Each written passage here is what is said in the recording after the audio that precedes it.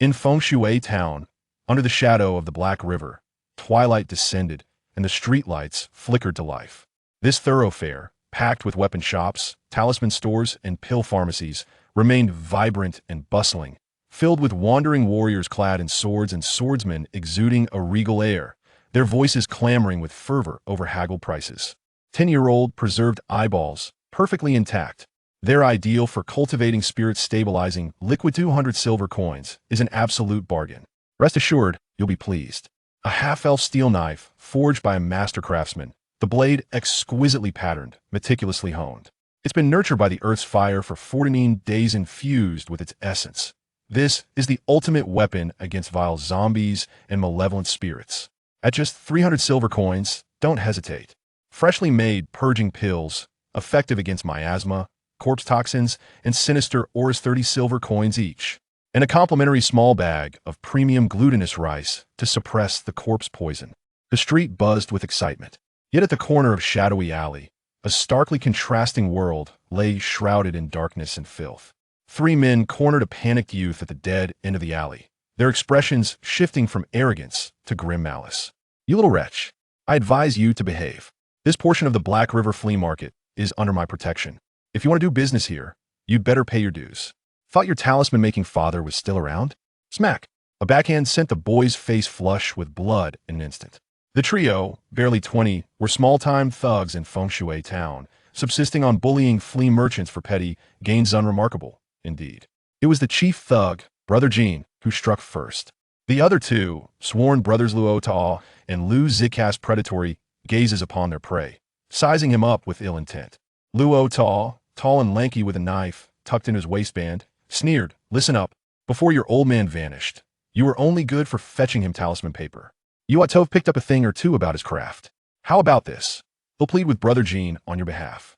You stick with us, you make the talismans, and we'll handle the muscle profit split 1/10 for you." The boy shook his head fervently. I really won't." The trio exchanged disdainful glances, their skepticism evident. Refusing kindness is folly. Hit him. With that, they launched a savage assault, a flurry of fists and feet. Spare me." His cries echoed as he sustained brutal blows, rapidly succumbing to injuries, even attempting to shield his hedonically to receive harsh kicks that rendered him unconscious. Fortunately, these small-time thugs lacked the audacity to commit murder within such proximity of prying eyes. Exhausted, they eventually ceased their beating, spitting at the crumpled figure on the ground. "Bah! In Feng Shui Town, if you dare defy me, every time I see you, you'll get another beating." With that, they turned to leave. Luo Tuo and Lu Zi searched the boy, finding no copper coins, their frustration culminating in a disdainful kick to his side, cursing. "Dead pauper. Think about it, though. You want to end up like your disabled old man? Or will you learn to cozy up to us?" With that, they followed Brother Jean out. As the boy lay there, he moaned weakly, trembling. Uncertain how much time had passed, he stirred, his fingers twitching before he slowly opened his blood-soaked eyes. Suddenly, he appeared to see something terrifying. "How'd I end up here? A runaway truck. Where is this? Oh, the pain." Once more, he lost consciousness. Upon awakening again, he discovered he lay in a pill pharmacy, his wounds treated with ointment. Rubbing his eyes, he thought, there are not just scoundrels like Brother Jean in this world. After some time, he began to grasp his situation had soul transmigrated into a bizarre realm, abundant with peculiar individuals and mystical entities. In this world, zombies and exorcists of Earth took on new identities known as living corpses and talismancers. Masters capable of extraordinary feats, once relegated to the realm of movies, were commonplace here, united under the title of warriors. His name was Lu Fan, coinciding with that of the former owner of this body. Lu Fan's father, once a talisman maker of Feng Shui Town, had spent decades mastering the simplistic art of talisman creation. One fateful day, while searching for rare materials, he encountered a living corpse and was gravely injured. He missed the prime opportunity to detoxify, leaving him disabled thus. Life went on with him barely scraping by, without the means to build a secure foundation, leading to Lu Fan's vulnerability after his father's disappearance. Lu Fan had always been timid and insecure, paralyzed by fear when confronted with wrongdoers. He had yet to learn the talisman-making skills of his father, and each passing day grew more dismal. Having gone several days without a full meal, he sought a job here only to attract the unwanted attention of the bullies who then mercilessly assaulted him. He mourned for the original owner of this body, a 21st century, good-hearted youth. Meanwhile, he quietly vowed vengeance. "Brother, I'll avenge you, Jean." As he pondered, footsteps echoed from outside. The narrative did not conclude. Please click the next page to continue reading. A girl, strikingly poised and graceful, strode in with hands on her hips, exclaiming, "Stop pretending to be asleep. You've worn out your gracious benefactor all night. Do you plan to remain in bed until mealtime? Get up and get lost." Her demeanor evoked images of a fierce heroine from the silver screen. Lu Fan propped himself up, feeling his stomach grumble, managing a feeble, pitiable smile. "Is it mealtime already? I didn't realize how hungry I was. Truly, I lack the strength to even get out of bed. Miss, could you spare me some food? I'll repay you once I earn some money." The girl gasped sharply, clenching her teeth in indignation. "You're attempting to swindle me, aren't you?" Her voice carried the ferocity of a lioness. Lu Fan recoiled, astonished.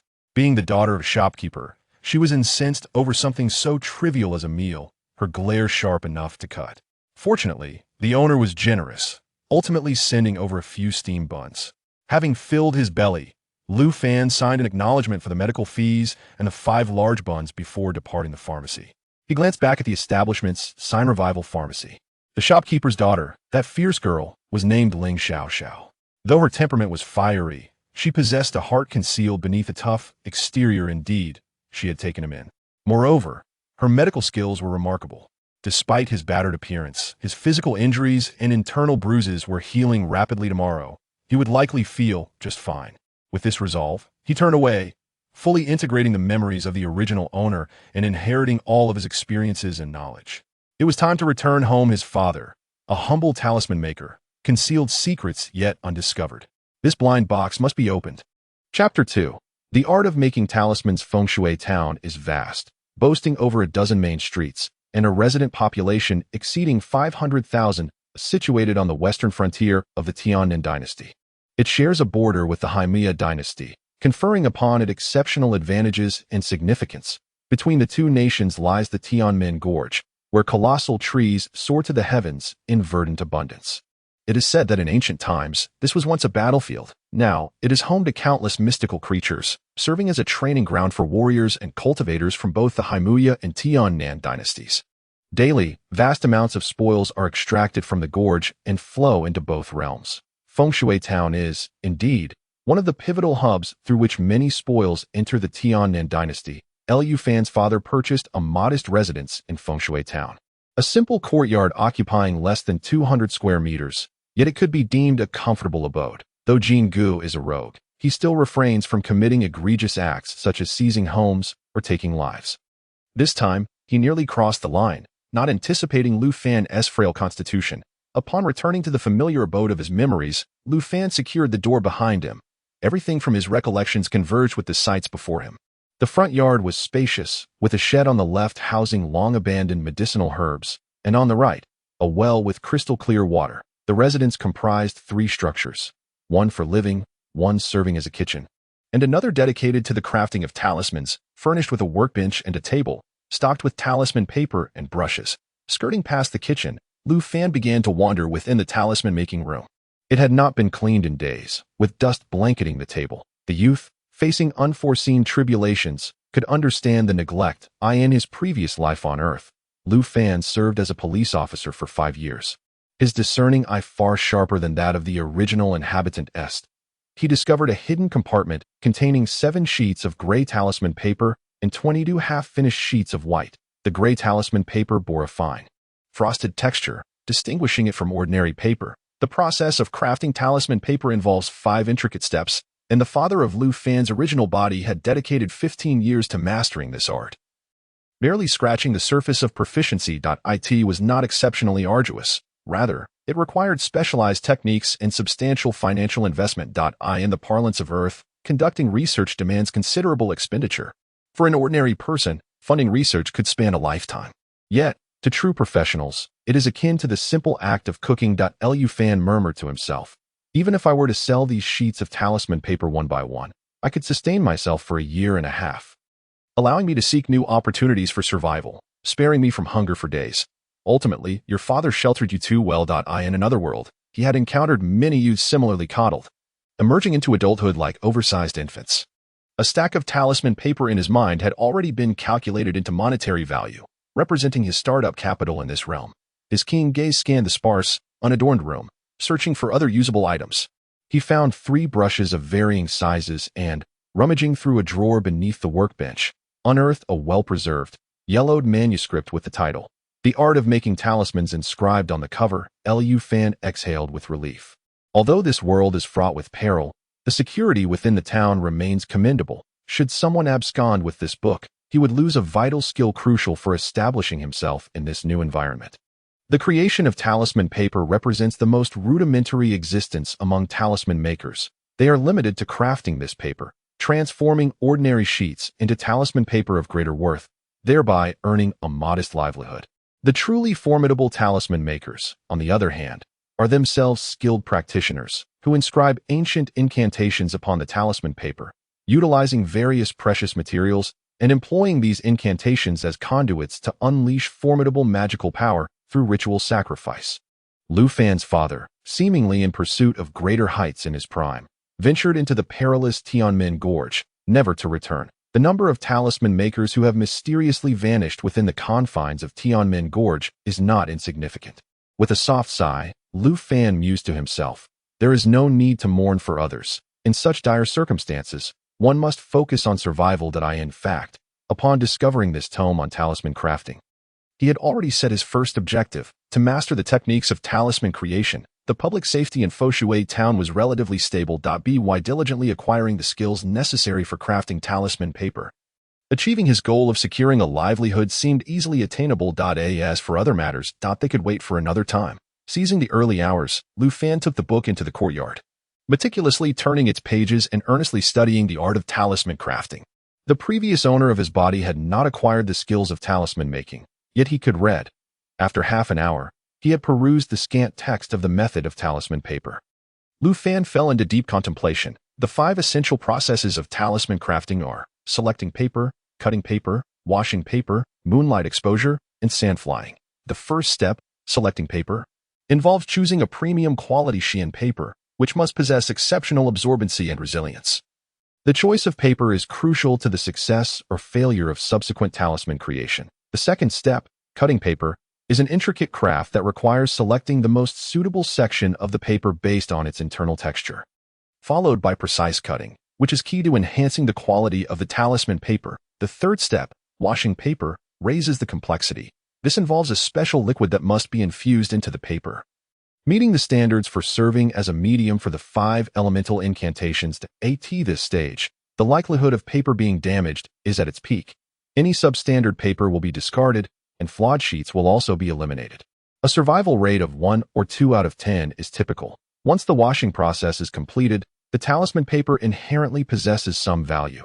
The grayish hue of the semi-finished talisman papers in Lu Fan's possession can be sold to talisman makers for a modest profit. Talisman makers are quite eager to purchase these papers, as it saves them the time required for selecting, cutting, and washing. However, if one can successfully complete the processes of moonlight exposure and sand flying, the talisman paper can be directly utilized to inscribe various incantations for the 5 elemental talismans, yielding several times the profit. Moonlight exposure, the 4th step in the crafting of talisman paper, involves placing the washed talisman paper under the moonlight to absorb its essence, thereby enhancing the medicinal properties within the paper. Yet, this step also carries inherent risks. Moonlight exposure necessitates that the paper be fully exposed to the moonlight, allowing it to absorb a sufficient amount of lunar essence. Due to the fact that the paper has not yet fully dried after passing through the initial 3 stages, it is susceptible to damage from the wind during this period. Furthermore, both sides of the talisman paper must receive moonlight exposure, requiring a precise timing, not too long, not too short, and it must be flipped within a quarter of an hour, accumulating 3 flips in total. During the flipping process, any lapse in care may result in partial damage to the talisman paper, leading to a certain probability of loss. At this juncture, any loss incurred translates to a monetary cost, with each piece representing a silver coin. That a single misstep could jeopardize all the efforts invested thus far. Additionally, since the moonlight exposure must occur at night, it is imperative that the talisman maker maintains unwavering focus and precise time management without any errors. Ultimately, even if the 4th step is completed, resulting in the drying and hardening of the talisman paper, The fifth step involves uniformly applying a specially formulated powder to both sides of the paper. The brush must be employed with meticulous care in the application. Should any area of the powder be slightly too thick or too sparse, the efficacy of the incantation will be compromised, resulting in a subpar quality of talisman paper and a significant depreciation in value, potentially rendering all previous efforts futile. The final step is also the most taxing on the talisman maker's energy. After successfully navigating through the 5 stages, even if only a single talisman paper is produced, the total cost does not exceed 2 silver coins for the Xian paper, yet it can fetch a price ranging from 30 to 50 silver coins. Chapter 3. Improved Methods of Production. The crux of talisman crafting lies in minimizing loss. Lower losses yield profit, while high losses lead to total ruin. It is as straightforward as that. Lu Fan quickly identified the key issues at hand. Having resolved to pursue talisman crafting as a means of livelihood, the next step was execution. With 5 years of experience in law enforcement, Lu Fan's ability to execute plans was beyond question. Armed with several semi-finished talisman papers, he ventured out to the market where he exchanged them for 5 silver coins with a fellow talisman maker, then promptly headed to the Xian paper shop. Selecting the paper was a simple task. During his university years, Lu Fan had served as the representative for calligraphy class and had garnered quite a reputation at school. His proficiency with the brush attracted hundreds of thousands of followers on Douyin. Since becoming a police officer, he had taken to practicing calligraphy during his leisure time, cultivating his artistic sensibilities and alleviating stress. Thus he was well acquainted with Xian paper. Under the astonished gaze of the shop assistant, he selected 5 sheets of superior quality Xian paper from a pile of ordinary ones and departed with a flourish. Who is this lad? His discerning eye is quite impressive. The figure seems familiar. Yet this face is truly unrecognizable. The assistant conferred with the shopkeeper, racking their brains to recall who might possess such a pockmarked visage. Lu Fan sprinted home. The Xian paper measures 120 centimeters in length and 60 centimeters in width. A standard talisman paper is merely 20 centimeters long and 6 centimeters wide. In total, one could theoretically cut out 60 sheets of standard-sized talisman paper, though typically only 20 to 30 sheets can be produced. The Xian paper Lu Fan selected was of commendable quality, and it appeared that he could yield 40 sheets. The paper cutting methods in this world are rather rudimentary, with scissors in hand. Lu Fan began cutting, but the resulting sheets resembled those licked by a dog. The quantity of talisman paper dwindled, leaving Lu Fan in despair. Each snip represented lost revenue. The scissors were utterly inadequate. This won't do. If only a paper cutter were available. The thought flashed through Lu Fan's mind. A paper cutting machine would produce sheets with impeccable uniformity and efficiency, with a snap of his fingers. He resolved to create a simple paper cutter. As long as there was an accurately calibrated platform and a sharp cutting blade, the task would be accomplished. The platform can directly utilize the workbench left by the homeowner, a sturdy and impeccably smooth wooden table designated for crafting talismans, which meets the required standards. By creating a right angle on the surface and fashioning a flexible right angle ruler, one can swiftly and effectively cut talisman paper. The platform is now established. Time to sharpen the blade. Lu Fan moved with agility, honing the cutting tool until it gleamed with a chilling brilliance. He sketched the lines, then assembled a simple paper cutter. With a swift motion, the crisp sound of cutting resonated. Typically, talisman makers would require a considerable amount of time to meticulously align and cut the talisman paper, but under Lu Fan's deft hands, it was accomplished with ease. 5 sheets of rice paper were transformed into 200 sheets of standard talisman paper, along with 40 sheets that were not particularly up to standard. Truly, sharpening the knife does not hinder the woodcutter's work. The excess sheets, while of slightly inferior quality, were deemed unsuitable for the paper washing phase. To familiarize himself with this stage and minimize the loss of standard talisman paper, Lu Fan decided to experiment with these sheets of rice paper. In this world, talismans are categorized into 5 elements: metal, wood, water, fire, and earth, each capable of summoning different attributes to confront adversaries. Standard talisman paper serves as the foundational medium for all 5 elemental talismans. Although it can record seals for various attribute talismans, it cannot unleash their full potential. A mere 50% efficacy represents the limit of universal talismans. Nonetheless, it remains a popular choice for many martial artists and talisman makers in emergencies, despite its considerable consumption.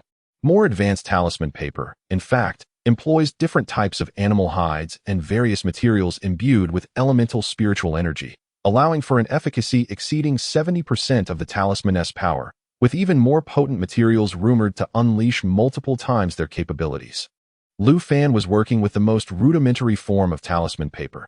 His current objective was simply to master the skills necessary for survival, following the guidance of the talisman paper crafting manual. He selected 5 types of medicinal herbs from a nearby shed, grinding them into a powder to create 5 elements golden toad powder, which he then mixed with well water, stirring for 3 minutes.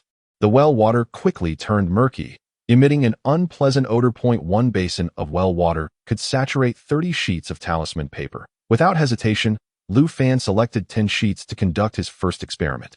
However, whether due to the slightly inferior quality of the rice paper or other factors, all the sheets disintegrated during the retrieval phase. Lu Fan frowned slightly.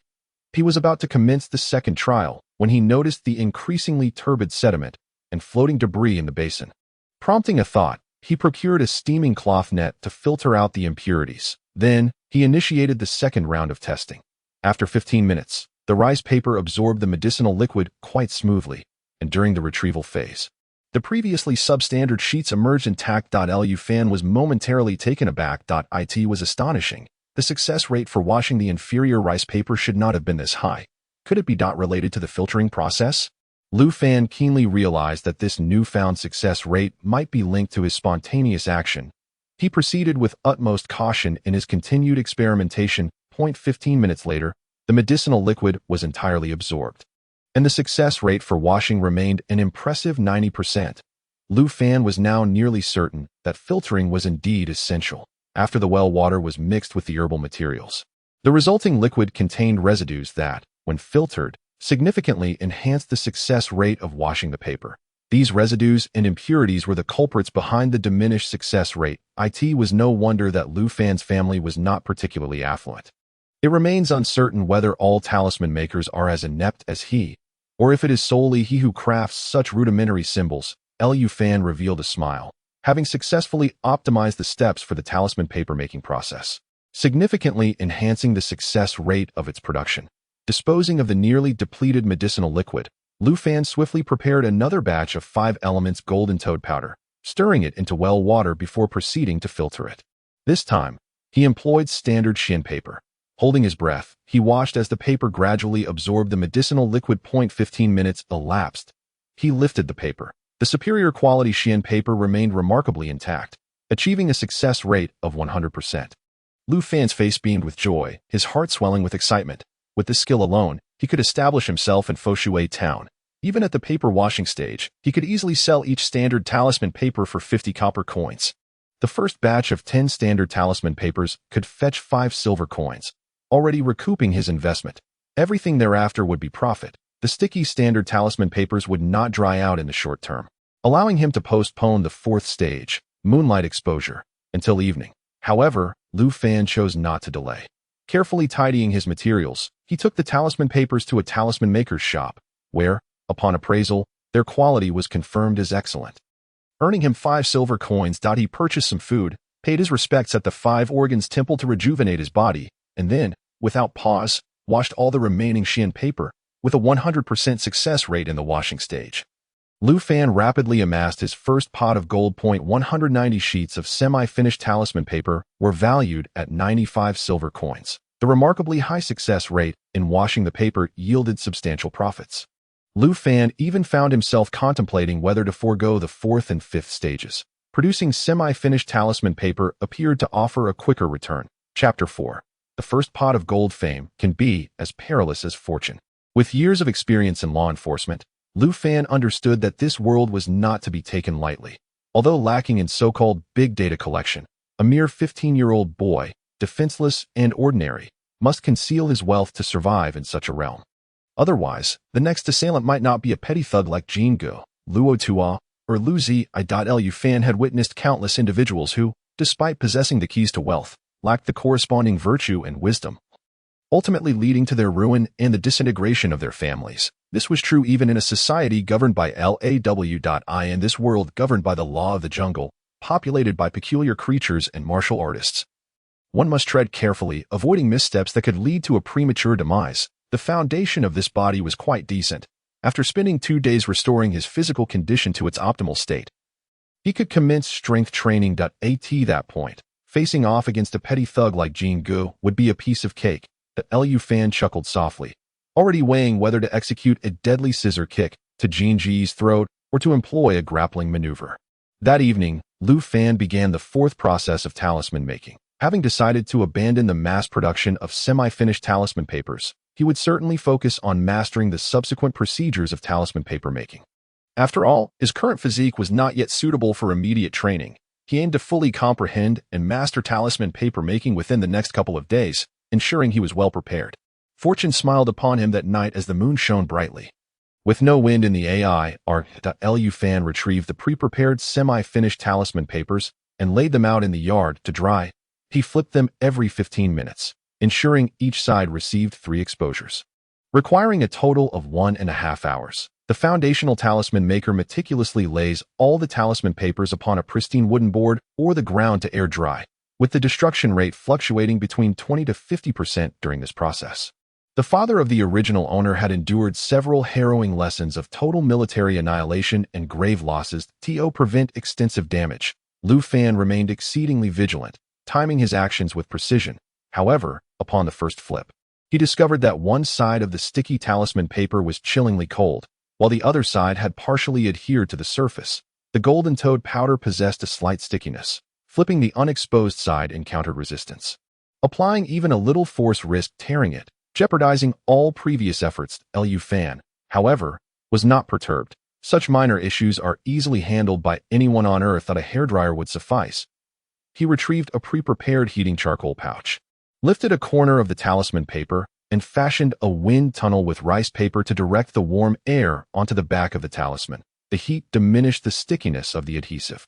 One by one, the talisman papers were seamlessly flipped. The second flip proved significantly easier. The talisman papers had absorbed some essence of the moon and had dried considerably, allowing for gentle peeling. Tomorrow, he would craft a hairdryer from wood, which would make the process much simpler. An hour and a half later, all the talisman papers were neatly stacked in a box. Success. Lu Fan felt drowsy, his eyelids growing heavy. After a day of labor, he was quite fatigued. The flying sand would have to wait until the next day. After all, the final step demanded substantial energy and time. He understood the principle that haste makes waste. The following day, Lu Fan arose early, refreshed after a wash and a light meal, and with renewed vigor embarked on the final procedure. The crux of this step lay in the brush. Applying 5 types of powder evenly required painstaking control of his arm, and each movement needed to be honed to perfection. Each foundational talisman maker had devoted extensive time and immense effort under considerable pressure to complete the final step of the talisman paper. Yet, Lu Fan felt no such pressure, for his total investment was less than 10 silver coins. A standard talisman paper retails for 50 silver coins, and he had already recouped half. By successfully creating just one standard talisman paper, he could profit over 40 silver coins. Now, with 190 half-finished pieces in hand, he was allowed to fail 189 times. What a game! With the brush poised in hand, Lu Fan meticulously ensured the brush tip was primed before preparing the flying sand powder. A talisman paper lay flat on the table, secured with a weight of 1 cent. He dipped the brush into the flying sand powder to the moment of contact. The first talisman paper was rendered unusable. The powder was uneven. Unfazed, Lu Fan pressed on, adapting to the weight of the powder and mastering the brush's control. He completely coated the first talisman paper, contemplating his next move. Switching to the second, he displayed marked improvement. He applied powder to a third of the paper. A momentary lapse due to his breathing resulted in another failed piece, but he persevered until the entire sheet was complete. On his third attempt, an issue arose halfway through. On the fourth, 3/4 in. With each practice, Lu Fan absorbed the lessons from previous attempts, his progress becoming visibly apparent. By the 6th attempt, he successfully completed his very first standard talisman paper. The tactile sensation was quite satisfactory. Although he could not yet perceive the spiritual energy and elemental attributes of this world, the feel and appearance indeed resembled the finished talisman papers he held in his possession. Although the quality may leave much to be desired, according to the records in the method of talisman paper, it has indeed reached the minimum threshold for inscribing the power of sealing talismans. Lu Fan displayed a smile. 6 semi-finished talisman papers could only fetch 3 silver coins. However, a single finished talisman paper was worth at least 30 silver coins, 10 times the value. Truly, an exorbitant profit. It is no wonder that the original owner's father devoted decades of time and effort to mastering the method of talisman paper with a skill in hand. One's family would not suffer from hunger. However, the original owner's father possessed only mediocre talent, coupled with a physical disability, which severely limited his perspective and wisdom. Thus, a single sheet of rice paper could ultimately yield only 1 or 2 standard talismans, resulting in a remarkably low success rate. It seems that I possess a natural talent for talisman crafting. Lu Fan felt as though he had grasped the key to wealth. After a moment of excitement, he resumed his work. The 7th sheet was immediately discarded. His fluctuating mindset rendered him unfit for talisman creation. Lu Fan keenly sensed this and promptly gathered his focus, seeking to regain his composure. After an hour, he had produced 36 sheets of talisman paper, with 9 of them being finished products. Due to excessive concentration, Lu Fan felt mentally exhausted, his limbs lacking agility, and he had no choice but to pause for rest. Glancing at the sky, he noted that it was still early. Clutching the newly crafted talisman papers, Lu Fan stealthily stepped outside. As soon as he emerged, he sensed something amiss behind him, that he had a tail. With a slight application of counter-surveillance techniques, he discovered a familiar figure trailing him, Jin Gu's accomplice, Luo Tua. The latter pretended to examine the wares at a nearby stall, casting sidelong glances in Lu Fan's direction from a distance of several meters. Instantly, Lu Fan became alert. Jin Ji's group had indeed not given up. Furrowing his brow slightly, Lu Fan thought to himself that in a few days, he would not fear Jin Gu. However, in his current state, still recuperating, confronting a group of young ruffians barely in their 20s would be akin to striking a stone with an egg. Moreover, he had no intention of attracting excessive attention at present. This trouble could only be avoided for now. Raising his head, he spotted the sign of the Revitalization Apothecary. Chapter 5. Forcibly taking on a mentor at the Revitalization Apothecary, Ling Xiaoxiao was diligently attending to a client, carefully checking the pulse of an elderly woman. Suddenly, she caught sight of a familiar figure entering from outside. After scrutinizing him from head to toe, she averted her gaze and coldly remarked, "What do you want?" "Dear Andy, I haven't eaten for a day. I'm in dire need of help from the Jianghu," Lu Fan replied. "You," Ling Xiaoxiao erupted in fury. "This is too much. Have you no shame? Do you think this place is a charitable institution?" She regretted dragging this little rascal back. It felt as though she had saved a scoundrel. As a member of a family of healers, Ling Xiaoxiao knew that Lu Fan, whom she had rescued yesterday, was weak from several days of hunger and had nearly perished after being beaten up. Therefore, she refrained from striking him. Lu Fan smiled cheerfully, completely unfazed. He had not misjudged her character, despite the murderous glint in Ling Xiaoxiao's eyes. She ultimately turned her head away and instructed the apothecary assistant, "Anan, fetch 4 buns for this rascal, then kick him out. I do not wish to see him again today. The tigress is fierce." "No need to trouble Brother Nan. I know where the kitchen is," Lu Fan chuckled as he slipped toward the back of the apothecary, not forgetting to express his gratitude. "Thank you, dear Andy, for the 4 buns. I'll put it on the tab and repay you later. Get lost." Ling Xiaoxiao glared at him, while the assistant Anan hurriedly followed behind. The camel, stationed at the entrance, overheard the conversation between Lu Fan and Ling Xiaoxiao. Scratching its head and hesitating to enter, Ling Xiaoxiao was not merely a simple healer. Despite her tender age of 16, she had been rigorously trained by her father from a young age, making her a formidable presence. Even the ruffians of Heihexia Street had felt the brunt of her strength. Brother Jin and Lu Zi, due to the events of that fateful night, had garnered the ire of Tiger Xiao, who publicly declared that should they persist in their misdeeds, she would break their legs and cover their medical expenses. Consequently, Brother Jin and Lu Zi prudently kept their distance, avoiding any appearance on Heihexia Street. The camel, wary of confrontation, chose to remain at the entrance, patiently awaiting Lu Fan. However, an hour passed without a sight of him. Unbeknownst to all, Lu Fan had discreetly slipped out through the back door of the Huixing medicine shop after acquiring 2 steamed buns, and was now engaged in business discussions at another establishment that specialized in the procurement of talisman paper. Sporting a bruised visage, Lu Fan was not recognized by the shopkeeper, who assumed him to be merely a runner for some talisman maker. Focusing entirely on the talisman paper contained within Lu Fan's box, the quality of the paper was average, yet the shopkeeper, perceiving a kindred spirit in the young man, offered 30 silver coins per sheet. Purchasing all 9 sheets Lu Fan had brought, along with a silver coin as remuneration for his efforts, assuring him that future transactions would be favorably negotiated, the shopkeeper was astute in business dealings. Lu Fan, aware of the shopkeeper's intention to secure a new supplier, feigned delight as he accepted 2 coin pouches, expressing his gratitude.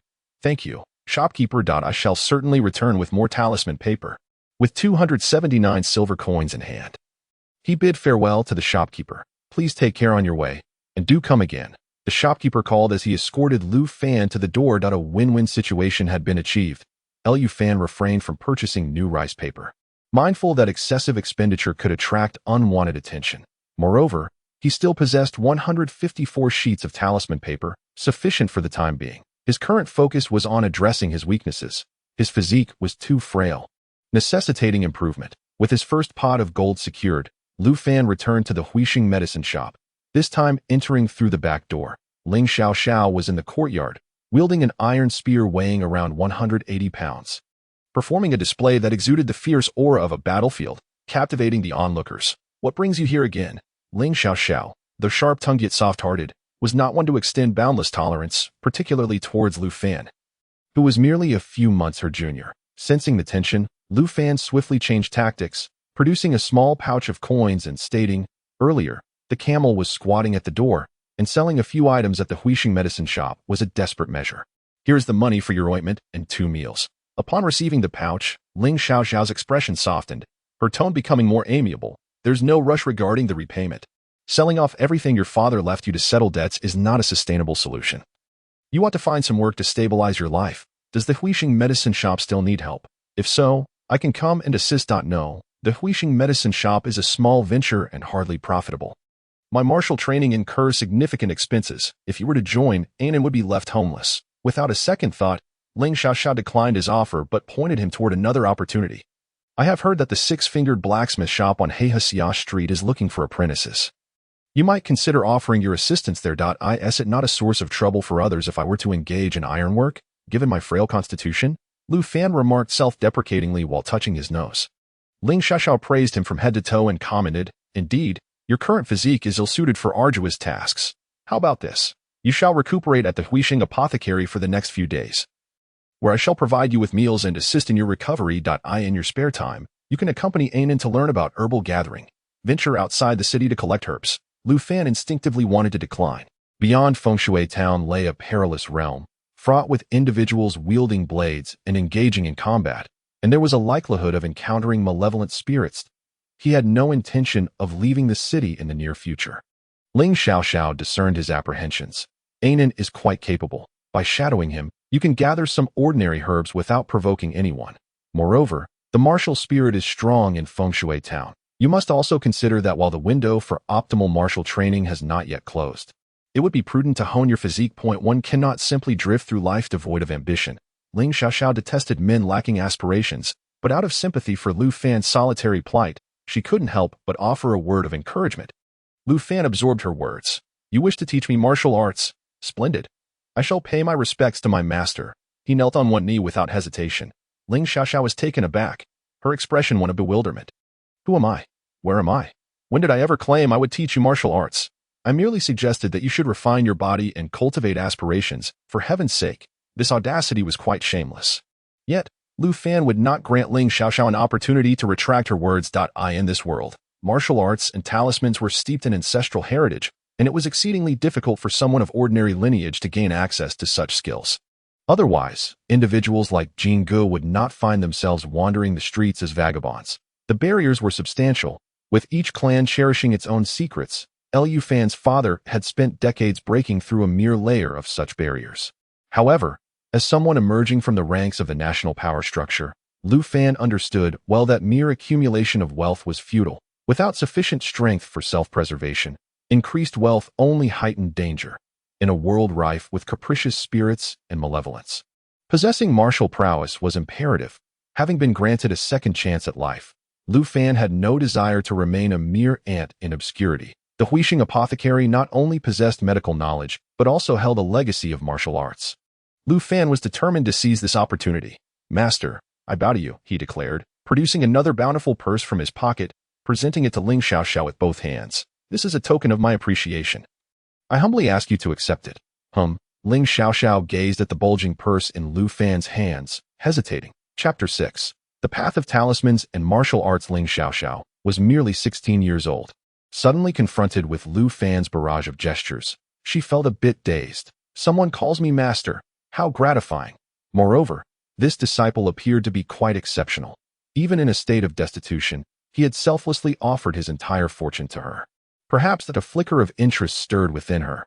Ling Xiaoxiao was certainly not a money grubber, yet the Huixing apothecary, under her father's stewardship, was not particularly profitable. On the contrary, sustaining a martial artist incurred considerable expenses. The plight of the rebirth apothecary remains unknown to the outside world, yet it does not escape the keen eyes of Lu Fan, who has long observed the simplicity of the apothecary's layout. With its many rudimentary and antiquated furnishings, a row of weapon racks in the backyard starkly contrasts with the essence of this establishment. A benevolent person does not profit from dirty money. The financial pressure to cultivate a martial artist must indeed be considerable. Lu Fan's decisive actions are, in fact, aimed directly at Ling Xiaoxiao's vulnerabilities. Ling Xiaoxiao, whether it be the novelty of being elevated so highly for the first time or the targeted nature of Lu Fan's methods, finds herself half pushing, half accepting his plea. Since you sincerely wish to become my disciple, I shall reluctantly take you under my wing. However, let me make one thing clear. Should you dare to engage in reckless bravado and mischief like Jin Gu or Luo Tua after mastering martial arts, I will personally take action to purge you from my ranks. Yes, master, Lu Fan replies with utmost respect. That moment, a faint sigh escapes from within the rebirth apothecary, before Lu Fan can ascertain the source of the sound. Ling Xiaoxiao, blushing and feeling guilty, casts a fleeting glance towards the main hall and hastily says, "You may rise now. The money you offer will be used to procure medicinal materials to strengthen your body. Furthermore, you are to come to the apothecary every morning at dawn for training. Tardiness will not be tolerated." Understood. Lu Fan swiftly responds, "I shall return to make preparations and ensure I arrive early tomorrow." Go then. Ling Xiaoxiao waves her hand, increasingly resembling a master. Once Lu Fan departs from the rebirth apothecary, Ling Xiaoxiao stands before her father, Ling Yushin, with a remorseful expression. The latter gazes at his daughter with a sense of helplessness at such a tender age. With your own martial skills not yet reaching the level of proficiency, you take on the responsibility of accepting a disciple. This is utter folly. Despite his scolding, there is no anger in his tone. Ling Xiaoxiao sticks out her tongue. "Father, I was wrong, but I could not bear to see you toil so excessively. I wish to alleviate some of your burdens." Ling Yushin shakes his head in resignation and slowly replies, "I understand that in recent years, the number of apothecaries in Fengshui town has surged, and our business has indeed been affected. Furthermore, you have spent 7 years training in martial arts, with the cost of medicinal materials rising annually. The finances of our apothecary have become increasingly strained, and it has come to the point where you must step forward to attend to patients. By accepting this youth as a disciple, you can secure an additional pair of hands at no cost. Moreover, the fact that he has presented an entire year's worth of expenses as a token of apprenticeship could temporarily alleviate the pressures on our apothecary." Pausing for a moment, he continues to Ling Xiaoxiao, "Though you have practiced martial arts for many years, you have never relinquished your aspirations of mastering talisman crafting. This boy's father was once a talisman maker. He undoubtedly possesses the secrets of talisman creation. Exchanging martial prowess for talismans could pave your path to becoming a talisman master. Am I correct in this assumption?" Ling Xiaoxiao, ever obedient before her father, nods vigorously like a chick pecking at grain, candidly affirming, "Father, the world of talismans is profound and enigmatic, and talisman masters are notoriously secretive. If I wish to seek vengeance, I must become a talisman master. This is a splendid opportunity. I aspire to master the art of talisman crafting. With the wealth acquired through this craft, I shall support my martial cultivation, thus paving the way for a future where I may avenge my mother." Alas, another sigh escapes my lips. Ling Yuxing refrained from further persuasion. "Very well. You have always possessed your own convictions since childhood. Now that you have made your decision, take this disciple under your wing and treat him well. I have observed him, and after the disappearance of his father and the trials he has faced, it is evident that his temperament has undergone a significant transformation. He has shed his former dullness, now exhibiting a touch of cunning and worldly wisdom. Nevertheless, his character appears to be fundamentally sound, and he can still be guided back to the righteous path. I shall keep a watchful eye on him for you." "Thank you, father." Ling Xiaoxiao exhaled a breath of relief, her face alight with joy. With her father's consent to accept Lu Fan, the heavy weight on her heart was lifted. Meanwhile, Lu Fan had already returned to his own courtyard.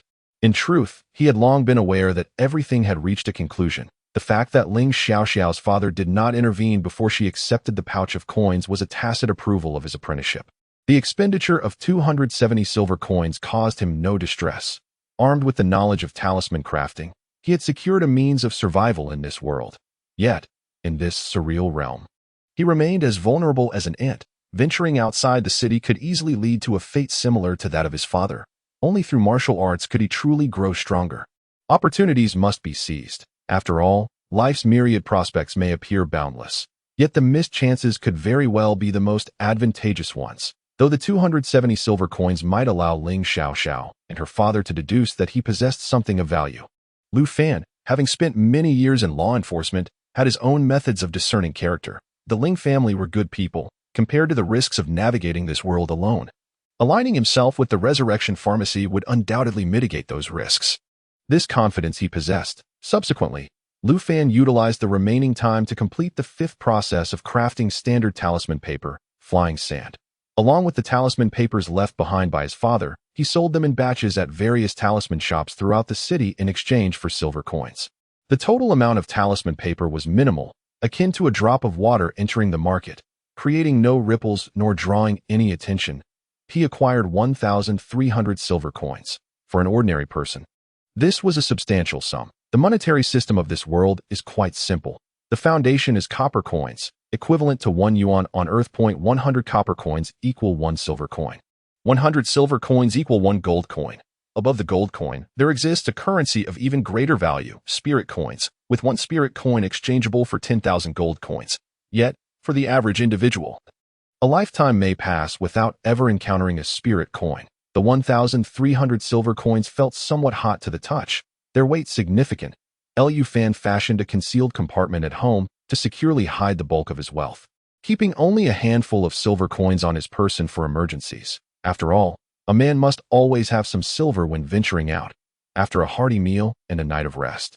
At the break of dawn the following day, he arrived at the entrance of the Resurrection Pharmacy. The main door was already open, and Anan was sweeping at the entrance that a man of gentle demeanor sat within, surrounded by a few early risers seeking medicine. Ling Yuxing, the owner of the Resurrection Pharmacy, and Ling Xiaoxiao's father, Lu Fan.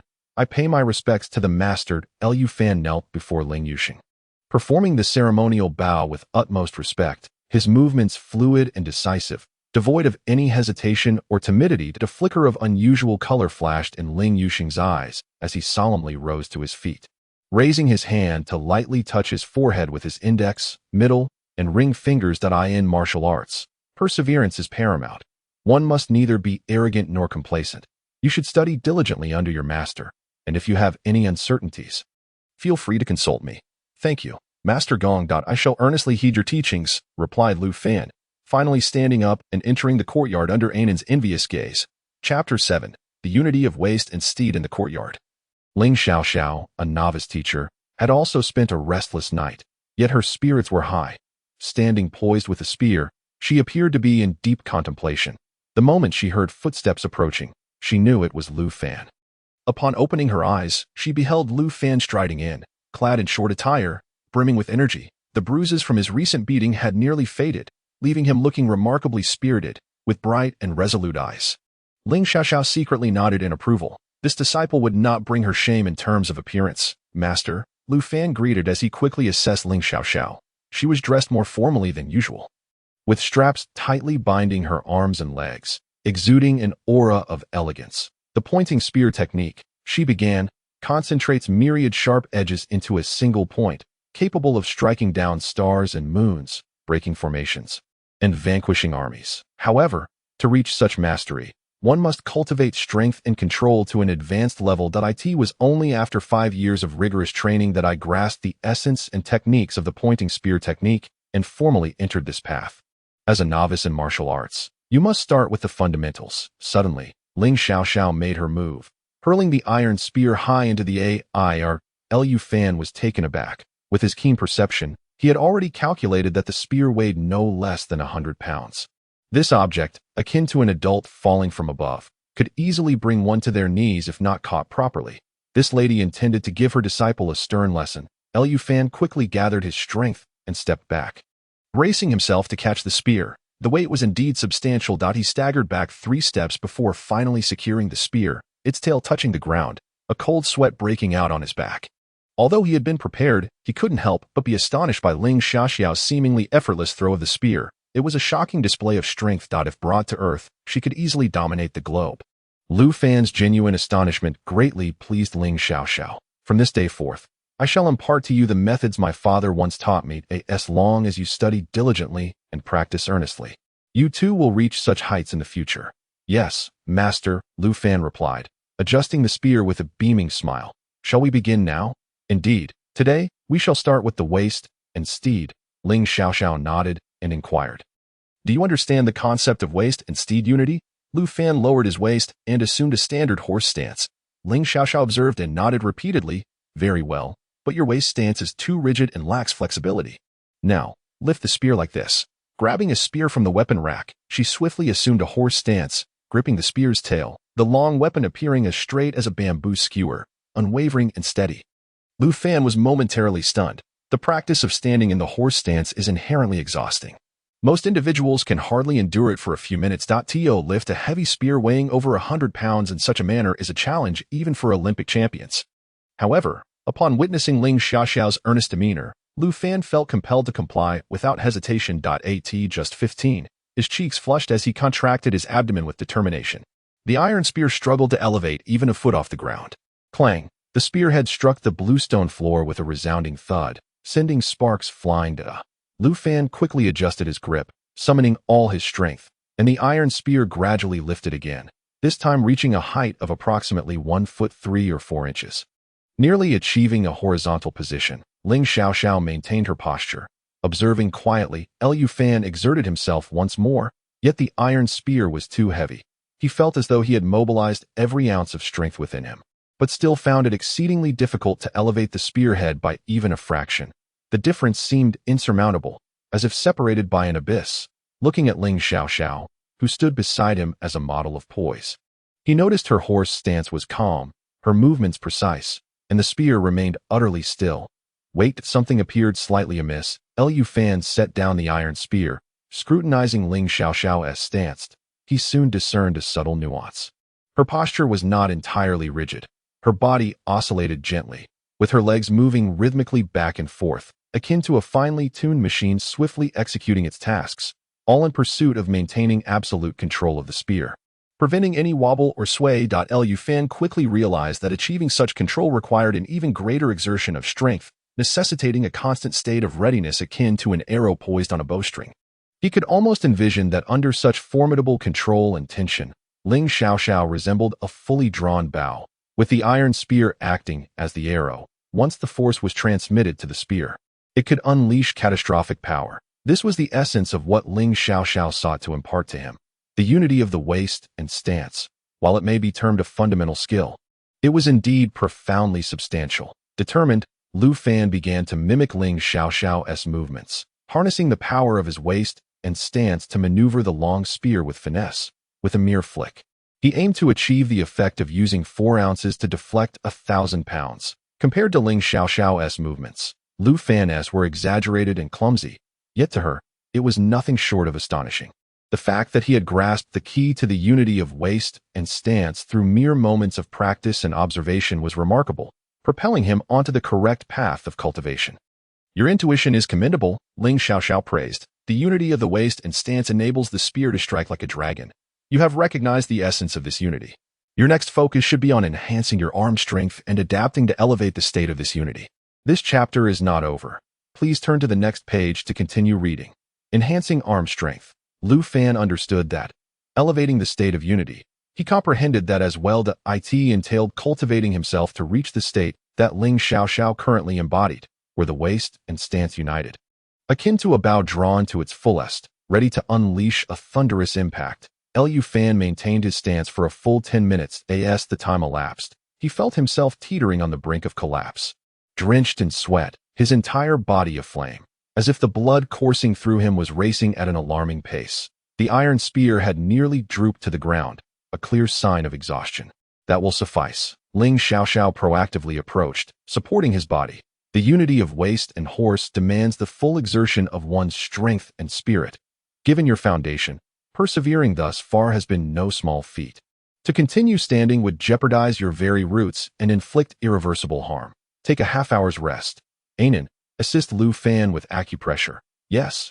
Anan's voice resonated from behind. It was only then that Lu Fan noticed Anan had been observing at the back door for some time. He had been too engrossed in his training moments ago. Come, stand firm. Anan, robust in stature, swiftly applied rhythmic pressure to several acupoints on Lu Fan's body. The once rigid muscles began to undergo a transformation unbeknownst to others. Lu Fan closed his eyes to feel the changes. The sensations in his arms and legs were particularly pronounced. The leaden numbness in his thighs gradually dissipated. His arms, too, experienced a diminishing tremor, and his breathing became less labored. Ling Xiaoxiao's voice reached his ears. Martial artists often strain their minds and bodies during training, typically requiring extensive time to recuperate. This set of acupressure techniques was specially devised by my father for martial practitioners, designed to expedite blood circulation and alleviate fatigue that a body that would ordinarily take an hour to recover can be revitalized within half that time. That Lu Fan was momentarily startled, inwardly exclaiming, "Master's prowess is formidable." Chapter 8. A martial arts version of Zombies Unleashed. Anan departed after performing a series of revitalizing acupressure techniques on Lu Fan and carried a large wooden basket back to the revitalizing apothecary. Lu Fan recalled that his master had mentioned Anan would venture out each morning to gather simple medicinal herbs, replenishing the apothecary's supplies. Before him lay several steaming large white buns, which Lu Fan seized and devoured hungrily. He was indeed famished, though he had stood in the unity of waist and horse for only a brief period. It felt as if he had run a marathon, as though everything in his stomach had been scorched dry. After consuming 5 large buns and a substantial bowl of white rice porridge, he rubbed his now round belly and began to listen to Ling Xiaoxiao as she imparted her teachings. There was still over half an hour until he could stand again. Ling Xiaoxiao explained the nuances of the unity of waist and horse, addressing the pitfalls of Lu Fan's exertion, articulating what needed to be said and demonstrating the rest. Lu Fan listened intently, occasionally interjecting with questions, immersing himself in the learning experience, so much so that he failed to notice another presence had joined them at the door. Ling Yuxing had taken a moment to visit the backyard. Curious about the dynamic between the new master and disciple, to his surprise, the rapport was unexpectedly harmonious, and the atmosphere was exceedingly pleasant. Lu Fan's diligence was evident. His talent and comprehension were indeed rare. The instruction on the unity of waist and horse swiftly advanced beyond the preliminary stages, quickly getting on track. Ling Xiaoxiao, too, was not idly passing the time. She was gaining insights herself through teaching Lu Fan. She deepened her understanding of the unity of waist and horse and found herself pondering several questions he had posed. After observing for a while, Ling Yuxing smiled and departed as the rest period concluded. Lu Fan resumed his standing posture, embracing the unity of waist and horse once more, with the preceding experience and a more refined technique in exerting force. This time, Lu Fan raised the iron spear in a straight line, leveraging the power of his waist in conjunction with his arm strength to shake the spear. Ling Xiaoxiao maintained her composure while circling around, her heart secretly astonished. Could it be that by mere chance she had stumbled upon a prodigy? Lu Fan's progress was astonishingly swift. The secrets of mastering the spear technique could be absorbed and grasped with remarkable speed. She recalled that it had taken her a considerable amount of time just to lift the large spear. Moreover, the weapon her father had given her was made of ironwood, which was slightly lighter by 1 tier. The difference in tiers rendered the effort of lifting it worlds apart, despite Lu Fan being a man whose foundation was inherently stronger than that of a woman.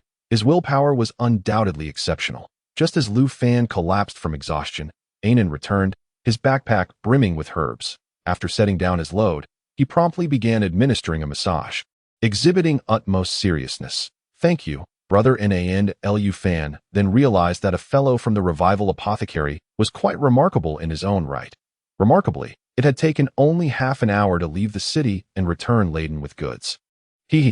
Anan, in his early 20s, shyly smiled as he continued to knead Lu Fan's muscles. As dawn broke, the patients at the revival apothecary began to increase steadily. After finishing his task, Anan was called to assist in the main hall.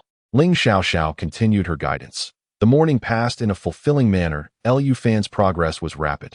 During the day, he practiced at the revival apothecary, and in the evenings, he would return for additional rounds of training.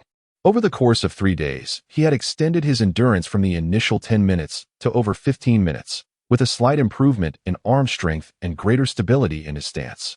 During these days, Lu Fan was completely immersed in the joy of martial arts training. Having set aside talisman crafting in the days that followed, Ling Xiaoxiao reached a point where there was little left to teach. Opting instead to practice independently while recounting tales from beyond Fengshui Town to Lu Fan, his understanding of the world was limited, and he listened with rapt attention. Outside Fengshui Town lay the Heavenly Gate Canyon, a realm teeming with myriad creatures. However, these creatures had their designated territories, as long as one did not encroach upon their domains or venture deep into the canyon. Encounters were rare. Ling Xiaoxiao spoke of the living corpses and spectral souls. Given that the Heavenly Gate Canyon had once been an ancient battlefield, countless warriors, talisman masters, monks, and Taoists had perished here, their bodies left unburied, either becoming prey for the creatures or transforming into living corpses or lost souls. These entities were collectively referred to as malevolent spirits, not to be taken lightly, yet they frequently strayed from the canyon due to their lack of territorial awareness.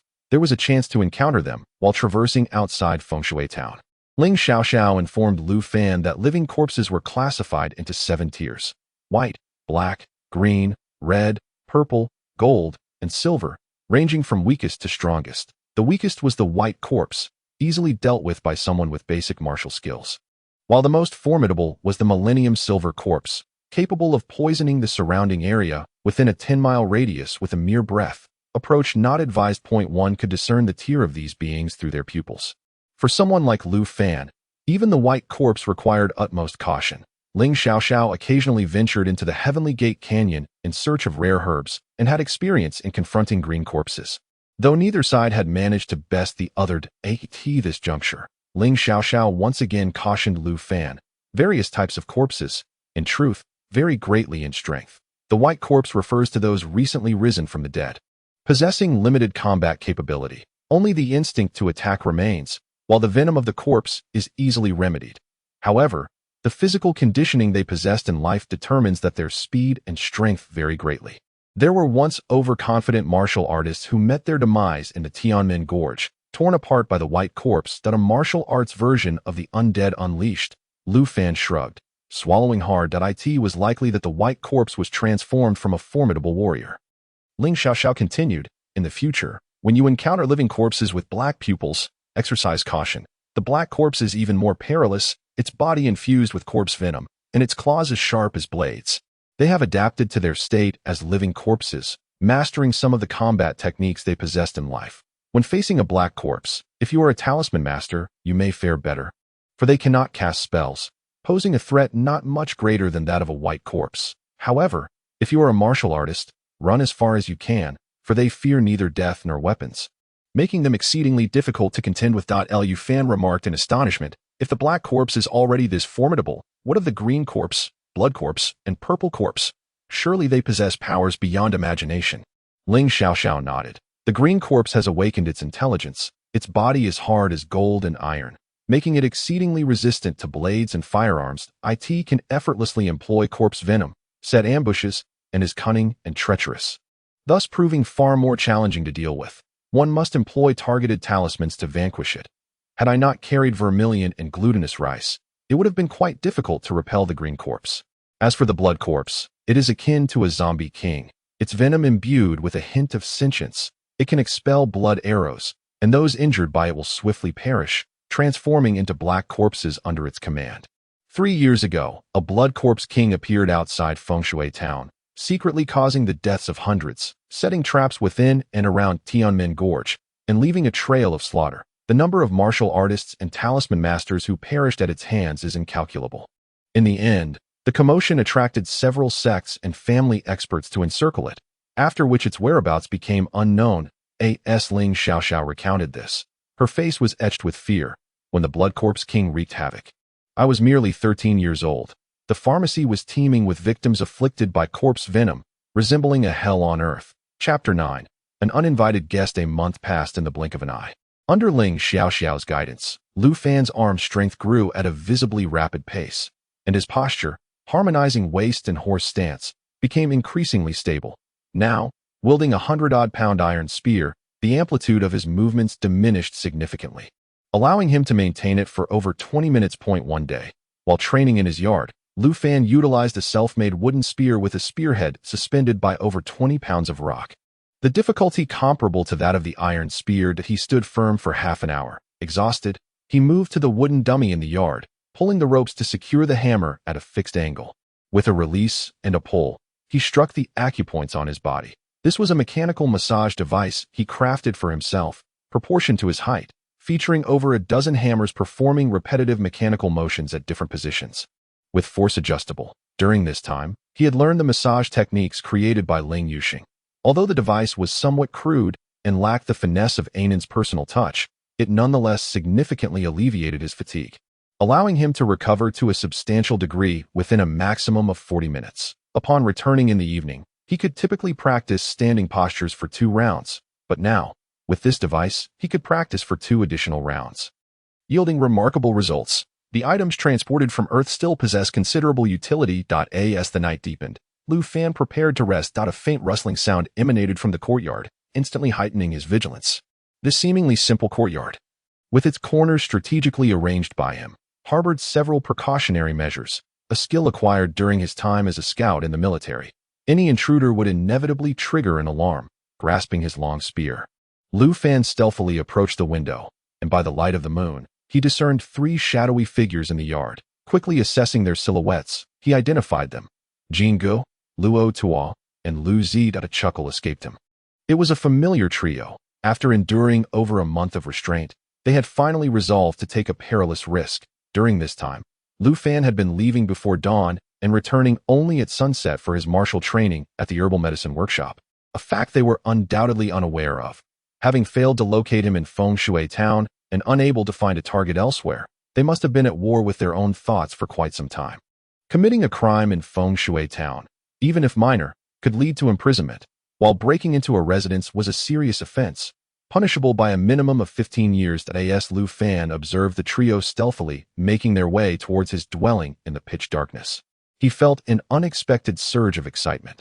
These 3 ruffians presented the perfect opportunity to test the fruits of his arduous training over the past month. That he settled into position, his spear poised at the entrance. With a slight click, Lu Zi gently pried open the door, gesturing for Jin Gu and Luo Tuo to enter. However, just as they pulled the door ajar, a shadow darted out from within like a venomous serpent emerging from its lair. Jin Gu let out a muffled groan as he was propelled 2 or 3 meters away. Luo Tuo and Lu Zi's hair stood on end. Disaster. They had been discovered. The 2 immediately lunged toward the bedroom. Breaking into a private residence was a grave crime, akin to robbery and burglary. With a minimum sentence of 15 years if apprehended, the trio was acutely aware that this operation could only succeed, not fail. Thus, upon witnessing Jin Ji's ejection, they instinctively realized that their scheme had been compromised and were left with no choice but to resort to desperate measures. Silencing the witness, there remained a slim chance. Utilizing the moonlight, the 2 discerned the armed youth within, who was markedly different from the one they had encountered over a month ago. His eyes sparkled with intensity, his gaze sharp. Yet, in this dire moment, Luo Tuo and Lu Zi only hoped to stifle Lu Fan's voice. As long as he did not raise an alarm, they intended to ensure he would remain forever silent, drawing short daggers concealed at their waists. They advanced into the room, one in front and the other behind. Lu Fan remained unperturbed. With a swift motion, he thrust his spear. Luo Tuo felt a powerful impact to his chest, his strength dissipating as darkness enveloped him, sending him crashing to the ground. Thud. As Luo Tuo fell, Lu Zi became the next target. Lu Zi toppled headlong. One spear, one strike. Clean and decisive, Lu Fan refrained from delivering a fatal blow. Otherwise, the outcome would not merely be a fractured rib. With his current strength and control, even without a spearhead, he could incapacitate an adult male with precision with a casual wave of his hand. The light was cast upon the faces of the 3 individuals. A sense of déjà vu enveloped the interrogation room. Lu Fan felt as though he had returned to Earth, interrogating criminals, executing the professional trifecta of questions. Name, gender, age, please elucidate. The trio appeared utterly bewildered. Rubbing his cheeks, Lu Fan apologized. Forgive me, a professional habit. Now, tell me, what are your intentions? The subsequent words plunged the 3 into an icy abyss. If I were to escort you to the authorities now, you 3 would find yourselves languishing in a water prison. sharing your days with leeches and rats for the next 15 years. He gestured towards the short dagger at their feet. Entering a private residence armed could result in a life sentence. The three shivered violently, hastily bowing their heads in supplication. Spare our lives. Brother Lu Fan, please spare us. We acted in a moment of folly. We shall never dare again. Thud after thud. Their earnest bows soon drew blood from their foreheads. Alas, the ploy of feigned suffering held no sway over Lu Fan. He was acutely aware that had he not been prepared, the situation could have unfolded quite differently. Had I known today would come to this, I would have acted otherwise. Lu Fan feigned hesitation. You are all in your early 20s, to squander your lives in a water prison, laboring in a sunless abyss. What on earth were you thinking? What treasures could possibly reside in my abode to warrant such peril? To speak frankly with you, Brother Lu Fan, Gold Brother, his forehead stained with blood, lamented in a most pitiful manner, we had a bit to drink today. And in a moment of heated folly, we came here. We never intended to commit robbery or murder. We merely hoped to procure a couple of talismans from you. Brother Lu Fan, please, show mercy and spare us. Brother Lu Fan, we truly do not wish to end up in a water prison.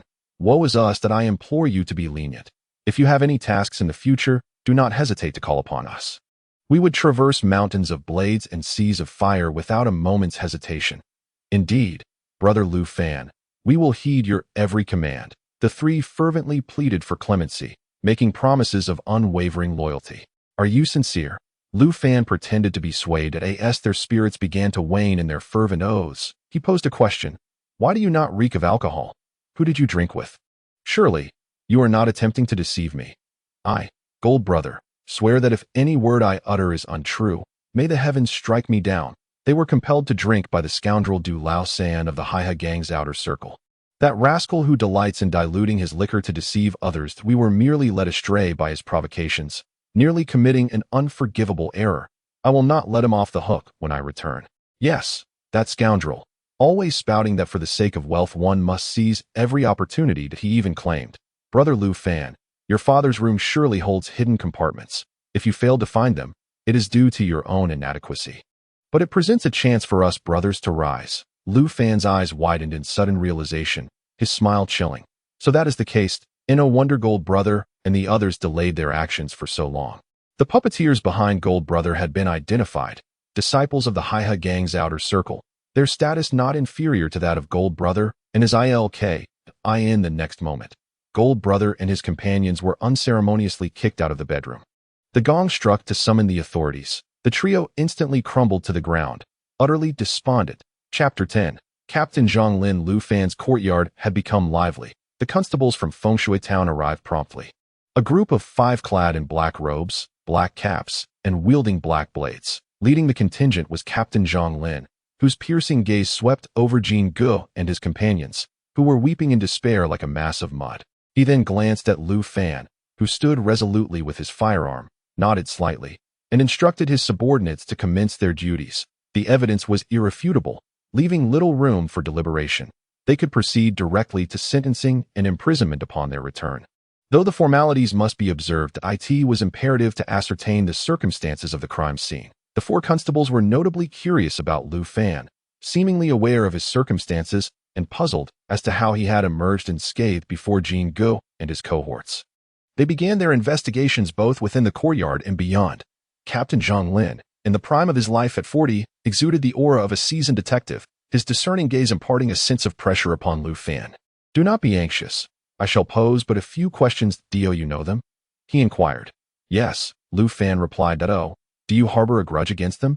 Zhang Lin stated with certainty. Lu Fan did not shy away from the truth, recounting an incident that had transpired over a month ago, asserting that had he not rushed back to the healing pharmacy to render aid, he would have perished by now. A flicker of menace crossed Zhang Lin's eyes as he shot a fierce glance at Jin Gu and his companions. While he could overlook petty thievery in Fengshui Town, crimes involving life and death were a different matter entirely. Such offenses would not be taken lightly by those in authority. This hidden past was sufficient to condemn the trio to a lifetime of hard labor in the water prison of Fengshui Town. Very well, that I will reach out to the healing pharmacy later. If everything checks out, this case will be as good as resolved. Those 3 shall never see the light of day again, Zhang Lin declared. At that moment, the 4 constables had completed their inspection, reporting that they had discovered traces of Jin Ge and his allies' intrusion. One of them whispered a few words in Zhang Lin's ear, causing him to pause in surprise and regard Lu Fan with renewed scrutiny. I see. Tell me, did you incapacitate them with a spear that lacked a blade? Who taught you martial as the day draws to a close? I shall first escort the individuals in custody back, and when the opportunity arises, I shall visit the Huixing apothecary. Your name is Lu Fan, is it not? Practice diligently. You possess commendable talent. Once you have honed your skills, you may seek a position as a constable at the Yamen. Zhang Lin has seemingly taken Lu Fan under his wing, treating him as a familiar junior. Little does he know, this is also part of Lu Fan's scheme. After years of service in the police force, having dined on the benefits of the officials, if possible, entering the system would allow him to gain a swifter understanding of this bizarre world, whilst also providing an added layer of security. Compared to the official ranks, the Huixing apothecary is akin to a flickering firefly against the brilliance of the sun. The younger generation must diligently practice martial arts, striving to become a great hero like you, Captain Zhang. This heartfelt flattery left Zhang Lin elated, striding with an air of confidence. Dismissed the squad. The 4 constables escorted Jin Ge and his companions away. The onlookers outside the courtyard gradually dispersed. Lu Fan closed the door, revealing a smile. With the departure of Jin Ge and his associates, the original owner's vendetta has been avenged. He can now rest in peace. During his conversation with Zhang Lin, he had subtly hinted at his martial training at the Huixing apothecary, which should soon circulate among the nearby spectators, ensuring that no audacious rogue would dare to cause trouble again. As for Du Laosan from the He gang's periphery, even if he were given 100 lives, he would not dare to harbor any ulterior motives towards himself. The greatest gain from this encounter was forming an acquaintance with Zhang Lin. Captain Zhang Lin holds a certain reputation in Fengshui town, and should he truly wish to partake in the official sustenance, he could cultivate a relationship with Zhang Lin. That he closed the door, extinguished the lights, and retired for the night. The following morning, he proceeded as usual to the Huixing apothecary for training. Ling Xiaoxiao and Ling Yuxing were both present. They had evidently caught wind of the recent events and, upon seeing Lu Fan safe and sound, briefly inquired into the situation without delving further. Ling Yuxing took his leave. Ling Xiaoxiao then shifted the conversation. It is fortunate that this time only 3 untrained ruffians invaded your home. Given your current capabilities, you managed to handle them, but had they been skilled martial artists, it would have been difficult for you to remain standing here unscathed. It seems necessary for you to begin your training in the techniques and principles of the pointing spear technique in advance. Really? Can I start learning the pointing spear technique right now? Lu Fan exclaimed in surprise that he had not anticipated that vanquishing Jin Ge and his cohort would yield such unexpected benefits. Ling Xiaoxiao nodded. Initially, I intended for you to refine your skills for a year or so before imparting the pointing spear technique to you. However, after discussing with my father, it became evident that your talent and comprehension far exceed that of an ordinary person. Your dedication to martial arts, resilience to hardship, and unwavering will have led to rapid progress. You have now barely qualified in the unification of waist and horse stance, meeting the minimum threshold for practicing the pointing spear technique. After a brief pause, Ling Xiaoxiao added encouragingly, however, while you train in the techniques of the pointing spear technique, you must continue to practice standing postures daily to further refine your waist and horse stance, while also enhancing your arm strength and mastery of the spear. Understood. I shall certainly heed your words. Lu Fan was immensely excited. Officially grasping the pointing spear technique signifies that he has truly stepped into the realm of martial practitioners. That a martial artist possessing skills is a vastly different concept from an apprentice in martial arts. The martial techniques of this world are entirely distinct from the combat maneuvers of Earth. After training under Ling Xiaoxiao for over a month, he had witnessed the spectacular scene of a spear splitting the air, producing tangible flames, which left him utterly astonished. He had long harbored an immense yearning for the Dianchang Shu. Ling Xiaoxiao soon imparted to him a set of mental techniques, guiding him. This Xing Huatuna Fa is a fire attribute technique, which, when combined with the Dianchang Shu, greatly amplifies its power. Make sure to memorize it well. You must practice it daily in your movements, whether standing, sitting, or lying down. Once you can operate it effortlessly and at will, you will surpass ordinary martial artists and be capable of subduing typical black zombies. Lu Fan nodded vigorously. However, regarding the cultivation realm of the Xing Huatuna Fa, let's set that aside for now. Focus on memorizing and mastering it first. Ling Xiaoxiao hesitated, her words trailing off. Chapter 11. The constable pays a visit. As noon approached, Constable Zhang Lin from Fengshui Town arrived at the rejuvenation pharmacy. Old Ling, are you busy? Ling Yuxing rose to greet him. Constable Zhang, your presence honors us. I apologize for not welcoming you sooner.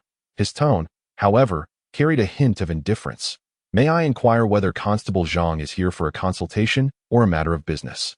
Zhang Lin, unfazed, chuckled.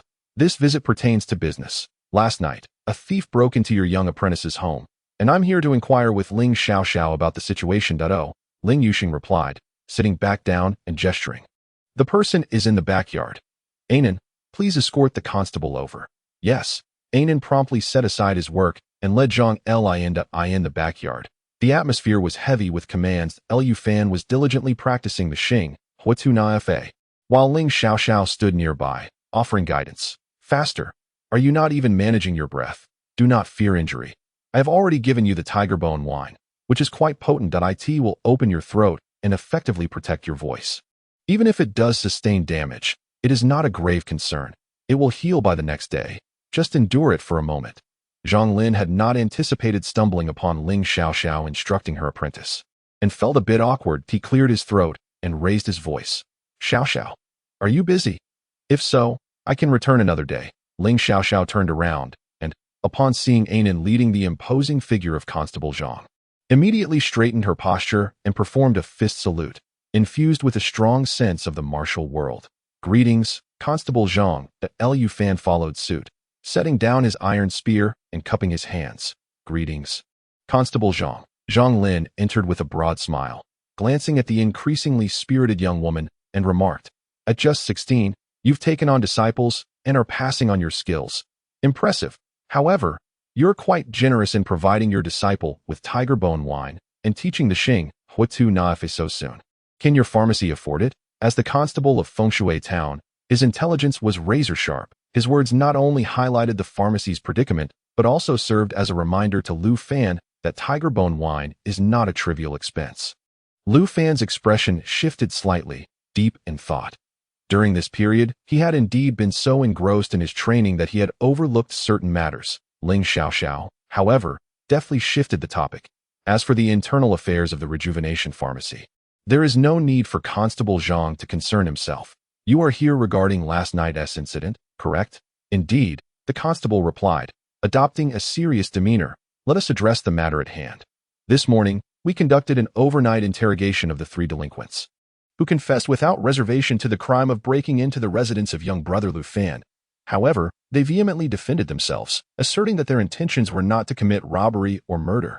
I am curious to know if, over a month ago, Miss Xiaoxiao rescued the near-lifeless Liu Fan from an alley on Heihe Lower Street. This indeed occurred. Ling Xiaoxiao nodded, aware that her testimony would serve as the final dagger to seal the fate of Jin Gu and his accomplices. With the short dagger found at the crime scene and the apprehended criminals, all that remained was to present the evidence of Jin Ji's malicious actions and solidify the motive to ensure an ironclad case.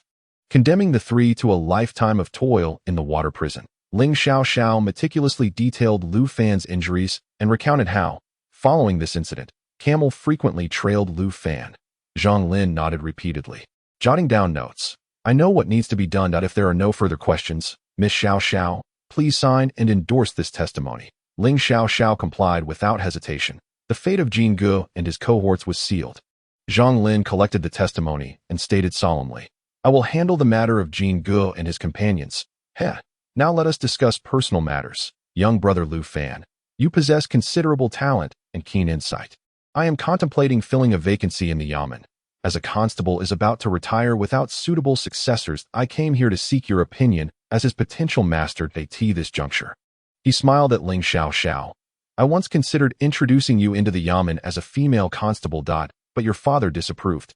Now, with your disciple potentially taking a position in the Yamen, I trust you and your father will have no objections, correct? Ling Xiaoxiao readily agreed. Having trained in martial arts since childhood and upholding justice, she had long aspired to become a female constable. However, societal constraints and her obligations at the medicinal herb shop had caused her to miss that opportunity. Nevertheless, it ultimately depended on Liu Fan's own wishes. Ling Xiaoxiao turned to Liu Fan, seeking to honor his perspective. There is no need to rush your answer. The constable still has a month before retirement, so take your time to consider this. During this period, strive to master the starfire breathing technique, as it will be immensely beneficial. After all, the Yamen occasionally encounters severe public security incidents, and the stronger you are, the better. Indeed, upon hearing that he had over a month to decide, Lu Fan swallowed the words that had almost escaped his lips. Zhang Lin raised his hand. Very well, I shall take my leave for now. Whenever you come to a decision, do not hesitate to seek me out at the Yamen. Certainly, thank you, Constable Zhang. That Lu Fan expressed his gratitude. Ling Xiao smiled. Safe travels, Constable Zhang. That no need to see me off. Zhang Lin departed for the medicinal herb shop. Ling Xiao turned to Lu Fan and said, with your aptitude, you can undoubtedly comprehend and master the starfire breathing technique within a month, thus becoming a formal martial artist. Becoming a formal martial artist and serving under the constable would enable you to handle numerous public security matters. And as long as the incidents are not excessively perilous, you would remain out of danger. The disciple understands. Lu Fan shifted the topic and asked, Master, could you enlighten me about the current situation regarding the tiger bone wine and the herb shop? In truth, even if you had not inquired, I would have informed you. Ling Xiao retrieved a slip of paper from her pocket. This is the list of ingredients for tiger bone liquor. In addition to some ordinary medicinal herbs, it requires the bones of an adult tiger and several rather precious herbs. Among them, the old mountain ginseng and Ganoderma lucidum have been nearly exhausted by the pharmacy, and the supply of tiger bones is also dwindling, necessitating purchases from other sources or martial artists venturing into the mountains. The pharmacy's stock of tiger bone liquor can last at most a few more days. Currently, to brew a new batch of tiger bone liquor, time and luck are essential. The quickest solution would be to order tiger bone liquor from outside. Originally, if it were just me, the financial shortfall would be 500 silver coins. But now it has expanded to 1,000 silver coins. Given the pharmacy's ability to generate profit, sustaining even one person is a challenge. Ling Xiao, prompted by Zhang Lin's inquiry, articulated the matter. Lu Fan did not hesitate. I can resolve the financial issue. Ling Xiao was taken aback. You? Unbeknownst to her, Lu Fan had already mastered the technique of talisman paper creation and possessed more rapid and efficient methods for crafting talismans. However, through their interactions over time, she recognized that Lu Fan was not one to make empty promises. I have 1,300 silver coins. The current shortfall is no problem. However, for a long-term supply of tiger bone liquor, I could offer my expertise in the technique of talisman paper creation to my master or the Huixing pharmacy. Lu Fan, having established connections within the government, no longer regarded the secret of talisman paper creation with great concern. He intended to share this knowledge with Ling Xiao to alleviate the financial predicament of the Huixing pharmacy. Chapter 12. Dialogue and Goals. Indeed, the Huixing pharmacy required alternative channels for funding. Ling Xiao candidly shared this information, and Lu Fan naturally took the opportunity to facilitate the transfer of the talisman paper creation technique, successfully handing over the secret manual. The individual selected for crafting the talismans was Anan. Ling Yuxing could not participate in the talisman creation, to avoid wasting the energy and time of Ling Xiao and Lu Fan, which could delay their martial arts training. Lu Fan dedicated 2 days to instructing Anan, helping him swiftly master the technique of talisman paper creation. Anan, being prudent and meticulous, quickly grasped the method. The Huixing pharmacy was situated in the heart of Heihe Lower Street, making the daily procurement of rice paper and the sale of talisman paper remarkably swift and convenient.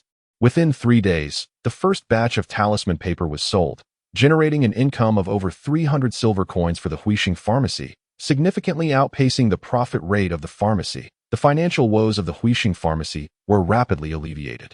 Ling Xiao purchased ample tiger bone liquor and simultaneously procured precious herbs such as adult tiger bones and old mountain ginseng from the market, with Anan, a competent assistant functioning as a money-making machine. Lu Fan soon immersed himself wholeheartedly in the cultivation of the starfire breathing technique. Practicing the starfire breathing technique was quite taxing on the voice, as the essence of the technique involved a destructive form of breath control. Under the influence of tiger bone liquor, the air became searing, akin to gunpowder scraping against the respiratory tract. The air rushed into the body at a swift pace, yet felt like blunt knives. Even with the protective properties of the herbs within the tiger bone liquor, the respiratory tract was easily susceptible to injury. Furthermore, during prolonged sessions of breath control, one's voice would become quite hoarse by the end of the day. Only after a night's rest would the voice return to its normal state. The following day, the arduous practice continued unabated. It was excruciating. However, the advantages of cultivating the Xingho Tana method were manifestly evident. The breath inhaled into the chest transformed within the body, making it akin to a flesh and blood compressor, converting the explosive, searing air into power, as a surge of strength quietly blossomed within his limbs and bones. The iron spear became increasingly steady. Despite the agony, Lu Fan felt as though he were a bow drawn taut, now enhanced by a searing rocket, containing an even more terrifying destructive force within. Each day, his strength grew. The addition of precious herbs such as old ginseng, reishi mushrooms, and tiger bone powder to the fruit wine indeed provided a remarkable boost. Lu Fan persevered daily, bolstered by sheer will. Even when his throat felt as though it were stuffed with steel wool, he continued to train late into the night, returning home to practice a few more rounds. Days passed. The financial predicament of the revitalization pharmacy was thoroughly resolved. Under the nourishing effects of copious tiger bone wine, Ling Xiaoxiao began to carve out more time to consolidate her martial arts training. During this period, Lu Fan started to delve into the techniques of Dianxiang Shu. Ling Xiaoxiao executed a complete set of Dianxiang Shu every morning and evening. There were no complex routines, merely a series of simple movements. Thrust, swing, point, lift. Each move was ferociously executed. The air shimmered with traces of red flames. In Lu Fan's eyes, Ling Xiaoxiao was akin to a humanoid spirit, indeed, possessing fiery attributes. Yet, she remained fervently engaged, meticulously inquiring about the techniques of force application for each move, practicing relentlessly and continuously correcting herself. In just 20 days, Lu Fan's Xingho Tana method had become instinctual, and his throat gradually grew resilient, feeling only minimal strain. The techniques and skills of Dianxiang Shu melded seamlessly, and wisps of flame began to emanate from the iron spear. Albeit palely in comparison to Ling Xiaoxiao's, in her words, he had now officially stepped into the martial realm, able to rival an average martial artist and even stand his ground against a typical black zombie. As the deadline set by head Constable Zhang drew ever closer, one afternoon, after lunch, Lu Fan turned to Ling Xiaoxiao and said, "Master, I plan to go to the Yamen this afternoon to seek out Constable Zhang and finalize the pressing matter." "Have you made your decision?" Ling Xiaoxiao inquired, entirely unfazed. Working for the government provides a safeguard. Besides being supported by them, there is also a layer of protective effect. Indeed, that I have given it considerable thought. Lu Fan replied, articulating his thoughts. The Fengshui Town Yamen has 4 constables, each responsible for several streets at the east, west, south, and north gates. However, each constable has only 5 to 6 constables under their command, managing a population of tens of thousands, which is quite challenging. The constables tacitly allow each of their subordinates to develop their own informants and subordinates, making a constable's influence in Fengshui Town formidable. Ling Xiaoxiao regarded Lu Fan with newfound respect. She had always known her disciple possessed good insight and a touch of chivalry, but she had not realized that while he devoted himself to relentless training, he could analyze the inner workings of the Yamen with such clarity. "You have done your homework. What else do you know?" Ling Xiaoxiao's interest in testing his knowledge was piqued. Lu Fan remarked. Although Fengshui Town is merely a town, its population rivals that of a county seat. Over the years, Fengshui Town has consistently petitioned the higher authorities for a change in status to Fengshui County. However, such requests have been stifled and remain unapproved in the eyes of the disciples. It is only a matter of time before Fengshui Town ascends to county status. This is an inevitable trend. The county seat has been suppressing the upgrade, yet behind the scenes, it has already elevated various benefits and entitlements to the standards of a county, serving as both evidence and indication of what is to come. I estimate that it will not be long before Fengshui County rises dramatically to that point. The 4 captains will no longer suffice to meet the demands of Fengshui County, and it will be necessary to align with the county seat by increasing the number of captains to 8. In addition to appointing a chief captain, Ling Yuxing was momentarily taken aback. These matters were ones he had never contemplated or fully understood. Ling Xiaoxiao merely found it impressive and followed Lu Fan's line of thought, saying, "Does that mean Fengshui County will require an additional chief captain and 4 more captains?" "Indeed," Lu Fan replied emphatically, "the chief captain will surely be selected from the current 4 captains, which will eventually lead to 5 captain positions becoming vacant." Ling Yuxing and Ling Xiaoxiao exchanged glances, their eyes fixed intently on Lu Fan. Ling Xiaoxiao inquired, "Don't tell me you've already set your sights on the position of captain?" given the current strength of the disciples. It would be inappropriate to covet such a position, so Lu Fan spoke candidly. However, his subsequent statement left Ling Xiaoxiao and her father utterly astonished. Therefore, I will diligently hasten my cultivation to ensure that before this event transpires, my strength aligns with the position of captain. All right. The father and daughter duo comprehended Lu Fan had indeed targeted the position of captain, that a mere 15-year-old youth. Ling Yuxing fell into contemplation that he cast a glance at his daughter. Although Ling Xiaoxiao said nothing, he understood her thoughts. Ling Xiaoxiao was not suited to manage the reviving herbal workshop. Her aim was revenge. Now, even the disciple had begun plotting for the position of captain. With Ling Xiaoxiao's strength, she too had a hopeful chance at competing for the future chief captain position. Chapter 13. Entering the office, filling the gap. Feng Shui Town, the government office. Within the high walls and expansive courtyard, 2 armed guards stood sentinel at the entrance. After Lu Fan instructed the doorkeeper to relay a message to Captain Zhang Lin, he was soon escorted to a courtyard on the left side of the office. The courtyard was bustling with black-clad, black pants, and black-crowned constables, their hurried movements creating a solemn atmosphere. Inside a room, Captain Zhang Lin berated 2 constables. It has been 3 days, and you have not uncovered a single clue. What are you all doing?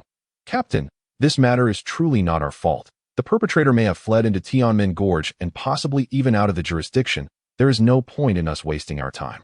Humph. If the culprit has indeed escaped the jurisdiction, it would be a relief. However, should they resurface and commit further crimes, this case will inevitably escalate into a highly detrimental major incident at that time. You too old, he can be excused, as he is about to retire. He won't face any repercussions. But you, old Ma, still have several years before retirement. What will you do? Are you prepared to let someone take the fall before you retire, allowing decades of effort to go to waste? The 2 constables, both in their 40s or 50s, felt the weight of embarrassment. Lu Fan stood quietly in the courtyard, gradually piecing together the situation. The rules within the government office were steadfast and unchanging, much the same as they had been for centuries. Typically, constables retire at 50. Lao he has reached the age of 50. Lao Ma is 40-7. I in their positions. One must fulfill their duties, should a serious case go awry, and they become ensnared in a scandal. The consequence of dereliction of duty can indeed be perilous. Zhang Lin, now at the age of 42, is in the prime of his life and can still serve diligently in Feng Shui Town for a considerable period. Both Lao Ma and Lao He are seasoned veterans under his command, possessing ample experience. Yet they tend to be rather lethargic. For this reason, Zhang Lin wishes to find a clever and capable individual to fill the gap before Lao He departs. Raising his gaze, he spots the well-proportioned Lu Fan, who appears calm and composed as he surveys the courtyard. While ordinary individuals often feel a sense of constraint upon entering the government office, unsure of where to place their hands and feet, their gaze wandering and cautious, Lu Fan is entirely unaffected by the solemn atmosphere within the office. Instead, he takes a keen interest in observing the armed constables around him. Remarkable. This is indeed a person born to thrive in this line of work. Zhang Lin is deeply impressed by Lu Fan. Initially, Lu Fan had set up numerous precautionary measures in his courtyard. Jin Gu and his companions were led into the bedroom after being discovered, one by one succumbing to defeat. Based on their testimonies, Lu Fan, though appearing innocent, is in fact quite ruthless. After extracting their confessions, he managed to probe into the Sea River Gang's outer circle, specifically targeting Du Laosan. Before alerting the authorities, Zhang Lin understands that Lu Fan's actions were to ensure that no hidden hand was manipulating the situation behind Jin Gu and his companions. He had gathered information in advance. This level of foresight is something even seasoned constables with over a decade of experience in the office might struggle to achieve so seamlessly and meticulously. Lu Fan, come here, Zhang Lin calls out. Lu Fan smiles and strides into the main hall. Greetings, Master Zhang and esteemed officials. Lao He immediately displays a hint of a smile, appraising Lu Fan from head to toe. Allow me to introduce you. Zhang Lin takes the initiative to make the introductions. Lu Fan, this is Constable Hyuda, and this is Constable Ma Yuqian. This fine young man is Lu Fan, the one who will succeed Lao He. Young brother Lu Fan, the captain has spoken highly of you. Quite spirited. Constable, he shows a flicker of distraction but quickly regains composure, smiling as he says, in truth, I should have retired long ago. It was Captain Zhang who urged me to wait another month, saying he wanted to fill this position for you. You must express your gratitude to Captain Zhang. The favor bestowed by the captain will be etched in my memory for a lifetime. Lu Fan replies earnestly, adding to Constable He, the kindness of Constable He is equally appreciated, and I shall certainly pay my respects in due time. Zhang Lin nods with satisfaction. Lu Fan has not disappointed him. Both Lao He and Lao Ma share smiles, clearly pleased. The young man brought in by Captain Zhang is indeed to their liking. Zhang Lin turns to Lao Ma and states, since Lu Fan is here, let us resolve this matter today. Lao Ma, I shall trouble you to personally take Lu Fan to a few places to familiarize him, complete the registration, and receive his uniform, badge, and black knife. Lao He, you may also apply for retirement now. This case will be handled by Lao Ma and Lu Fan. Very well. Lao He beams, laughing as he pats Lao Ma on the shoulder. Old buddy, I shall not be polite. I will take my leave first. The case of the Lu family rice shop, I leave entirely in your capable hands to in an instant. Lao Ma's expression falls. The departure of an experienced old constable has led to the arrival of a novice, placing the entirety of the responsibility upon his shoulders. Alas, old he has indeed reached the age for retirement. With a heavy heart, old Ma reluctantly accepted the burden, promising, once we have resolved matters here, I shall join my brothers for a drink. Upon witnessing this exchange, Lu Fan began to grasp the situation. The cases they were handling were likely to be exceedingly challenging. However, he was mentally prepared. Difficult cases are inevitable in any line of work. One must confront challenges as they arise. With all arrangements completed on Zhang Lin's end, under old Ma's guidance, Lu Fan found the magistrate in the yamen, followed by the town clerk responsible for registrations and badge distribution, as well as the official in charge of uniforms and weapons. The entire process unfolded remarkably smoothly, with everyone exhibiting unexpected warmth. Upon exiting, Lu Fan found himself laden with a multitude of items. When they reached a secluded area, he could no longer contain his curiosity and inquired of old Ma, only to discover that Zhang Lin was, in fact, the head constable of the county, holding a position equivalent to that of the town magistrate of Fengshui. Moreover, Zhang Lin had once saved the magistrate's life. Old He's absence had been preemptively addressed by head constable Zhang, who had merely come to make a brief appearance at the tea that moment. Lu Fan felt a profound admiration for Zhang Lin. He truly commanded respect in Fengshui town, as if by a mere word he could establish authority. Old Ma, with a hint of pride, informed him. The other three head constables were also brought up by Zhang in Fengshui town. Aligning oneself with head constable Zhang ensures a prosperous future. Lu Fan sighed, shifting the topic. By the way, Brother Ma, could you enlighten me about the Lu family rice shop case that the head constable mentioned earlier? Ah, that. Old Ma inhaled slightly. The goods from the Lu family rice shop were robbed a few days ago. 13,000 caddies of grain vanished without a trace. This shop is the largest grain merchant in town, and any disruption in their supply significantly impacts us.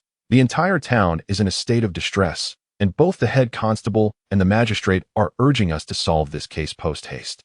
Is this incident occurring outside our jurisdiction? Are we responsible? Lu Fan queried, perplexed. Old Ma explained, who instructed us that Fengshui town is short-staffed. Therefore, any external incidents that involve the town's businesses fall under the purview of our head constables and constables. The Lu family rice shop is situated on the street for which Old He and I are responsible, thus it has become our concern. As Lu Fan was now Old Ma's partner, he naturally did not withhold any information.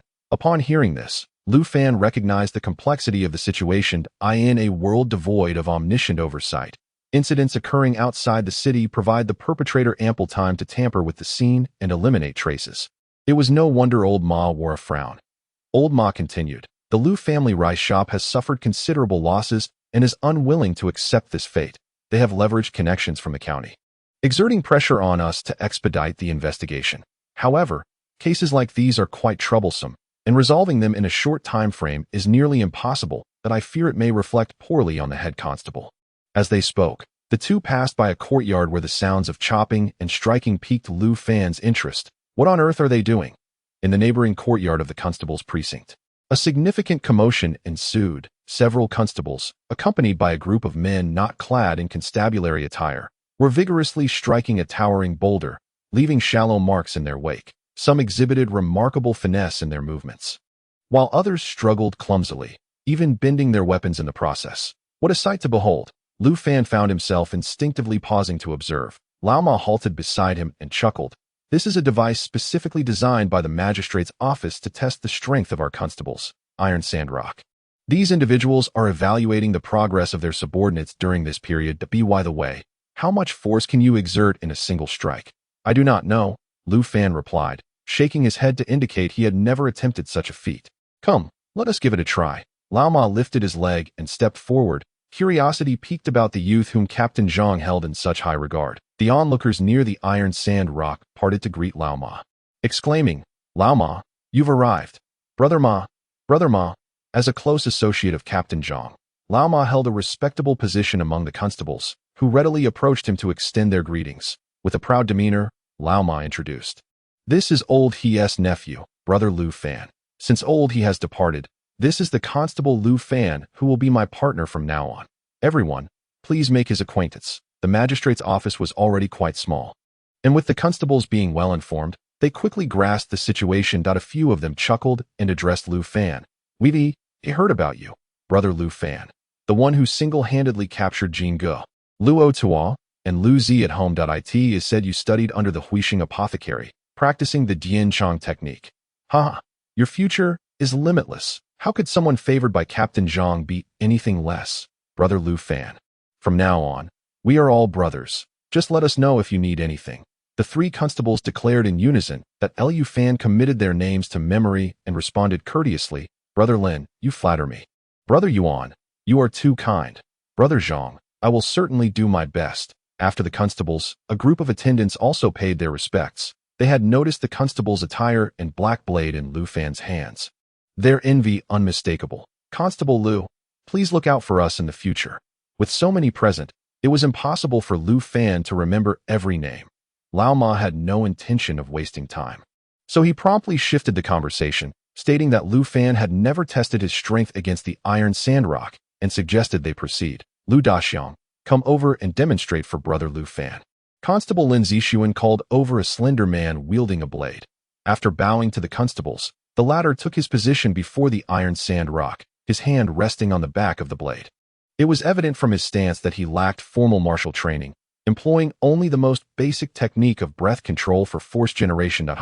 He lunged forward, delivering a downward slash. Although his momentum was average, his movements and distance were executed with surprising precision, leaving a shallow scar across the surface of the iron sand rock. He then sheathed his blade and stepped aside. Lu Fan approached to examine the freshly etched mark, noting that the deepest part measured less than half a centimeter, around 3 millimeters, to be precise. Lin Zixuan stepped forward to elucidate. The structure of the iron sand rock is quite unique, making it ideal for testing strength. The greater the force, the more evenly the mark deepens, with minimal deviation. Lu Daxiang's strength is considered average here, approximately 250 pounds, which is rather mediocre for a martial artist. A true practitioner, mastering breath control and superior force application techniques, typically exerts over 500 pounds. 250. Indeed, Lu Fan silently chuckled to himself. Nevertheless, this method of calculation remains relatively straightforward and clear. Cut at this moment, Lin Zixuan declared, allow me to demonstrate. As he stepped back, drew forth his ebony blade, and executed a swift strike. The brilliance of the blade was dazzling. The temperature in the courtyard plummeted several degrees, and an unsettling chill crept down the spines of all present. This was the true essence of a martial artist. What had just transpired was a legitimate display of martial prowess. Lu Fan's expression hardened. A gash nearly 1 centimeter deep appeared on the iron sandstone, stretching approximately 10 centimeters in length. The force exerted exceeded 800 pounds. Remarkable. Lin Zixuan's prowess as a constable surpassed that of an ordinary formal martial artist. Furthermore, his speed of execution was astonishing in a real combat scenario. Such a person posed a significant threat. Come, Brother Lu Fan, give it a try, Lin Zixuan invited as he stepped aside. All eyes in the courtyard turned towards him. An ordinary person might feel somewhat hesitant and constrained under such scrutiny. However, Lu Fan was well versed in worldly affairs. Moreover, he had yet to gauge his own martial strength. Without hesitation, he selected an iron spear from the weapon rack. In this world, it seemed that most spears were forged from iron, for wooden spears were prone to splintering and lacked sufficient lethality when confronting malevolent entities. Grasping the spear, which weighed over 100 pounds, Lu Fan effortlessly tested its balance. twirling it with finesse that a true expert reveals their prowess at the first strike. Setting aside other considerations, the mere act of wielding the iron spear for demonstration indicated a certain level of skill. An inch longer, an inch stronger, the spear reigned supreme among weapons. Excelling in lethality, Lu Fan assumed a stance with the spear, his chest subtly rising and falling down a faint, searing current of heat wafted through the courtyard, causing the expressions of all followers to shift as they sensed the oppressive aura emanating from Lu Fan, indicative of a formal martial artist. With his waist and legs in harmony, he resembled a drawn bow. The iron spear akin to an arrow released from its string. With a resounding thud, he thrust it forcefully into the iron sandstone. Encountering considerable resistance, Lu Fan did not exert his full strength. He merely employed a thrusting motion. Upon contact, he swiftly retracted it, leaving a 1 centimeter deep cavity in the iron sandstone. Several constables erupted into applause. Splendid, a hero emerges in youth. This thrust boasts at least 800 pounds of force. Truly commendable for the pointing spear technique, as this strike fully penetrates, aiming for 1,000 pounds of lethality, sufficient to fell an ordinary black zombie. Old Ma, congratulations. Laughter and congratulations ensued among the group. The constables, possessing keen instincts, were well aware that Lu Fan had not exerted his utmost strength. Old Ma beamed with delight. The competence of a partner serves to alleviate pressure during perilous situations, and Lu Fan's restraint indicated emotional intelligence, suggesting he would not be overly rigid in investigations, making him a commendable ally. Let us find a time to celebrate with drinks. Old Ma proposed that I have matters to attend to today, so I shall take my leave. Farewell, gentlemen, until we meet again. With that, Old Ma escorted Lu Fan away from the iron sandstone courtyard. Lu Fan followed, returning to the side of Captain Zhang Lin. He donned a complete set of constable attire. Captain Zhang addressed Lu Fan. The black headband, solemn and upright, signifies fairness. The constable must wear it neatly and evenly. At all times, one must be mindful of their appearance. Captain Zhang's words were deliberate and weighty. Lu Fan was deeply moved, recalling how his master had imparted similar wisdom during his first donning of the wide-brimmed hat, emphasizing the importance of honoring the national emblem upon his brow. Lu Fan raised his head, chest out, his gaze resolute. Captain Zhang Lin displayed a look of satisfaction and continued, the complete set of black constable attire symbolizes authority and serves as a deterrent to nefarious elements. The black blade represents the enforcement power of the constable. It should rarely be drawn, yet when unsheathed, it signifies the eradication of evil and the protection of the innocent. To sheathe it signifies peace in the realm. Finally, Captain Zhang removed the belt from Lu Fan's waist and placed it in his hands. The badge should seldom be displayed. Once revealed, it embodies the will of the state. Remember, well, the words of today. Lu Fan heeded these words closely. The ceremony concluded. Lu Fan, the constable, officially assumed his role in Fengshui Town, guarding the east gate of Yuanlang Street. And from this day forth, all matters of Yuanlang Street would fall under Lu Fan's jurisdiction. Captain Zhang's words resonated with conviction. Yes, the assembled constables echoed in unison, including Lu Fan. Chapter 15. The constable takes to the streets in Fengshui Town. The constable of Yuanlang Street is Lu Fan. This marks Lu Fan's latest identity since his arrival in this world. Clad in a black uniform that accentuates his tall and athletic frame, beneath the black cap is the youthful face of a boy. With a black blade secured at his back and an iron spear in hand, exuding an air of valor as he walked down the street. Regardless of age or gender, passers-by could not help but praise the handsome young man. At 15, this young constable's future is bright. Along the way, Lu Fan received numerous admiring glances and compliments. He remained indifferent to worldly affairs. Exiting the magistrate's office, he now held 2 books in his hands. One was the Laws of the Southern Kingdom, detailing the various statutes and regulations that constables must master. Every official act must be substantiated with precedent, earning the respect and acceptance of the populace. The other was Fengshui Town's Customs and Culture, which chronicled the town's essential information, including significant past events, such as the massacre outside Blood Zombie King City. In summary, there was much to learn.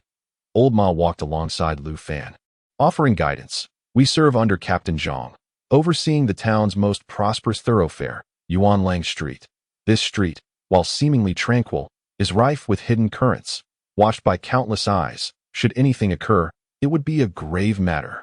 Such is the case with the Lu Rice shop. Allow me to take you to the Lu Rice shop to assess the situation, and afterward, we can retrieve our horses at the city gate and investigate the scene outside the town. What do you think? I will defer to Brother Ma's arrangements. Lu Fan, having served in the constabulary for years, understood the rules. He was merely a novice now, eager to observe, learn, and inquire rather than make decisions that might lead to internal strife. Old Ma nodded in agreement. The two soon arrived at Yuanlang Street. Indeed, Yuanlang Street was spacious and prosperous, being home to the largest trading establishments, including the Lu Rice shop along with many other businesses. Bustling with foot and cart traffic, with the influx of people, the tavern industry naturally flourished as they walked. Several tavern owners greeted Old Ma warmly. However, Old Ma, with utmost seriousness, stated that they had official business and led Lu Fan directly to the Lu Rice shop. In contrast to the bustling other businesses, the Lu Rice shop's entrance was desolate, and a somber atmosphere pervaded within. Captain Ma, you have finally arrived. Have we found the grain that was lost? Several men surrounded the owner of the rice shop as they emerged. Old Ma cleared his throat and addressed the boss. We are preparing to leave the city to continue our search for clues. Our purpose for coming here today is to inform you that the previous overseer of this street, Old He, has retired. This is Officer Lu Fan, who has taken over from Old He and will be assisting me in handling the Lu family's rice shop case. Upon seeing Lu Fan's youthfulness, Lu Changsheng, the proprietor of the Lu family rice shop, felt his heart plummet to an icy abyss. With the departure of the seasoned Old He, they were now left with an inexperienced youth. It seemed impossible for them to solve the case. However, no one dared to express their anger towards the official, and instead, they wore grim expressions. Observing this, Old Ma took his leave with Lu Fan. Departing from the tumultuous scene, the two made their way directly to the eastern city gate. Along the way, Old He shared details of the case file with Lu Fan, a shopkeeper from the Lu family rice shop.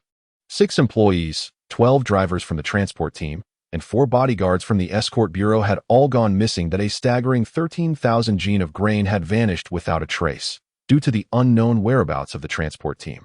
They could only estimate the general direction of the disappearance based on their travel pace.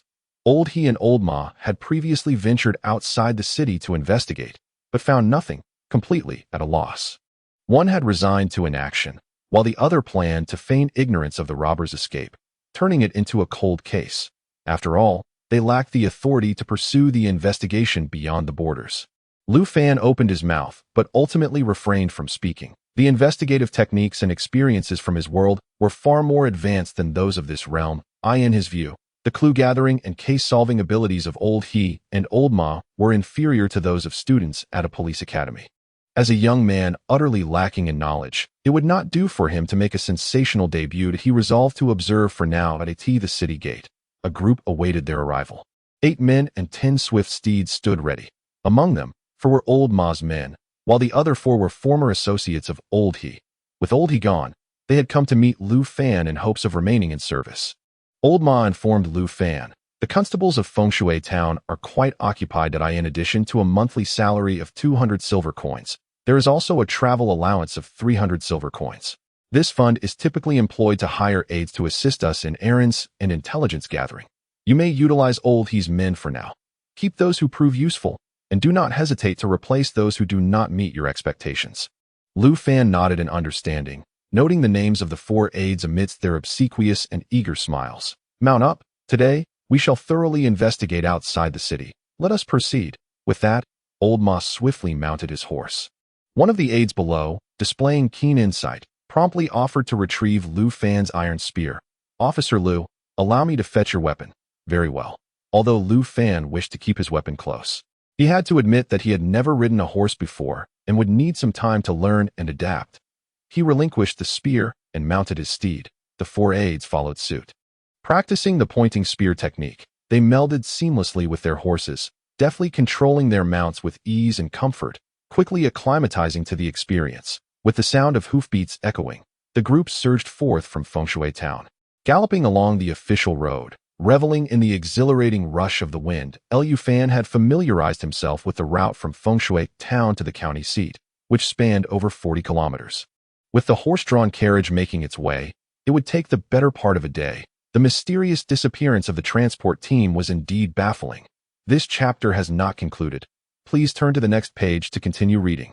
The official road was littered with traces of cart wheels, yet it remained unclear which belonged to the rice shop. As we journeyed along the path, our eyes darted about, yet with 10 pairs of eyes scanning the surroundings. We seemed to discover naught. Upon reaching a nearby grove to rest, the old horseman, filled with ire, cursed vehemently. Damn it! How could over 10,000 pounds of grain vanish without a trace? This thoroughfare is hardly deserted. How did the bandits pull this off? The attendants dared not speak freely to Lu Fan sighed in agreement. Indeed, this place is not a desolate wilderness. The official road sees constant traffic, and it is broad daylight. Who could possibly abscond with such a large quantity of grain and people without being noticed? Could it be the work of some supernatural creature? Impossible. The old horseman vehemently shook his head in denial. These creatures feast on flesh, never resorting to abduction. Moreover, the caravan is not without its guards. Yet there are no traces of blood or signs of struggle. This is truly baffling. How peculiar. If the bandits possess such capabilities, why target grain? Wouldn't it be more lucrative to plunder the valuables of other caravans? It would yield quicker returns. Lu Fan muttered to himself. At this remark, the old horseman seemed to be struck by a revelation. His eyes alight as he slapped his thigh and sprang to his feet. Exactly. This is not a year of famine. Why would bandits steal grain? Let us return and examine the case files. Let us see what previous grain thefts entail. Surely this case will unravel itself. Chapter 16. The python worm's lair. Upon returning to the official residence, the old horseman, accompanied by Lu Fan, plunged into the archives, requesting a multitude of cases concerning stolen grain, and astonishingly, they swiftly unraveled the mystery. In the annals of the Tiannan dynasty, there had indeed been numerous instances of large quantities of grain being pilfered. The bandits were not human. They were a voracious supernatural entity known as the python worm. Resembling a massive python, yet possessing the mandibles of an insect, they excelled at burrowing, with bellies capable of consuming copious amounts of sustenance. These creatures possessed immense strength and, when attacking prey, emitted a potent gas that induced deep unconsciousness in nearby martial artists within a short span. Among the supernatural beings, python worms are considered low tier.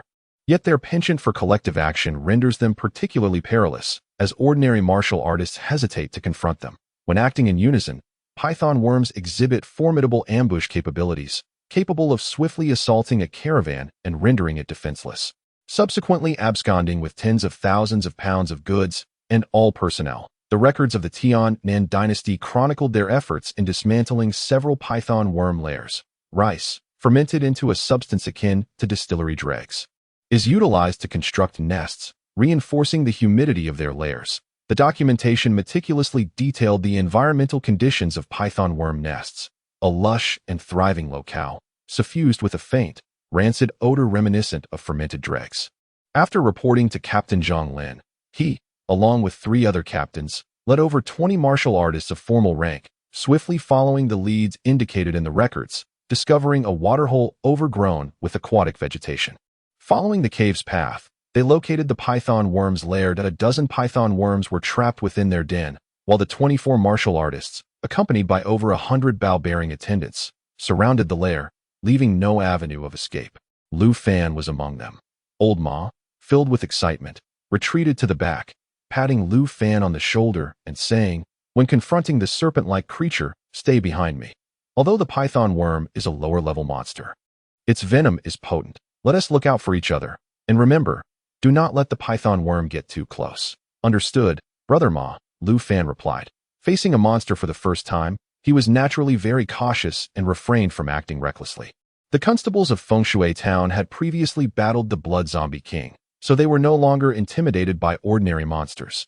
Zhang Lin arranged for 2 constables to approach the python worm's lair with black thunderbolts, igniting them and tossing them inside, before hastily retreating and taking cover.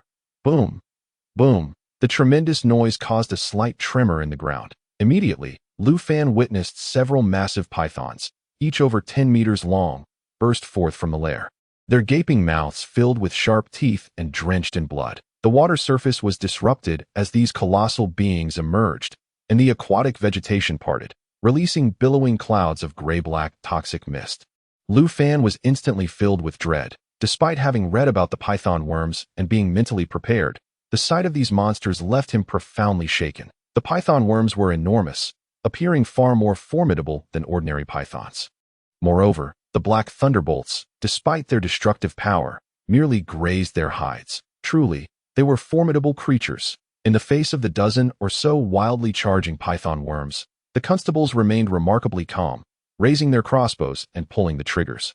Fire! The 100 or so attendants unleashed a barrage of arrows. The power of the thunderbolts became immediately evident. The python worms, with their damaged hides, were easily pierced by the arrows, while those with intact skin effortlessly deflected some of the projectiles. The arrows proved to be relatively ineffective at that moment. Lu Fan noticed a gleaming blade of silver light shoot out from the hiding place of Captain Zhang Lin, striking the nearest python worm. Caught off guard, the creature was sliced in two and its massive upper body thrashed violently, crashing into the aquatic plants, sending blood splattering everywhere. One by one, the 4 constables took action, decapitating 4 of the python worms, delivering a severe blow to their ranks. However, the remaining these serpents must not be allowed to escape again. Otherwise, Fengshui Town will face the retribution of the pythons. All constables, engage with full force. Under no circumstances must a single python be permitted to flee. Captain Zhang Lin commanded loudly. At this moment, one of the pythons that had slaughtered his subordinates lay beheaded at his feet, yet he had inadvertently been struck fiercely by the python's tail, leaving half of his body stained crimson. Follow me. Lao Ma sprang forth from behind Lu Fan, charging towards the python 30 meters away. The others provided cover with arrows. Without hesitation, Lu Fan plunged into the fray amidst a hail of bullets. Lao Ma's hands twisted, causing his scabbard to fall to the ground. The black blade. This was the first time Lu Fan witnessed Lao Ma in action. Confronted by the menacing python, Lao Ma's arms swelled slightly as he pushed off the ground, accelerating like a cannonball across the python's form. The entry point of the black blade was at the python's wounded area. The seasoned constable struck with ruthless precision. The blade penetrated over a foot deep, tearing open a gaping wound. The python, in agony, thrashed its tail with all its might. Lao Ma was sent flying. At that moment, Lu Fan had reached the python's side, disregarding Lao Ma's injuries. With a downward thrust, he unleashed the accumulated power of the Xingho Tunin method, pouring it forth unreservedly, aimed at the python's 3-part, jagged maw, now gaping in pain. The spear shot forth like a dragon. It pierced directly into the python's most vulnerable spot, effortlessly breaking through its upper jaw. Blood sprayed everywhere. The python let out a pained cry, attempting to bite downwards despite the agony that a dark cloud loomed overhead. Lu Fan's gaze was resolute. With each breath, he vigorously shook the iron spear. The python's wound rapidly expanded, its head crushed in the process. Boom! With a tilt of its head, the massive body of the python, weighing thousands of pounds, collapsed at Lu Fan's feet. Utterly devoid of life, Lu Fan gasped for breath, his back drenched, uncertain whether it was water or cold sweat. That was close. I nearly paid with my blood. Chapter 17. The white cloth covers the corpse. Dozens of pythons fell swiftly to the ambush of the constables.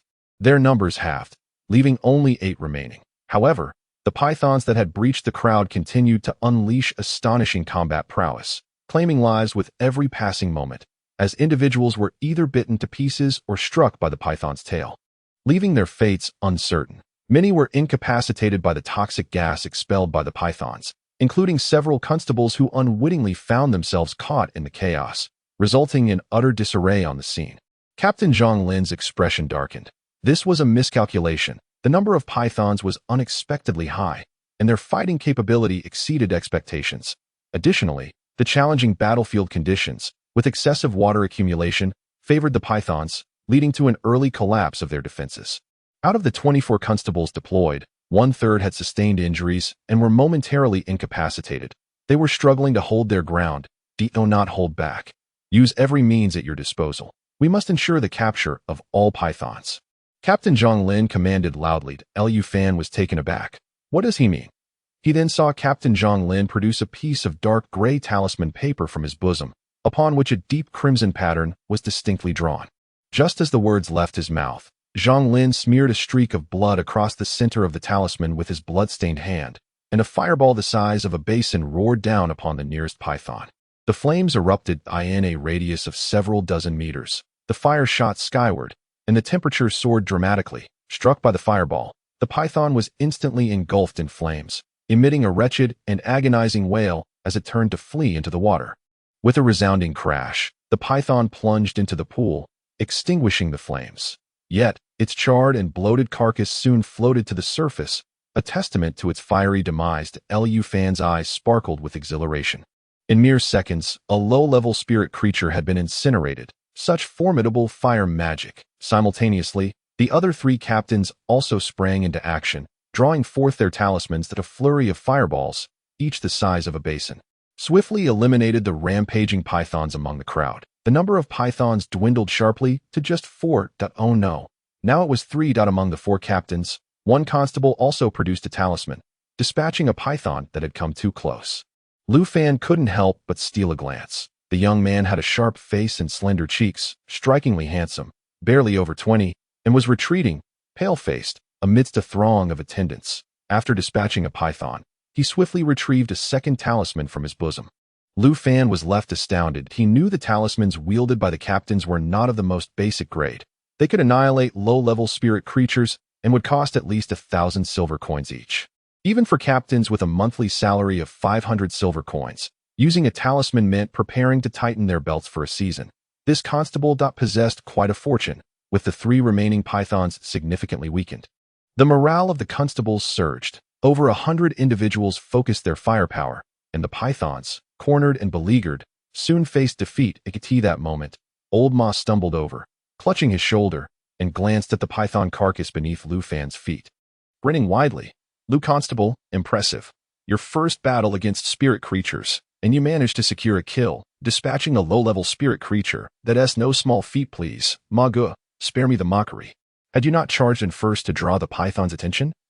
I wouldn't have stood a chance." Lu Fan humbly acknowledged the truth. Without Old Ma's brave sacrifice, he would not have claimed a single trophy. Hearing this, Old Ma chuckled, patting Lu Fan's shoulder. "You're a wise one." He said no more, casting a somber glance over the battlefield as he surveyed the bodies strewn about in pools of blood, his expression tinged with sorrow. "The case is solved, but our office has suffered heavy losses. 3 constables and over 20 attendants have perished." Alas, with a sigh, Lu Fan too found it hard to rejoice. Indeed, the case had been resolved. By submitting the python carcasses, not only would the issue with the Lu family rice shop be settled, but the office would also gain a considerable profit. However, with so many lives lost, the compensation, medical expenses, and the cost of the talismans used by the captains amounted to a significant sum. Lu Fan was uncertain how the office would handle it. Before long, the battle concluded. The last 3 pythons lay utterly obliterated, and Captain Zhang Lin personally led a team into the python's lair, uncovering a staggering 13,000 pounds of rice, now reduced to a mushy pulp. Along with the excreted skeletal remains, the Lu family rice shop case was definitively closed. Following the reports from several constables, the office dispatched a large convoy to transport the 18 python carcasses and the bodies of the fallen back to Fengshui Town, which erupted in excitement. Despite the proximity of Fengshui Town to the Tianmen Gorge, where mystical creatures are occasionally drawn back every few days, such a substantial bounty is rarely witnessed. 18 colossal serpents, each exceeding 10 meters in length, were transported back with considerable effort, requiring dozens of horse-drawn carts. The townsfolk, however, appeared largely indifferent to the bodies shrouded in white cloth that trailed behind. 3 constables and 24 attendants solemnly followed the procession of the serpents, leaving Lu Fan profoundly astonished. Strangely enough, the constables and attendants in the yamen seemed accustomed to this somber atmosphere, and Lu Fan dared not inquire further. He quietly observed as the serpents were dragged toward the trade house on Yuanlang Street, then followed the procession back to the yamen. Within the grand hall of the yamen, the assembly stood in solemnity, many bearing wounds yet holding their heads high, spirits undaunted. This confrontation with 18 mystical creatures constituted a significant battle, warranting a request for commendation in accordance with the customs of the Tianmen dynasty. Simultaneously, the corpses of the serpents would fetch a considerable sum, promising to enrich everyone's coffers. Lu Fan had heard Old Ma mentioning along the way that the flesh and blood of these creatures, being of mystical origin, could enhance vitality when consumed by ordinary individuals, while martial practitioners might gain a slight increase in strength. A pound of mystical flesh could fetch 2 or 3 silver coins. The serpent's fangs, sinews, and hides could be fashioned into weapons, bowstrings, and leather armor, all of which commanded a handsome price. Captain Zhang Lin held a list in hand as he conferred rewards upon the remaining 21 constables. The 18 serpents were appraised at 50 gold coins each, totaling 900 gold coins, after deducting the cost of 5 second-tier talismans consumed during the battle, amounting to 100 gold coins. 800 gold coins remained. Do any of you have objections? Captain Zhang inquired, raising his gaze. Silence ensued. No objections. Then it is settled that of the remaining 800 gold coins, 150 will be allocated as compensation for the 3 fallen constables. Do you have any opposition? Again, silence reigned. 50 gold coins constituted a substantial compensation, and no one dared to voice dissent, for they could not be certain they would not face a similar fate in the future. With no objections, 650 gold coins remained, from which 210 would be designated for the compensation of the 21 fallen attendants. You have any objections? The compensation for the attendants was set at 10 gold coins each. Yet for an ordinary family, this would suffice for food and sustenance for 7 to 8 years, more than adequate.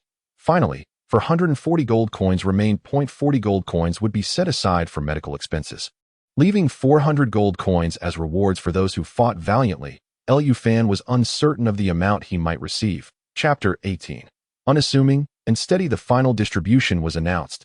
Each of the 4 captains, including Zhang Lin, would receive 30 gold coins as a reward. The 21 constables, all of whom had bravely engaged in combat, would each receive 10 gold coins, and the 99 attendants would be awarded 50 silver coins each.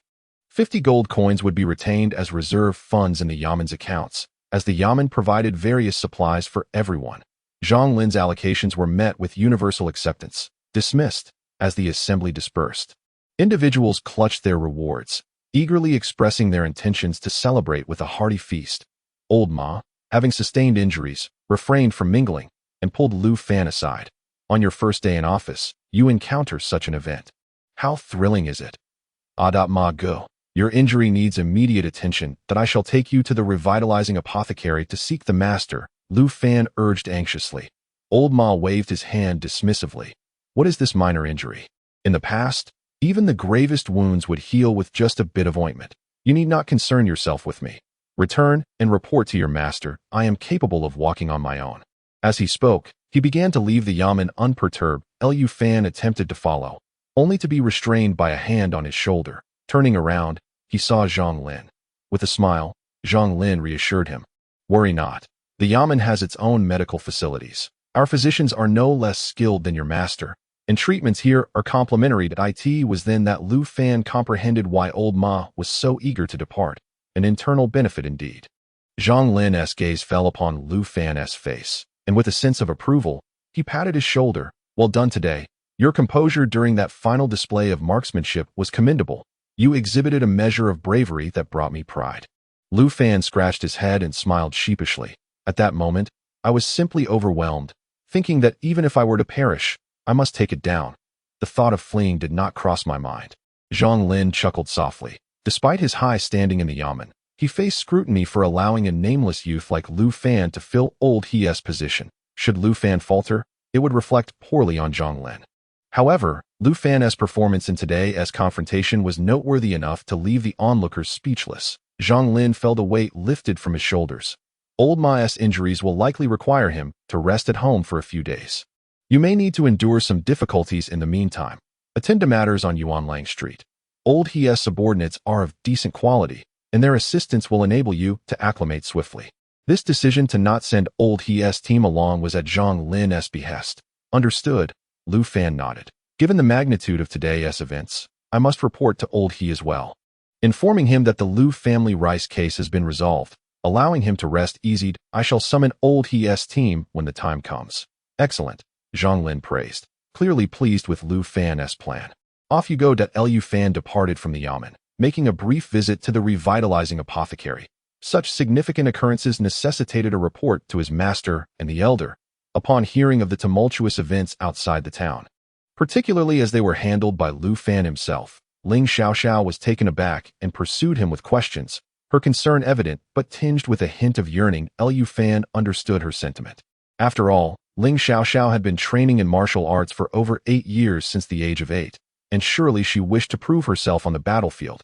However, mindful of Master Ling Yuxing's demeanor, She restrained her aspirations. Master Ling remarked, "Indeed, through this battle, you have proven your worth, whether in terms of case resolution, bravery, or martial prowess. I believe you will soon establish your footing within the yamen and be capable of standing on your own. Master, I attribute my success to sheer luck. Were it not for the collective efforts of everyone, I would still fall short against the python. That I now understand how far I have yet to go. And I am determined to diligently practice the spear technique and the starfire breathing method, striving to one day truly stand independently. To possess the humility to recognize one's shortcomings is commendable." Ling Yuxing praised. "By the way, Master, I am preparing to visit the retired constable. It is my first visit. What kind of gift would be appropriate?" Lu Fan dared not make the decision himself. He was indeed unfamiliar with the intricacies of social etiquette in this world and did not wish to appear overly astute. Ling Yuxing pondered for a few moments before offering his advice. Constable, he would surely not accept any overly extravagant gifts. On the contrary, he may insist that you accept his subordinates from the yamen. If you were to take in all of his attendants, it would be more valuable than any gift. Perhaps consider bringing some ordinary fruits, beverages, and pastries, and ensure that one or two of old his subordinates are present. After a brief pause, he continued, "These individuals are well acquainted with the affairs of Yuanlang Street and can assist you in establishing a foothold there swiftly. Moreover, they are familiar with the constables within the yamen, and it is possible that they might have connections to Captain Zhang Lan. Their presence would undoubtedly benefit you more than hinder you." Ling Yuxing's counsel was exceedingly sound, and Lu Fan absorbed it wholeheartedly. The disciple now understood how to proceed. He turned his gaze towards his master. Ling Xiaoxiao was admiring his uniform, her envy barely concealed in her eyes. At this point, Lu Fan found it difficult to contain himself. "Master." "Yes?" Ling Xiaoxiao's face flushed, and she quickly composed herself, reaching for the tea to mask her previous moment of distraction. "Master, one must not covet the disciple's uniform. Indeed, that it is rather embarrassing." Lu Fan chose not to address it directly, feigning indifference as he remarked, "Today, in the field, 3 constables met their demise. I have gathered information on these 3. Only one has a suitable heir, while the other 2 currently lack any replacements. This implies that there are 2 vacancies among the constables. Master, your martial prowess surpasses mine and is comparable to that of an average captain. Why not join me in the yamen? It would be beneficial for both of us to look out for one another." Upon hearing this, Ling Xiaoxiao's heart undoubtedly raced, and Ling Yuxing couldn't help but contemplate. In the past, he had resisted his daughter entering the yamen due to her young age and the fact that she was a girl. However, now that she had matured and possessed the strength to stand on her own, even Lu Fan had managed to establish himself within the yamen. The 2 of them supporting each other provided no valid reason to continue opposing his daughter's entry. Most importantly, with the reviving pharmacy now presenting a new avenue for income, and with Ainen assisting, there was no longer a need for Ling Xiaoxiao to provide support. Ling Yuxing fell into deep thought. Ling Xiaoxiao cautiously observed her father, remaining silent. Lu Fan did not intend to immediately sway the master's resolve. He stood up and said, "Master, please discuss it with Grandmaster. The issue of vacancies in the yamen likely cannot be resolved in just a few days. That I shall go purchase some items to visit Constable He." "Very well." Ling Yuxing and Ling Xiaoxiao nodded, watching Lu Fan depart. Once Lu Fan was gone, Ling Yuxing turned his attention to Ling Xiaoxiao, gradually furrowing his brow as he sighed, with Lu Fan in the yamen. "The 2 of you can look out for each other. I have no objection to your entry into the yamen, but you must promise me one thing." Chapter 19. The transition of generations outside the reviving pharmacy. A man in his 30s awaited at the entrance. As Lu Fan emerged, he immediately approached. Lu Fan hesitated for a moment before recognizing him. This individual is indeed one of his constables, who, while accompanying me and the old horse out of the city in search of clues, had armed himself for my benefit. He recollects that the other party is named Qi Ji Li. "What brings you here?" Qi Ji Li promptly responded with utmost respect. "I overheard Captain Zhang mention that you intended to visit Constable He's residence. Captain Zhang was concerned that you might struggle to locate Constable He's door. Hence he instructed me to remain here on standby." Lu Fan smiled faintly. Such behavior does not align with Captain Zhang Lin's typical demeanor. It seems that Qi Ji Li's waiting here is a personal decision. Perhaps an attempt to elevate his own standing by invoking Captain Zhang Lin's name. To deduce these details and anticipate my visit to Constable He's home, while deliberately lingering here, reveals a hint of cunning and a modicum of skill. Such a person does not necessarily harbor malicious intent that a man over 30, stripped of his position, would undoubtedly feel considerable distress. Lu Fan chose not to expose this, instead flowing with the current, nodding in agreement. Very well. First take me to purchase some items. This is our inaugural visit to express gratitude. We cannot arrive empty-handed. Are you aware of the circumstances at Constable He's home? Lu Fan wished to ascertain just how competent this Qi Ji Li truly was. Qi Ji Li's eyes indeed sparkled, and he lowered his voice to respond. There are a total of 7 members in the He household, parents still living, both in their 70s, yet quite robust.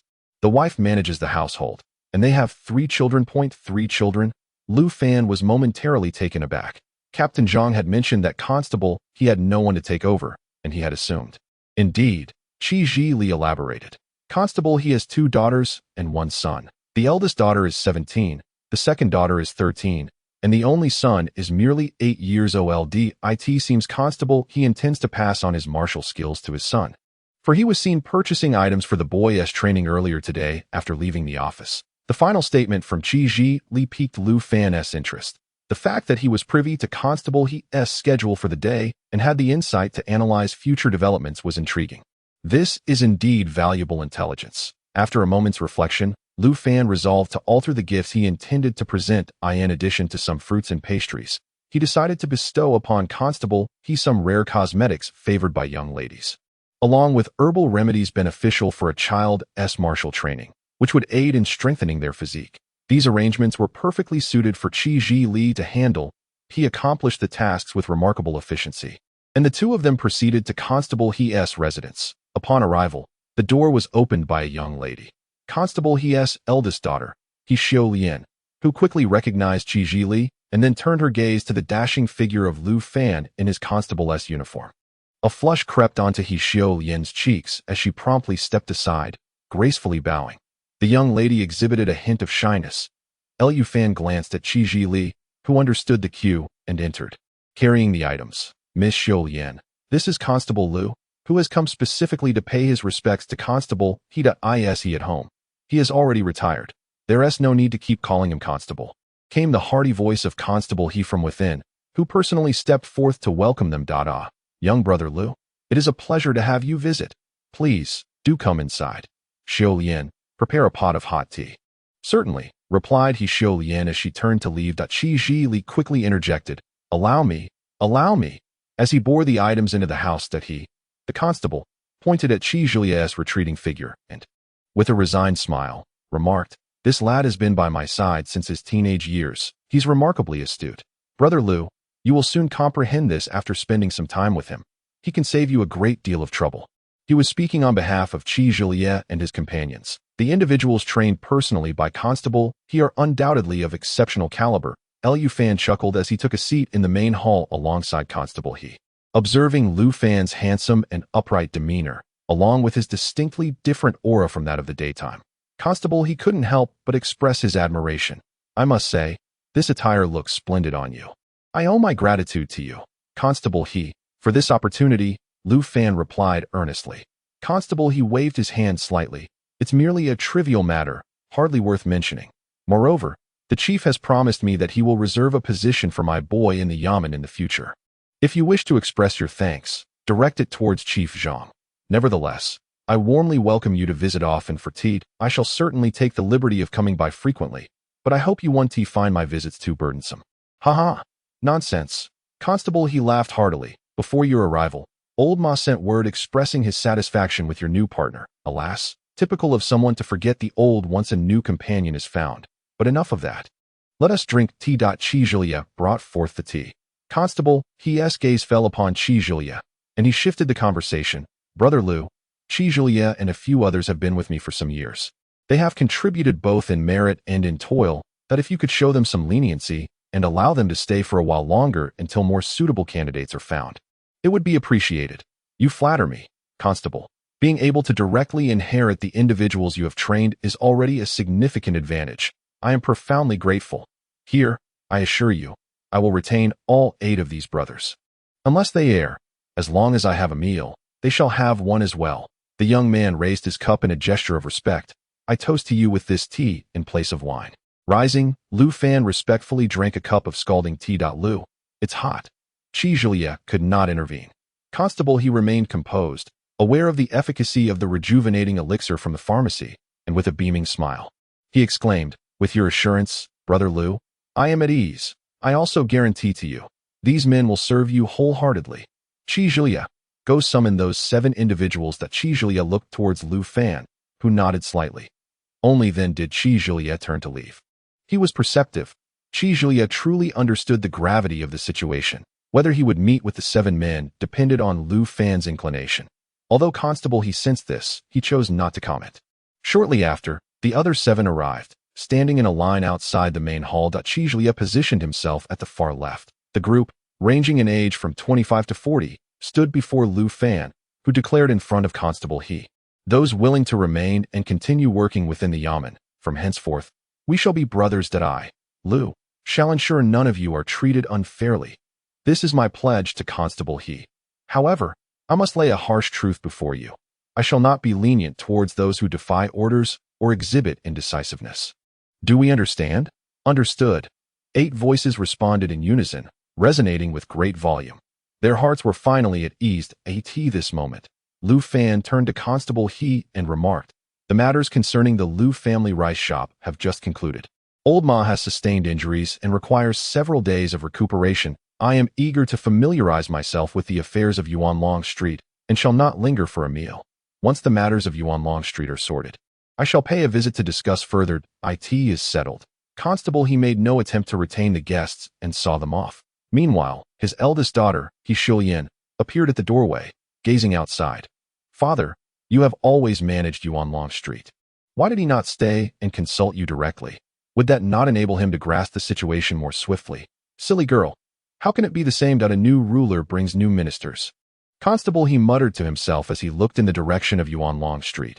A resigned smile gracing his lips. He indeed wished the young man had chosen to stay. However, he had not anticipated that this youth possessed greater resolve and decisiveness than he had imagined. Qi Zhiling and his companions were no less capable. Perhaps following Lu Fan would lead to greater prospects than accompanying him. Constable he sighed deeply within, realizing that his time managing Yuanlong Street had ultimately come to an end. Chapter 20. Closing the door for discussion, Lu Fan and his entourage emerged from Constable he's residence and returned directly to his modest abode. Compared to the 2 courtyards of Constable he, Lu Fan's single courtyard felt somewhat rudimentary and cramped after accommodating 9 robust men. Please, take a seat. With a light-hearted command, everyone sought out a place to sit, those unable to find a bench simply settling on the floor. Devoid of any signs of discomfort or displeasure, their eager gazes fixed intently upon Lu Fan.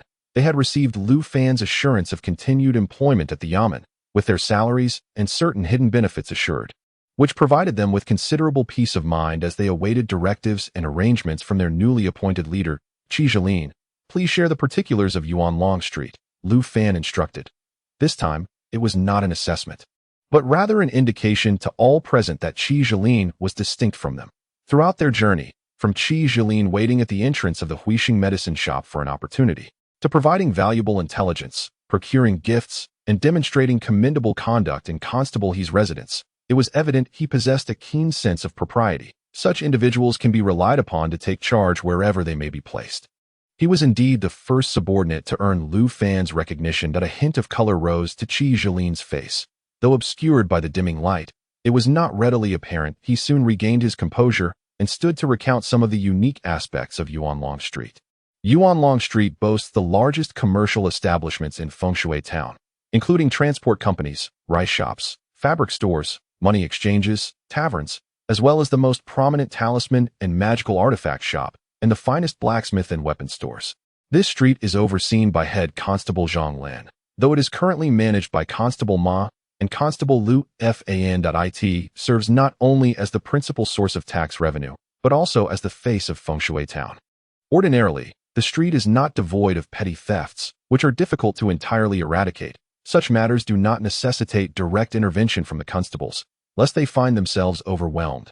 These trivial affairs are delegated to Qi Zhiling and his team, along with the subordinates under Constable Ma's command for resolution. Lu Fan's eyelids fluttered slightly. Having previously served as a community officer, He was acutely aware that Qi Zhili and his associates could sustain themselves through the collection of protection fees and the control of pickpockets, effectively dining at two tables. This was precisely why they were so determined to preserve their positions. Liu Fan understood the adage that too much attachment leads to loss, and he did not dwell on this matter nor expose it. However, Qi Zhili could not keep it concealed. If he chose not to mention it, others would surely comment. These 7 brothers might remain silent, yet Liu Fan would inevitably come to know the truth. At that point, Qi Zhili would find himself without a foothold on Yuanlang Street, or even in the entirety of Fengshui Town. My lord, there is a group of pickpockets on Yuanlang Street, numbering around 20. They graciously offer us 200 silver coins each month. Their usual practice targets only the notably wealthy merchants and outsiders. Typically, they demand 50 silver coins from you, and we will divide the rest. What do you think? Has there ever been an incident? Liu Fan inquired succinctly. The atmosphere grew tense. This officer Liu clearly possessed extensive knowledge. With one probing question, he struck at the heart of the matter. While receiving tribute from pickpockets was not inherently problematic, extending their grasp towards the wrong individuals would lead to dire consequences. Those who had accepted the silver would find themselves unable to escape the repercussions. Qi Zhili took a deep breath and responded truthfully.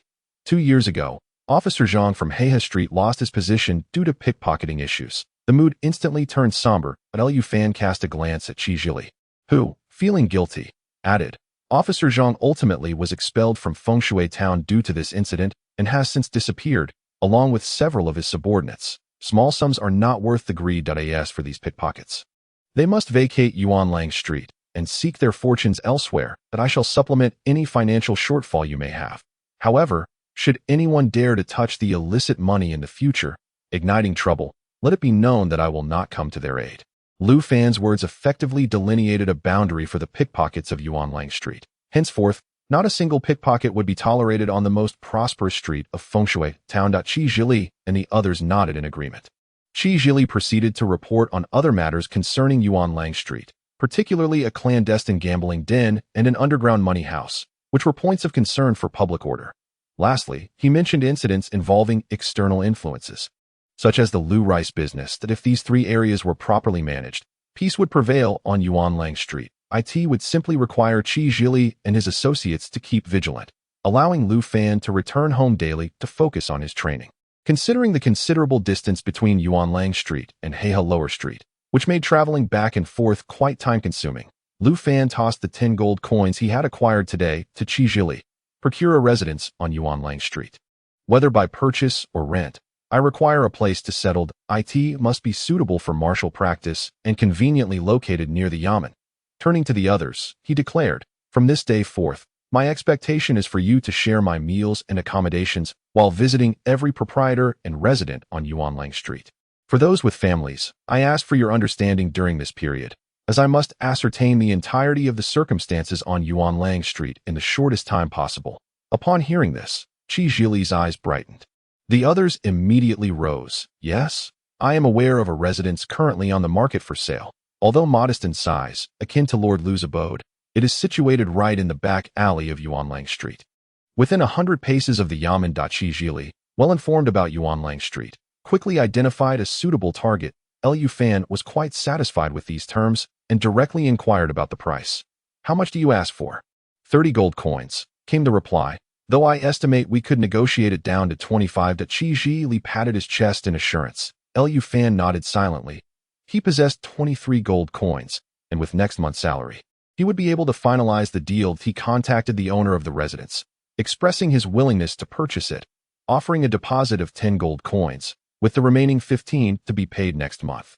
Very well, the two exchanged questions and answers, and within half a minute, the arrangement for the property was settled. The other 7 stood in astonishment. Just like that, a specific office location was determined. 25 gold coins were tossed out without a blink. Sir, if you wish to sell this property, I can also assist in finding a buyer, Qi Zhili proposed. The houses near Heihe Lower Street are also easy to sell, albeit at a price slightly lower by 5 or 6 gold coins compared to those on Yuanlang Street. This is ancestral property. I shall not sell. Liu Fan waved his hand that he was not lacking in funds. Qi Zhili ceased to speak further. His efficiency and capability in handling matters were exceptionally high. Although Liu Fan intended to attend to the arrangements the following day, Qi Zhili took it upon himself to rush to Yuanlang Street that night, negotiating the price with the property owner, and securing a cart service to transport their belongings. By nightfall, all necessary pots, pans, and furniture were efficiently arranged. The speed of execution was such that even Lu Fan thought it peculiar that someone like Qi Zhili had not risen under the command of Officer He. Clearly, there was a flaw in the latter's approach to employing talent. Such a person deserved to advance. Chapter 21. Street Patrol and Visits. It was genuinely strange not to place the blame on Officer He regarding Qi Zhili's lack of advancement. The Yamen recruited officers who were typically seasoned warriors capable of standing on their own in the field. What constitutes a formal warrior? One who possesses martial skills. Qi Zhili's social acumen and wisdom surpassed that of ordinary individuals. Regrettably, he was not born into a family with a martial arts background, nor had he apprenticed under a renowned master to learn the arts. In this world, everyone cherishes their own skills. Not everyone is willing to easily impart techniques like the point-and-gun technique to Lu Fan, as Ling Yusheng of the Returning Life Apothecary did.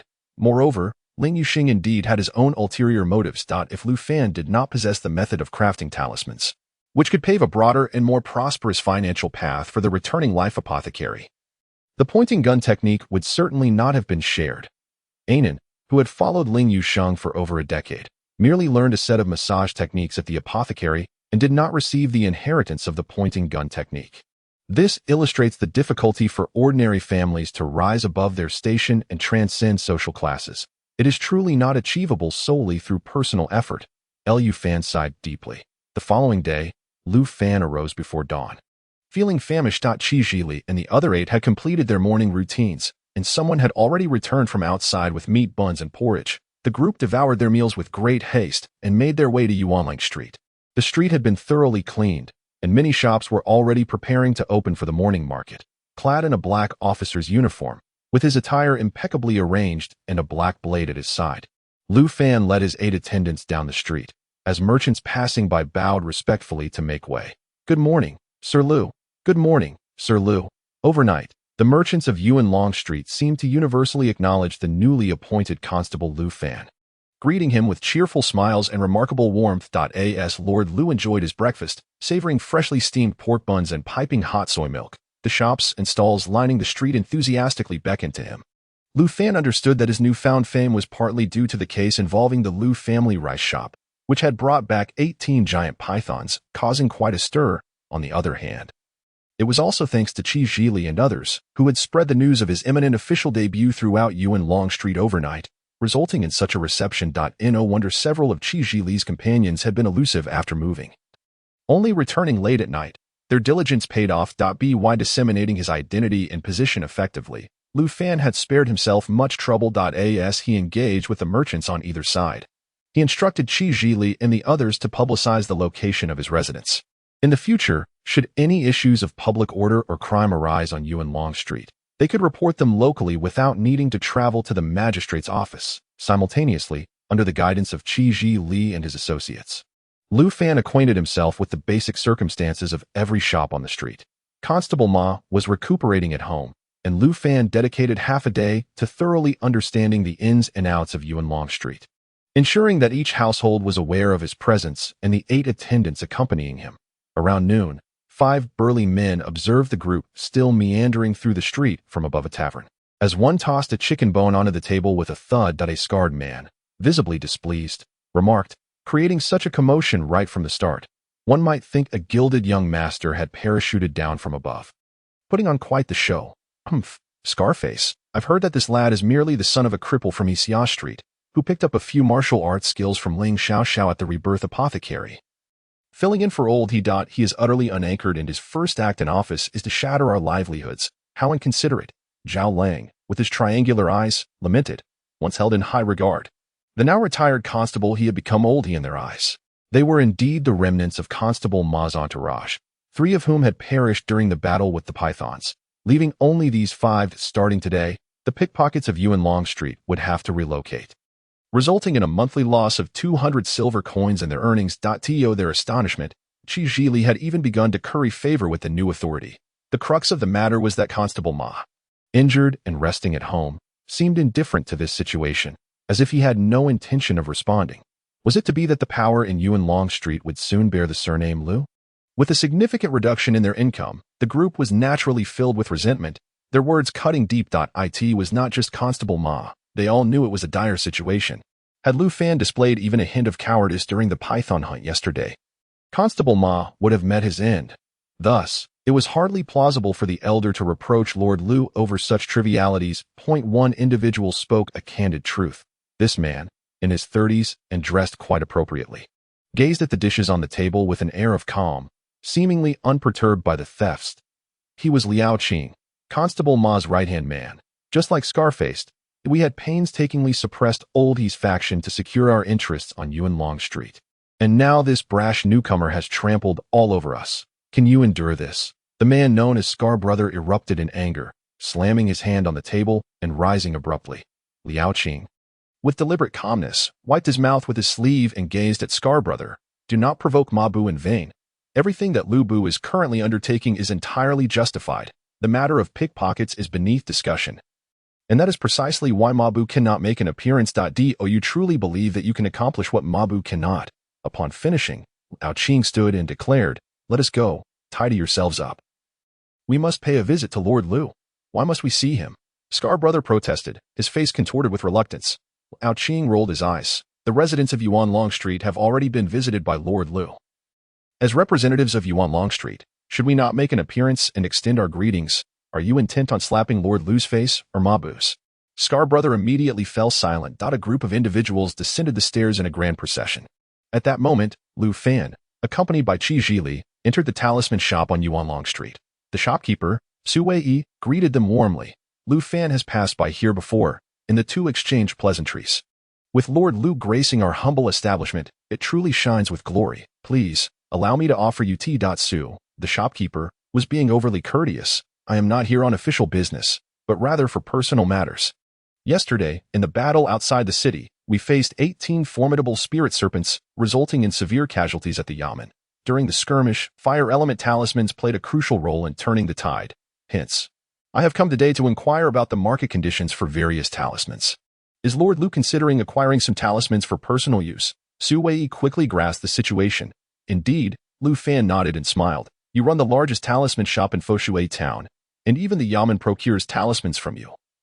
Acquiring talismans from you is undoubtedly the best option. Bring forth the first level and second level 5-element talismans for Lord Lu to examine. Su Wei instructed the attendants in the shop. Chapter 22. An in-depth analysis of talismans with Su Wei's command. Two attendants promptly approached with 2 trays, placing them on the tea table between the two. Lu Fan refrained from reaching for them. As a talisman master, he was well aware of the established protocols. Only the owner should handle the items within the shop. Noticing this, a glimmer of approval flickered in Su Wei's eyes. Although this constable was young, he conducted himself with commendable propriety. Lord Lu, please take a look. Su Wei gestured towards one of the trays. On the tray lay 6 gray-black talismans, with a red and black pattern in the center. The designs were relatively simple, comprising just over 30 strokes, yet each was distinct. Su Wei adeptly began his explanation. These are first-level 5-element talismans crafted from universally applicable talisman paper. The leftmost one is a particularly popular first-level fireball technique. Its lethality is such that flesh and blood cannot withstand it. An unarmored body can be instantly scorched and carbonized, while its effects are diminished within the talisman. A first-level martial artist struck by it would either perish or be gravely injured. Lu Fan felt a slight chill. Su Wei continued. However, employing the fireball technique against a first-level spirit creature can be challenging due to their vast vitality and typically scale armored bodies, making it difficult to breach their defenses. It is best to strike once their defenses are down, using the opening to unleash the technique at close range, thereby maximizing the destructive potential of the fireball technique. Though perilous, it can yield extraordinary results. Lu Fan suddenly realized the use of talismans indeed requires a certain finesse, akin to the martial skills of a warrior, when the python has yet to breach its defenses.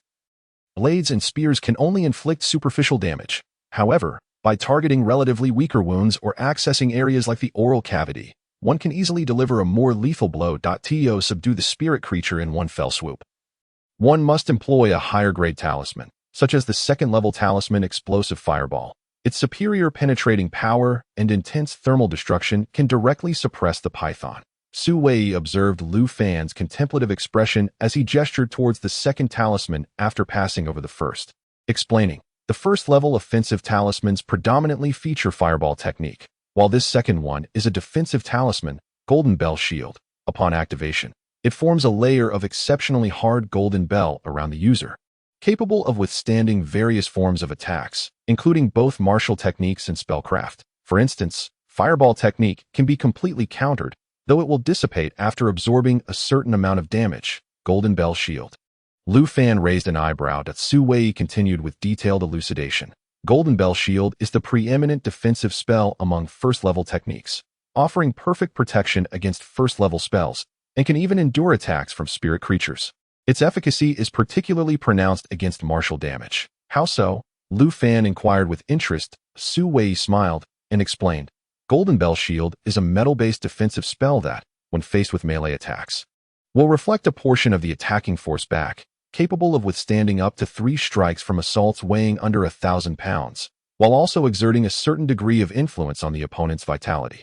In summary, it is exceptionally practical. Many formal warriors, when their strength permits, will prepare 1 or 2 for themselves. Unfortunately, during close combat, it is generally challenging to find the time to deploy it. Otherwise, those 3 constables would not have perished in yesterday's battle. Lu Fan's remarks left Su Wei nodding awkwardly. Indeed, while Golden Bell Shield is highly effective against melee-type foes, it imposes restrictions on one's own close combat abilities. Lord Lu's insight is truly sharp. By the way, this does not hinder a warrior's performance. Rather, it enhances their combat capabilities. Su Wei then shifted the conversation to introduce the third talisman. This was an elegantly crafted talisman, Swift Movement Talisman. When affixed to the body, it grants the user agility akin to that of a swallow, allowing them to seize the initiative against formal warriors, making it feasible to take on 2 opponents simultaneously. In the face of danger, it enables one to swiftly evade, making it an exceedingly practical life-saving talisman worth acquiring. Su Wei spoke with eloquence. Lu Fan nodded in agreement. The fourth talisman is Ice Spike Technique. Although its lethality is moderate, it can effectively hinder an enemy's speed. For instance, when confronted with a particularly swift spirit creature, its deployment can yield remarkable results. It serves as a strategic talisman. The fifth talisman, Rejuvenation Technique, is a wood-based healing talisman that, when applied to a wound, can swiftly staunch bleeding and promote healing. However, it is limited to non-fatal injuries. It cannot address severe wounds such as a severed limb or profuse internal bleeding. The sixth talisman, Resilience Talisman, is imbued with the Earth attribute. When affixed to a weapon, it augments offensive capabilities and strength. When applied to armor, it enhances defensive fortitude, rendering it a rather practical talisman. Among the 6 commonly used talismans, each is priced at merely 200 silver coins, which is not exorbitant. However, when reflecting upon the painstaking effort invested in crafting the talisman paper, only to see its value soar exponentially with just a few strokes from a genuine talisman master, it feels rather dear. Alas, poverty is the original sin. Having paid a deposit of 10 gold coins, he found himself left with a mere 13 gold coins, yearning to procure one for himself. Yet, his means did not permit such indulgence.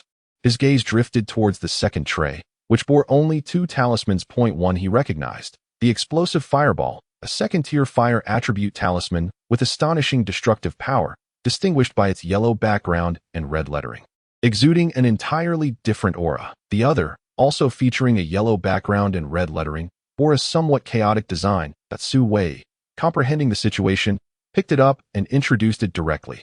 The potency of Explosive Fireball is well known to Lord Lu, so I shall forego further explanation. This is the second-tier fire attribute talisman Fireball Barrage, which contains over 20 sealed fireballs. When deployed, it delivers a sweeping strike in one direction, ideal for area attacks. Its price is the same as that of Explosive Fireball, at 20 gold coins per talisman. 8T This juncture, Su Wei lowered his voice and informed Lu Fan.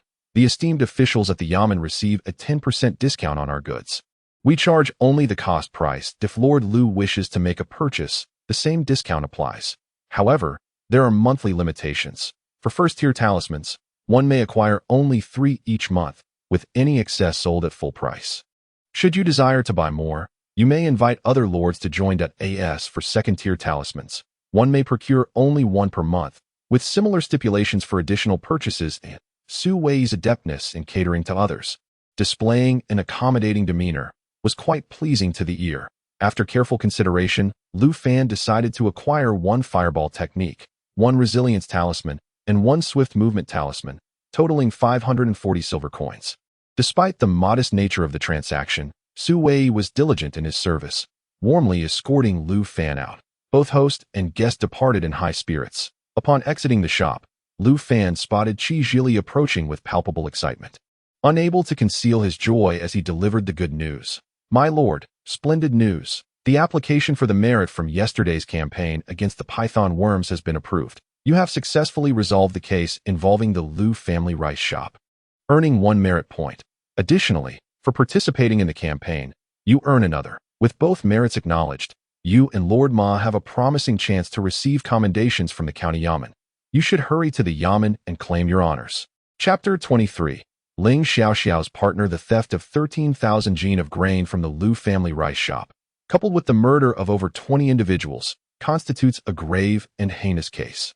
Lu Fan was directly involved in the investigation, swiftly identifying and eliminating the culprits, thereby restoring the reputation of Fengshui Town, which justly earned him a merit point from the county yamen. The campaign against the 18 python worms, eradication of their nest, and protection of the local populace were also notably significant undertakings. In this battle, Captain Zhang Lin applied for merit for all constables, including the 3 who had fallen in the line of duty, each receiving an additional reward of 20 gold coins from the yamen. The contributions of Lu Fan and the other 21 constables were duly recorded. Within the precincts of the yamen, everyone was well prepared. Yet when the news was confirmed, it was impossible to conceal their delight, and the grand hall resonated with an atmosphere of exuberance. However, an even greater number of individuals looked upon Lu Fan and Constable Ma with envy. According to the established protocols of the yamen, each meritorious deed was rewarded differently. As the ones responsible for solving the Lu family rice shop case, they had received 2 commendations in a single day, undoubtedly making them the biggest winners of this recognition ceremony. Furthermore, within the yamen, possessing 2 merits allowed one to apply for additional rewards from higher authorities. Such rewards could include valuable talismans or weapons. Naturally, for newly inducted constables who had not yet mastered the 3 fundamental martial techniques of the yamen, they could select any one from these techniques. Constable Ma, like many seasoned constables, had already mastered the half-moon style of swordsmanship, the bow body movement technique, and the moondraw heart method, leaving him without the option of selecting a martial skill. Thus, he unhesitatingly chose a burst fireball talisman to keep at his side. Having barely survived the battle against the serpent creatures, which had resulted in the deaths of 3 constables, he chose the protective talisman without a second thought. With a second-tier talisman of burst fireball in hand, he would no longer be at the mercy of danger. As Constable Ma stepped down, Lu Fan approached at the beckoning of Captain Zhang Lin, bowing in greeting. "Captain," Zhang Lin smiled and said, "Constable Lu, with your 2 merits, you may choose a reward of a talisman or select any one of the 3 fundamental martial techniques, half-moon style, bow body, or moondraw heart method. I recommend you choose bow body, as you have yet to master any movement technique. And training in bow body will help you compensate for your shortcomings. That I will heed the captain's arrangement." Lu Fan was in agreement with Zhang Lin, having already decided on bow body on his way here. After all, he was still practicing the point gun technique, making it unwise to immediately delve into swordsmanship. As for the breathing and meditation technique, Starfire breathing method was indeed quite commendable. Zhang Lin's smile widened. A subordinate who is capable, talented, and promising, yet also obedient and understanding, is truly the perfect model. Should he ascend to the position of chief constable in the future, Lu Fan could certainly be groomed to follow in the footsteps of a captain. The manual for bow body would soon be delivered. By the way, let me share another piece of good news. Captain Zhang changed the subject, and the crowd within the hall perked up in anticipation. Is there more good news? Lu Fan's curiosity was piqued. Your master, Ling Xiaoxiao, has submitted an application to the yamen and has successfully passed all assessments as of noon today, becoming the first female constable in Fengshui Town. Starting today, you will be working alongside your master. Thank you, Captain Zhang, for facilitating this. Lu Fan responded with remarkable swiftness, offering his gratitude without questioning the veracity of the news. With Ling Xiaoxiao's martial prowess, she could easily rival an average captain. Her joining the Yamen would undoubtedly fortify Lu Fan's standing within the organization. This revelation left the other constables utterly astonished. Ling Xiaoxiao had actually arrived. This fierce little tigress was no weakling. She had demonstrated the ability to single-handedly slay low-level monsters and black zombies a year ago. Wasn't Ling Yuxing resistant to his daughter working in the Yamen? What had prompted this sudden change of heart? The crowd murmured in low tones that it was evident that no one was privy to the details of Ling Xiaoxiao's assessment, nor did they know whether it was a result of covert operations or the machinations of Captain Zhang Lin. With a beaming smile, Zhang Lin continued, "Your master is a woman, and pairing her with our rough-and-tumble group is surely unsuitable. Therefore, I have decided to have you and your master jointly oversee Yuan Long Street, while Constable Ma will take over the duties on Heya Street." Upon hearing this proclamation, the crowd was taken aback. The lucrative Yuan Long Street was entrusted entirely to the duo of Ling Xiaoxiao and her master. Constable Ma, assigned to a new post, exhibited no signs of discontent, as if he had been informed beforehand. Lu Fan silently marveled at the astuteness of Captain Zhang Lin, who had arranged matters in Fengshui Town with clarity and precision. By pairing a woman with an inconvenient role, he had seamlessly matched himself with Ling Xiaoxiao as a team. Naturally, both Lu Fan and Ling Xiaoxiao would feel a deep sense of gratitude towards Captain Zhang Lin, and they would undoubtedly be labeled as his allies in the future. Ling Xiaoxiao's martial prowess would serve as a significant asset to Captain Zhang Lin, should Fengshui Town be elevated to a county. Even if a chief constable were to be appointed from above, Captain Zhang Lin would still be able to command 5 skilled constables, thus wielding considerable influence over Fengshui Town, potentially overshadowing the chief constable. "Thank you for your support, Captain." Lu Fan expressed his appreciation once more. Zhang Lin waved his hand, and Lu Fan stepped back into the crowd. Turning to Constable Ma beside him, the latter turned with a slight smile. "I've heard about the developments on Yuan Long Street. Well done. Youthful zeal, decisiveness. These are all commendable traits. Fearlessness in the face of mistakes is also a virtue. The captain and the rest of us will be watching your progress." This exchange seemed to dissolve any lingering discord between the two. Lu Fan nodded, yet his heart was tumultuous. He had not anticipated that his words would so swiftly elevate Ling Xiaoxiao into the ranks of constables. And moreover, as his partner, this was truly an auspicious beginning. Though Ling Xiaoxiao lacked experience, her martial skills were formidable. He, on the other hand, possessed considerable experience as a precinct officer. Together, they complemented each other perfectly. What challenge could possibly thwart them? Had Ling Xiaoxiao been by his side during the investigation of the Lu family's rice business, the case would have been resolved with greater speed, and the assault on the python would not have resulted in such significant casualties. As the commendations concluded, Lu Fan received the bow body entrusted to him by Zhang Lin and exited the precinct. On his way, he fortuitously encountered Ling Xiaoxiao, clad in a sleek black constable uniform, her cap firmly in place. After changing into her uniform, she exuded a striking presence. Her previously vibrant demeanor now radiated an even more captivating allure, her bright eyes shimmering like moonlight, rippling through the depths of his heart, stirring emotions that were difficult to quell. "Is something amiss?" Ling Xiaoxiao asked, noticing her apprentice gazing at her in a daze, her brow furrowing in suspicion. Lu Fan quickly regained his composure, reminding himself that she was indeed his master, then took a deep breath and leaned closer to her ear. "Master, haven't you always wanted to enter the precinct? Why is there no sign of excitement upon donning this uniform?"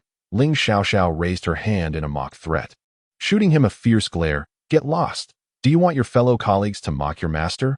Lu Fan chuckled. This was the master he had come to know. Chapter 24. Mastering the bow body. The police office in the back alleys of Yuan Long Street was officially established.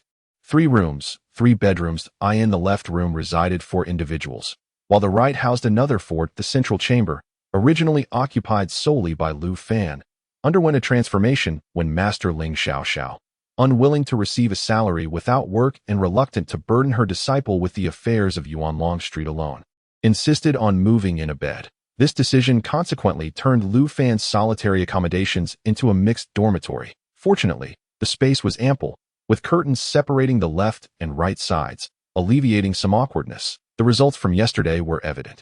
The residents of the Yuan Long Street area had become aware of this residence, and early in the morning, activity outside commenced. Local residents gradually came to report various minor disputes, trivial matters of daily life. The police office was officially operational. Qi Zhili and others, following Lu Fan's duty roster, took turns responding to calls, addressing conflicts, with 2 individuals attending to each case as necessary. This arrangement proved to be quite convenient. Qi Zhili and his companions were not fatigued, as the elimination of travel time greatly enhanced their efficiency. Throughout the day, the police office was continuously manned. Lu Fan remained in the courtyard, contemplating the bow body technique. Ling Xiaoxiao, on the other hand, was more casual. She was eager to accompany him to observe and learn about the daily affairs of Yuan Longstreet, initially finding it somewhat engaging, but soon realizing that most disputes revolved around mundane domestic matters. Thus, she opted to return and practice marksmanship. Over the days, Ling Xiaoxiao occasionally visited the herbal pharmacy, but returned each night to sleep, claiming it was for duty on watch. Lu Fan's daily routine consisted of practicing the pointing gun technique and the starfire breathing method, while also focusing on the bow body. The bow body was the first martial art technique he had studied, and to be honest, it felt somewhat awkward. Its practice did not flow as smoothly as that of more combat-oriented skills.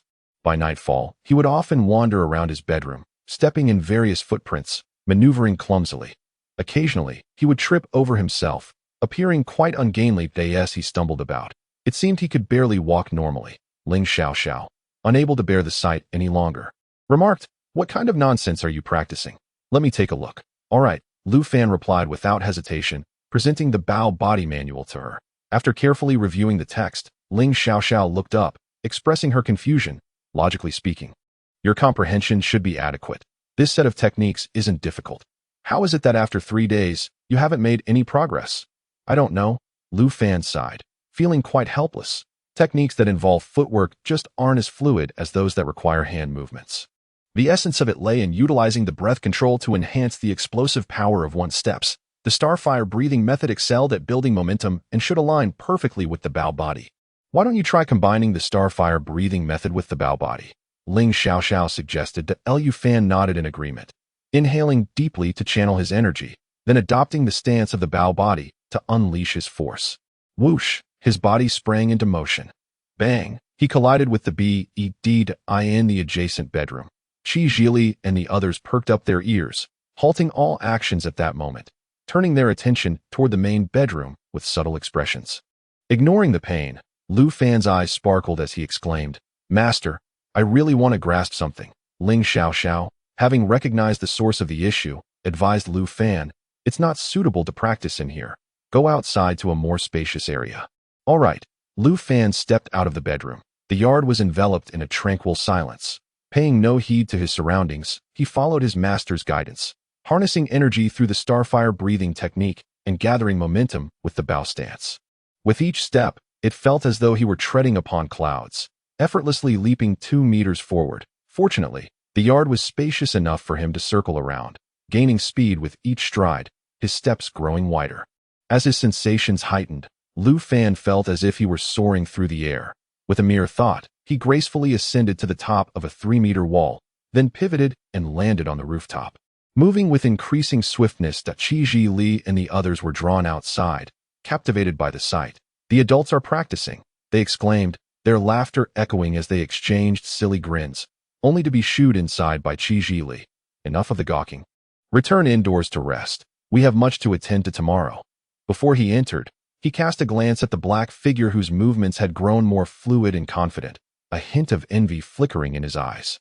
After a while, Lu Fan felt a surge of heat coursing through his body, drenched in sweat. Training in the bow stance was physically demanding, as the muscles in his legs constantly tensed and relaxed. Akin to a bow being drawn repeatedly, this prolonged explosive exertion was comparable to the integration of waist and horse techniques, and soon he found himself panting from fatigue. Nevertheless, both the starfire breathing technique and the bow stance became increasingly seamless during this time. The distance of his explosive leaps expanded, allowing him to effortlessly scale the 3-meter wall, enhancing his agility in actual combat scenarios. That evening, Lu Fan practiced in the yard, while Ling Xiaoxiao trained indoors, both continuing their endeavors late into the night before finally resting. The following day, they awoke invigorated. In the days that followed, the operations of the Yuan Longstreet police office ran smoothly. Ling Xiaoxiao had largely grasped the situation on Yuan Longstreet and recognized that the procedural framework devised by Lu Fan for the beat officers significantly optimized response times and case handling efficiency. Particularly, The strategically located offices encouraged individuals involved in cases or witnesses to come forward, effectively untangling previously chaotic processes through direct, point-to-point interactions. What once required a dozen or 20 personnel to manage was now efficiently handled by Qi Li and his 8 colleagues. Ling Xiao marveled at how Lu Fan conceived such an ingenious response framework. Akin to his optimization of the talisman creation method, it was clear that Lu Fan's intent was to enhance efficiency, freeing up time for other pursuits. The 300 silver coins that Ling Xiao received monthly for travel expenses could now be allocated to improve the compensation and enthusiasm of Qi Li and his team. With Qi Li and others managing the mundane affairs of the street, Lu Fan immersed himself in martial arts, having fully mastered the bow stance. His maximum explosive running distance reached 4 meters. He could cover 100 meters in no more than 5 seconds, outpacing Bolt. His leaps onto walls were executed with such fluidity that he could seize the agile figures that traversed rooftops. His strength grew day by day. Qi Li and his colleagues, having earned the absolute trust of the 2 constables, became increasingly esteemed and reliable figures on Yuan Long Street. Good news flowed in from the reviving pharmacy. Anan had generated over 100 gold coins in profits from talisman creation. Ling Yusheng procured 36 gold coins to acquire 2 explosive fireball talismans for the pair to keep at hand.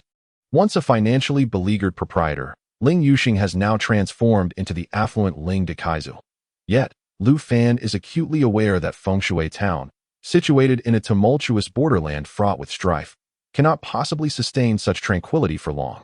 This understanding propels him to diligently hone his martial skills and bolster his strength. Chapter 25.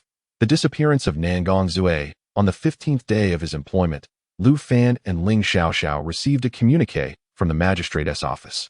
An urgent notification had been dispatched, necessitating the assembly of a team to patrol the periphery of Tianmen Gorge, seemingly in search of an individual. The 4 head constables and 23 constables gradually took their positions, congregating in the front courtyard. Lu Fan recognized familiar faces, including Constable Ma and 2 recently recruited constables, yet he notably failed to spot the young constable, Nangong Zue, who had possessed several second-level talismans during their previous skirmish against the serpent.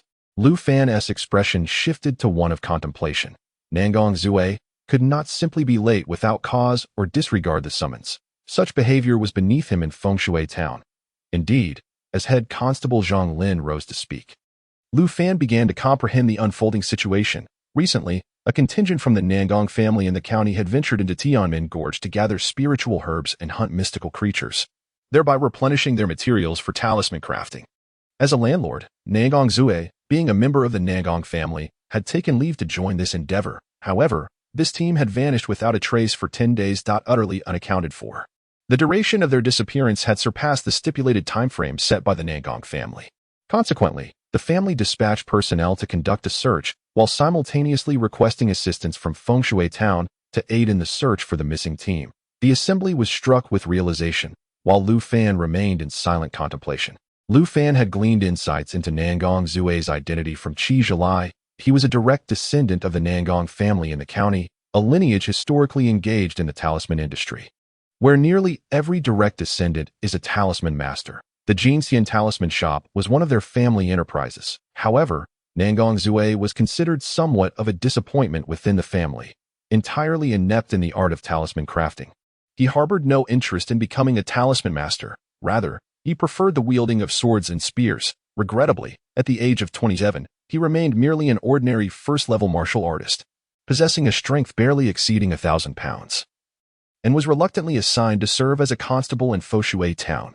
Rumors, as per Qi Li's intelligence, suggested that Fengshui Town was on the verge of being promoted to Fengshui County, though the precise timing remained uncertain. The Nangong family held interests in Fengshui Town, which was a significant hub for talisman consumption, a region of great importance to them. The family intended to place several individuals within the officialdom of Fengshui Town, and Nangong Zue was one such strategic pawn. The simultaneous disappearance of Nangong Zue and the Nangong family personnel posed a considerable setback for the family. Those capable of entering Tianmen Gorge to undertake the task of hunting mystical creatures typically possessed a certain level of strength, at least that of a second-level martial artist with power exceeding 1,000 pounds, or were certified talisman masters. Either category represented invaluable talent for the Nangong family. As thoughts swirled in his mind, The resounding and authoritative voice of Captain Zhang Lin reached his ears. The Nangong constable is our brother, and we bear the duty of safeguarding our territory while rescuing those in distress. Therefore, I, Zhang, have already represented Fengshui Town in agreeing to the request of the Nangong family, preparing to allocate half of our forces from the Yamen to engage in the search and rescue mission at the periphery of Tianmen Gorge. A profound silence enveloped the crowd, though many wore expressions of indifference. Tianmen Gorge was notorious for its perilous nature. Even merely patrolling the outskirts posed a considerable risk of encountering living corpses and malevolent spirits, rendering the task exceedingly dangerous. Each year, countless adventuring parties vanished within Tianmen Gorge, and if the Yamen were to intervene in every case, it would not be long before they faced utter extinction. Captain Zhang Lin was well prepared. Rest assured, although this mission is fraught with danger, the Nangong family will not compel us to shoulder all the peril. They have provided all of you present with a selection of talismans. Each shall receive 2 fireball talismans, 1 golden bell shield, and 1 divine movement talisman, as well as a second-tier explosive fireball. The audience was visibly moved. Captain Zhang Lin continued, during the mission, should you encounter danger, you are permitted to use these talismans until the conclusion of the mission. Any unused talismans need not be returned. Consider them as our remuneration. The expressions of the crowd brightened at this revelation. The value of a second-tier explosive fireball was equivalent to 20 gold coins, a sum that represented a significant portion of their earnings over half a year. It was no wonder that the captain had agreed to assist. With such monetary incentives, valiant souls would surely emerge. Yet, it was also understandable, given the Nangong family's recent losses of numerous elite members. Akin to losing a golden goose, the repercussions of failing to recover them would be dire. Captain, what is the duration of this search and rescue mission? Inquired Ling Xiaoxiao, standing beside Lu Fan. Voicing the question that weighed heavily on everyone's minds, that a collective realization dawned upon the crowd. Indeed, if the mission were to extend over a prolonged period, it was likely that all the talismans would be exhausted. All eyes turned toward Captain Zhang Lin, who replied, after careful consideration, I have decided to divide our personnel into 6 teams, with 2 members each assigned to search the outskirts of Tianmen Gorge. 2 days will suffice. After this period, regardless of our findings, everyone must return to the Yamen in Fengshui Town. Should we encounter any malevolent spirits or living corpses, we are to eliminate them if possible. If not, do not engage recklessly. Above all, safety is paramount, and the mission is secondary. Is that understood? Understood. The crowd responded in unison. With Captain Zhang Lin's declaration, there was little left to clarify. The next order of business was to arrange personnel. Among the 4 captains, one must remain to oversee Fengshui Town. That individual would be Captain Zhang Lin himself. The remaining 3 captains would lead 12 constables into action, Zhang announced. Those burdened with significant cases must remain to focus on their work and shall not leave the city. Furthermore, the 2 newcomers have yet to acclimate and need not rush to exit the city. Those still recuperating from injuries sustained during the recent battle against the python creatures are also prohibited from leaving. After this thorough selection process, Constable Ma and others were filtered out, losing their chance to earn the second-tier talismans. However, Lu Fan and Ling Xiaoxiao, the master and apprentice duo, were both chosen, forming a team. The 6 teams were thus finalized. Zhang Lin distributed 4 first-level talismans and 1 second-level talisman to each individual. In a solemn tone, he cautioned, you are all well aware of the perils that lie within the Tianmen Gorge. Do not act recklessly, nor be stingy. When danger arises, do not concern yourselves with material possessions. Furthermore, beyond the Tianmen Gorge lies the Haimuya dynasty. You must be wary not only of the malevolent spirits and undead creatures, but also of treacherous adventurers and potential scouts from the Haimuya side. In short, once you leave the city, you must remain utterly vigilant, without the slightest hint of complacency. Most of the individuals in the Yamen had been personally promoted by Zhang Lin, and he would be deeply pained by the loss of any one of them, especially at this critical juncture when Fengshui Town was on the verge of advancement. Outsiders were unaware that if not for the combined pressure from the Nangong family and the county Yamen, Captain Zhang would never have consented to dispatch a substantial number of men to venture into the Tianmen Gorge. Chapter 26. The Serpent Coils at the Waist. No indulgence at the eastern city gate of Fengshui Town. Qi Zhili accompanied Lin Buyu and Zhang Changsheng as they bid farewell to Lu Fan and Ling Xiaoxiao, who were departing on a mission. The 2 were impeccably dressed, armed with swords and guns. Resembling a pair of perfectly matched jade counterparts, drawing the gaze of all who passed by. Lu Fan mounted his steed and instructed, "I will be away with my master for 2 days. You are to remain at home. Should any issues arise, Qi Zhili will handle them." "Understood," Lin Buyu and Zhang Chongxing replied in unison. Qi Zhili hesitated momentarily, then spoke. "My lord, since you are heading to Tianmen Gorge with Master Ling, why not take me along? I could assist you by running errands and lending a hand." "That is unnecessary. You are not a formal warrior. If we encounter malevolent spirits or the undead in Tianmen Gorge, I cannot afford to be distracted with your safety. Rest assured, my master is experienced in traversing Tianmen Gorge and will take good care of me," Lu Fan replied, unblushingly, much to Ling Xiaoxiao's astonishment at his audacity. "Isn't it customary for the disciple to serve the master while out in the world?" she scoffed, casting a disdainful glance at Lu Fan as she mounted her horse. "Let us depart." With that, she urged her horse forward. Galloping out of the city gate, Lu Fan exchanged a knowing glance with Qi Zhili before following suit. Compared to other teams of constables, which often boasted a dozen members, Lu Fan and Ling Xiaoxiao's duo was indeed modest in number. However, this made them far more agile when confronted with danger. The Tianmen Gorge was less than 30 kilometers from Fengshui town, its towering trees blocking out the light of day. The search party did not need to venture deep inside, as that would be far too perilous. Nonetheless, the terrain surrounding the Tianmen Gorge was equally treacherous, with vegetation reaching waist-high, concealing not only malevolent spirits and the undead, but also venomous snakes and ferocious beasts. In short, without the necessary skills and abilities, it was best to keep one's distance. This was also why Lu Fan was reluctant for Qi Zhili and others to partake in the search mission. With his already limited manpower, losing any would be detrimental. On their way to the Tianmen Gorge, they encountered constables Wei Zhixian and Zhao Kua, who were accompanied by 12 fully armed attendants, creating an imposing spectacle. As the two constables approached with ease, their expressions shifted subtly. After a brief exchange of greetings, they diverged onto a fork in the road ahead. The 6 teams were tasked with different areas, necessitating their separation. Ling Xiaoxiao gazed at the receding figures of the 2 constables, murmuring, "This search mission is perilously close to the Tianmen Gorge. Surely, they will encounter some foul entities by nightfall. Many of those taken away may never return." Lu Fan nodded silently. These attendants, who typically handled trivial errands, became the constable's human shields in times of danger, a brutal reality. Back on Earth, he would have spoken out, but in this realm, who speaks of the sanctity of life, who advocates for equality in existence? Here, inequality reigns supreme. Ling Xiaoxiao cast a glance at her disciple. After spending some time together, she recognized that he was entirely unlike others, in both temperament and approach to action. Do not overthink. While out in the world, focus on yourself. The perils and brutality of Tianmen Gorge far exceed your imagination. Do not let your mind wander. Yes, Lu Fan absorbed his master's admonition, centering his thoughts and heightening his vigilance. Clop, clop. The 2 riders ventured further away from Fengshui town, drawing closer to the area assigned to them.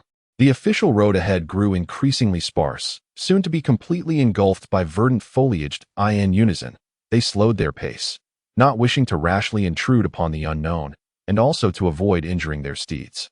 The path was littered with thorns, capable of inflicting wounds upon the horses, and the scent of blood could attract malevolent spirits. They had no desire to engage in an inexplicable confrontation with such entities. After a while, they reached the designated search area, seated firmly on their horses, with one hand gripping the reins and the other clutching an iron spear. Their keen eyes scanned the surroundings from their elevated position. Ling Xiaoxiao, having traversed the Tianmen Gorge numerous times, rode at the forefront, clad in black attire. Beneath her dark crown, her strikingly serious features emanated a cold intensity, her aquiline nose and piercing gaze exuding an aura of fierce elegance, far surpassing any female officer Lu Fan had encountered in his previous life. Unadorned by cosmetics, her beauty was ethereal, eclipsing the allure of 1,000 courtesans. This was the essence of her presence. Lu Fan dared not gaze too long. She was his master. Though still shy of 16, he stood over 170 centimeters tall, having trained in martial arts for over 2 months. His physique sculpted into a robust form reminiscent of a youthful warrior. The gentle breeze caressed him, causing his garments to flutter, yet it could not disturb his resolute brows or the icy glint in his eyes. Had there been any onlookers, it would have been a breathtaking tableau. At that moment, Ling Xiaoxiao sprang into action. Her spear darted forward, striking with precision at a shadow that leapt from the nearby underbrush. With a muffled thud, a venomous snake with a triangular head was pierced through its midsection, its over 2-meter-long body collapsing to the ground. Impressive. As Lu Fan instinctively applauded her skill, he watched as Ling Xiaoxiao gracefully dismounted, retrieving the snake's lifeless body, her face reflecting regret. What a pity an aged 5-step snake that it would have made a fine infusion for liquor, if only the gallbladder were intact. With a sigh of resignation, Ling Xiaoxiao produced a small knife, deftly skinning the 5-step snake with swift and precise movements. Lu Fan stood in stunned silence as his master rolled the skin and placed it into a saddlebag beside him, then forcefully discarded the bloody remains, fishing for evidence. Before long, the sound of rustling reached their ears. Lu Fan turned towards the source and beheld the grass ahead, where serpentine trails were swiftly weaving through the underbrush.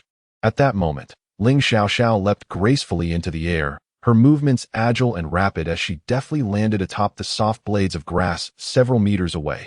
Utilizing the momentum, she surged forward with astonishing speed. Lu Fan was captivated by his master's elegant display of agility upon the grass, remaining utterly silent in his awe.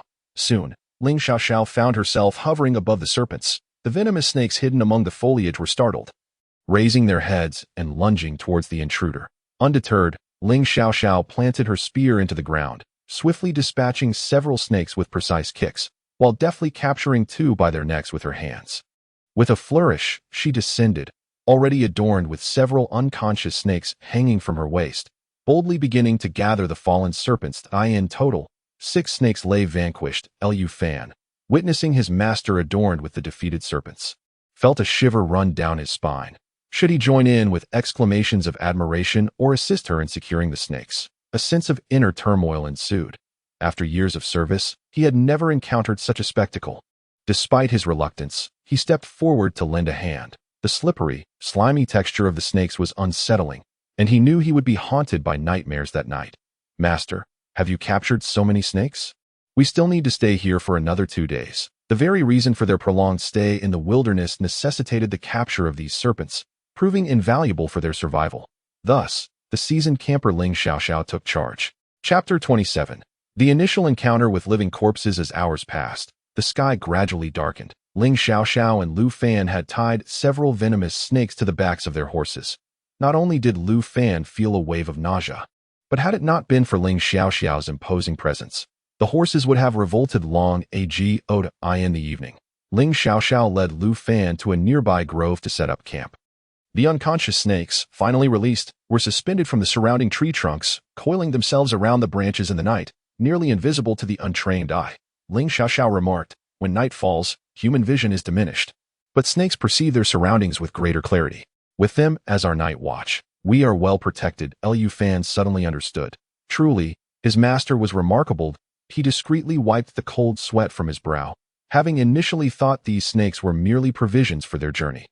Struggling with the burden along the way, after arranging the snakes in a protective formation, Ling Xiaoxiao ignited a campfire for warmth and unfurled a blanket. "You are certainly unable to sleep now. I will rest first. You keep watch, and we shall switch shifts in 2 hours. All right." Lu Fan indeed found sleep elusive, particularly with a dozen venomous snakes encircling them. Slumber would be a far-fetched notion. "Master, during the day we casually wandered about as if we were not searching for the Nangong family's party," Lu Fan inquired, seizing the moment while Ling Xiaoxiao was still awake, leaning against the tree trunk. Ling Xiaoxiao opened her eyes, her gaze shimmering in the firelight. "The fate of the Nangong family is of no concern to us, and it is not worth risking our lives. This is my belief. And Captain Zhang Lin shares this sentiment, as do the other constables. Then, does the Nangong family not realize that seeking our assistance is utterly futile?" Lu Fan pressed further. Ling Xiaoxiao hesitated for a moment and inquired, "Have you come to a realization?" She was aware that her apprentice possessed a keen intellect, and his sudden question indicated he had made a discovery. Lu Fan held a profound trust in Ling Xiaoxiao and promptly voiced his articulated doubts. "Recently, there have been widespread rumors that Fengshui Town is on the verge of upgrading to Fengshui County, establishing its own local government. Consequently, the political landscape of Fengshui Town is bound to experience upheaval. Currently, we are aware of 3 forces attempting to influence and control Fengshui Town." Ling Xiaoxiao's eyes widened in understanding. Zhang Lin, the head constable, and the mayor constitute one faction. The Nangong family represents another. But what of the third force? Above, Lu Fan gestured towards the sky, adding, "It is certain that those in higher authority wish to maintain control over Fengshui town and will likely consider deploying personnel from outside. Regardless of who it is, both Zhang Lin and the Nangong family cannot be disregarded." Ling Xiaoxiao found his reasoning compelling. So, how do you perceive the connection between this and our current search for the elite team of the Nangong family? I am unaware of the higher-ups' intentions, but it is evident that Zhang Lin and the Nangong family are currently engaged in a power struggle. The constable does not desire an increase in the Nangong family's influence and control over Fengshui town. Thus, the complete defeat of the Nangong family's elite team would indeed benefit Zhang Lin. Indeed, Ling Xiaoxiao nodded thoughtfully. Yet, she was soon taken aback by Lu Fan's subsequent remarks. The fate of the Nangong family's elite team is increasingly grim and irreversible. Their hopes of prevailing in this conflict have been severely diminished. At this juncture, the Nangong family is investing heavily to send our officials to search.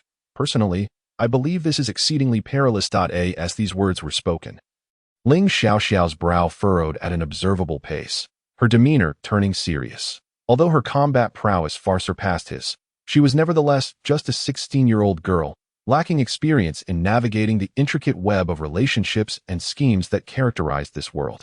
Lu Fan's words served as an awakening for her. The motives of the Nangong family warranted caution.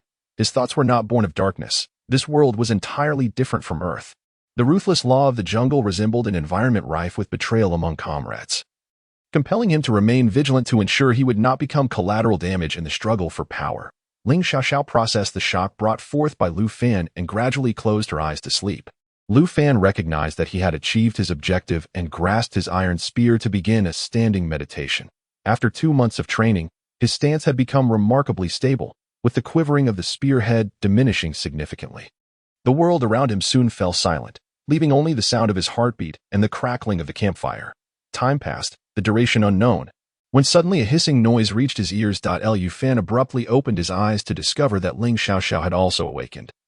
Vigilance in her posture as she gripped her spear, intently gazing into the dark depths where the sound originated. There, nothing was visible.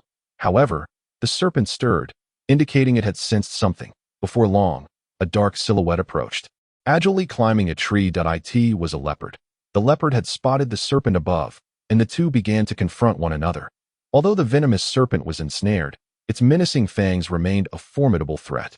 At that moment, the leopard turned its head and spotted a flickering campfire not far away, alongside the humans beneath the tree. With a swift motion, this audacious leopard abandoned the snake and lunged toward their direction.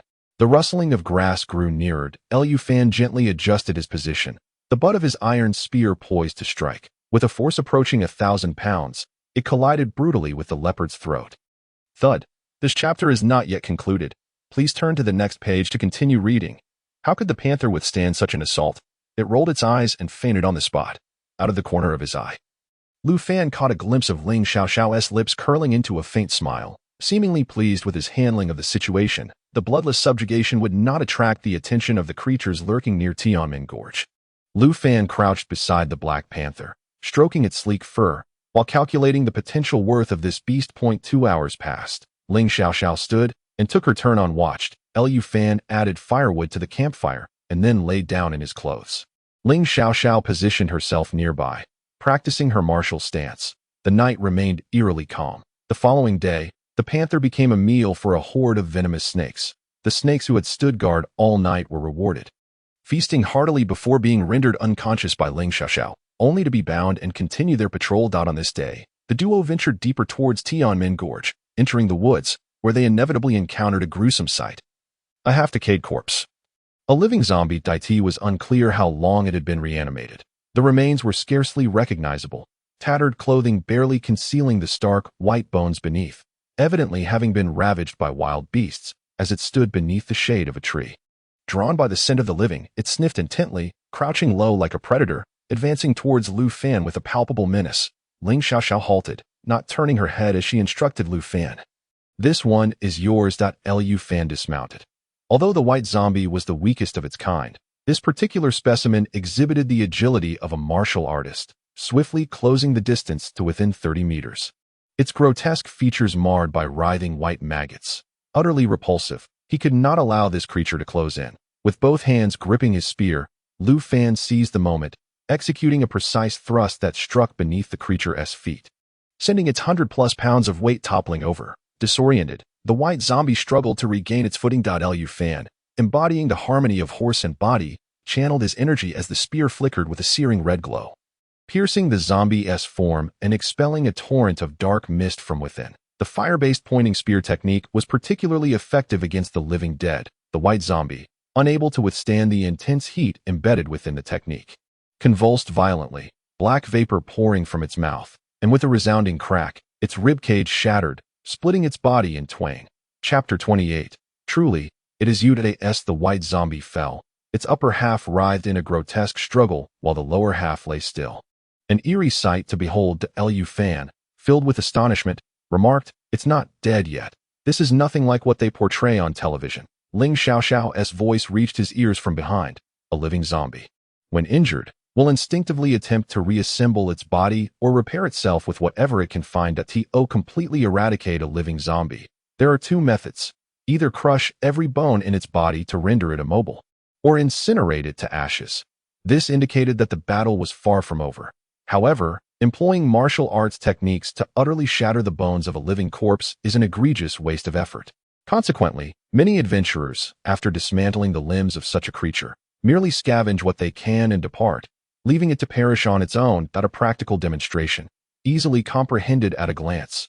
Lu Fan approached the upper half of the living corpse, driving his iron spear down to crush its neck, rummaging through the remains to discover some fragmented talisman scraps. Useless. Ling Xiaoxiao shook her head and moved to the lower half of the corpse, lifting a pouch and revealing a smile. "You are fortunate.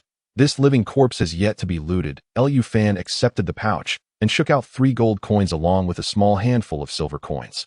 Quite satisfactory. Lu Fan's spirits soared as he poured the coins into his own pouch, only to hear Ling Xiaoxiao emit a soft gasp. Turning his head, he saw her crouched down, extracting an object from the waist of the white corpse.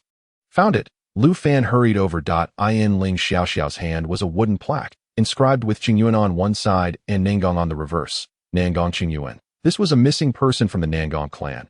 Lu Fan gazed at Ling Xiaoxiao and remarked, "Indeed, the hunting party of the Nangong clan has encountered misfortune.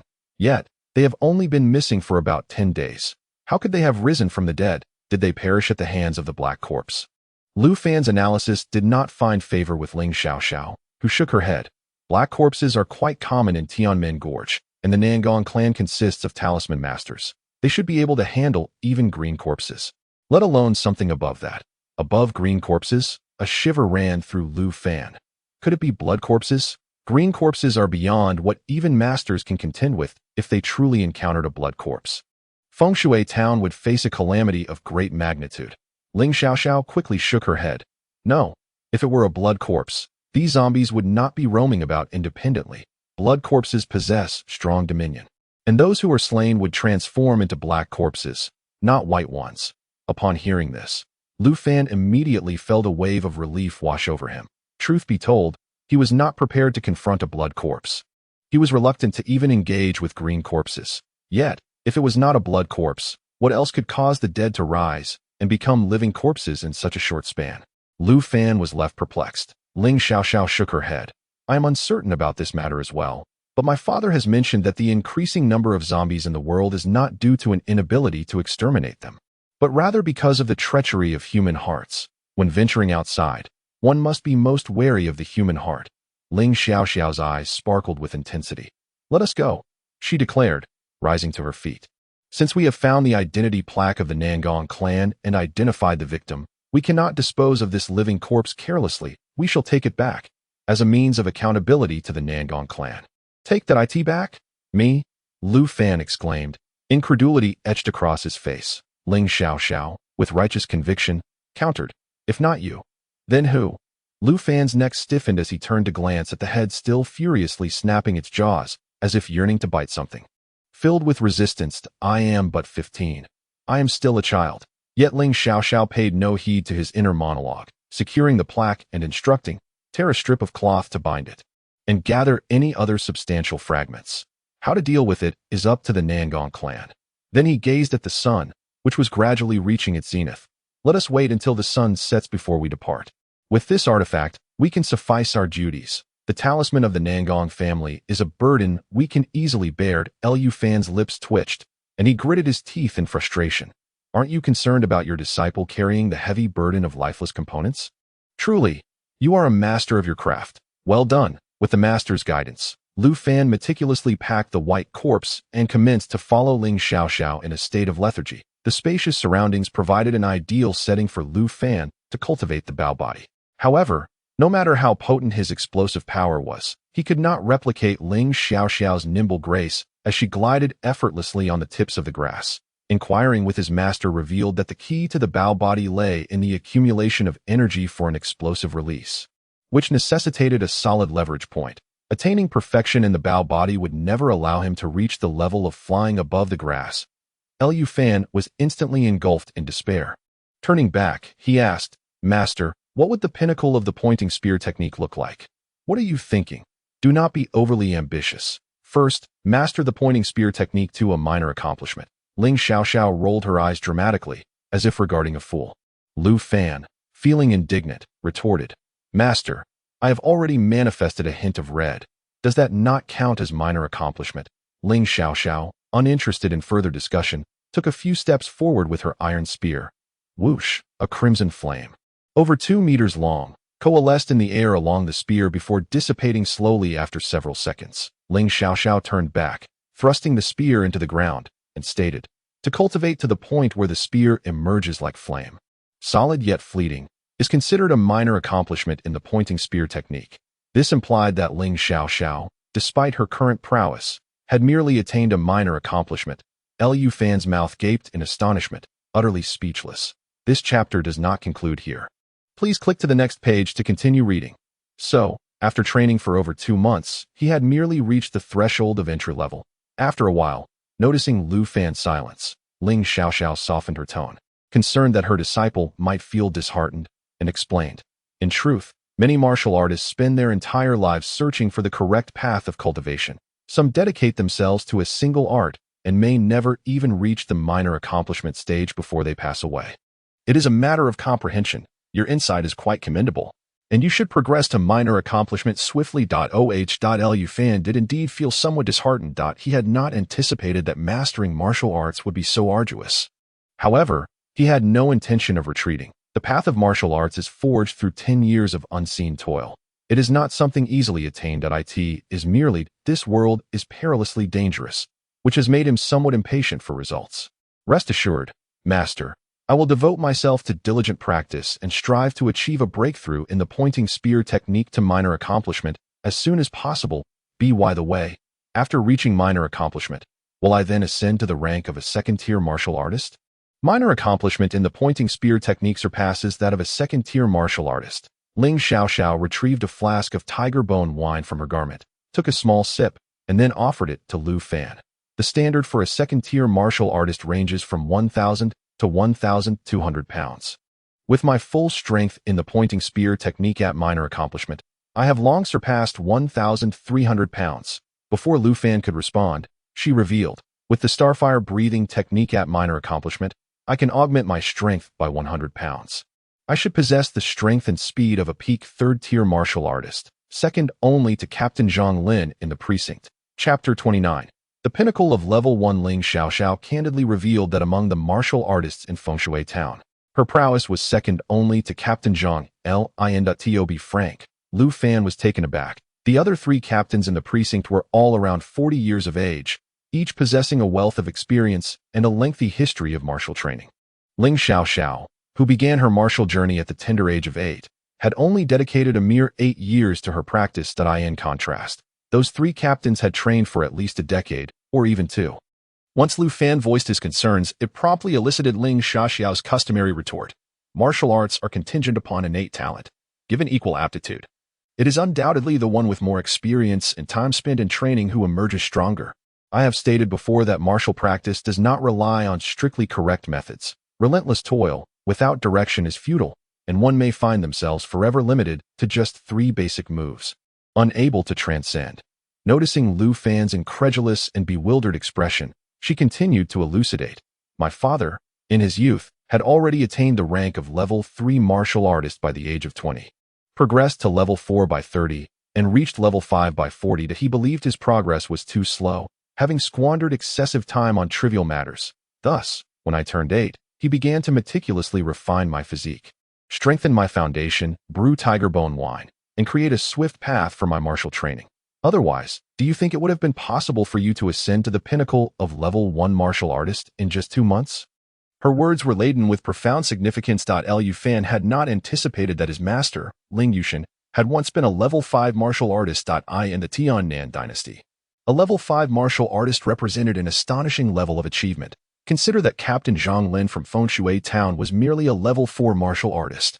The martial prowess of Ling Yushin was formidable enough to subdue a region. However, Ling Xiaoxiao's assertions were well-founded, leaving him with no grounds for rebuttal. During the time Ling Yushin devoted to training and cultivating Ling Xiaoxiao, he had indeed invested considerable effort and energy. The essence of the star fire breathing technique, the pointing spear technique, and the remarkable applications of tiger bone wine, along with a unique set of massage techniques to invigorate the blood flow, had enabled rapid progress. Nevertheless, Lu Fan was astonished that Ling Xiaoxiao regarded her own capabilities as having reached the pinnacle of level 1 martial artist. Presently, it seemed that Officer Ma was likely only at that same level as well. The thought that within a month of employment, he had attained parity with Officer Ma, who had 2 decades of experience, stirred a sense of excitement within him. Master, have I truly entered the ranks of level 1 pinnacle martial artists? Indeed, Ling Xiaoxiao replied with a knowing glance, her tone matter-of-fact. Prior to training in the Bao body technique, you could only be considered above average among level 1 martial artists. However, since mastering Bao body, your speed, strength, martial skills, and agility have all reached the standards of a level 1 pinnacle martial artist. Otherwise, do you think you could have dealt with the white zombies so effortlessly? Realization dawned upon Lu Fan that in the realm of martial arts, progress is about advancing in all aspects. By addressing his weakest link, he had naturally ascended to the status of a level 1 pinnacle martial artist. With a broad smile, Lu Fan felt invigorated. So, with further training, I shall be able to step into the ranks of level 2 martial artists? Precisely. Ling Xiaoxiao, well aware of Lu Fan's temperament, nodded and remarked, given your usual pace of cultivation, you should be able to ascend to the 2nd tier within a month. However, to reach a minor accomplishment and step into the 3rd tier, it will likely take around 2 years. Is it truly so swift? Lu Fan responded, astonished. Master, did you not spend a full 6 months to reach the pinnacle of the 3rd tier? That is not the same. Ling Xiaoxiao retorted, unable to suppress an eye roll. When my father taught me martial arts as a child, I often practiced intermittently, and a child cannot possibly train as fervently as you do. Even now, your training efficiency surpasses mine, and as your master, I must concede this point. As she spoke, a hint of embarrassment crept into Ling Xiaoxiao's demeanor. It was somewhat humiliating to be outshone in diligence by her disciple. Of course, there was one aspect she had yet to voice, her innate talent. From a young age, Ling Yushin had always believed his daughter to be a prodigy in martial arts, destined to soon surpass his own peak abilities. Yet, after accepting Lu Fan as her disciple, she realized that his comprehension and talent were even more astounding, mastering the intricacies of the pointing spear technique and starfire breathing method with remarkable ease. Lu Fan, fully aware of his own prowess, felt a surge of elation, prompting him to train with even greater fervor. Time passed gradually. After consuming some rations, the sun began its descent, and twilight was fast approaching. Xiao Fan, gather your things and prepare to set off. I shall take a stroll nearby, Ling Xiaoxiao signaled, resting her iron spear upon her shoulder as she mounted her steed and ventured into the Tianmen Gorge. Lu Fan, bewildered, inquired, Master, where are you going? I've come all this way. I might as well hunt a bit and see if I can procure something to bring back, she replied, clearly unwilling to return empty-handed. The white zombie and the leopard had been captured by her disciple.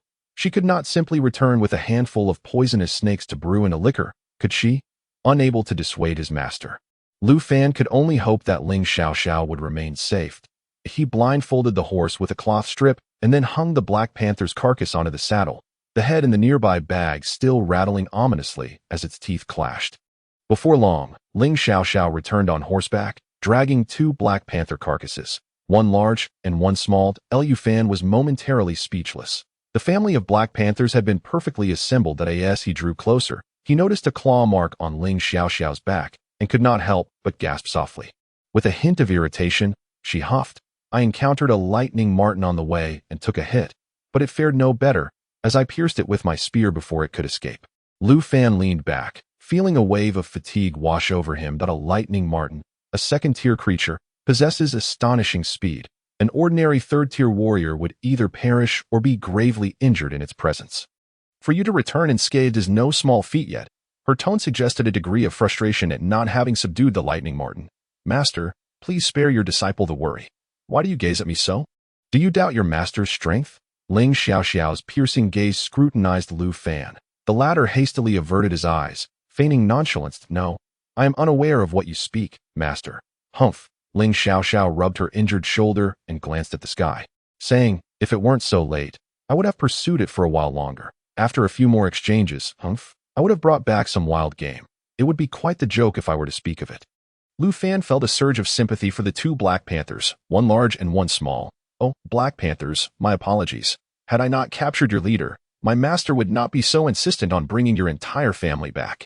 "Master, the sun has set. Let us return to the city to report our mission. Let us go." Chapter 30.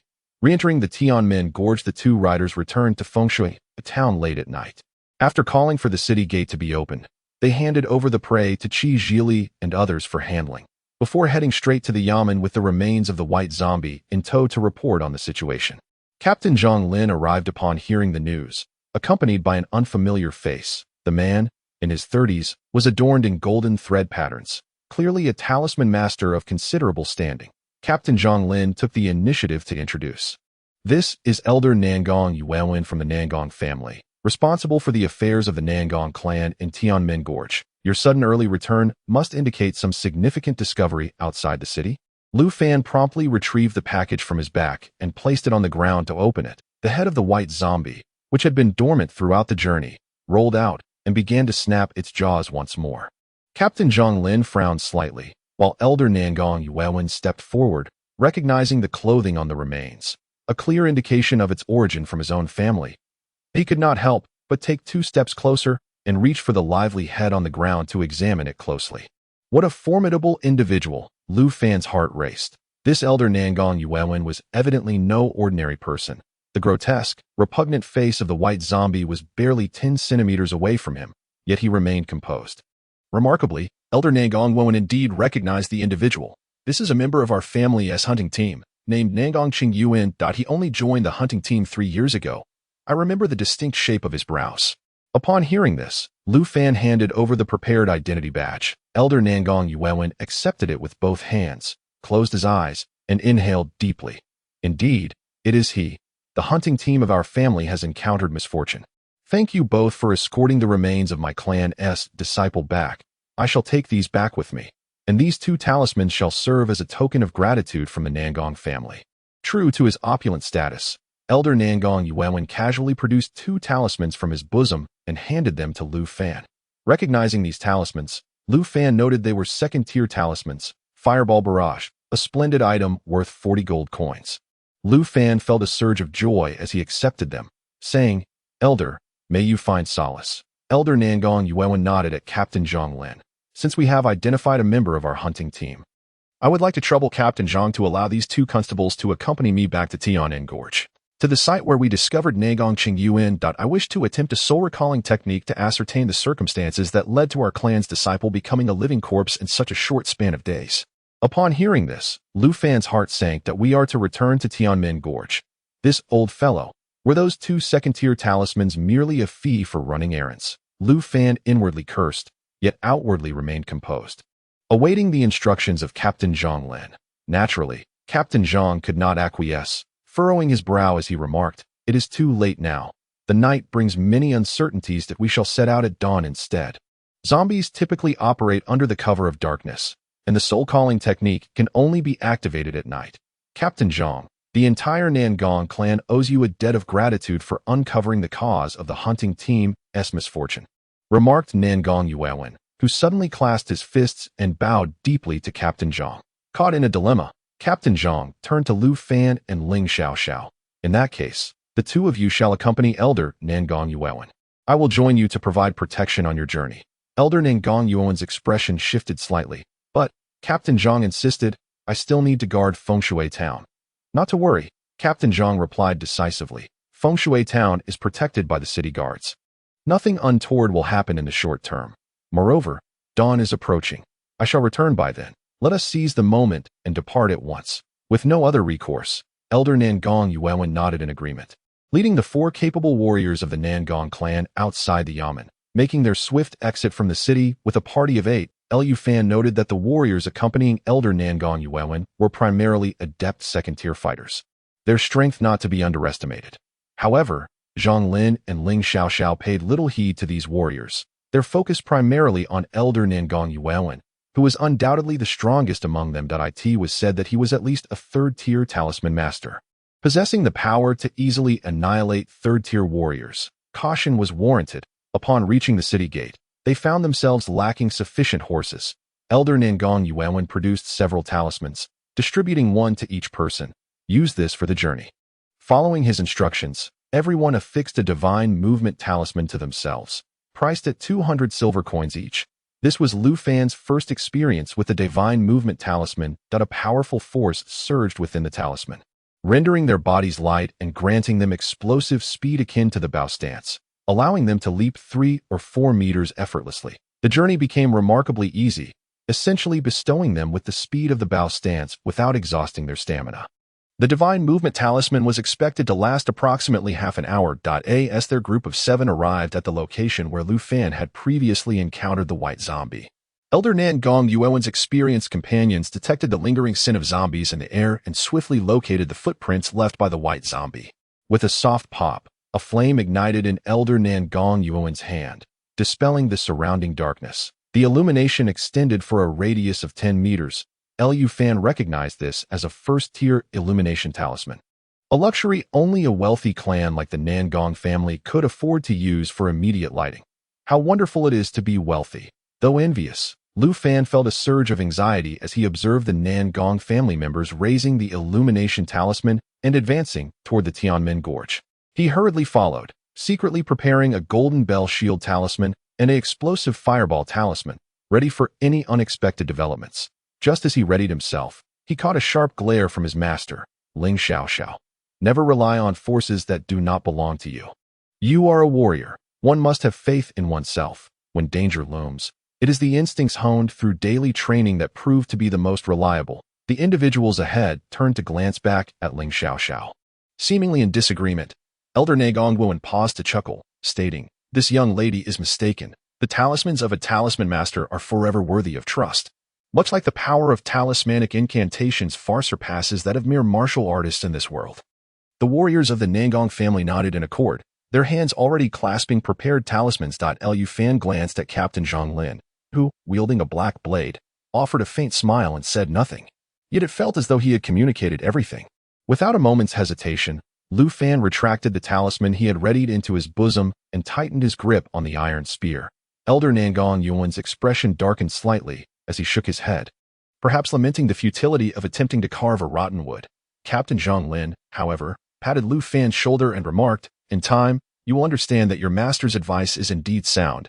As a martial artist, you must believe in yourself. Lu Fan nodded vigorously. The group advanced into the Tianmen Gorge, guided by the illumination of the talismans. Chapter 31. Encountering the corpse spider, a brilliant flame flickered and danced amidst the trees bordering the Tianmen Gorge.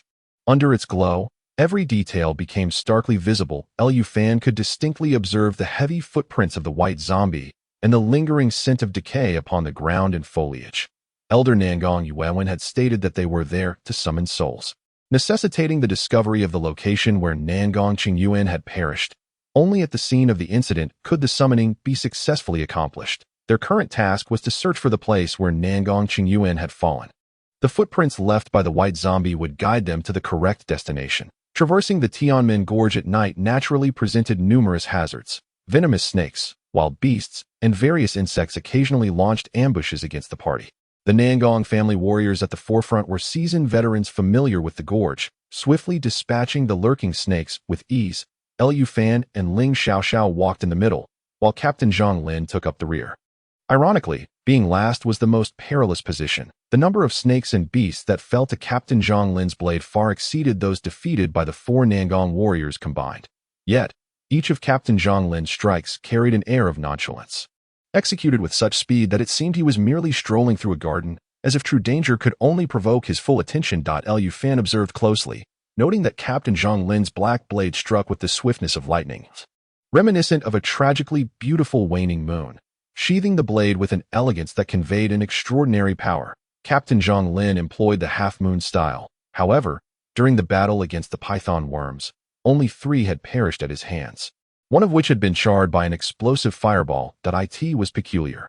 With Captain Zhang Lin's prowess, he ought to have demonstrated even greater capability. Before long, the reason became clear. Suddenly, several dark figures sprang forth from the forest, launching an attack on the rearguard Captain Zhang Lin. With a clang, it seemed as if Captain Zhang Lin had not moved at all, yet 4 ethereal crescent blades of light materialized in the air.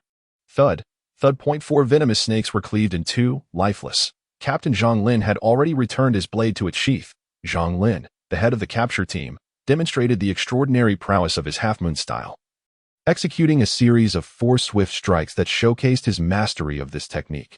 Should he attain perfection in this skill, he would surmount the final deficiency in his strength and ascend to the rank of a 5th-level martial artist.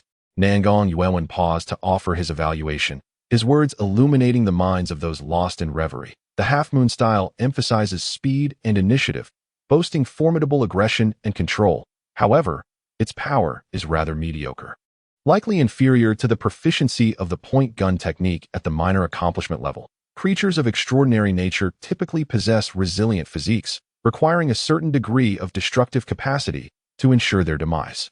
Employing the half-moon style to vanquish a python would be somewhat ill-suited for Zhang Lin. It is akin to demanding Ling Xiaoxiao to utilize the point gun technique to strike 4 targets from different directions in the blink of an eye. A challenging feat for even the most skilled individual. The merits of the point gun technique lie in its explosive power and strength, yet it falters in terms of attack speed and control. Zhang Lin disregarded Elder Nangong Yuan's remarks, casually reminding him, "We have already departed from the periphery of the Tianmen Gorge. Continuing forward will only lead to increased peril. The 2 constables under my command are inexperienced, having never ventured within the gorge, and it is no longer prudent to delve deeper. I must apologize to Elder Nangong Zhang." He understood the difficulty this posed for the captain, but felt compelled to beseech the 3 of them to accompany them further into the depths. Just 1 more mile. If we do not uncover their fallen location within that distance, I shall have no choice but to concede, awaiting the dawn to regroup and re-enter the Tianmen Gorge for a search. Zhang Lin furrowed his brow. Entering the Tianmen Gorge represents a starkly different concept from being outside its confines.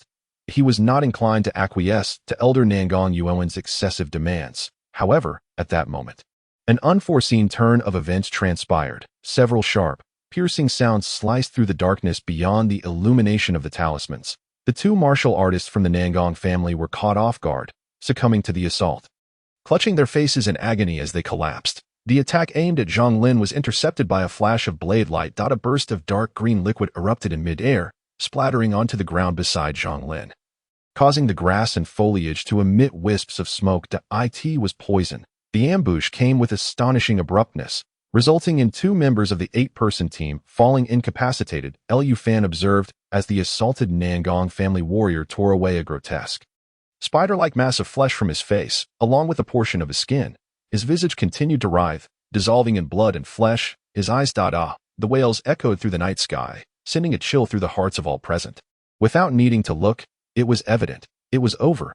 Even if their minds remained intact, the toxin coursing through their veins rendered salvation impossible. The remaining 2 Nangong family martial artists acted decisively, swiftly activating the Golden Bell Shield, a layer of golden light enveloping them as they shielded Elder Nangong Yu amidst the ranks. Only Ling Xiaoxiao stood resolutely, her gaze fixed intently upon the ground, where a grotesque mass of blood and flesh lay, grasped by a martial artist. It was a first-tier corpse spider. "We have intruded into the territory of the corpse spiders. Retreat quickly." Recognizing the assailant's identity, Ling Xiaoxiao raised her voice to alert the others. "How could there be corpse spiders here? These wretched creatures are not supposed to dwell within the ancient battlegrounds of Tianmen Gorge." Upon hearing this, Nangong Yuan's countenance turned grim. Swiftly, he unleashed two talismans of fireball barrage. Flames surged through the jungle, rapidly expanding, their roaring waves rising like an inferno, effectively sealing off the direction of Tianmen Gorge. Lu Fan silently praised him. Although this old man was insufferable for leading them into peril, his combat experience was undeniably profound. The sea of fire effectively blocked their path, significantly alleviating their pressure. Move. After Nangongwen made his move, he swiftly affixed a talisman to himself, the Godspeed talisman. The golden threads inscribed upon his attire glimmered with light, humming in response, resembling a colossal talisman that appeared especially radiant and solemn in the night, exuding a sense of the sacred. Accompanied by two martial artists from the Nangong clan, Nangongwen resolutely charged towards the outside of Tianmen Gorge. The corpse spiders, elusive and ghostly, posed a remarkable threat under the cloak of night. The blood that erupted from their bodies possessed deadly corrosive properties and contained corpse poison, capable of transforming the living into animated corpses within a brief span. These creatures exhibited an extreme tendency for socialization. Upon encountering a corpse spider, there was no time for questions. One must flee. Zhang Lin, Ling Xiaoxiao, and Lu Fan did not dare to linger. Each affixed a golden bell shield to themselves while simultaneously activating the Godspeed talisman. Following closely behind in a full-speed breakout. Chapter 32. Third-rank Talisman Master Crack. One after another, corpse spiders shot forth from the darkness, colliding with the foremost Nangong clan martial artists, all of whom were intercepted by the golden bell shield without exception. Although the golden bell shield was a first-tier defensive talisman, it could withstand 3 to 4 such attacks. At this moment, Nangongwen also revealed his strength. Two illumination talismans shot forth into the air, bursting into brilliance, illuminating all the incoming corpse spiders. In the air, upon the trees, dozens of fist-sized corpse spiders arched their bloated abdomens, filled with a dark green, deadly venom. The three members of the Nangong clan bore the brunt of the onslaught. As the golden bell shields of the two martial artists swayed perilously, Elder Nangongwen bellowed, "All evildoers, retreat." Countless runes composed of golden threads suddenly blazed with blinding golden light, radiating outward in a circular wave. All corpse spiders that came into contact with the golden light erupted in explosive destruction. Dozens of corpse spiders shattered mid-air. The imminent threat was swiftly eradicated. The combat prowess displayed by Elder Nangongwen left Lu Fan utterly astounded. A third-rank talisman master was indeed formidable. Move. Captain Zhang Lin and Ling Xiaoxiao shielded Lu Fan, seizing the opportunity to break free from the encirclement of corpse spiders. However, just as they believed they had escaped the jaws of danger, a far graver situation unfolded. The leading Nangongwen suddenly changed countenance, a look of dread washing over his face as he abruptly halted, having no time to warn the two martial artists beside him. From the depths of darkness ahead, several shadows leapt forth from behind the trees. Crack. Two martial artists from the Nangong family were taken aback, their hearts racing as they prepared to unleash their talismans. However, before they could react, their opponent, swift as lightning, shattered the cracked golden bell shield and struck them fiercely in the chest with a dark, serpentine arm. Enveloped in a sinister aura of death. A resounding crack echoed as both warriors braced themselves against the blow. As the onlookers beheld the assailant, they were met with a ghastly sight. The figure bore a grotesque and twisted visage, exhaling noxious black fumes, with pupils as dark as night, an abomination seemingly risen from the depths of hell.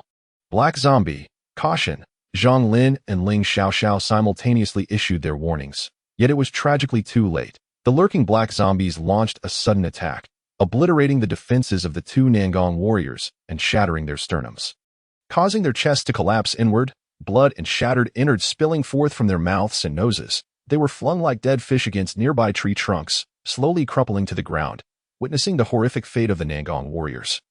Lu Fan finally comprehended why his master had urged him to refrain from relying on external forces. The casting speed of talismans was far too sluggish, especially in the face of a close-quarters ambush, leaving glaring vulnerabilities. The situation was dire. The assault on their team was not solely the work of two black zombies. There were 6 in total. The other 4 black zombies targeted Nangongwen, a third-level talisman master, whose conspicuous presence made him a prime target. The cunning old man, endowed with immense wealth, seized a talisman the moment he halted and unleashed it with a swift motion.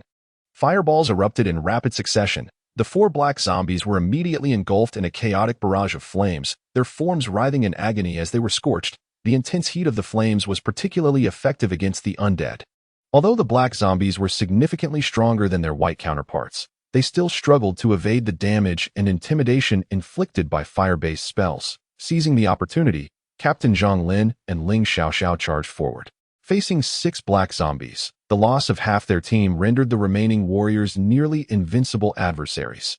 Yet, they understood all too well that if they could not protect Nangong Yuewen, their escape from Tianmen Gorge would be impossible. The black zombies had regained a portion of their former power and martial prowess, their speed and close combat abilities surpassing those of peak second-level warriors, exhibiting an indomitable spirit that feared neither death nor weaponry. Lu Fan, talisman formation, Captain Zhang Lin shouted, drawing his black blade to intercept 2 of the black zombies. The crescent blade sliced through the air, sparks flying as it struck the zombies' resilient bodies. Nevertheless, Captain Zhang Lin, as a 4th-level warrior with considerable strength, managed to hold them at bay. Meanwhile, Ling Xiaoxiao's iron spear crashed into the other 2 black zombies with overwhelming force, her powerful thrust creating shallow punctures in their flesh. This was the formidable nature of the thrusting technique, its destructive capability far surpassing that of the crescent style. Lu Fan, not idle, grasped a 2nd-level talisman, smeared it with blood, and hurled it unhesitatingly at the black zombie that his master had previously struck. A fireball, the size of a basin, detonated upon impact, sending the black zombie sprawling, ignited in a roaring inferno. The spell known as explosive fireball, a more ferocious offensive fire technique, proves to be more effective against zombies than against other supernatural beings. A single explosive fireball valued at 20 gold coins strikes down a black zombie in an instant. Well done. Captain Zhang Lin, witnessing this scene, feels a wave of relief wash over him, his burden lightened. Nangong Yuewen, with the assistance of 3 warriors, seizes the opportunity to retreat several meters, simultaneously forming hand seals and reciting an incantation. Wind, thunder, fire, and lightning, let the fire manifest before me. Flames unfold like a blade. God of fire, return to your place. I beseech you, grant your spell, swift as the law commands. The intricate hand seals, combined with the incantation, summon the forces of heaven and earth. In the next moment, a fiery entity materializes before Nangong Yuewen, swiftly coalescing into a fire blade exceeding 1.5 meters in length. This 3rd-tier fire technique, Fire God Blade, possesses even greater destructive power than the explosive fireball, while also offering more sustained combat capability. Nangong Yuewen commands the Fire God Blade. Go, flame afterimage. The blade sweeps past Captain Zhang Lin, severing the neck of the black zombie engaged in combat with him. The zombie's head is instantly decapitated, its form splitting in 2, with the released corpse energy igniting like swamp gas. Both the severed head and the body of the black zombie erupt into roaring flames. The Fire God Blade diminishes in size by 1/3.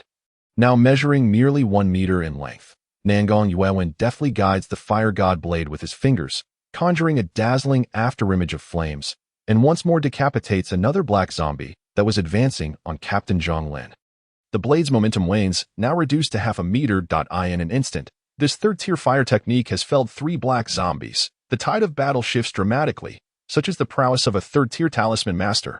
This is also the reason why both Captain Zhang Lin and Ling Xiaoxiao instinctively strive to buy time for Nangong Yuewen as long as they safeguard the talisman master. The combat power unleashed will far surpass that of ordinary warriors. Lu Fan, having employed a single explosive fireball, refrains from using any other talismans and charges at the black zombie besieging Ling Xiaoxiao with his spear. Thrust, jab. The force rebounding from the black zombie causes the iron spear to tremble violently, and Lu Fan feels as though his arm might split apart. Such formidable resilience. Chapter 33. The Necromancer. With 6 black zombies initially present, only 2 remain. Though the immediate crisis seems averted, the danger is far from over. The ominous sounds of a horde of corpse spiders drawing near from behind send a chill down Nangong Yuewen's spine. Without delay, he entrusts the remaining black zombies to Zhang Lin and his companions, swiftly turning to unleash 2 more fireball barrages, once again employing a fiery tactic to block the encroaching forest, forcing the pursuing corpse spiders to take a longer route. With time gained, Captain Zhang Lin swiftly seizes the moment, collaborating with Ling Xiaoxiao to carve an opening in the neck of a black zombie, and at close range, delivers a fireball technique talisman directly into its body. Boom, the black zombie is hurled backward, flames gushing from its neck, its body trembling on the ground, temporarily rendered harmless at that moment. The last remaining black zombie is also struck back by Ling Xiaoxiao, stumbling against a tree. Nangong Yuewen, wielding a golden sword that seemingly appeared from nowhere. Swiftly circles around and effortlessly severs the black zombie's head. All 6 black zombies have been slain. Captain Zhang Lin quietly urges, "This place is not safe. We must leave." However, Elder Nangong Yuewen, after decapitating the last black zombie, bent down and retrieved a waste token from the fallen corpse. Prominently inscribed on the front were the startling 2 characters, Nangong. Captain Zhang Lin halted in his tracks. Ling Xiaoxiao and Lu Fan exchanged astonished glances. This black zombie was also a member of the Nangong clan. Could it be? The 3 simultaneously fixated on different black corpses, each discovering a waste token belonging to the Nangong family from the other zombies. A colossal question arose in Lu Fan's mind. The hunting team of the Nangong clan, which had encountered misfortune, had ambushed the party led by Elder Nangong in the guise of zombies. What does this signify? No, this cannot be right. The emergence of these zombies and corpse spiders was exceedingly abrupt. Let us depart. Elder Nangong Yuewen seemed to sense something amiss, casting a glance at the waste tokens in the hands of the group. Without hesitation, he unleashed 2 illuminating talismans to illuminate their escape route, softly commanding, "There is something peculiar here. We shall discuss it upon our return."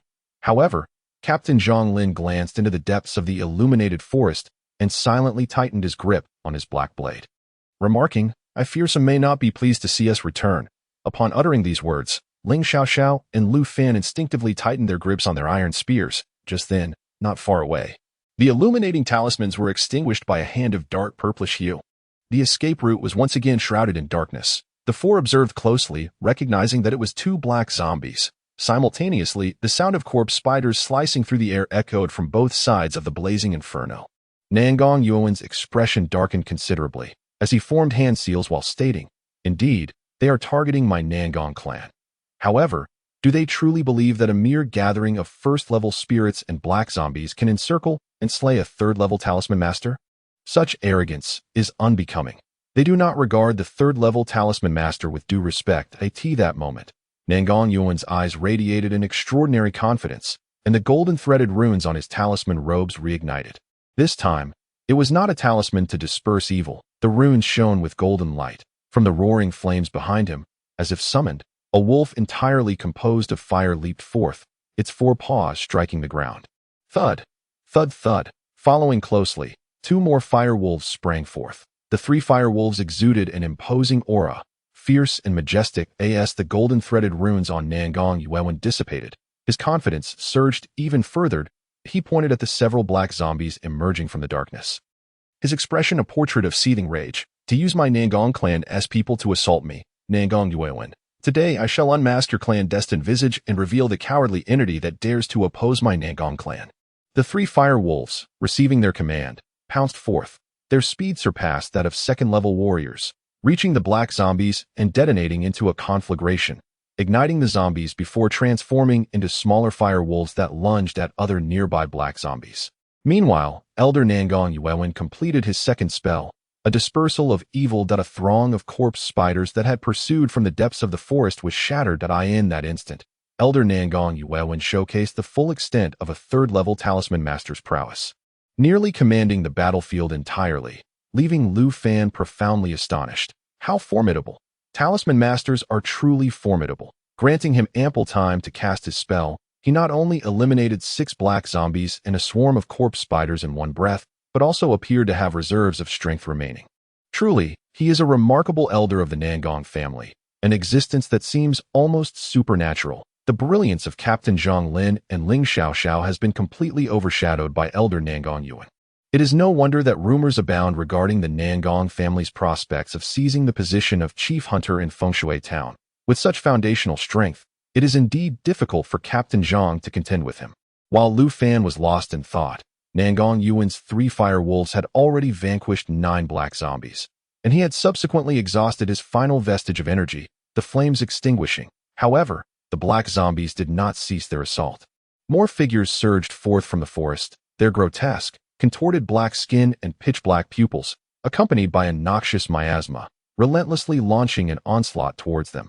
Captain Zhang Lin's expression shifted in alarm as he quietly cautioned the necromancer, to command such a multitude of black zombies and tactical maneuvers, there must be a necromancer present, and I fear their level is formidable. Ling Xiaoxiao, Lu Fan, how many second-level talismans do you have left?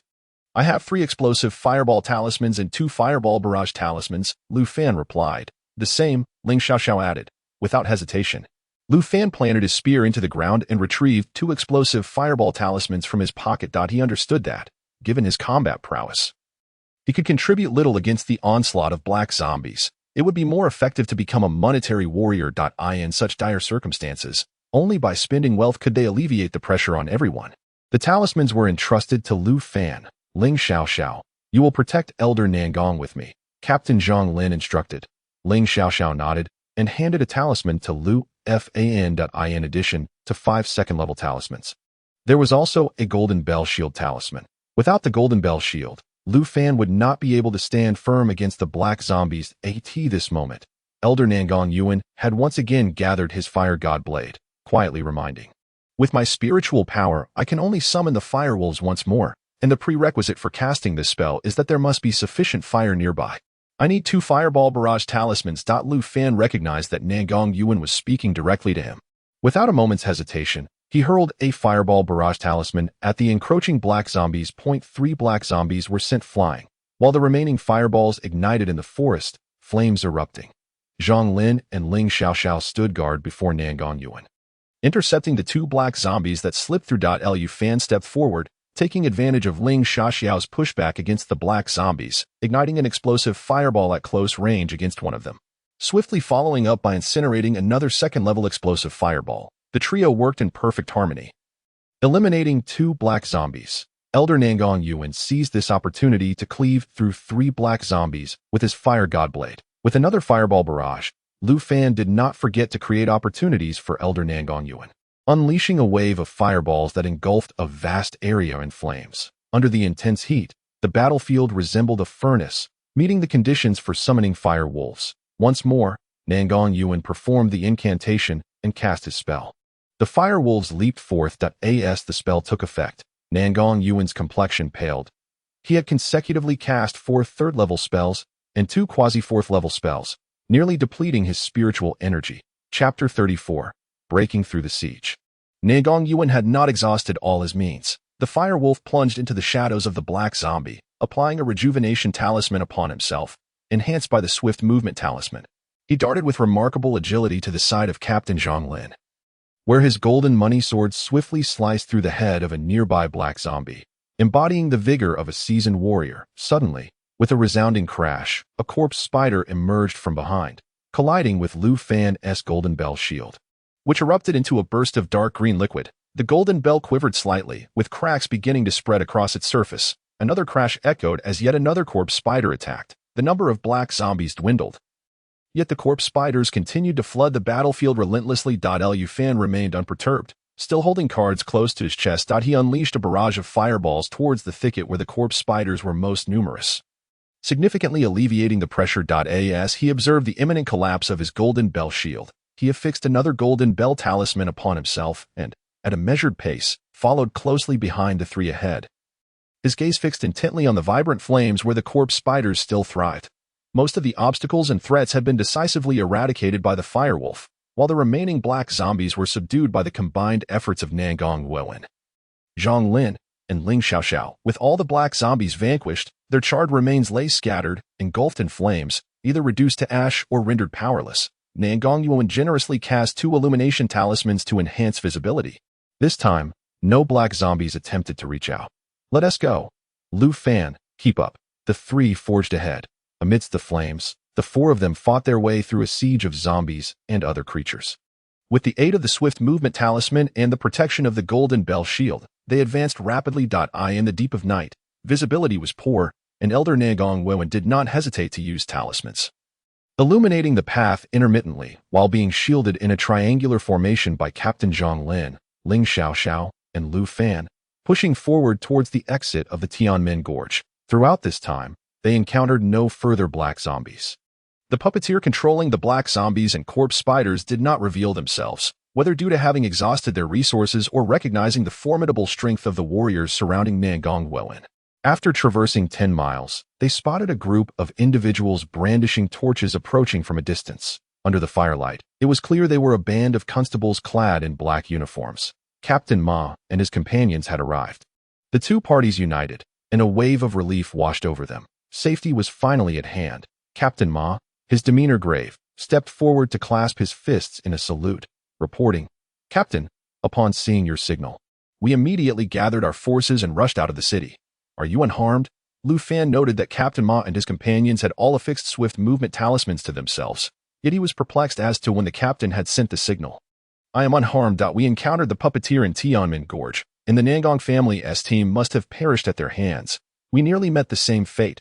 Fortunately, Elder Nangong was there to turn the tide." The captain chuckled. "My Nangong family has once again lost 4 warriors. Had it not been for your leadership and relentless efforts, we might not have made it back alive." Elder Nangong Yuewen offered a wry smile and a bow in return. "The events of this night have clarified the situation regarding the hunting team that I must report to the family immediately and pursue the identity of the puppeteer in Tianmen Gorge with full force. I will personally express my gratitude later."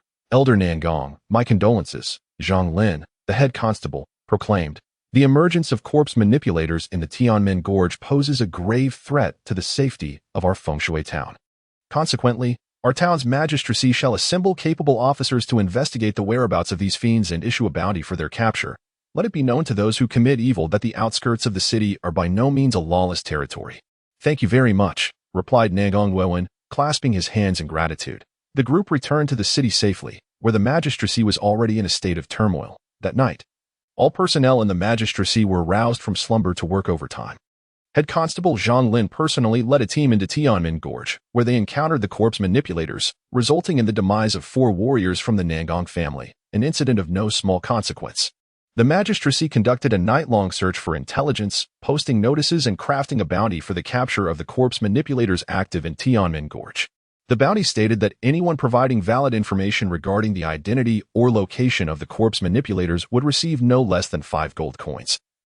Those who could capture a corpse manipulator would be rewarded with 100 gold coins, and those who managed to slay one could claim 50 gold coins upon presenting the body. As direct participants in this endeavor, Lu Fan and Ling Xiaoxiao returned to the police office on Yuanlang Street under the welcoming gaze of Qi Zhili and others. Everyone was alert and eager to hear about their experiences in Tianmen Gorge. Ling Xiaoxiao rolled her eyes, indicating her desire for rest, and promptly retreated to her bedroom. Lu Fan, too, bore a pallid expression. "What a waste. The talismans we earned have been utterly depleted, and those I had saved are all gone as well. In the future, I shall steer clear of such troublesome affairs. I refuse to serve any longer." He and his master, Ling Xiaoxiao, had expended their hard-earned second-tier talismans entirely, not to mention that he had also incurred a loss of 40 gold coins. It was a night of considerable misfortune. Qi Zhili and the others, feeling disheartened, dispersed. Lu Fan returned to his bedroom, collapsing onto his bed behind the curtain, his mind still replaying the fierce battle that had transpired in Tianmen Gorge. Elder Nangong Yuewen's prowess appeared to far surpass that of ordinary warriors. While warriors could suppress the black zombies, their sheer numbers could easily overwhelm, and without the intervention of a third-tier talisman master, the consequences would be dire. Lu Fan interlaced his fingers behind his head, staring at the ceiling, filled with boundless yearning. However, the vulnerabilities of talisman masters were equally evident in this conflict. Without the protection of warriors, a talisman master faced dire straits when engaged in close combat. Several black zombies could render a talisman master flustered, leaving them incapable of summoning the fire wolf or adeptly wielding the fire god blade. Indeed, the most tragic fate befell the 4 warriors of the Nangong family. Despite possessing the strength of second-tier warriors, they found themselves in a precarious situation, lacking both the resolve of warriors and the abilities of talisman masters. Ultimately succumbing to chaos and death when attacked, they sought to master every ability, yet excelled at none, living shorter lives than even first-tier warriors. On the other bed, separated by a curtain, Ling Xiaoxiao also lay awake. Unable to find sleep, she had ventured into Tianmen Gorge several times, but had never faced such perilous battles. Repeatedly trapped in dire predicaments, she pondered other matters. Talisman masters were indeed formidable. The vendetta against her mother pointed towards talisman masters. Could pure martial training truly provide a means for vengeance on behalf of her mother? The third-level talisman master has already reached such a formidable level. The target of her vengeance had, many years ago, possessed strength far beyond the 3rd level, and moreover, held a position of considerable stature. Ling Xiaoxiao turned over, gradually closed her eyes, and clenched her fists. Chapter 35. Blood Recovery After Undertaking a Mission. A second-level talisman worth 100 gold coins had been lost. When Lu Fan awoke the following day, he felt the after-effects were even more severe. His heart, liver, spleen, lungs, and kidneys ached, equating to a staggering sum of 1 million taels. Just as he sighed heavily and prepared to enter a meditative state to numb his wounded spirit, Qi Zhili returned from outside, beaming as he brought news. "My lord, Captain Zhang has sent word. Once you awaken, you are to report to the magistrate alongside Lord Ling. It seems that the case concerning the Nangong family has made some progress, and the captain has put in a request for your commendation." Really? Lu Fan's spirits lifted. The young man dared not speak falsely. Last night, Captain Zhang had not slept a wink, dispatching someone to escort Elder Nangong Wu into the county town, upon learning about the fierce battle that erupted in Tianmen Gorge. The county magistrate promptly decided to reward the 3 lords for their bravery on the battlefield. Lu Fan immediately felt revitalized. Haha. Regardless of the reward from the county office, it's certainly a chance to recuperate some losses. At that moment, Ling Xiaoxiao, having completed her morning routine, emerged from her room, grasping her long spear as she headed outside. "Let us go. We must keep the captain waiting." The heavy losses had prompted her master to take swift and decisive action. The two arrived at the magistrate's office while it was still dark, and indeed, the place was ablaze with light. Upon seeing Ling Xiaoxiao, Lu Fan approached, and from the guards to the constables, everyone greeted them with great enthusiasm. "Welcome. Esteemed lords, please, come inside. The captain has been waiting for quite some time. A representative from the county office is also awaiting you in the main hall." Lu Fan exchanged glances with Ling Xiaoxiao. Realizing that someone from the county office had arrived. Previously, during their encirclement of the python's nest, only a commendation letter had been sent, but this time, a messenger had been solemnly dispatched. That it seemed the reward would be significant. They hurried to the main hall, where 3 individuals awaited them. Captain Zhang Lin. To their surprise, Elder Nangong Yuan from the Nangong family had also returned, and another individual, a stern-faced man in a captain's uniform. Upon seeing the 2 enter, Captain Zhang rose and joyfully introduced them. Come, these are the young talents I mentioned to Lord Xiao, Talisman Constable Ling Xiaoxiao, and Constable Lu Fan. Ling Xiaoxiao, Lu Fan. Allow me to introduce you to Captain Xiao Zheng from the county office. Ling Xiaoxiao, Lu Fan. It is a pleasure to meet you. Captain Xiao. No need for excessive formality, Xiao Zheng replied, standing and revealing a smile of approval. Indeed, youth breeds heroism. The county magistrate has heard of your deeds. Your composed demeanor and courageous combat against the corpse controllers while ensuring the safety of Elder Nangong have impressed him greatly. On this occasion, I have come, under the magistrate's orders, to announce the county's commendation. Lu Fan, curious, interjected with a question. The corpse controllers have yet to be captured, and the case regarding the Nangong family's hunting team remains unresolved. Is it appropriate to issue commendations at this time? Xiao Zheng exchanged a glance with Captain Zhang Lin and smiled gently as he explained, "You have only recently joined, and thus may not yet grasp the peculiarities of the corpse controllers. In ordinary cases, it is imperative to apprehend the criminals to conclude the matter, but when the perpetrators are involved with the corpse controllers, the situation becomes vastly different, since we are on this topic. Allow me to elucidate." Lu Fan promptly perked up his ears. Soon, Xiao Zheng elaborated on the nature of the corpse controllers. They are, in fact, a clandestine group engaged in nefarious practices, covertly cultivating living corpses to wield for their own malevolent purposes. They dwell in the shadows, harboring astonishingly wicked powers, espousing ideals of freedom and strength, yet embodying extreme selfishness and depravity. Their elusive nature renders their true identities unknown, and although the authorities have issued a bounty for their capture, everyone is acutely aware that the likelihood of apprehending the corpse controllers is exceedingly slim. Thus, when faced with cases involving them, it is customary to close the case without resolution. Upon hearing this, Lu Fan felt a mix of astonishment and relief. He was astonished that the power of the corpse controllers rendered the official forces helpless, relieved that this case had concluded with a successful resolution. At this moment, Zhang Lin imparted further good news. Considering that both of you are newly appointed constables and have excelled in handling a case involving corpse controllers, this case will not only earn you recognition for solving a major case, but also commendation for your valor in battle. This means you will receive double accolades. This is a historical first for our Foshui town. Lu Fan's eyes brightened at this revelation, and he couldn't help but exclaim, "Are you implying that I can select a martial skill?" "Indeed," Zhang Lin replied with a smile. Xiao Zheng added, "Moreover, The county office has decided to reward you each with 40 gold coins as compensation for the losses incurred during this battle. As soon as the words left his mouth, the previously expressionless Ling Xiaoxiao's eyes sparkled with joy. 40 gold coins upon return, almost half of their losses replenished. They had not anticipated that the expenses for the second-level talismans would be fully reimbursed. Such a windfall meant that in future confrontations, they could recklessly unleash talismans. Who could withstand that? Lu Fan accepted the pouch of coins and a martial arts manual titled Half Moon Style from Xiaozhan. With the rewards concluded, the two understood the cue to take their leave. As they stepped outside the county office, Elder Nangong Wen hurried out from behind them. Please, wait. Elder Nangong, Lu Fan, and Ling Xiaoxiao paused and turned. This chapter is not over. Please click the next page to continue reading. Is there something else? The two looked at Nangong Yuan with curiosity. With a warm smile, he retrieved 2 silk pouches from his sleeve and handed them to each of them, saying, in the battle at Tianmin Gorge, both of you suffered significant losses, and I feel a deep sense of guilt. I have specifically addressed this matter with my family upon returning. These pouches contain compensation from the Nangong family for both of you. Please do not decline. It's our duty, Elder Nangong insisted courteously. While Lu Fan and Ling Xiaoxiao expressed polite refusals, their hands moved swiftly to accept the offerings. Elder Nangong's smile widened further. The head of our family has decreed that henceforth, the two of you may purchase talismans at the Golden Line Talisman Shop at a discounted rate of 20% off. This opportunity will arise once a month, with the allowance doubled. Serving as a token of gratitude from the Nangong family towards the both of you, that Lu Fan and Ling Xiaoxiao were momentarily taken aback. This certainly seemed to imply a binding of the two to the war chariot of the Nangong family. Acquiring a second-tier talisman would grant a discount of 2 gold coins compared to other constables, which already represented an entire month's salary for a constable. Ling Xiaoxiao hesitated for a moment.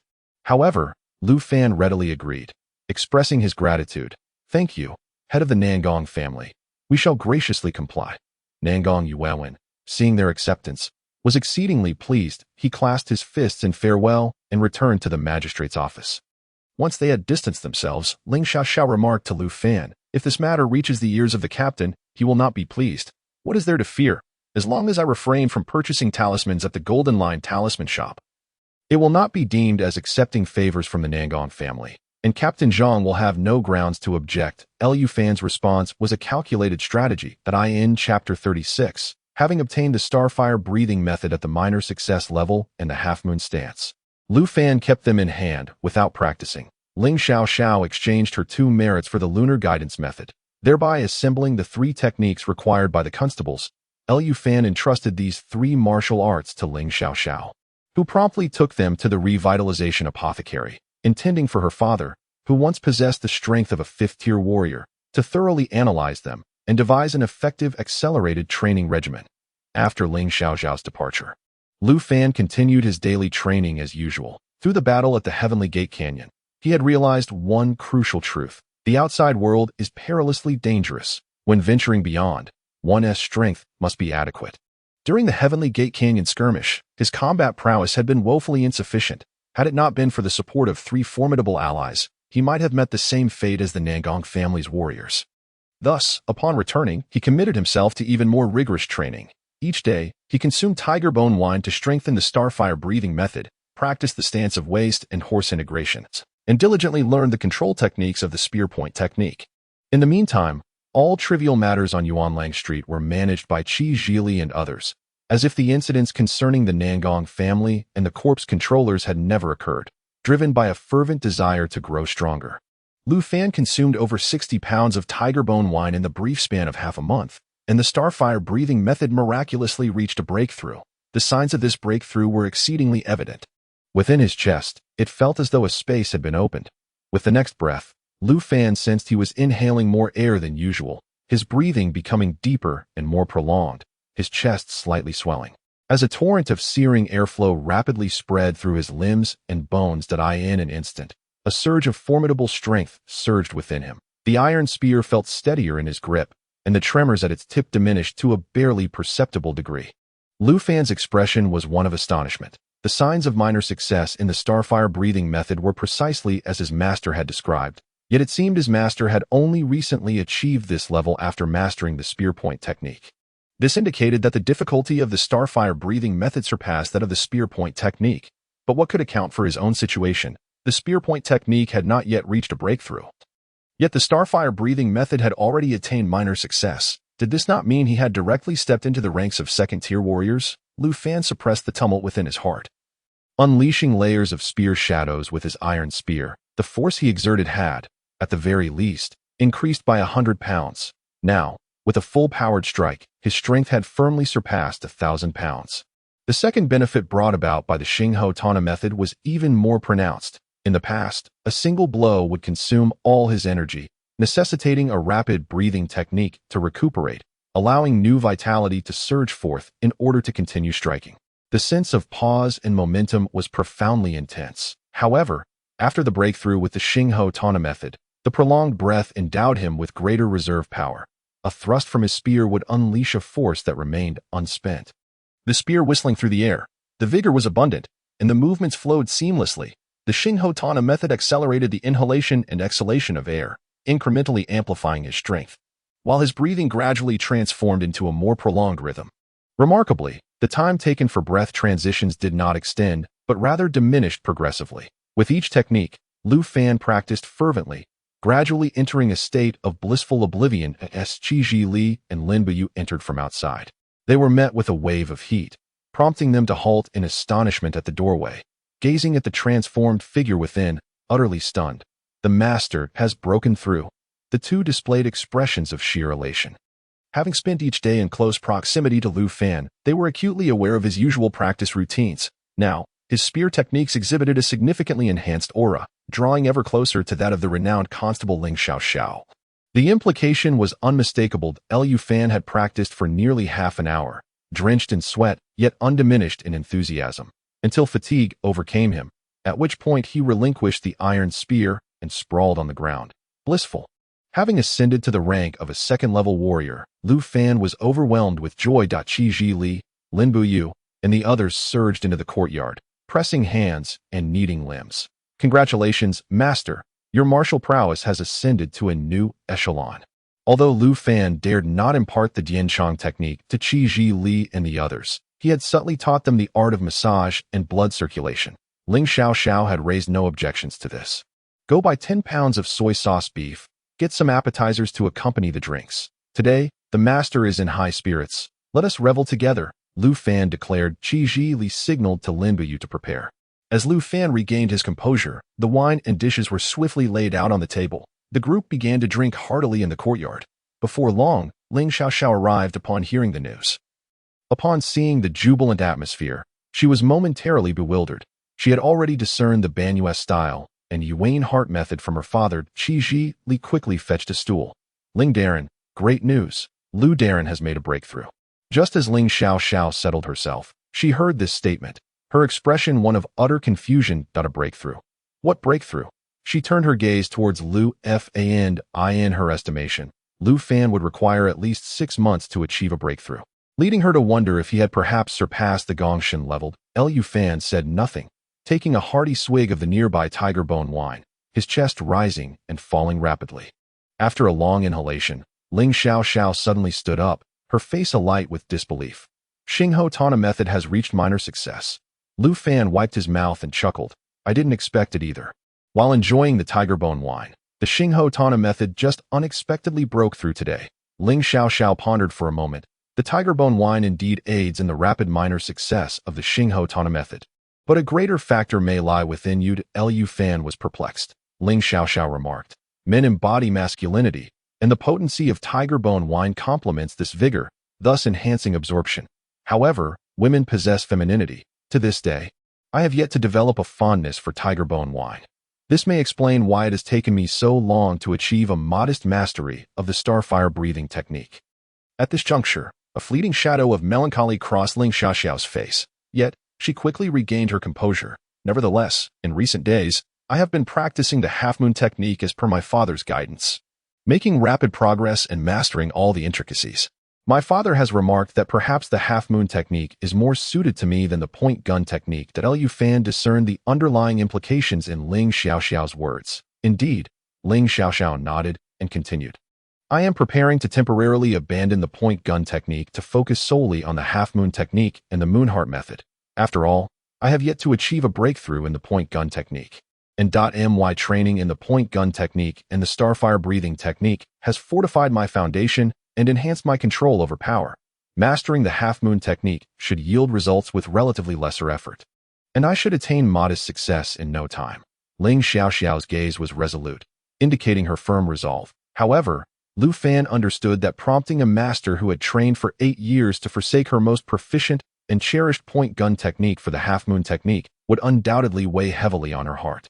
Chapter 37. Nightmares Awaken, Breaking Through Again. That evening, Lu Fan discussed this matter with Ling Xiaoxiao. She replied, "You need not worry for me. Even if I switch to the half-moon technique, it does not imply that my strength will regress to that of a novice warrior. The foundation and power acquired from the point gun technique and 8 years of martial arts practice will not vanish. In the future, when I reach the pinnacle of mastery, I will certainly surpass Captain Zhang Lin." Lu Fan nodded, believing her words. This was indeed plausible. Captain Zhang Lin had devoted his entire life to mastering the half-moon technique, yet in terms of sheer strength, he could not rival her master. For her master, transitioning to the half-moon technique would be relatively effortless, while for Captain Zhang Lin to switch to the point gun technique would require significantly more effort. Yet, the reality remained that Ling Xiaoxiao's strength could not break through in the short term, a fact that weighed heavily on Lu Fan's heart.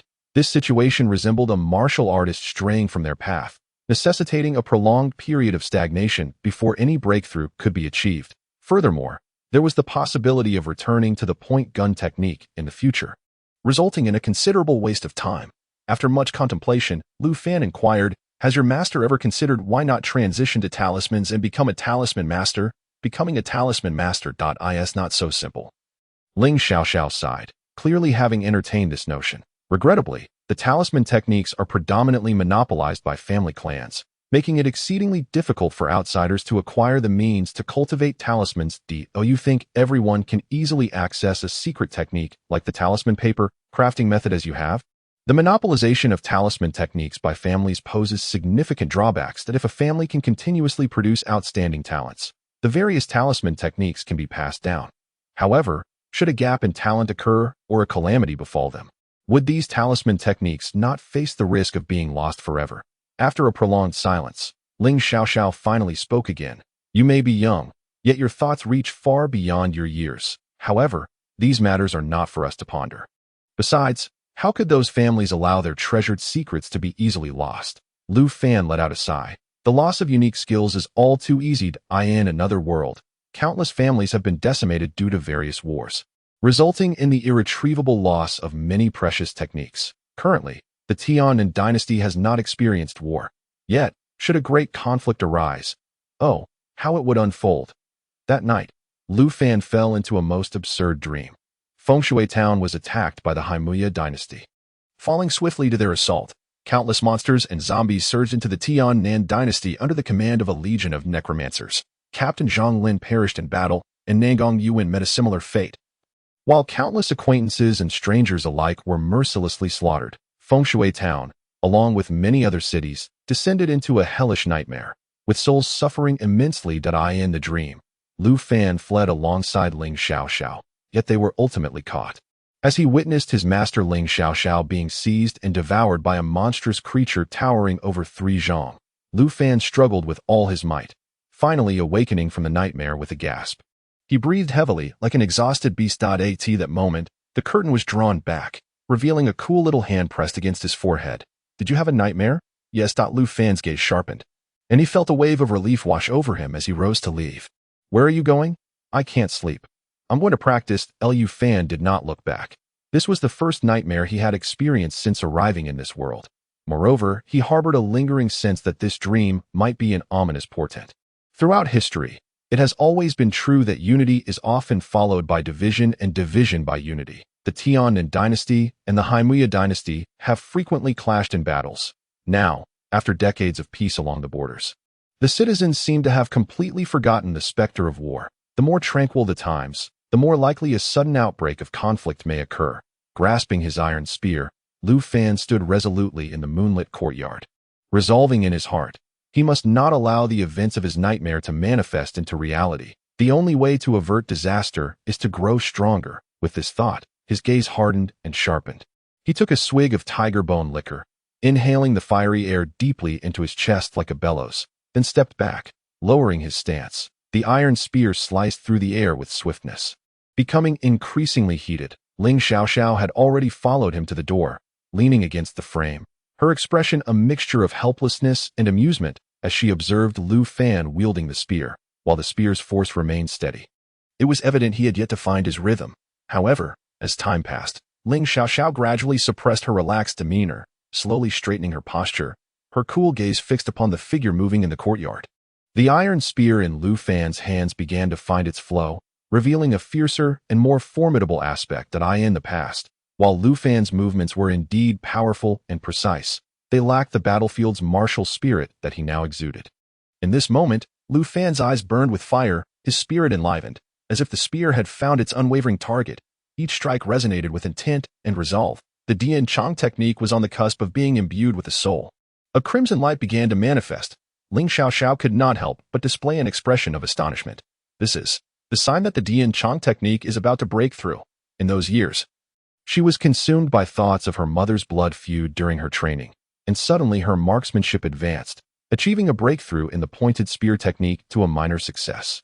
Unexpectedly, within a mere 3 months, Lu Fan also reached this level. 10 seconds later, the iron spear in Lu Fan's hand erupted with flickering sparks. The light in the courtyard seemed to brighten considerably. Another 10 seconds passed. The sparks spilling from the spearhead blossomed, as if Lu Fan had ignited a match against the night. With a hissing sound, flames burst forth. Lu Fan did not pause. The temperature of the iron spear had risen, much like Lu Fan's own body.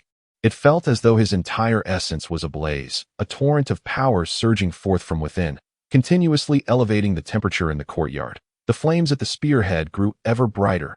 Lu Fan had no reason to fear the flame's extinction. He understood that only through relentless eruption could he maintain and amplify this astonishing blaze. The moment was upon him. A breakthrough was imminent. Lu Fan could not afford to miss it. With a breath in, a breath out, the starfire breathing technique flowed seamlessly, generating ever more power. Simultaneously, each maneuver, each form, tirelessly rubbed the iron spear against the air of the courtyard. Amidst the resounding crack of breaking air, the temperature soared. The fire, dense and tangible, spread from the spearhead along the shaft, then was flung into the air, becoming increasingly pronounced, the radiance ever more resplendent. The flames swelled in intensity. The fire coalesced into a singularity. For a brief moment, a complete spear of fire crystallized in the sky. Qi Ji Li and others, witnessing the inferno in the courtyard, mistakenly thought there was a flood, hurriedly grabbing basins to open the door, only to behold a scene that left them utterly stunned. The basins slipped from their hands, their minds momentarily blank, jaws agape in disbelief. Chapter 38. Talent, Sect, Reviving Pharmacy. After Lu Fan's pointed spear technique officially achieved a breakthrough, he was hurriedly taken home by his master, Ling Xiaoxiao, to meet his father, Ling Yusheng, where he recounted the remarkable tale of achieving 2 breakthroughs in a single day. A fleeting smile graced Ling Yusheng's face. Yet he displayed no significant surprise, gesturing for the two to sit and converse while he went to brew tea. "Father, what time is it?" Ling Xiaoxiao exclaimed anxiously. Her disciple had rapidly attained minor success in 2 martial arts. At this rate, surpassing her master was merely a matter of time. She had no inclination to sip tea. Lu Fan remained silent. Ling Yusheng spoke leisurely. In Arch-Sangshan Iron Sword Sect, achieving minor success in pointed spear technique and starfire breathing technique within 3 years is considered ordinary talent. Achieving minor success in 1 year reflects moderate aptitude. Achieving it in 6 months indicates superior talent. And reaching it in 3 months marks one as a martial prodigy. However, there have been instances of individuals attaining minor success in both disciplines within a month, hailed as the chosen of heaven. Ling Xiaoxiao and Lu Fan were left speechless. Ling Yusheng's words did not serve merely to comfort Ling Xiaoxiao.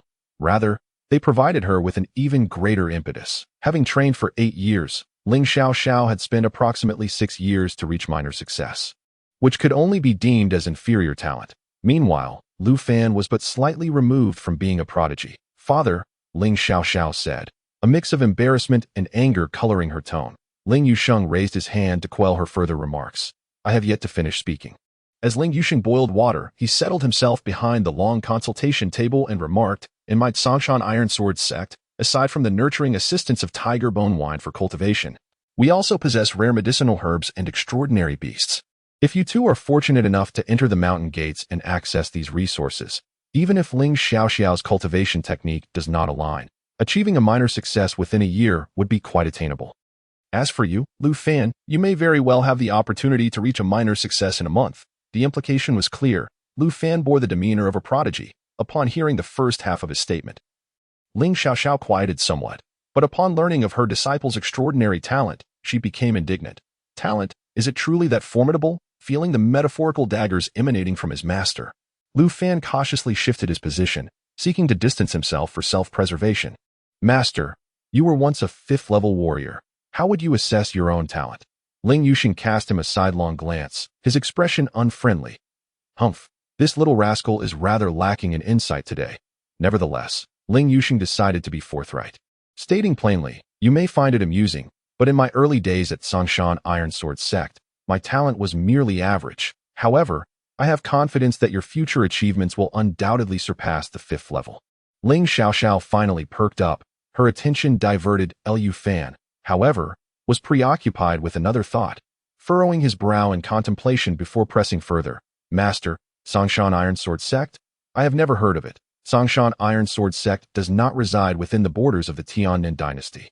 Ling Yuxing replied with an air of nonchalance, a fleeting glimmer of nostalgia flickering in his eyes. Ling Xiaoxiao seemed to be in the know, adding, the Tiannin dynasty is merely a small nation, with its sects being little more than minor factions. It is said that Songshan Iron Sword sect boasts tens of thousands of outer disciples, capable of toppling a nation. Within the inner sect, experts abound, capable of feats such as flying and traversing the earth.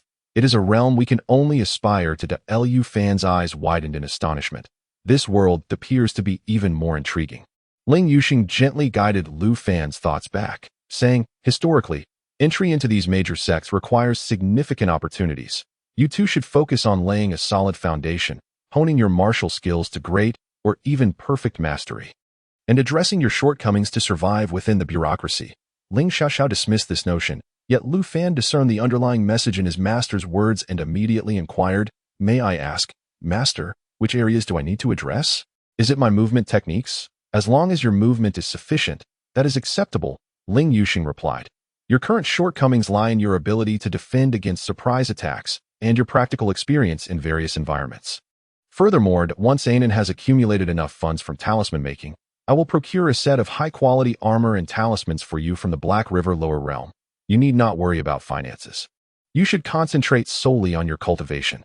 Shifting his tone, Ling Yuxing reminded Ling Xiaoxiao, the Bureau's half-moon style suits you well. In hindsight, I should not have prevented you from becoming a constable last year. However, do not be disheartened. Sharpening the axe does not hinder the cutting of wood.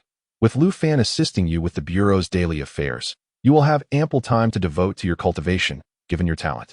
Within 6 months, you could easily achieve minor success or even great success in the half-moon style, breaking through to the 4th level. The child understood. Ling Xiaoxiao felt a twinge of unhappiness. The mere thought of potentially being surpassed by Lu Fan made her countenance as cold as ice. After all, at this stage of her apprenticeship, did she still possess any dignity? Humph, how infuriating! Lu Fan, being an old hand in the field, was well aware of the young lady's temperament and quickly soothed her. Master, I too am a member of the authorities, and I shall certainly practice the half-moon technique in the moon-invoking heart method. Starting today, I will begin my training in these 2 arts as well. A glimmer of light sparked in Ling Xiaoxiao's eyes. Yet she feigned indifference and nodded. You have a point. Although mastering martial skills requires concentration and dedication, the Black Blade is indispensable for a constable. The authorities will periodically assess the half-moon technique. I shall share with you the nuances and training essentials of the half-moon technique and the moon-invoking heart method. Look, Master has returned. It was not until dawn that Lu Fan returned from the rebirth apothecary. Ling Xiaoxiao remained at the apothecary, entering seclusion to diligently practice the half-moon technique and the moon-invoking heart method. Meanwhile, Lu Fan returned to the police office on Yuanling Street to resume his duties as a local constable. As time passed, more than half a month went by. Foshui town approached late autumn, with the moon nearing its fullest phase of the year. Outside the city, the spirits grew increasingly agitated, with some undead visibly wandering into the outskirts by night. Just yesterday, swift-moving malevolent spirits were spotted.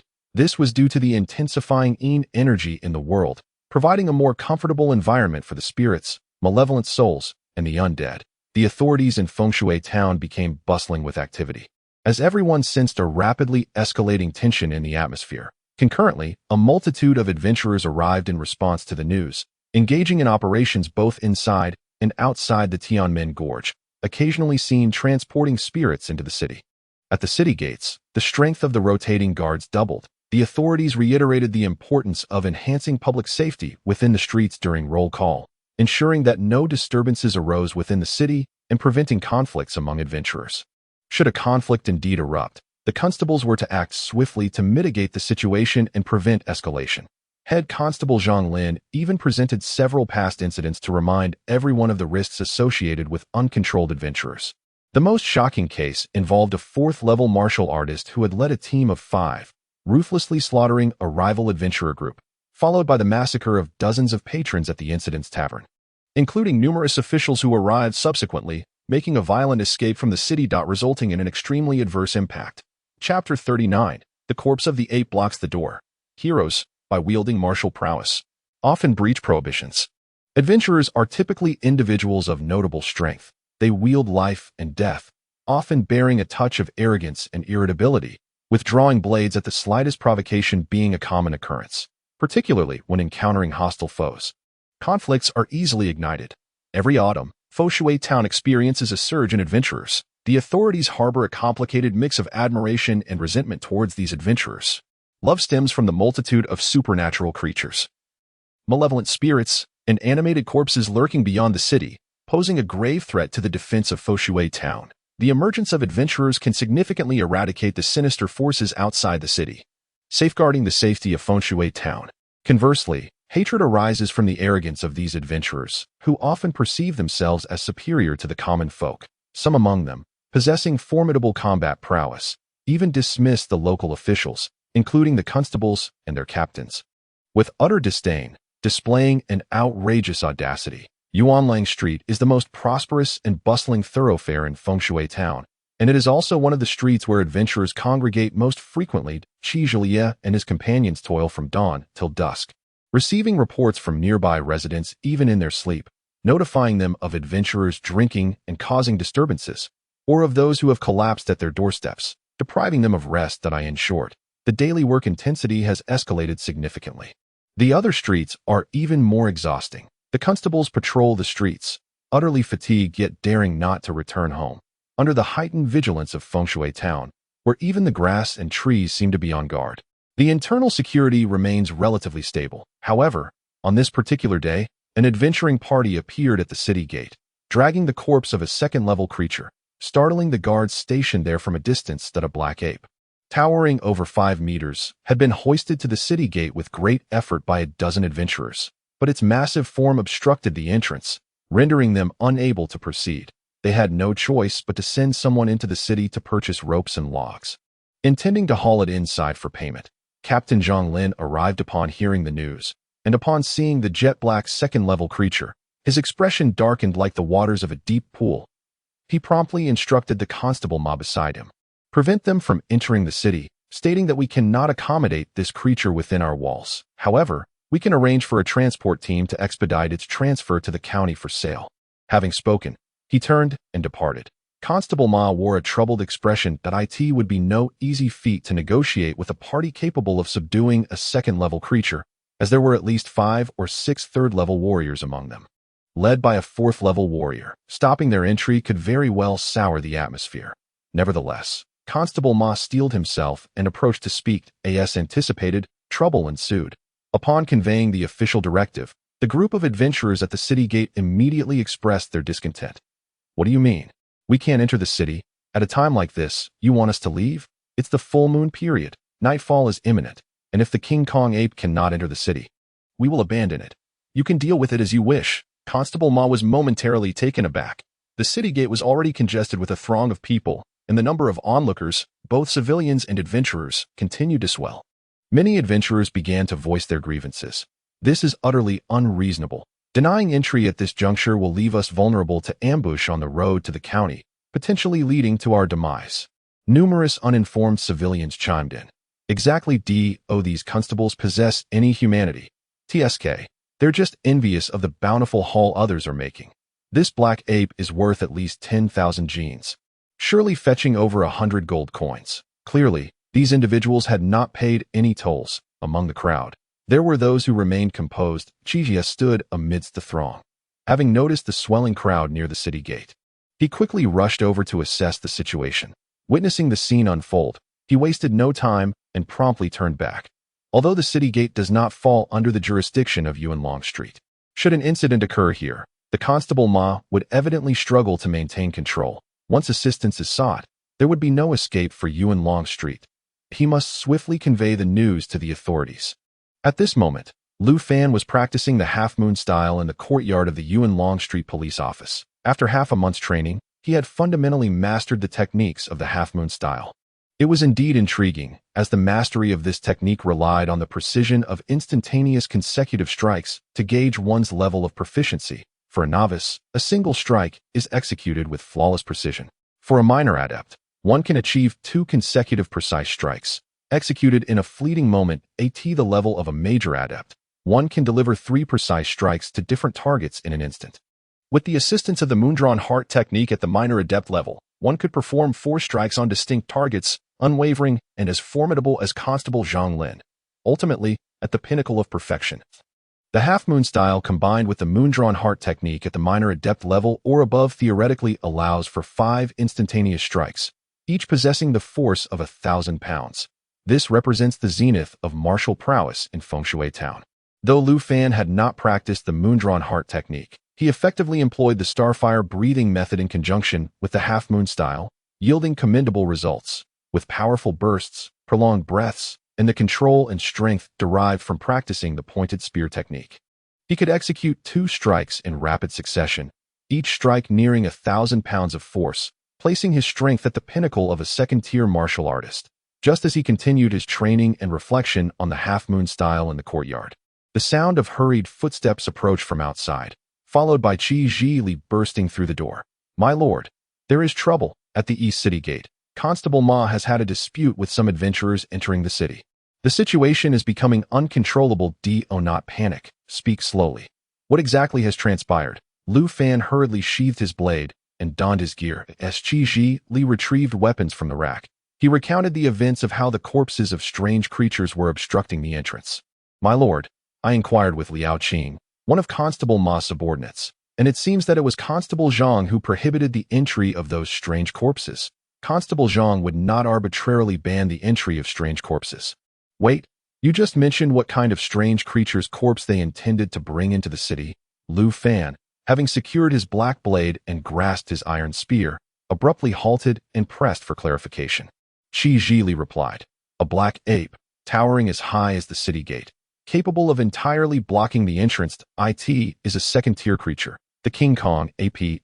Lu Fan's expression shifted dramatically. During this time, he had not solely focused on training. In his leisure moments, he had asked Qi Zhili to procure some geographical tomes and illustrated volumes on exotic beasts from the Tiannan dynasty.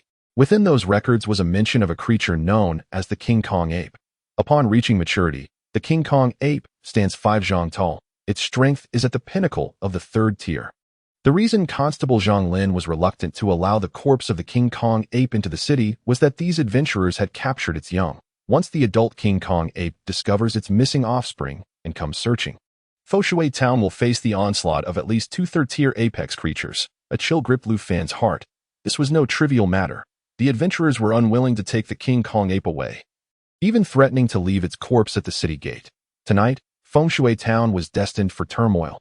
These fools. "Zhili, you are to make a swift journey to the Apothecary of Resurrection and inform my master to come forth for assistance. The rest shall accompany me to the East City Gate." Chapter 40. Compromise and Preparations. Feng Shui Town, East City Gate. The atmosphere is taut with tension. 13 adventurers, each possessing at least the 2nd-level martial prowess, stand in confrontation with the constables and city guards. The officials show no signs of retreat. Prepare for any eventuality. Over 50 guards at the gate have drawn their bows, aiming at the group of adventurers below. Constable Ma, alongside his partner from Black River Street, is supported by 6 additional constables who have hastened from the magistrate's office, including Head Constable Yin Liang and Head Constable Zhao Qin, who have brought their guards with them. As the two head constables make their appearance, they proclaim loudly to the gathering crowd. The reason Feng Shui Town is reluctant to permit the entrance of the monstrous beasts is that these are the offspring of a third-tier pinnacle beast. The diamond ape. Should they gain entry, Feng Shui Town will face the onslaught of at least 2 third-tier pinnacle beasts this very night.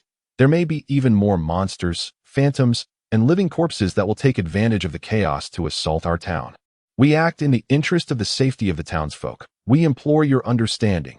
Upon hearing these words, the townspeople within the crowd began to falter.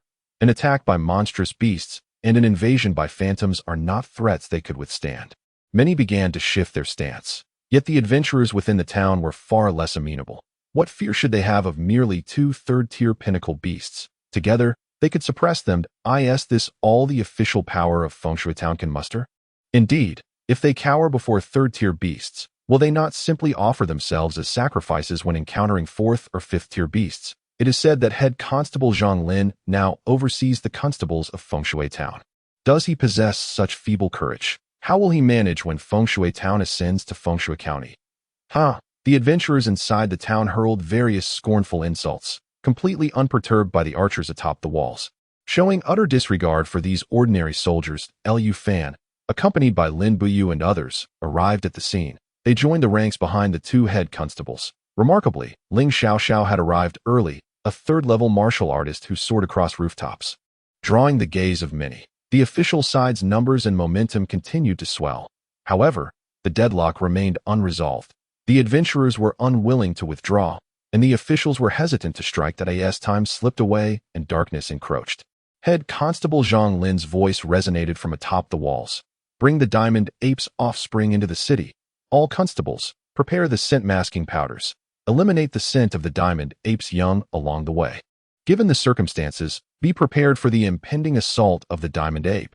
I declare that tonight, all constables of the magistrate's office and every soldier within the city shall commence cooking in advance and prepare for the night watch. Seeing the situation unresolvable, head constable Zhang Lin reluctantly chose to compromise. The adventurers erupted in cheers of jubilation. They had triumphed. Should it not have been this way from the outset? Let us go. Friends, let us dine. This evening, when the monsters attack, we shall also take to the walls for merriment. Indeed, let us feast together tonight, and with full bellies we shall slay a few more beasts, one by one. The adventurers began to depart. Liu Fan and his companions did not depart. Instead, they heeded the commands of Captain Zhang Lin.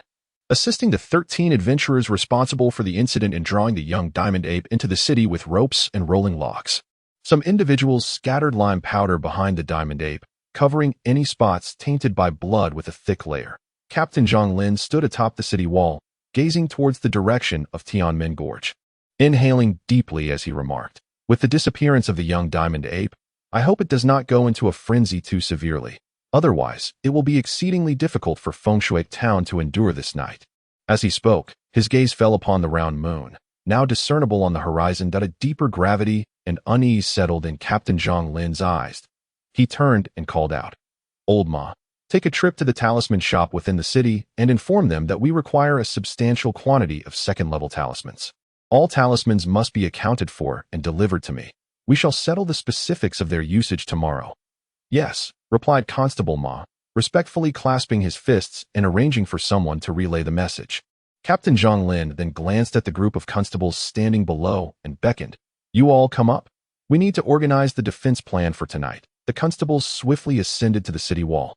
Forming a circle, the atmosphere was tense. Captain Zhang Lin surveyed his colleagues and stated, After nightfall, aside from the East City Gate, which may become the primary target for the spirits, the other 3 sides of the wall could also face assaults from monsters.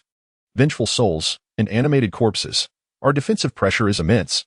All constables must be in position, and those under your command must also arm themselves with swords and prepare for full-scale defense tonight. Currently, our manpower is critically insufficient.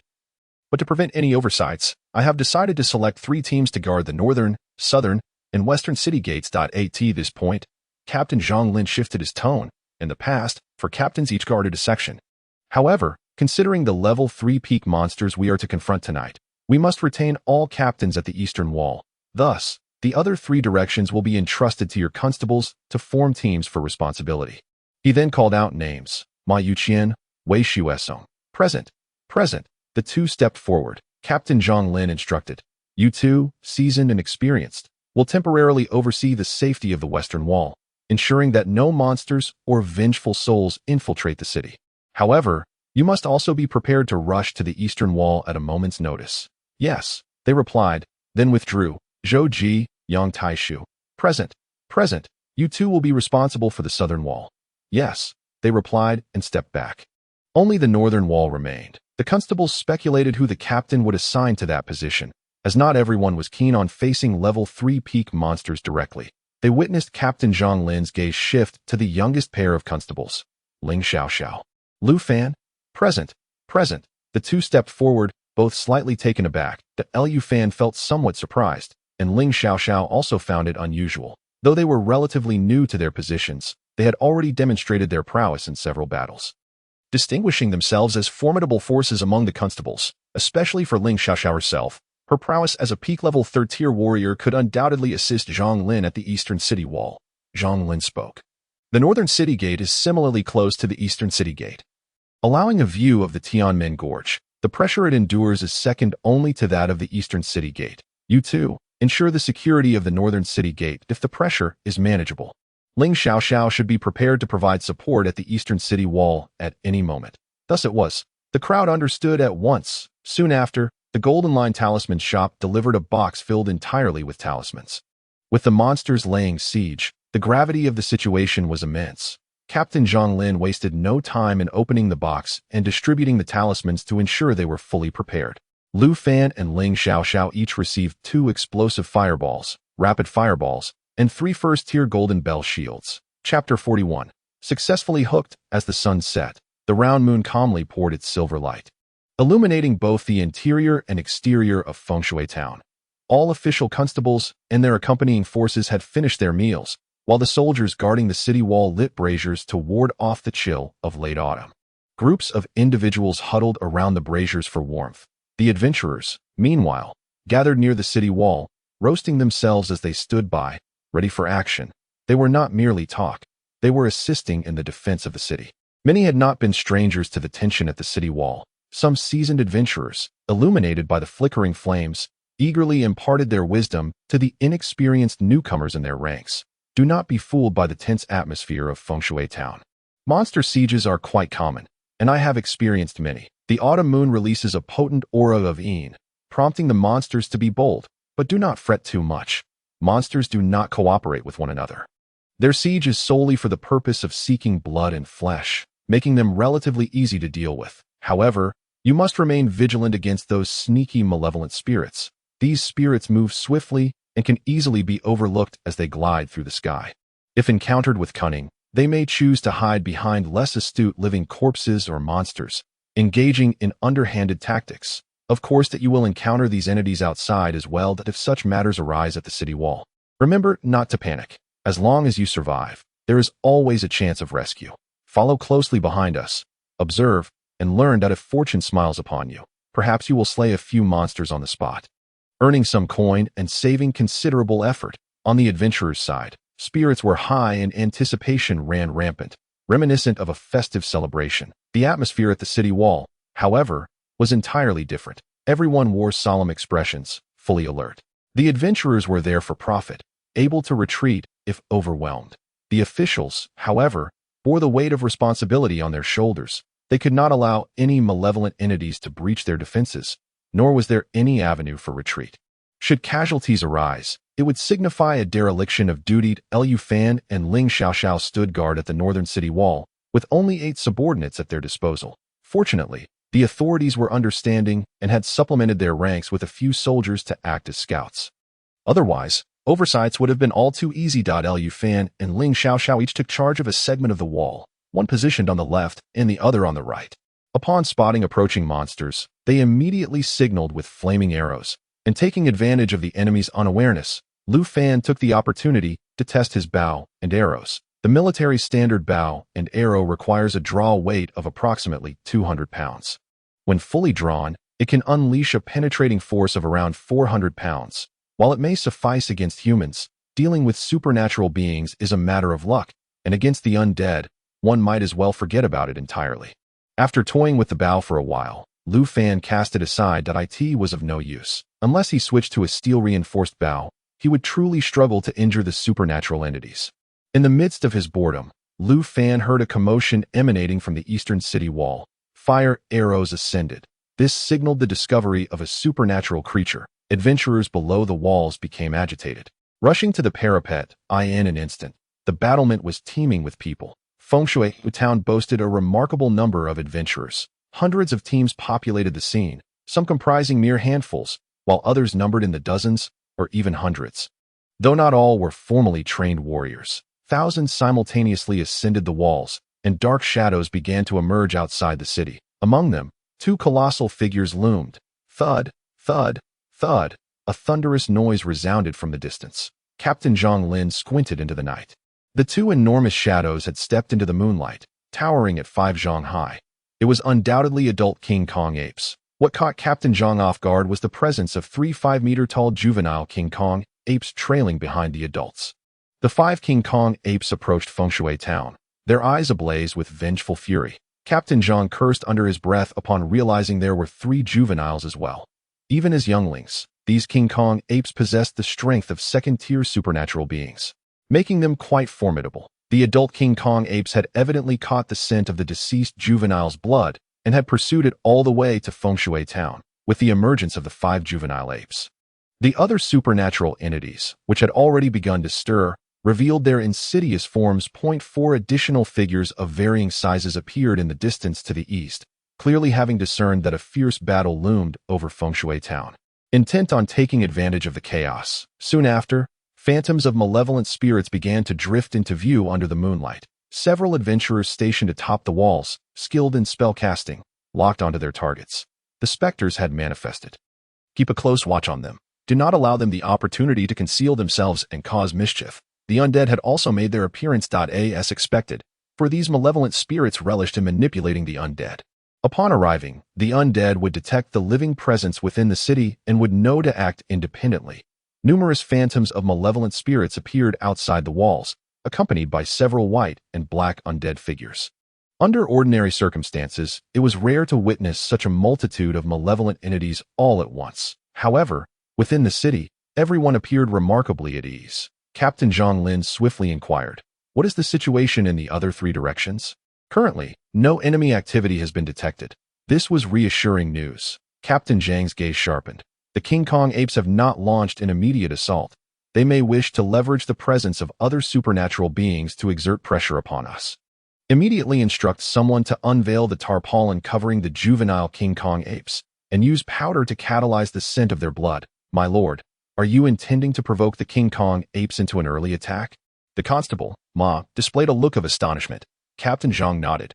Precisely. The sooner they act, the better. The longer we delay, the more supernatural entities will accumulate, and the situation will become increasingly difficult to control. Constable Ma turned on his heel and departed. Before long, the 5 colossal gorillas, slowly advancing outside the city, suddenly halted, elongating their noses to inhale deeply the scents in the air, then simultaneously unleashed a deafening roar. The leading 2 adult gorillas, seemingly driven mad, bellowed fiercely, their arms pounding the ground with tremendous force, creating deep chasms in the earth, echoing with thunderous sounds. Rising to their full height, these towering creatures, measuring 16 or 17 meters, struck their chests with rapid beats. The resounding thuds instilling an extraordinary sense of dread and shock among all present. Everyone heightened their vigilance, gripping their weapons tightly. It was coming. Indeed, spurred on by Zhang Lin, the head of the hunters. The gorillas caught the scent of their young and could no longer contain their fury, plunging into a state of rage. Following a rapid drumbeat, they surged forward towards the eastern city walls of Fengshui town. Their massive forms loomed in the moonlight like 2 gigantic humanoid statues, with 3 juvenile gorillas trailing closely behind. As they moved, other creatures that had maintained a cautious distance also surged forward after a brief hesitation. The malevolent spirits, shrouded in ever-shifting apparitions, rushed towards the living dead below. The living dead, with eyes wide open and grotesque features, radiated an aura of menace. The walls of Fengshui town came into view, drawing nearer with alarming speed. Chapter 42. Blood and fire at the city walls. Only a handful of creatures were present. The combined number of malevolent spirits and living dead did not exceed 20. In contrast, There were thousands of adventurers on the side of Feng Shui Town, and the official forces numbered over 10,000. From any perspective, it seemed an overwhelming advantage. However, when battle commenced, the reality was starkly different.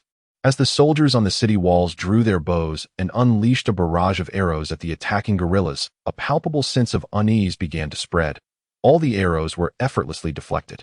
The guerrillas' thick fur acted as a formidable armor, rendering the arrows utterly ineffective, unable to even breach the surface. Many informal warriors glanced at their weapons, pondering whether their ordinary swords and daggers could possibly pierce the guerrillas' hide. As the guerrillas approached, their immense shadows loomed larger, their presence steadily eroding the resolve and striking terror into the hearts of every onlooker. The ground trembled, hearts thundered, when they realized that the towering guerrillas were forcing them to look up in fear. Their mental equilibrium further destabilized. This creature so tall, so massive, so terrifying, they were to confront the onslaught of such a monster. Many felt their strength waning. It was not just informal warriors who began to entertain thoughts of retreat. Even some formal first- and second-tier fighters recognized the dire reality. They could be crushed by the colossal beings charging at full speed, involuntarily stepping back, hoping to let those in front take the brunt of the initial assault. Adventurers could retreat, but the official personnel could not afford to duty-bound. Zhang Lin and several other captains stood resolutely at the forefront, clutching their talismans. The impact and shock of the level 3 pinnacle adult guerrillas were formidable indeed.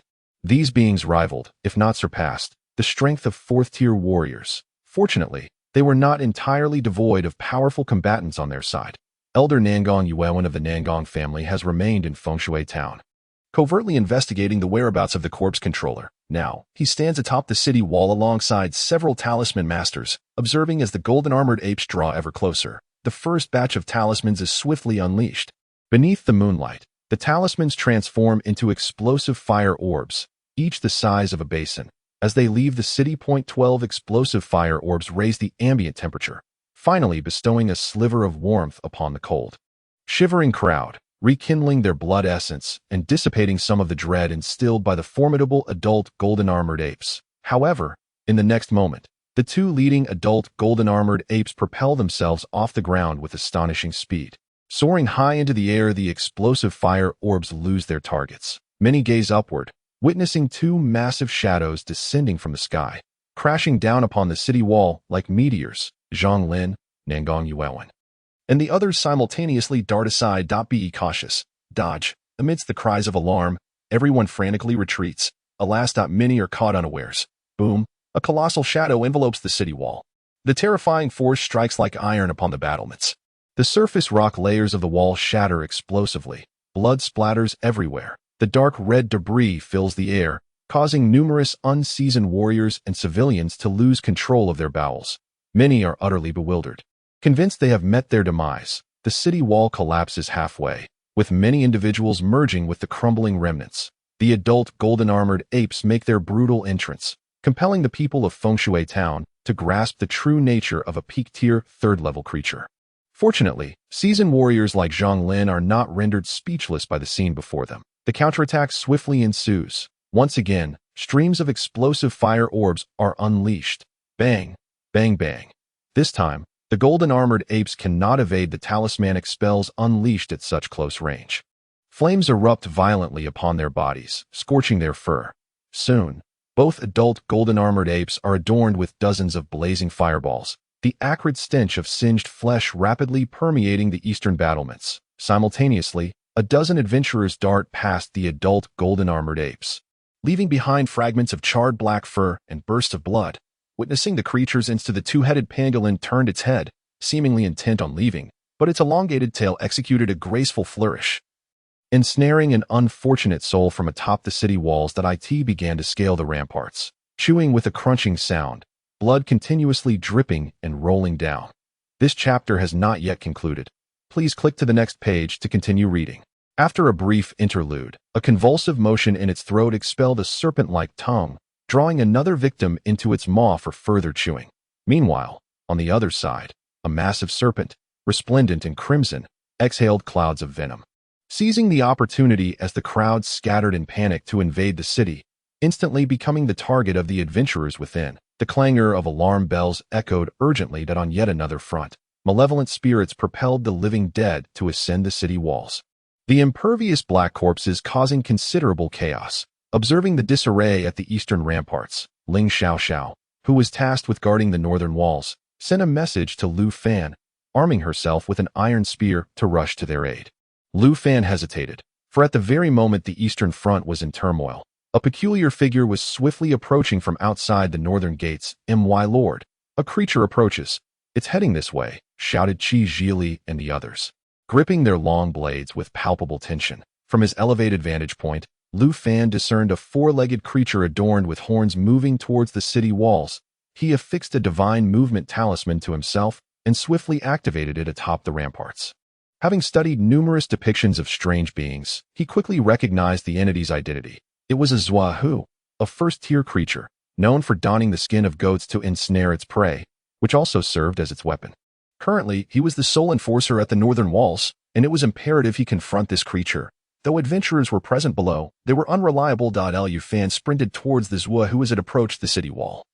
And upon extending his head, he beheld a pair of exceedingly ferocious, beastly eyes beneath the goat-like skull. The creature leaped, revealing razor-sharp claws half a foot long, akin to steel, lunging towards the soldiers on the rampart. Strike, like a dragon. Chapter 43. Single-handedly slaying the Zuahu. Suddenly, the northern ramparts of Foshui town were besieged by the Zuahu's assault. All the soldiers were paralyzed by the shadow cast by the creature. Their eyes trembling in fear. Lu Fan stepped forward, inhaling deeply. The searing energy within his chest had already suffused his iron spear with a faint crimson hue. His muscles tensed like a drawn bow. And at the very moment the Zuahu appeared, he unleashed a cataclysmic strike. The spear shot forth like a dragon. Death, a flame, palpable as substance, enveloped the iron spear, coalescing into a singular point, its brilliance piercing through the Zuahu's tough hide. Under its terrified and enraged gaze, it struck forcefully into its lower body. The Zuahu, cunning yet not as resilient as the pangolin, python, or diamond ape, suffered a grievous wound as its abdomen was pierced. It seemed as though a faucet of blood had opened, gushing forth profusely. In pain, the Zuahu's claws swept towards Lu Fan with lightning speed. Had this been before Lu Fan mastered point spear technique and starfire breathing method, he would have been powerless to evade such an attack. But now, with his strength still intact, he released the iron spear, leveraging his agility to shift sideways by 4 meters, narrowly avoiding the Zuahu's counterattack. With a resounding clap, the Zuahu's claw struck the city wall. A nearby soldier, unable to evade in time, was instantly crushed, his shattered body erupting with a torrent of blood, staining the ramparts crimson. Clang! Lu Fan remained undistracted, swiftly drawing the black blade from behind him, slicing past Zhaohu's eyes, half-moon style. In one fluid motion, 2 strikes. Blood gleamed on Zhaohu's face as he writhed in agony. His lower body had been pierced by an iron spear, the end clattering against the ground, each movement sending waves of excruciating pain through him. Now his face bore 2 deep gashes, exposing bone, leaving him utterly defenseless and in disarray. Nearby soldiers, encircled by a forest of blades, trembled in fear and turned to flee towards the city's exit. Could they escape? Bow down, half-moon style. With the Godspeed talisman affixed to him, Lu Fan's explosive speed far surpassed that of an average third-tier warrior. And in an instant, he left 4 more wounds on Zhaohu's body. Zhaohu, battered, tumbled outside the city, the spear plunging into the ground, piercing through him and worsening his injuries. He bled profusely. Lu Fan, wielding the black blade, pursued relentlessly, striking down the drowning dog. Half-moon style. A strike. As Zhaohu turned his head, Lu Fan switched sides. Another strike. Blood spurted forth. Yet Zhaohu could not muster any speed, having severed several tendons in his legs. In less than 100 meters, he collapsed to the ground, becoming a soul claimed by Lu Fan's blade. Suddenly, the northern city gate swung open. A throng of soldiers, led by Qi Zhilin and Lin Biyu, charged out. My lord is mighty.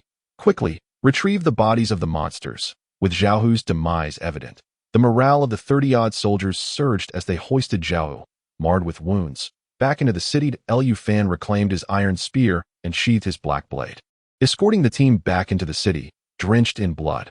Many adventurers within the city gazed upon Lu Fan's bloodied figure with expressions of respect and reverence. In any place, the strong are honored. Upon returning to the parapet, Lu Fan noted that the bodies of the fallen soldiers had already been collected and taken away. A weight settled heavily in his heart, and his arm trembled faintly. This was not his first battle. However, the first time in Tianmen Gorge had been merely clinging to the strong, devoid of significant responsibility or pressure, solely focused on preserving his own life. Now it was different. In the northern part of the city, he was in charge. The weight of responsibility rested on him, and he could not afford any slip-ups. My lord. Qi Jilin, having arranged for Zhao remains, rushed to his side. Visibly excited, "Congratulations, my lord, for single-handedly slaying a first-tier monster and protecting the northern city." Another feat accomplished. Lu Fan was taken aback for a moment.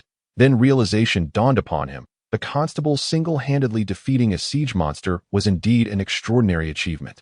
Worthy of recognition. My lord, your spear is covered in blood. Allow me to clean it to prevent any slips during use.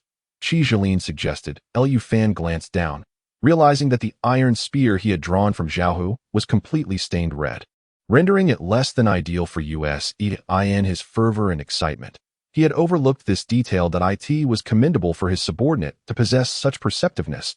He promptly handed the weapon over to Qi Jilin for maintenance. At that moment, a thunderous roar erupted from the eastern parapet. An adult King Kong ape was rampaging, demolishing a section of the city wall, cries of despair echoing as countless lives were lost. Yet, amidst the chaos of the adult King Kong ape's fury, two fire god blades appeared out of thin air, plunging forcefully into the beast's body, eliciting a frenzied wail from it. Captain Zhang Lin and Elder Nangong Yuewen were still engaged in battle. Lu Fan could not help but worry about his master, Ling Xiaoxiao. The perilous nature of the monster assaulting the city exceeded his comprehension. The formidable strength of the pinnacle level 3 diamond ape was utterly terrifying. It was akin to a humanoid Gundam. Despite being relentlessly targeted by talismans for an extended period, it had yet to succumb. However, the silver lining was that the other 3 diamond ape cubs had been forced off the city walls. Shifting his gaze once more, he observed a colossal serpent slithering within the city, causing chaos among the adventurers, with several level 3 warriors leaping about in pursuit. As the serpent moved toward Yuanlang Street, Lu Fan furrowed his brow. He yearned to rush over and offer assistance, yet found himself unable to extricate himself from his current predicament, merely hoping that these adventurers could ultimately slay the serpent without incurring significant casualties. "My lord, the live zombies from the east are advancing towards us," Lin Buyu exclaimed in alarm. Lu Fan turned to see 7 live zombies scaling the city wall at the junction of the eastern and northern sections. Among them, 2, one white and one black, were charging toward the north. The soldiers' blades and spears were utterly ineffectual against the live zombies, relying solely on glutinous rice to continuously attack and deplete the zombies' external corpse energy. Sparks flickered as they managed to suppress the white zombie, yet the black zombie seemed almost impervious, and the defensive line was on the verge of collapse. Witnessing this, Lu Fan's heart sank. "Ji Li, my lord, the spear is ready." Qi Ji Li, drenched in sweat, promptly delivered the iron spear. Lu Fan seized the weapon and set off. He felt confident in confronting the white zombie, but the black zombie was on par with a pinnacle level 2 warrior, proving to be far more difficult to handle. Thus, he could only brace himself and seek an opportunity to unleash a talisman. With a swift motion, Lu Fan propelled himself from the battlements, dashing toward the live zombies. The white zombie, under the cover of the black one, relentlessly battered the city's defenses. Ordinary individuals dared not confront the black zombie head-on, retreating steadily. The live zombies grew increasingly audacious. They shattered weapons with ease and feasted on anyone they caught. Within mere breaths, Lu Fan encountered the live zombies. With a burst of momentum, he harnessed his strength mid-air, unleashing a surge of crimson flames from the spear, aimed directly at the black zombie. The black zombie looked up, hastily raising its hand to defend. Bang! The iron spear struck the black zombie squarely in the chest.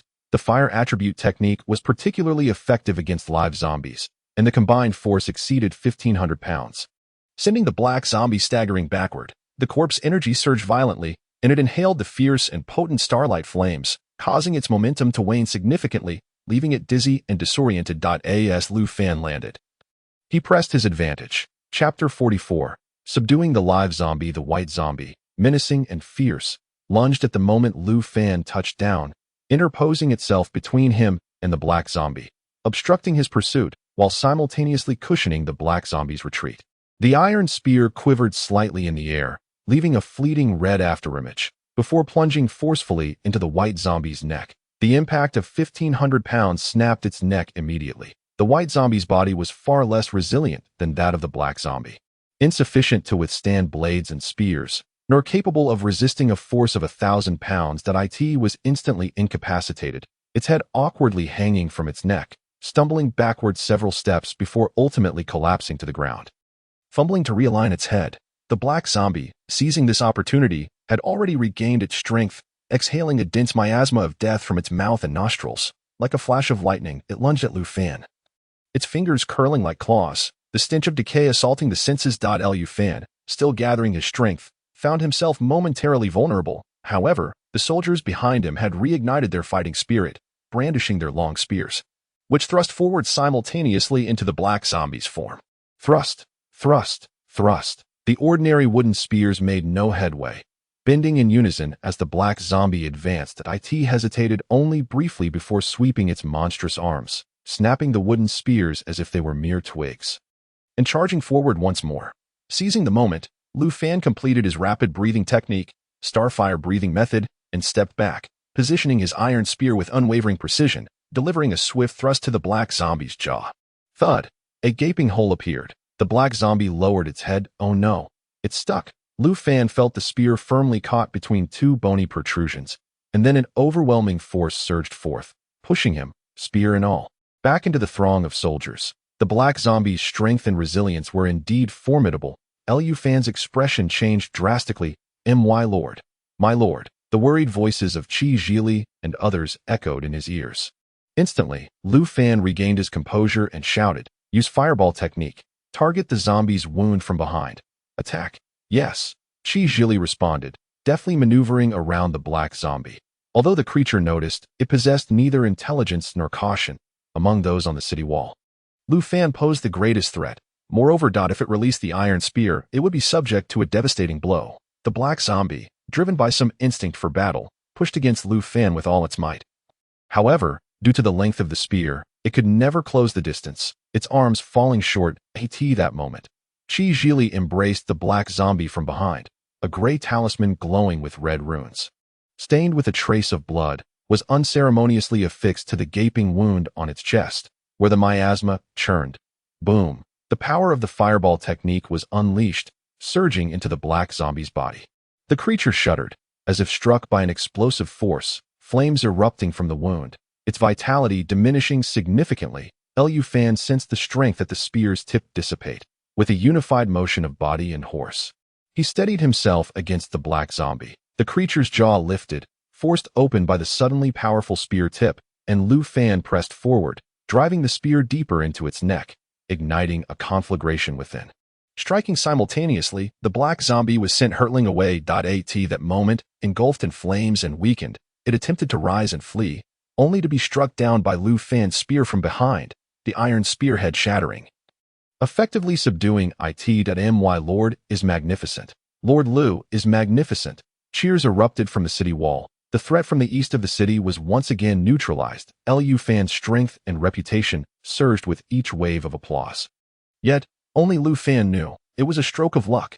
Had it not been within the confines of the city, had he not enjoyed the advantage of the battlements, had he not been amidst the crowd, if not for talents like Qi Zhili, who risked themselves willingly, he might not have successfully subdued the black zombie and the cursed tiger. In summary, it was the multitude of advantages that rendered each of his assaults extraordinarily incisive, perfectly timed to reap the rewards of yet another feat in defending the city. The white zombie posed no real challenge.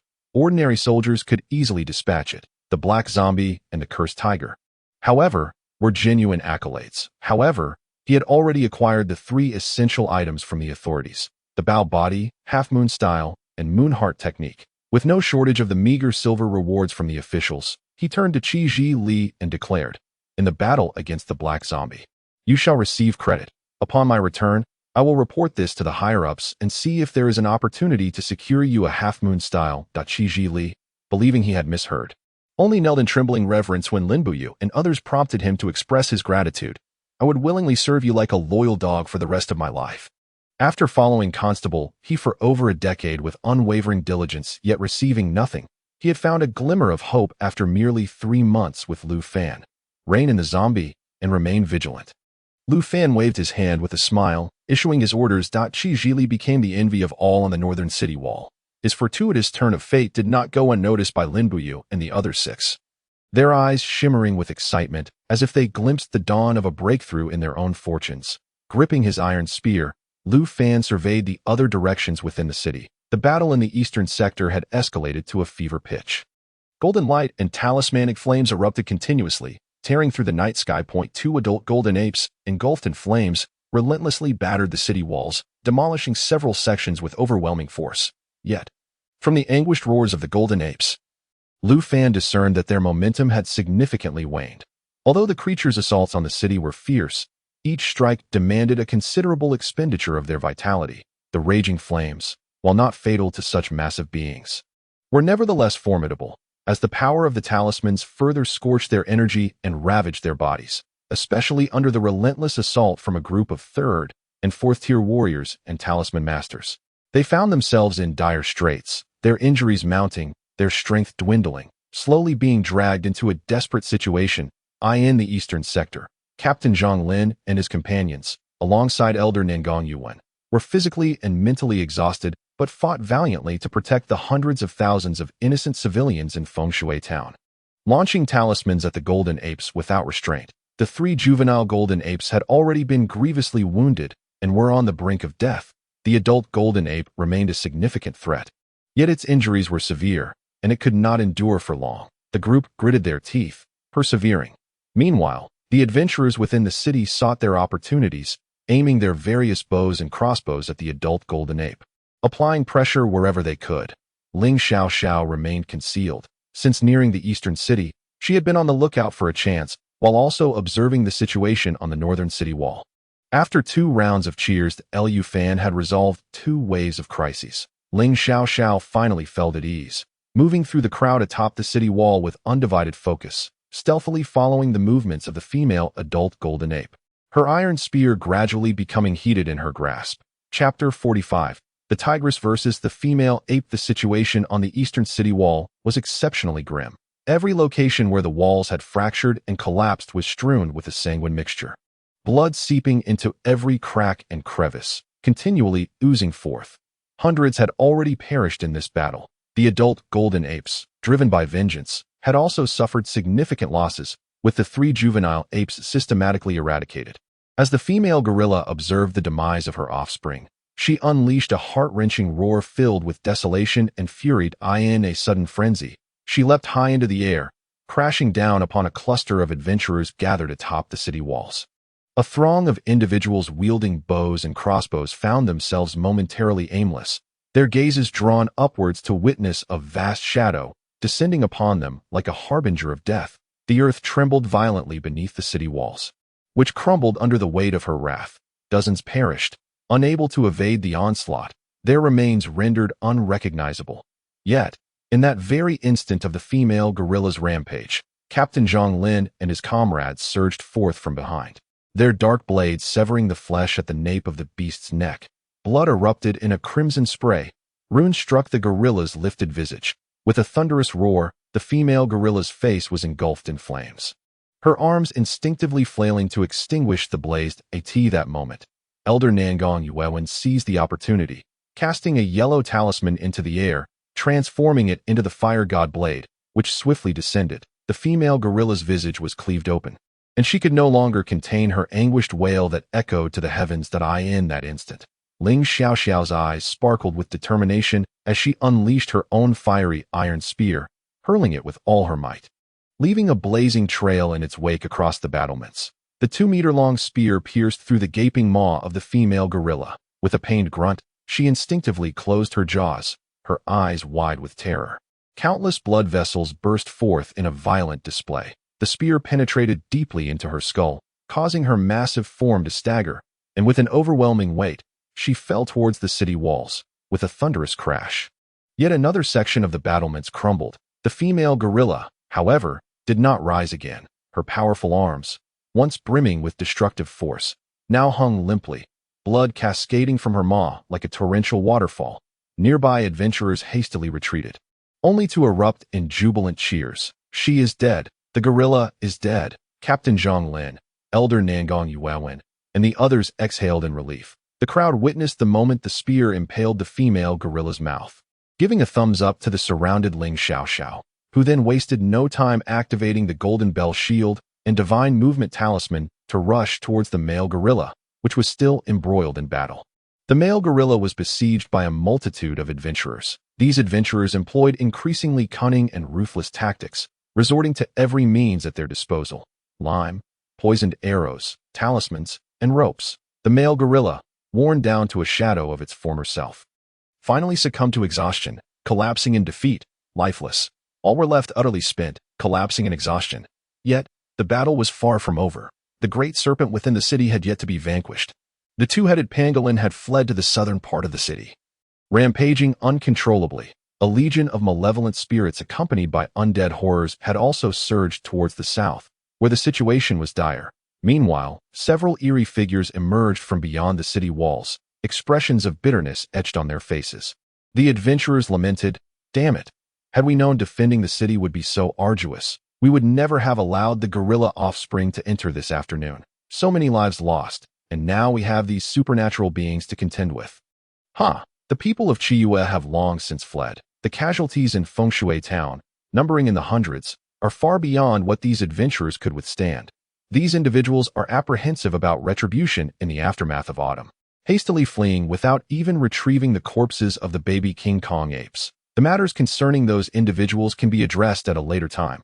For now, we must safeguard Fengshui town and ensure that the spirits do not breach the city, causing even greater casualties. Otherwise, we will be held accountable. Captain Zhang Lin remains relatively composed, kicking open a box containing talismans. We must distribute these and strive to subdue the spirits in the shortest possible time. Should a protracted battle ensue, the lower-tier spirits lurking in Tianmen Gorge will also become restless, and then we will truly be beyond redemption. The crowd nodded in unison and proceeded to gather the talismans. Please wait a moment. I will take some men to handle the two-headed pangolin in the south of the city. Elder Nangong, I kindly ask you to deal with the serpent-like spirit within the city. The rest of you should remain here for the time being. Captain Zhang Lin commanded with calm authority. The two-headed pangolin seemed to sense danger, wildly sprinting towards the west of the city. The tranquility of the western area was soon shattered as Captain Zhang and his men pursued from the south. The two-headed pangolin dashed along the outer city wall, effortlessly sweeping away bloodied remnants with its elongated tail, instilling a sense of helplessness and dread. Just as it was about to leap towards the northern part of the city to complete its circuit around Fengshui town, several riders approached from outside the city, the foremost wielding a great bow, the sound of the bowstring twanging like a thunderclap resonating through the air. With a thud, the momentum of the two-headed pangolin was abruptly halted as one of its heads was firmly pinned against the city wall. Blood streamed from the wound, and an arrow feather quivered wildly, intricate black runes shimmering with golden light, suppressing the vital energy within the spirit. Captain Zhang Lin and his men quickly caught up to the beleaguered two-headed pangolin, and upon witnessing its weakened, frantic struggles, a look of delight spread across his face as he saluted the approaching riders. "I am Zhang Lin, captain of Fengshui town. I pay my respects to the esteemed members of the Divine Capture Camp." The Divine Capture Camp is a law enforcement agency directly governed by the Tianmen dynasty's capital, tasked with apprehending all wanted criminals and eradicating formidable spirits and malevolent entities across various regions. Wielding significant power and authority that far surpasses that of local enforcement bodies. "Quickly, open the city gates," Captain Zhang Lin exclaimed with joy, shouting towards the gate guards. The gates slowly creaked open. A group of 5 riders arrived outside Fengshui town, pulling on their reins to slow down. The leader, robust and imposing, with prominent ears, lowered his great bow and smiled. "You possess a keen EY. No wonder the higher-ups have decided to appoint you as the chief captain of Fengshui City. You indeed have some skill at this point." He suddenly sniffed the air, remarking, "There are still spirits within the city. The stench of blood is quite strong. Have you all botched the situation?" The leader of the Divine Capture Camp leaped into the air, with the 4 others silently following him as they landed on the city wall. Adult King Kong apes, a millennium of iron-headed beasts, two-headed pangolins, malevolent black zombies. What have you done in Tianmen Gorge to lure out these unrelated creatures? The 5 officials of the Divine Capture Camp were about to inquire further when they saw Captain Zhang Lin kneeling on the ground, urgently pleading, "Esteemed lords, the reasons behind this will be thoroughly reported later. I implore you to assist us in repelling the enemy. Feng Shui Town has endured grievous losses, and further senseless deaths must be averted. Beneath a man's knee lies golden opportunity that a person on the verge of assuming the position of the chief constable of Feng Shui City has fallen to such depths. Leaving 5 in profound distress. Chapter 46. The painful loss of the chief constable. The 5 esteemed members of the divine capture camp did not hesitate. Exchanging glances, they separated, one moving left and the other right, while the remaining 3 surged towards the eastern city walls, where the situation was most dire. Upon witnessing the 10 segments of collapsed walls and the lifeless body of an adult golden ape, they could not suppress their winces. This was a 3rd-tier pinnacle creature capable of crushing 4th-tier martial artists. Feng Shui Town had withstood the onslaught of 2 adult golden apes in quick succession. No wonder the atmosphere was charged with bloodlust, and the city walls had been breached in several places. Scattered both inside and outside the city were the bodies of 7 fallen creatures. At present, 7 creatures along with several malevolent spirits and animated corpses were assailing the city's defenses, some having already infiltrated the inner sanctum, igniting chaos. Kill, commanded the leading constable. His gaze fierce. 2 of his subordinates vanished from his side. Nangon Yuan barely perceived a flash of blades before him. The creature he faced was cleaved in 2 instantaneously. Several animated corpses within the city collapsed abruptly, their skeletal forms igniting from within, leaving behind only a scattered array of garments and trinkets. The 3 lords of the divine capture camp struck simultaneously, drastically alleviating the pressure on the eastern front. The remaining creatures, sensing danger, turned to flee. The leading constable raised his grand bow. Thwack, thwack, thwack. 3 arrows were loosed in rapid succession. Each creature struck by the arrows succumbed, collapsing and convulsing in the southern direction. Several animated corpses had been dispatched. Meanwhile, the constables in the northern sector charged towards the millennia-old iron-headed serpent. One swift slash severed the creature's scales, unleashing a spray of blood, cleaving it asunder. The broken serpent writhed in agony, gradually falling silent. Such formidable strength. Lu Fan observed the brief yet decisive suppression with a surge of awe. Was this a 5th-tier martial artist? Or perhaps a 6th tier? Even higher? The power was utterly preposterous at that moment. Ling Xiaoxiao had returned from the eastern city wall, bearing good news. The constables from the capital had suddenly appeared, purging the creatures. Aside from a few malevolent spirits that managed to escape, all animated corpses and creatures had been eradicated. Feng Shui Town was safe. Safety is paramount. Lu Fan exhaled a heavy breath, managing a wry smile. I truly feared that these creatures would continue to swarm us. We surely couldn't have held our ground. However, the toll on Feng Shui Town during this defense was considerable, and he wondered whether Chief Zhang would be implicated. A flicker of unease crossed Ling Xiaoxiao's features. As one of the participants in the eastern defense, she had witnessed over 200 perish at the hands of the adult golden apes, with countless others wounded. This was merely the devastation wrought by the golden apes. The 2-headed pangolin and the millennia-old iron-headed serpent were no trifles either, including casualties from malevolent spirits, animated corpses, and other creatures. It was conservatively estimated that the death toll in Feng Shui Town exceeded 500.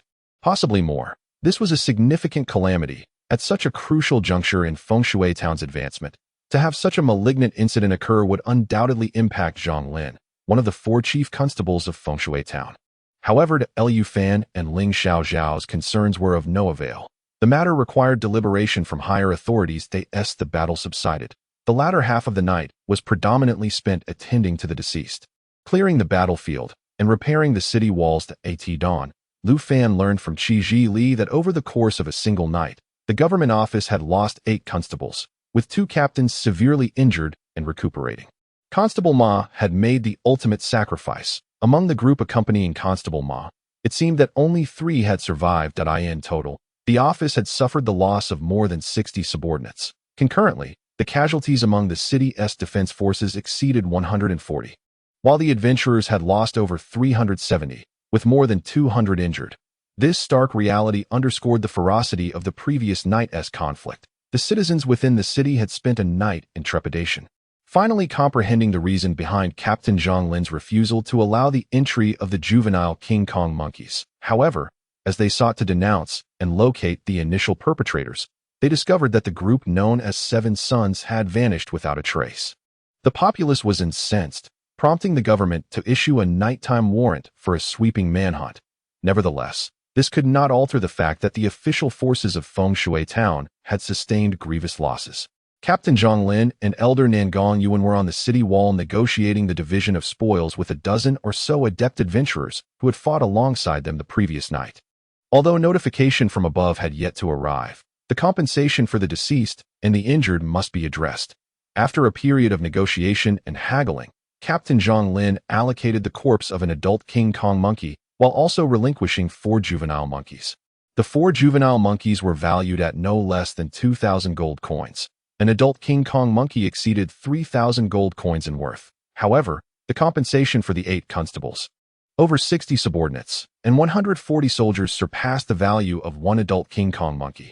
Feng Shui Town was also obligated to cover medical expenses and repay the cost for the talismans from the Jinxian talisman shop, which exceeded 2,000 gold coins, along with the need to repair the city walls and restore the damaged homes within the city. All the spoils were likely to be consumed in rectifying these deficits, leaving no surplus. It was said that the 5 esteemed officials from the Divine Constabulary had departed Feng Shui Town shortly after the battle concluded. They had come with a mission, fortuitously passing through and providing assistance to Feng Shui Town. Had they not appeared, Feng Shui Town would have likely found itself in dire financial straits, with debts piling high. The only optimistic aspect for the government was Lu Fan in the northern part of the city. Lu Fan had exterminated a white zombie, a black zombie, and a Zhua tiger. Although the white and black zombies yielded no valuable spoils, the Zhua tiger alone was worth several hundred gold coins. And Lu Fan held exclusive rights over its disposal that he did not contribute his spoils to the collective. While Feng Shui Town's accounts might reflect a lack of funds, the Tiannan dynasty possessed ample resources. Lu Fan spent the entire morning dealing with the Zhua tiger's carcass, negotiating with several buyers interested in its remains, ultimately settling on a price of 350 gold coins, a significant profit. The white zombie and black zombie were left exposed to the sunlight and incinerated. Approaching noon, Lu Fan received word to meet with Ling Xiao at the government office for a meeting. Captain Zhang Lin was present, as was Captain Xiao Zheng from the county town. Aside from the severely injured Captain Yin Liang, Captain Zhao Qin, and the 8 fallen constables, the remaining personnel gradually assembled in the front courtyard. Of the 4 captains and 24 constables, only 2 captains and 16 constables remained. Captain Xiao Zheng's brow furrowed in concern. "Colleagues," he began, "the capital has already approved the elevation of Feng Shui Town to Feng Shui County, and Captain Zhang Lin, in the capacity of chief constable, will assist the newly appointed county magistrate in safeguarding Feng Shui County. However, last night, the monstrous siege on Feng Shui Town was disastrous. Not only did the government suffer heavy casualties and sustain severe damage, but the city's defense system also lost over 100 personnel, resulting in nearly 100 innocent civilians dead or wounded. The higher authorities have temporarily decided to reprimand Captain Zhang Lin, allowing him to remain in his position for observation for a period of time, while the position of chief captain has already been reassigned." Upon hearing this, the crowd erupted in uproar. Chapter 47. Doing one's best is not a commendation. Captain Zhang Lin found himself in an unjust predicament. Everyone in Feng Shui Town was acutely aware of the circumstances surrounding the monstrous siege of the previous night. However, Feng Shui Town required a person of considerable stature to bear the responsibility, and Captain Zhang Lin was inevitably that individual. Faced with the announcement made by Captain Xiao Zheng, Zhang Lin neither resisted nor offered any rebuttal. He merely listened in silence, as if he had anticipated this outcome all along. In contrast, Ling Xiao was filled with righteous indignation, protesting vehemently. "How can this be? If it were not for Captain Zhang Lin's selfless dedication in leading us to defend Feng Shui Town, the casualties would have been far worse last night.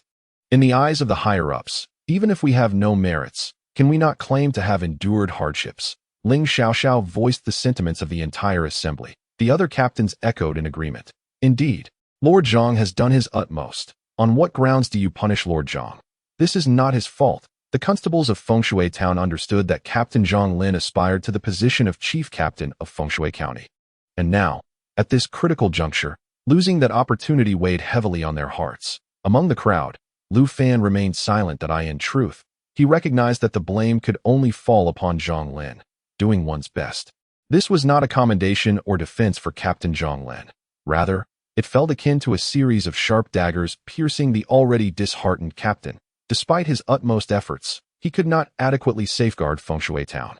Despite his relentless endeavors, he failed to prevent the juvenile King Kong ape from entering the town. Despite his tireless struggle, the town still faced unacceptable losses and devastation. Liu Fan did not forget. Had it not been for the appearance of the 5 masters from the divine capture camp, Feng Shui Town might have faced even more terrifying consequences. Perhaps this was indeed the reason why Captain Zhang Lin's promotion had been deferred by those in authority. In the face of the agitated crowd of constables, Xiao Zheng calmly raised his right hand. This is the decision from above, and Captain Zhang has already indicated his acceptance. This matter is irreversible. So refrain from further discussion. Let us properly assist the incoming chief captain in safeguarding Feng Shui County. At this point, he produced a letter, opening it publicly. This is a commendation letter written by your Captain Zhang for you at dawn today, detailing all of your performances and achievements from last night. Unfortunately, as Feng Shui County is now on par with our county seat, such letters will henceforth be submitted directly to your chief captain and the county magistrate. Awards and appointments above the rank of captain will be sent to the prefectural office. Having said this, he turned and placed the items on the tea table beside Zhang Lin. The news from the county seat had already arrived, and it was expected that the chief captain and county magistrate would arrive in Feng Shui County tomorrow. Wishing everyone good fortune, with a respectful gesture, Xiao Zheng departed under the watchful eyes of the crowd. Leaving the people of Feng Shui County exchanging bewildered glances, the profound sense of confusion enveloped them all. Zhang Lin, the head constable, did not secure the position of chief constable. Not only was a county magistrate parachuted in from above, but others were also temporarily appointed to the role of chief constable. This meant that Feng Shui County was left with only 4 vacant constable positions. Originally, had Zhang Lin been promoted to chief constable, there would have been 5 vacancies for experienced constables to aspire to. What further left everyone bewildered and disheartened was Zhang Lin's current state. Head constable, are you all right? The crowd gathered around, offering their concerns in a cacophony of voices. It seems the higher-ups had plans for parachuting in someone all along. This was merely a pretext. Indeed, your every move and contribution in Feng Shui Town has been witnessed by the entire populace. The crafty advisor chimed in. Head constable, let us draft a joint letter, written in blood. We must apply pressure to the authorities above. I refuse to believe they can disregard the opinions of so many. Observing the growing fervor among the crowd, Zhang Lin sought to quell the unrest. I appreciate your good intentions. Brothers, this is indeed my responsibility. I have not adequately safeguarded Feng Shui Town, resulting in heavy casualties among you.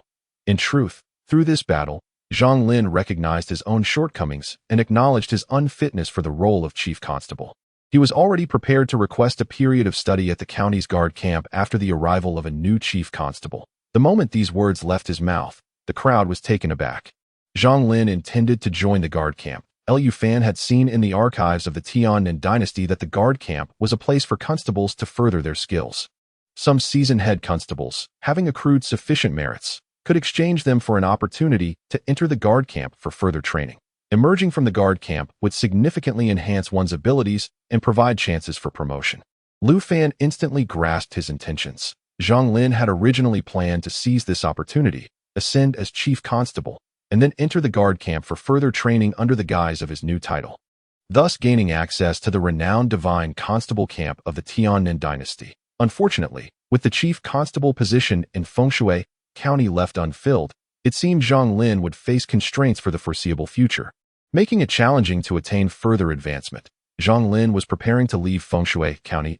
As Liu Fan contemplated this, the crowd began to comprehend the underlying implications, collectively gasping in realization. Zhang Lin was departing. Feng Shui County was on the brink of transformation. The mood among the gathered individuals grew increasingly complex. Everyone dispersed to go back and consider how to engage with the county magistrate and the chief constable.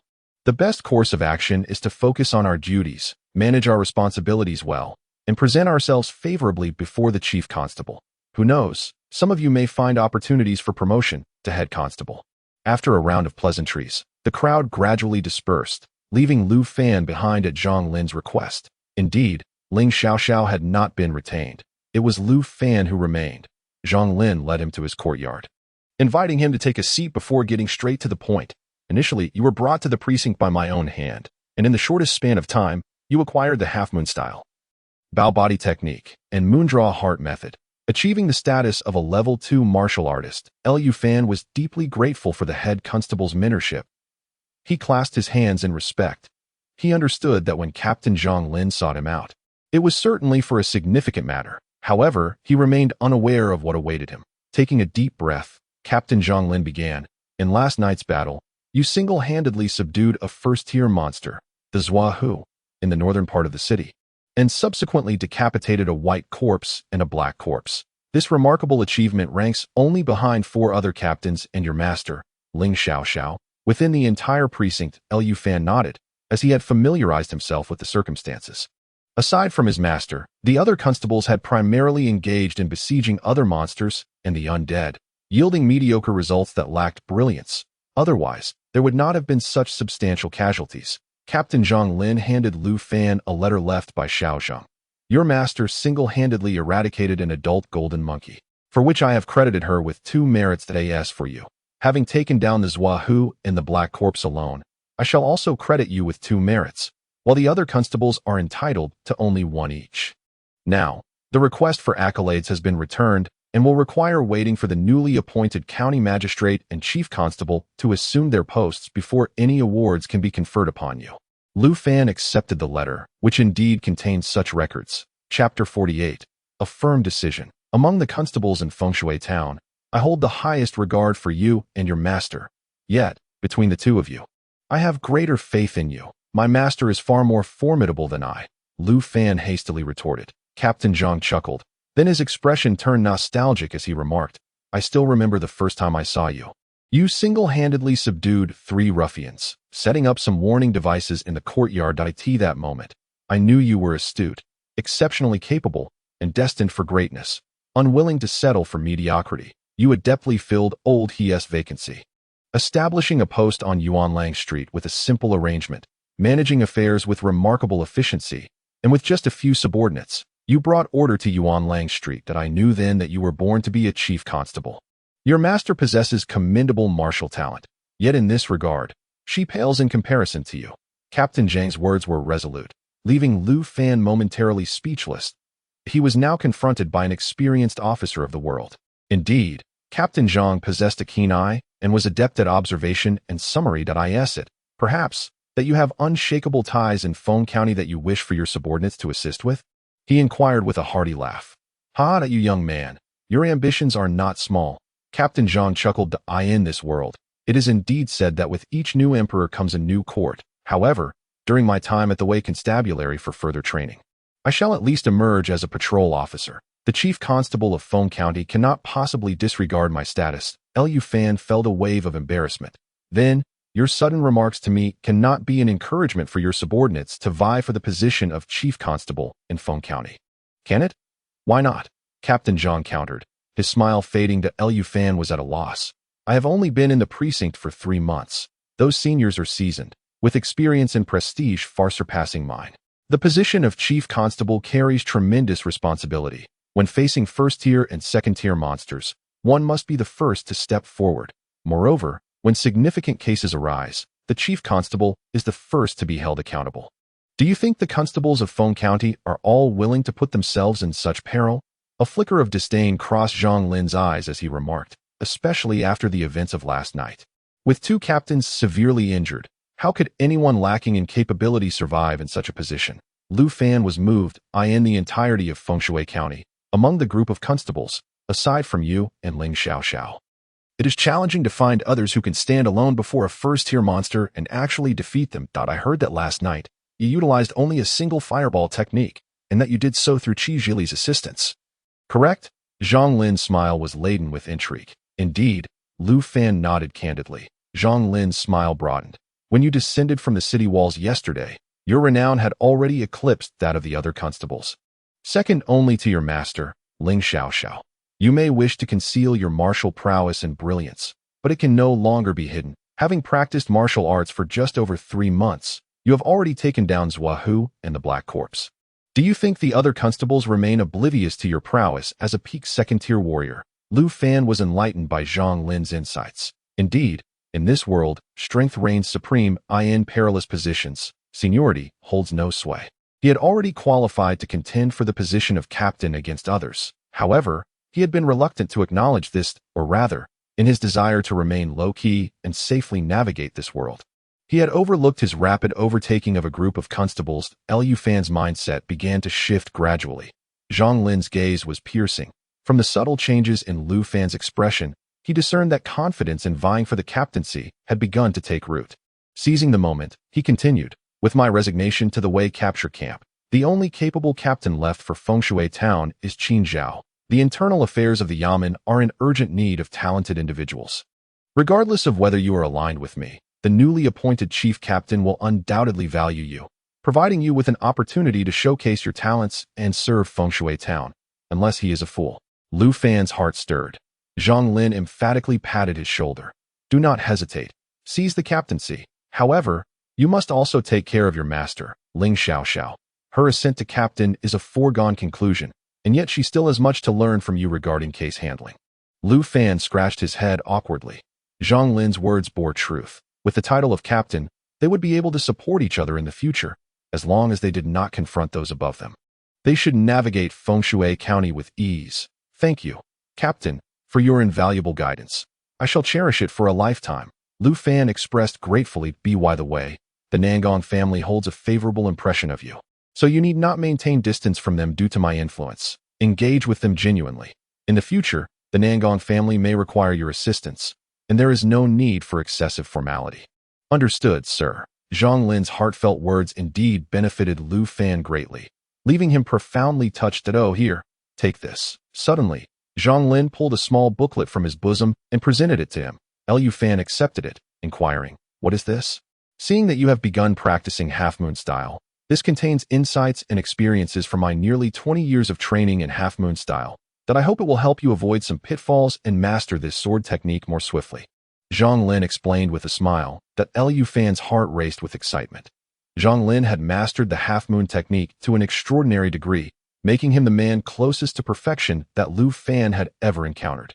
His insights and experiences would undoubtedly prove invaluable in Lu Fan's own practice of the half-moon technique. This was no ordinary favor. To put it grandly, this was a passing of knowledge, deserving to be addressed in the name of a mentor.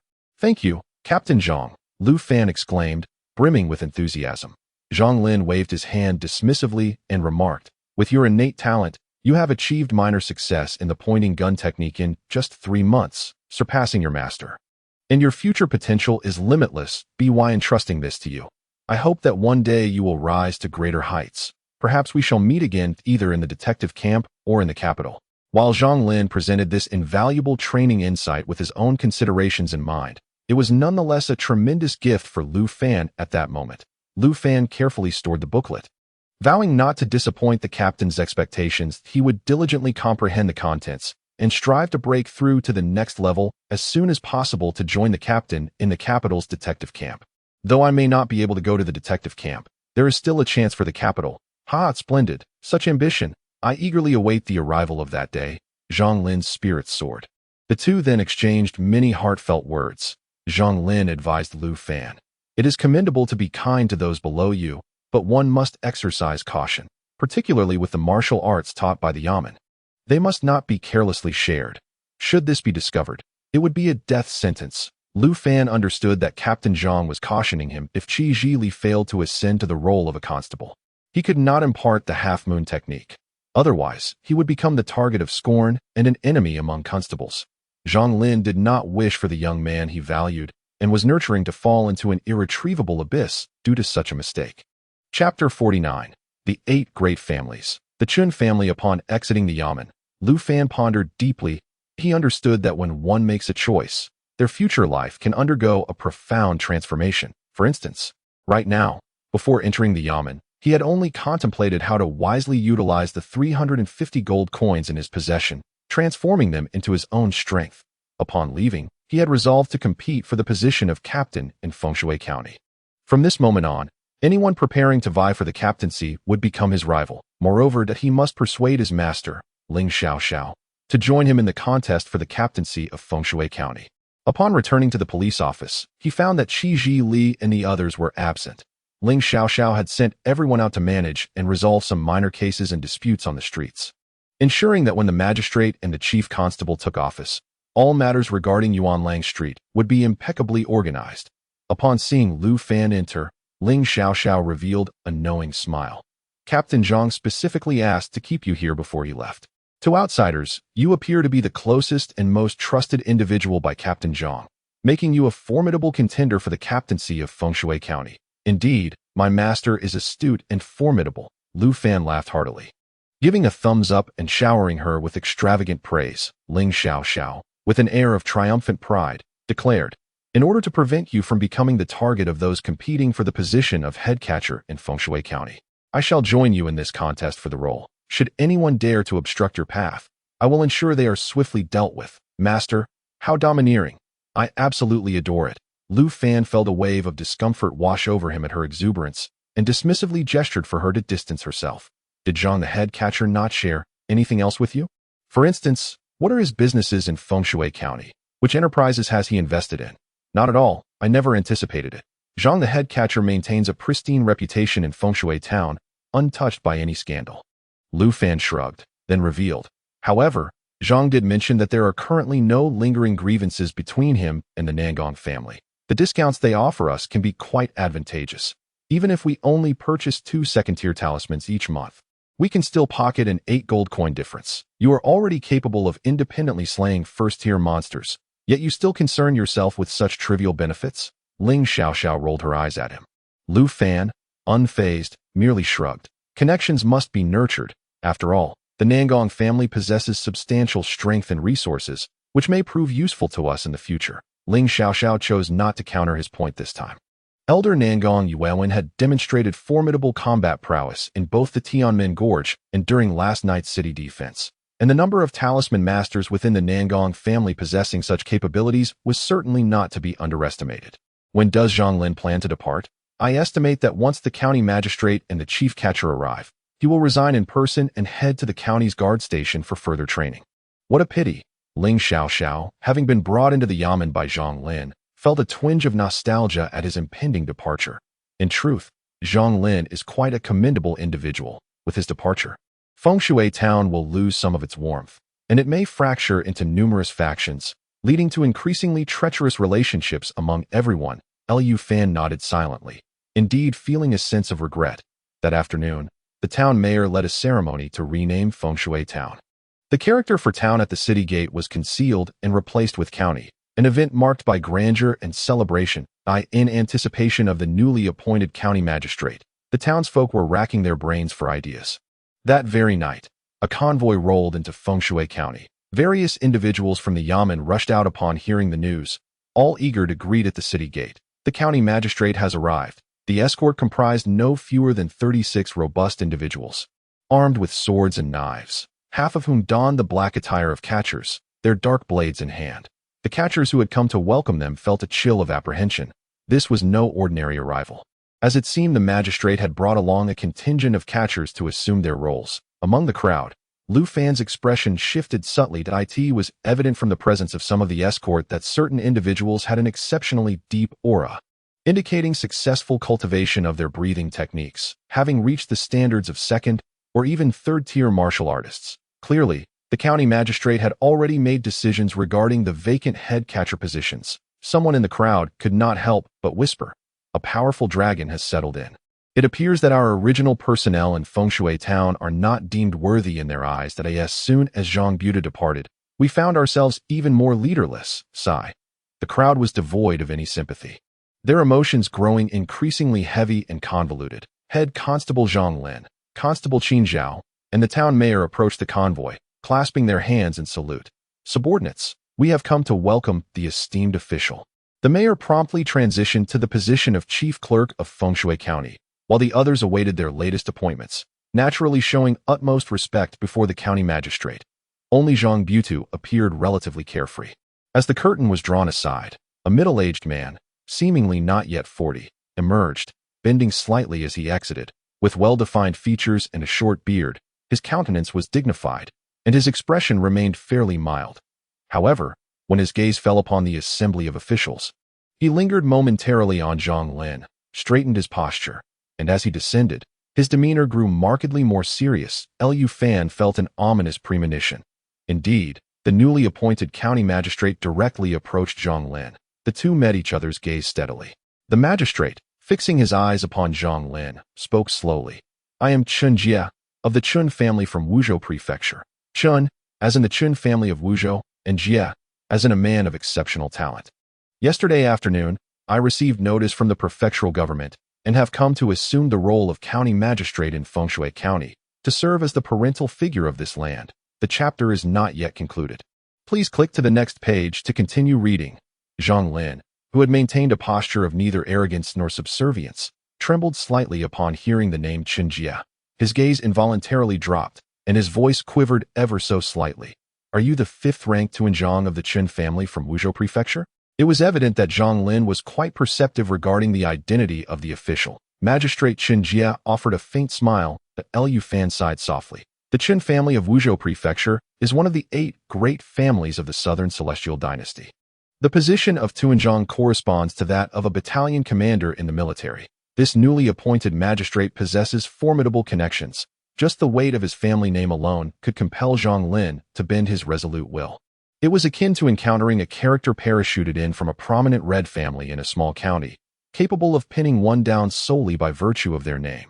Yet, Zhang Lin, the impression you have given me is rather unfavorable. Chun Jia remarked nonchalantly before the assembled crowd.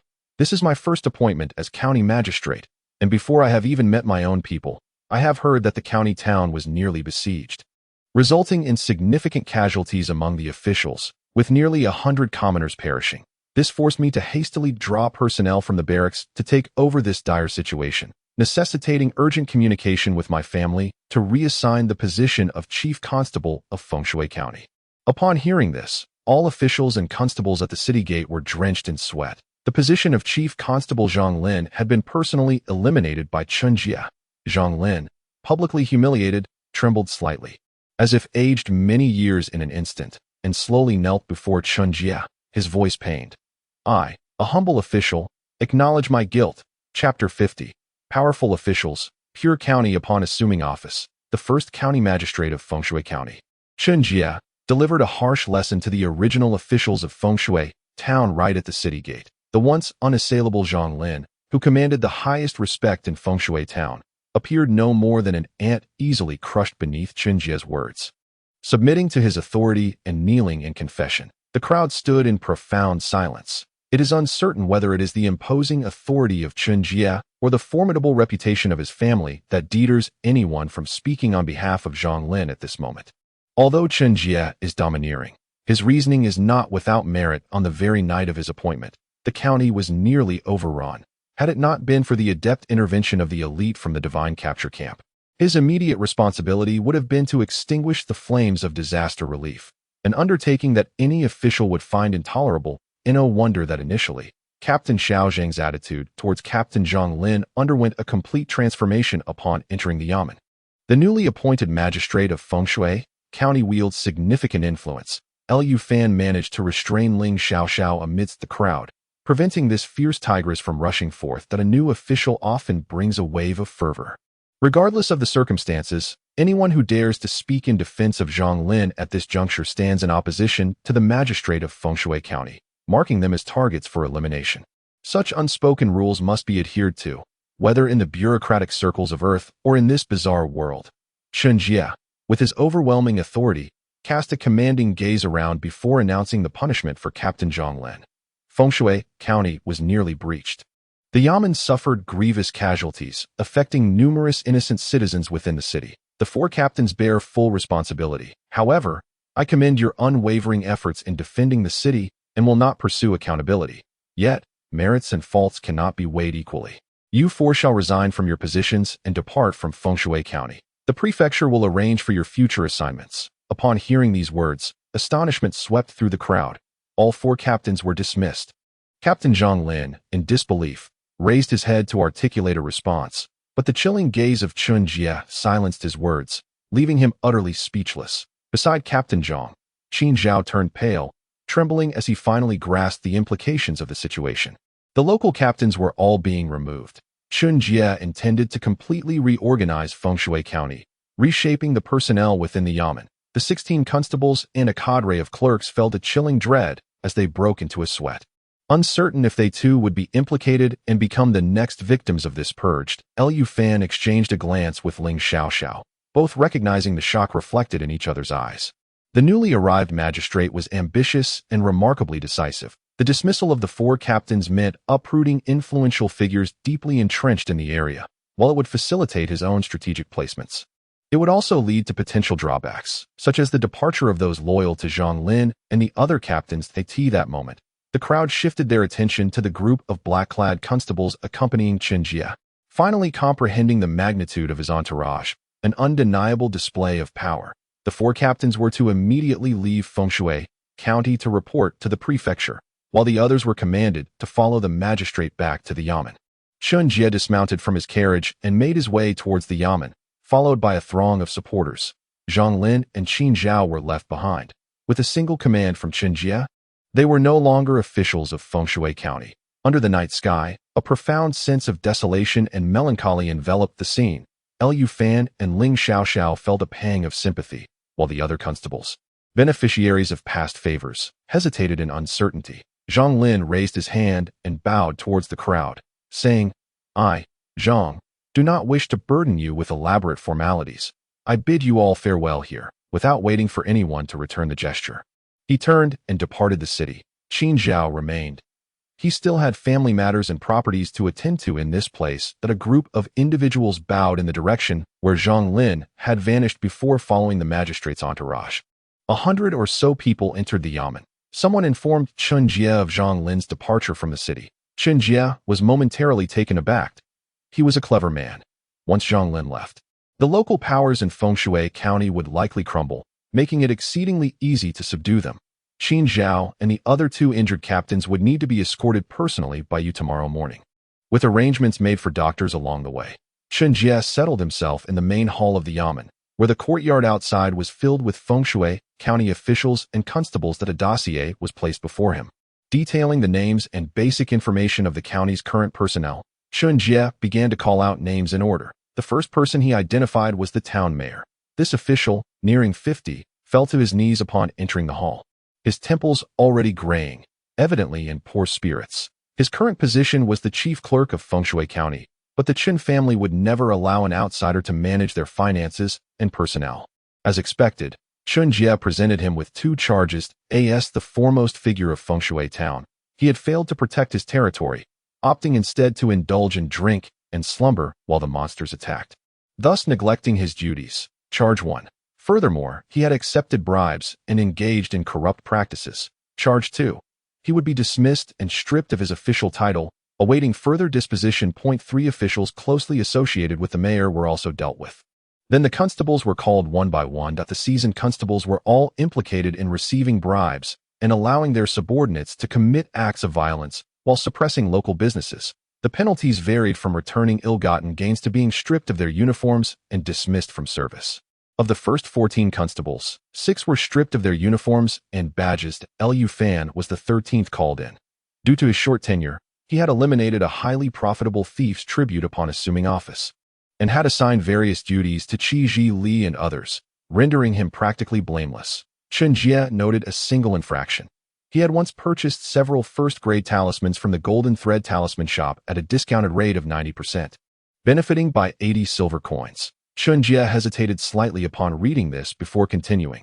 The dossier stated, on his first day in office, he resolved the case of 13,000 jin of rice stolen from the Liu family rice shop, resulting in 27 deaths. Earning 1 merit, he bravely fought against the python's lair, collaborating with Constable Ma, deceased, to slay a python. Earning another merit, he was awarded a bao body. Quite intriguing.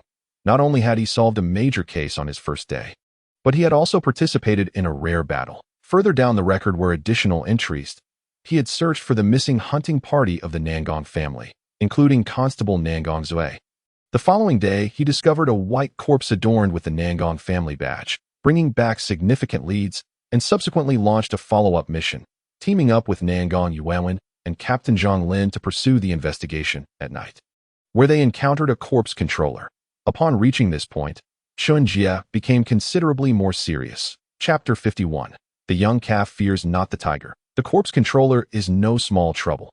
Numerous corpse catchers who have been placed under public bounty have ultimately vanished without a trace, transforming their cases into unsolvable mysteries. The case in Fengshui County similarly remains a conundrum. However, what piqued the curiosity of the newly appointed county magistrate, Chen Jie, was the fact that 4 esteemed martial artists from the Nangong family were ambushed and killed, while Lu Fan, a rookie constable who had barely been in service for a month, returned unscathed alongside his mentor, Ling Xiaoxiao. The final remarks in the case files were equally intriguing: intelligent, possessing innate wisdom, unflappable in the face of danger, well-suited for frontline combat. As Chen Jie delved deeper, he discovered the latest entries detailing Lu Fan's strategic defense during the demonic siege. Lu Fan and Ling Xiaoxiao were tasked with safeguarding the northern section of the city, which had suffered the least casualties of all 4 quadrants, with only 2 fatalities reported in Ling Xiaoxiao's absence. As she rushed to assist in the eastern defenses, Lu Fan single-handedly vanquished a first-tier demon, the Zhouhuo, and led his subordinates in subduing both a white zombie and a black zombie. Chen Jie regarded first-tier demons and black zombies with disdain, yet encountering such a pristine record amidst a collection of constabulary files was, to be frank, quite illuminating. Further down, the intelligence-gathering personnel had left an intriguing note. The affairs on Yuanlang Street were exceptionally orderly, with not a single pickpocket in sight, largely attributable to the police office established by Lu Fan on Yuanlang Street. Its strategic location allowed for efficient handling of numerous cases, showcasing commendable management skills. Upon reading this, Chen Jie fell into contemplative thought. To be honest, he had no intention of relying on any local thugs in Fengshui County. Lu Fan, having been in service for merely 3 months, exhibited remarkable abilities and a steady demeanor, standing apart from the murky waters of corruption, making him a worthy candidate for cultivation. My subordinate, Lu Fan, has come to pay his respects. Lu Fan was acutely aware of Chen Jie's authoritative demeanor and recognized that this county magistrate had conducted thorough research prior to his arrival. Now, even if he were to shed his constable's uniform, he would not be the least bit surprised. He could always leave Fengshui County and start anew. With his knowledge of talisman crafting and the prowess of a second-tier peak martial artist, he could easily establish himself in smaller locales. Chen Jie sat upright behind his desk, gazing at the youthful face before him that exuded neither arrogance nor servility. Did he close the case file and smiled faintly?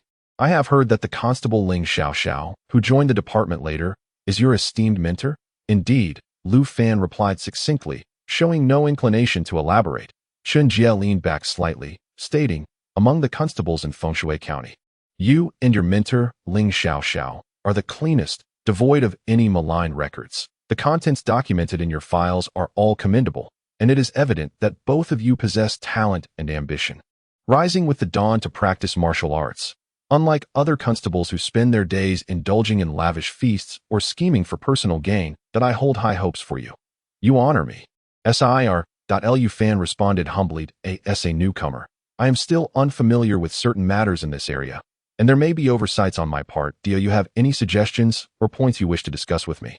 Chen Jie placed his hands on the desk, adopting a tone of inquiry. Lu Fan exhibited no hesitation, stating plainly, on the night of the monster's siege, my subordinate and the attendant Qi Julia joined forces to subdue the black zombie. At that moment, I made a promise to this attendant, vowing to use my military achievements to petition for him to become a constable and to impart the half-moon technique. I implore you, esteemed sir, to consider his unwavering dedication to protecting the common people and to grant this request, rewards for merit and penalties for transgressions. This is the principle by which I govern. Chen Jie hesitated momentarily, replying, however, for an ordinary person to become a constable, they must possess martial skills, rather than being appointed first and then training in martial arts. This is not only a tenet of our Tiannan dynasty, but also a steadfast rule in other realms. Otherwise, it would be profoundly unjust to the truly capable warriors. I beseech you, esteemed sir, to make an exception. Lu Fan, undeterred by Chen Jie's polite refusal, was resolute in his public plea for Qi Julia's case. He would not be easily dismissed. The onlookers in the courtyard were observing intently. He felt compelled to present a firm stance for Qi Julia, even if it meant risking his own dismissal or incurring the ire of the county magistrate. Chen Jie furrowed his brow. By the records, Lu Fan ought not to behave in such a manner. Yet, Upon gazing at Lu Fan's remarkably youthful visage, he found himself somewhat softened that a boy not yet 16, who had publicly pledged to fulfill his promises, certainly faced a daunting challenge regarding his pride. To be frank, Chen Jie contemplated reprimanding Lu Fan, commanding him to depart. Nevertheless, Lu Fan was a banner figure among the constables of Foshui County. Having never accepted bribes, excelling in his duties, and enjoying considerable esteem and influence, without a justifiable reason to wound the boy's pride, he risked being labeled as an obstinate tyrant, oppressing local forces. Chen Jie narrowed his eyes, scrutinizing the resolute young constable. He had not anticipated that his first dilemma in Foshui County would involve such an inexperienced youth, one who left him without a vulnerable point to exploit. However, being a man of considerable years, he was not without his tactics. He intoned sternly, "Is the law of the dynasty but a mere jest in your eyes? Are you suggesting that ordinary citizens, even when risking their lives and contributing great deeds, remain forever unrecognized, with no prospect of advancement?" Lu Fan's retort was even more incisive. Chen Jie gasped in surprise. This boy possessed audacity beyond measure. The sharpness of his words demanded careful consideration in response. Should Chen Jie affirm that this indeed was the case, he would find himself positioned against the entirety of the common folk of the Tiannan dynasty, a complete contradiction to the persona he had cultivated as a protector of the people. Furthermore, even the Qin family might not withstand the reproach from the world at large. The onlookers in the courtyard leaned in attentively, their hearts racing for Lu Fan. This was a question that pierced the heart. Should the county magistrate impose a penalty, Lu Fan's uniform could be stripped from him at any moment. Yet, they simultaneously held immense admiration for Lu Fan, for throughout the night, everyone had been nervously catering to the county magistrate, while Lu Fan stood as the sole individual bold enough to address him in such a manner. Truly, it echoed that saying, "A newborn calf fears not the tiger." The court would surely remember Qi Zhilia's contributions. Chen Jie responded with deliberate slowness, pondering how best to articulate his counterargument. A dilemma indeed. At this juncture, Lu Fan spoke up. "I have perused the records, and over the past 30 years, our Tiannan dynasty has witnessed the emergence of 3 distinguished officials, each possessing remarkable fortitude. They have graciously permitted exemplary commoners to don black robes and wield black blades, and presently, these 3 esteemed individuals have ascended to prominent positions within the court. The names of these 3 dignitaries are etched in my memory: Chao Shaoxing, Mo Wangbei, and Qian Tianzong." Upon hearing these names, Chen Jie felt a profound impact, for the Chao, Mo, and Qian families are also among the 8 illustrious clans of the Tiannan dynasty. He immediately grasped Lu Fan's insinuation. Could it be that the Chen family lacks the audacity to achieve what the Chao, Mo, and Qian families have accomplished? Would Chen Jie's future accomplishments inevitably fall beneath those of Chao Shaoxing, Mo Wangbei, and Qian Tianzong? Taking a deep breath, Chen Jie felt a surge of heat coursing through him. It was astonishing that a dignified county magistrate was being metaphorically roasted over a fire by a mere youth. Chapter 52. The tumult within the city. I am aware of the situation regarding Qi Zhilai, and I shall instruct my subordinates to thoroughly investigate the matter. Once the details are clarified, I will give serious consideration to your recommendation today. You may take your leave." Rather than being provoked by Lu Fan's taunts, Chen Jie opted for a strategy of delayed. Lu Fan, recognizing the gravity of the moment, refrained from pressing further. Their discourse had reached a sufficient juncture. Should this matter ultimately prove unfeasible, he had provided Qi Zhilai with an explanation, standing up to the county magistrate in plain view of all. Emerging from the courtyard under the admiring gazes of a group of constables, Lu Fan took his stance, turned, and prepared for the next individual to be summoned, Ling Xiaoxiao. While ordinary folk would typically remain inside for several minutes, Ling Xiaoxiao soon reappeared. Chen Jie, having learned from experience, refrained from inquiring about any advice Ling Xiaoxiao might have for him, instead offering her a few words of encouragement before sending her on her way. In this world, it is often the petty and the feminine that are difficult to nurture. Previously, he had encountered a petty individual. And now, he faced a woman who happened to be the disciple of the cunning Lu Fan. Caution was warranted.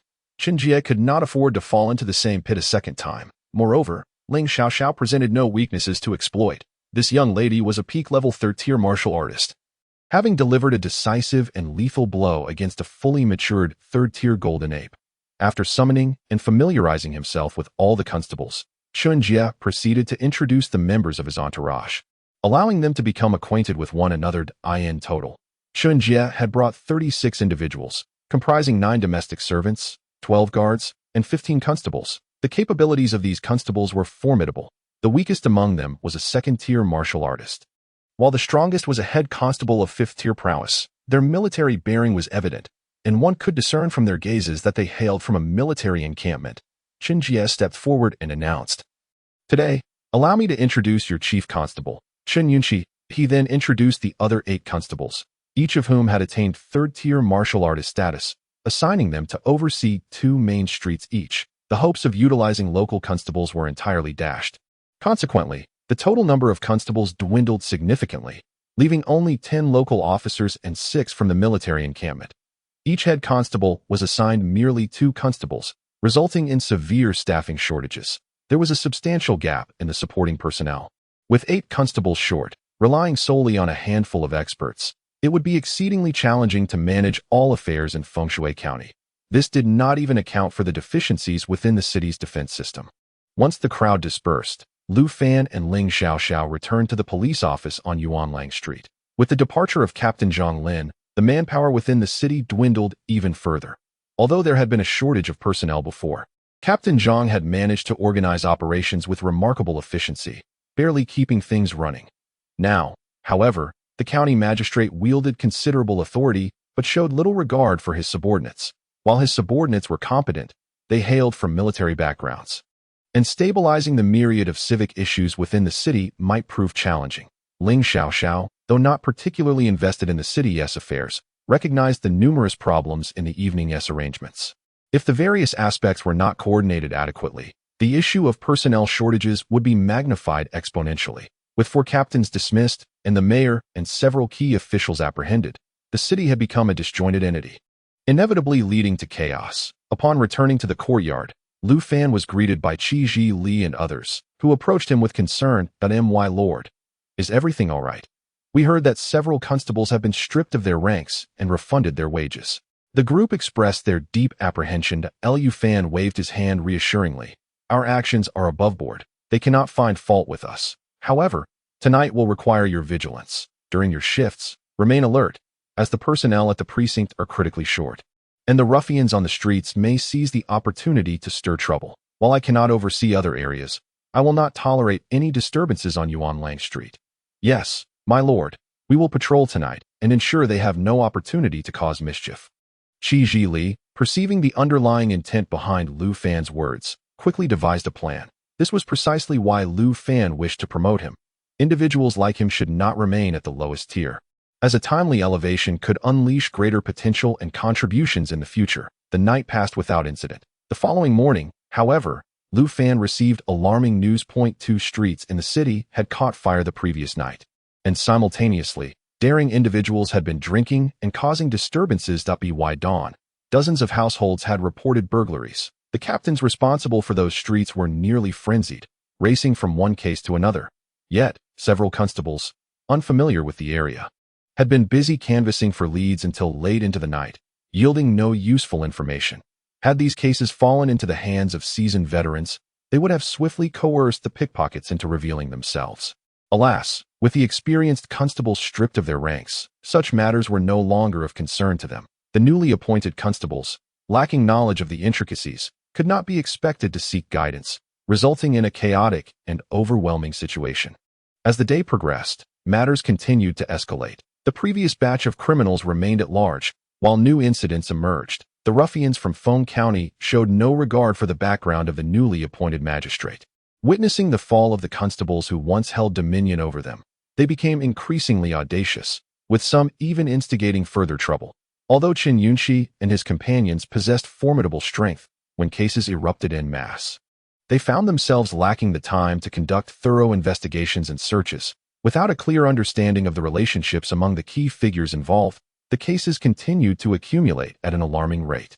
Chen Jie found himself in a similarly vexing predicament that he issued a stern warning to Feng County, only to receive an equally uncompromising response from the local populace. Even a 5th-level warrior is not made of iron. They too require rest. After a long day, one can quickly become utterly exhausted. During this time, an incident occurred that a constable named Zhang Jisheng, during his rounds, was provoked by the words of the common folk. Lacking sufficient rest, he lost his composure and drew his sword in a fit of rage, only to find himself the subject of scorn wherever he went, with no one willing to cooperate. In light of this situation, Chen Jie could not show favoritism. He promptly issued a decree to close ranks and imposed certain penalties. That evening, the constables accompanying Chen Jie were thoroughly fatigued. Chen Yunxi entered the room to report, "My lord, the populace of Fengshui County is numerous and unruly. Our limited manpower is insufficient to manage the affairs here, and we must recruit local aides to assist us in handling cases and daily tasks." Chen Jie acknowledged their difficulties, permitting her to recruit personnel, allowing each to enlist 8 to 12 individuals that he nodded in agreement, fully aware of the diligence displayed by Chen Yunxi and her companions. Initially, he had believed that the troops he had brought could easily manage Fengshui County, but reality had delivered a harsh lesson. By the way, I have heard that currently, the area around Yuanlang Street is quite tranquil, with reports suggesting that housing prices have even risen by 10%. Is this true? Chen Jie inquired. Chapter 53. The chief constable's visit. Indeed, Yuanlang Street was serene and undisturbed. On one hand, Lu Fan had anticipated that the ruffians and thieves of Fengshui County, along with certain instigators, would take action, so he had ensured that Qi Zhilin and others were well prepared in advance, conducting daytime patrols and nighttime inspections, prohibiting any suspicious individuals from causing trouble in Yuanlang Street. On the other hand, the strength demonstrated by Lu Fan and Ling Xiaoxiao on the day of the siege had significantly elevated their influence in Fengshui County, earning them considerable respect. Therefore, while various incidents erupted in other streets, Yuanlang Street remained particularly peaceful, maintaining order both day and night. In recent days, Lu Fan had been focusing on mastering the half-moon style. He had memorized the manual left to him by Zhang Lin with remarkable ease, resolving many previously perplexing aspects, and felt on the verge of breaking through to the minor accomplishment of the half-moon style. With the aid of this manual, Ling Xiaoxiao had made astonishing progress, already achieving minor success, and now, when combined with the starfire breathing technique, she could easily unleash strikes with a force of 1,000 pounds, executing 3 swift cuts without issue. This further confirmed that the half-moon style was more suited for women. Regrettably, Chen Jie had yet to respond regarding Qi Zhilin's promotion to constable, and there had been no further developments on that front. Nonetheless, the news of Lu Fan's principled arguments with the county magistrate had spread throughout the county, deeply moving Qi Zhilin and Lin Buyu, who diligently carried out their duties without ever mentioning the matter. One day, Chief Constable Chen Yunxi arrived at the Yuanlang Street Police office. The doors were wide open, and from outside, Chen Yunxi could hear the sound of Lu Fan practicing with his sword, the forceful whoosh of air indicating both power and speed, his movement having reached a minor level of mastery. After listening for a while, Chen Yunxi finally stepped into the courtyard. The chief constable has arrived. Upon seeing the visitor, Lu Fan quickly sheathed his sword and called out to those present, "Bring tea for our guest." At once, the attendant by Gang and another aide promptly served tea and brought over chairs and a tea table. "Please take a seat, Chief Inspector. This place is quite agreeable, though modest. I hope you can overlook its simplicity." Lu Fan maintained a facade of politeness. Chen Yunxi sat down, placing the teacup on the side table. "It is rare to find a tranquil spot in Fengshui County these days. And your establishment is quite pleasant.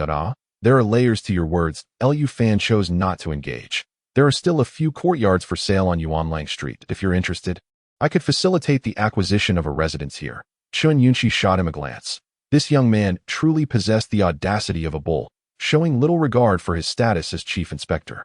"Very well, I find myself in a predicament. I have come to borrow some personnel.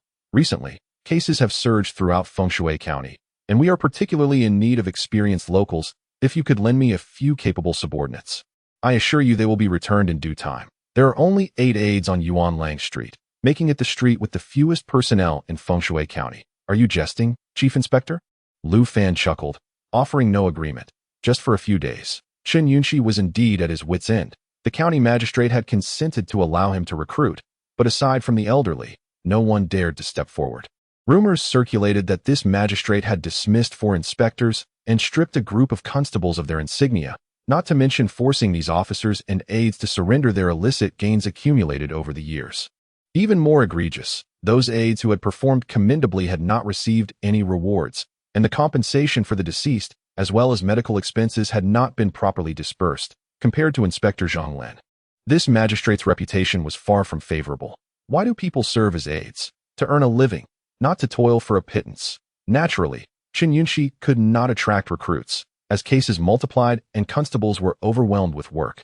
Chen Yunxi inevitably turned his attention to Yuanlang Street, where 8 aides efficiently managed all affairs. Liu Fan spent his days practicing martial arts, leading a life of leisure that was almost infuriating. Chen Yunxi anticipated that Liu Fan would surely decline his request and candidly remarked, "There is progress regarding Qi Ji Li. The magistrate has indicated that he may substitute for a vacancy, provided they can demonstrate the capability to independently manage a street, with a deadline of 3 days. No sooner had he spoken than he spotted Qi Ji Li and Lin Buyu entering the courtyard. "Chief Inspector, I have the honor of meeting you." The two promptly bowed. Chen Yunxi laughed heartily. "Qi Ji Li, you arrived just in time. I was discussing the possibility of utilizing your services to assist with a case down at Heihexia Street. What do you think?"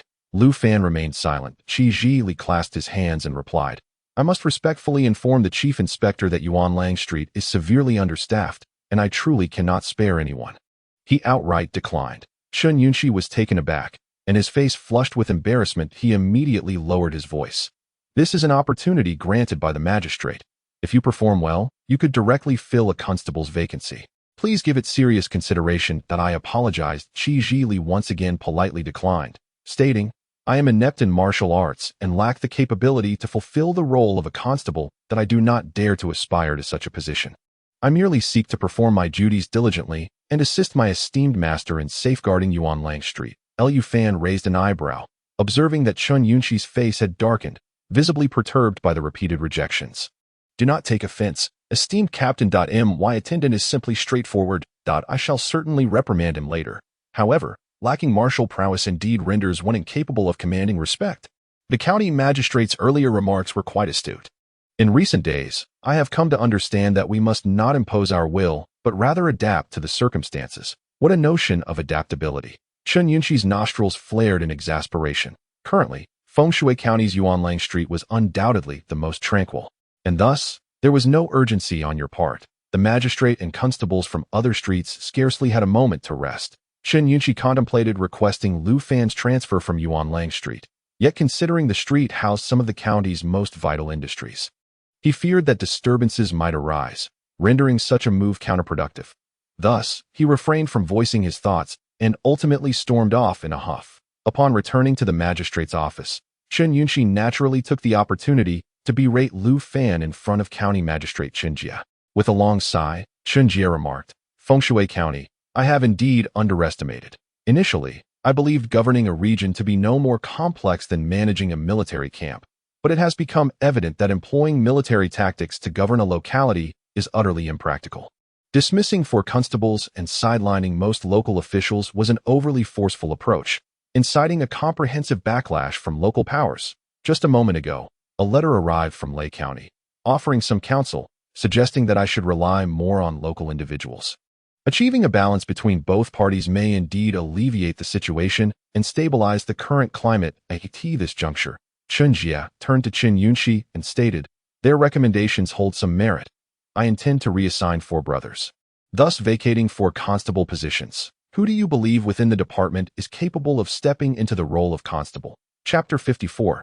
The magistrates compromised. Chen Jie sought Chen Yunxi's counsel on 4 new candidates for constable positions, which in essence signified a concession to the prevailing conditions in Fengshui County. The local factions had managed to gain an upper hand in their contest with Chen Jie. The first individual that came to Chen Yunxi's mind was Liu Fan. Although this young man has been in the department for the shortest time, I must concede that he possesses remarkable acumen in both personnel management and task execution, that we require such capable individuals to coordinate and manage the constables, thereby enhancing the operational efficacy of the Fengshui County office and alleviating the current crisis. Great minds think alike. Chen Jie nodded and posed a pertinent question. "My lord, promoting Liu Fan necessitates consideration of his mentor, Ling Xiaoxiao. While Ling Xiaoxiao boasts formidable martial prowess, her experience in management is virtually non-existent. At least, she has yet to demonstrate any capability in that regard." "Not to worry," Chen Yunxi replied. "Liu Fan can handle the operational matters on behalf of Ling Xiaoxiao. Moreover, We can leverage the merits of their contributions during the siege of the city to elevate both Ling Xiaoxiao and Lu Fan. However, one of Lu Fan's current requests is to appoint Qi Zhili to a constable position. How do you intend to address this matter? Prompted by Chen Yunqi's reminder, Chen Jie redirected his focus to this pressing issue. Chen Jie had indeed given serious consideration to whether to open this door. To become the fourth person in 30 years to make an exception, after much deliberation, the final decision was made. Qi Zhili was undoubtedly capable, and promoting him to the position of constable would serve as an immense morale booster for all the attendants in Feng Shui County, alleviating to some extent the repercussions caused by the dismissal of several captains, including Zhang Lan. Inform Lu Fan and Ling Xiaoxiao to come to the county office. I wish to have a thorough discussion with him. Chen Jie understood that the situation could not be delayed any further. Otherwise, the mess in Feng Shui County would only worsen. Yes, I shall send someone to summon them immediately, replied Qin Yunxi as she rose to leave.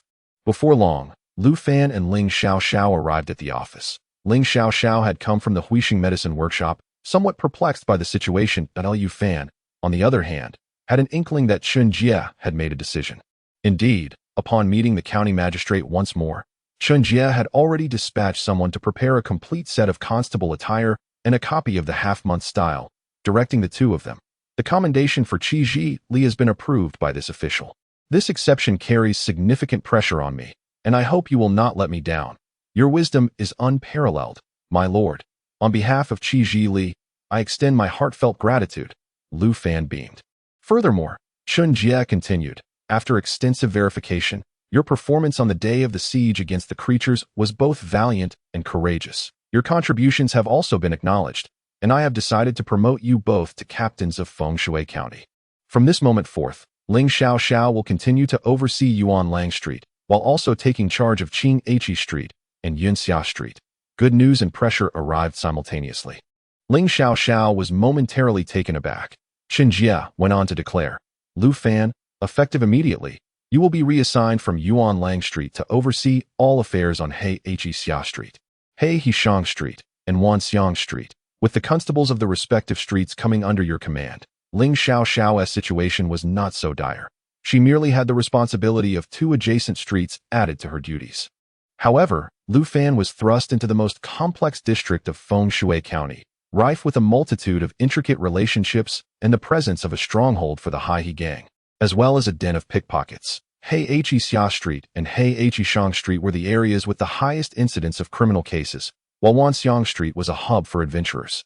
Notorious for frequent brawls and public disturbances, Lu Fan inwardly cursed.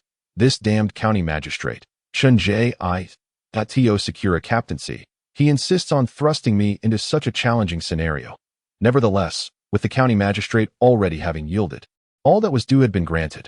What more could he say? He grasped Ling Xiaoxiao's hand in gratitude. The two exchanged their identity badges and donned the constable uniforms as they exited the office, accompanied by 6 newly assigned constables. Indeed, there were only 6 constables that in the past. A captain would typically have no fewer than 6 constables at their service. Now, one captain was allocated merely 3 constables, leading to a shortage. Even more unfortunate was that all 6 constables were personnel from Chunjia's military reserves, lacking any attendance, their darkened-eye bags indicating they had not rested for several days. The group returned to the Yuan Lang Street police office, where Qi Zhili clutched the constable attire, overwhelmed with emotion, tears streaming down his face. He could hardly have anticipated that after driving away the chief constable, Chen Yunqi, he would so swiftly attain the coveted treasures of power, status, class, and martial prowess. Thank you, my lord. Qi Zhili knelt, cradling the uniform and black blade, exclaiming, in this lifetime, Qi Zhili is devoted to my lord. Should my lord command me to head east, I shall assuredly not venture west. I pledge my life to follow. Lin Buyu and the other 6, united as brothers, bowed together, proclaiming, we swear to follow our lord to the death. We swear to follow our lord to the death. They had witnessed with their own eyes how Lu Fan assisted Qi Zhili in acquiring the identity of a constable and the martial arts manual, which deepened their trust and unwavering loyalty to Lu Fan. Lu Fan helped each of them rise. We are all brothers. Stand up, all of you. Su Rong instructed. Qi Zhili, you shall change your attire and continue to oversee Yuan Lang Street, aiding your master in managing Qinghe Street and Yunxia Street. You should be well acquainted with the people of these two streets that I know what to do, Qi Zhilin replied with a confident smile. In recent days, many ruffians have come into wealth and frequented the taverns of Yuanlang Street, showing no caution towards us brothers. We are well aware of the circumstances surrounding numerous cases and can act at any moment to resolve them. Upon hearing this, the constables who had followed in, particularly those responsible for Qinghe Street and Yunxia Street, were visibly moved, their faces lighting up with joy. These past days, they had run themselves ragged, yet almost everyone had deliberately guarded against them, resulting in a lack of useful intelligence. However, coming together with Qi Zhilin to analyze each case, they quickly felt as though the clouds had parted, revealing everything with clarity. Several significant theft cases were swiftly solved. Meanwhile, Lu Fan led 4 constables to Heihe Lower Street, Heihe Upper Street, and Wanxiang Street. This area was not originally under his jurisdiction. However, Lu Fan was far from unfamiliar with the people there. On the contrary, through his daily observations, he had thoroughly grasped the structure of the Heihe gang in Fengshui County and the connections of the pickpocket dens through Qi Zhilin and others. The former primarily consisted of lower-class citizens from a background of cart teams and laborers, who, once utilized to form the Heihe gang, now monopolized the labor market, controlling carting, transportation, and even the protection of cart teams, leading a relatively prosperous life. The latter was not a particularly united organization, mainly targeting outsiders for individual or group thefts. A persistent issue under Chief Zhang Lin's jurisdiction, representing a controllable criminal gang. The 3 districts he was now responsible for posed the most significant problems and were the most out of control. But if the Heihe gang and the pickpocket gang were dismantled, all issues would be resolved effortlessly. Chapter 55.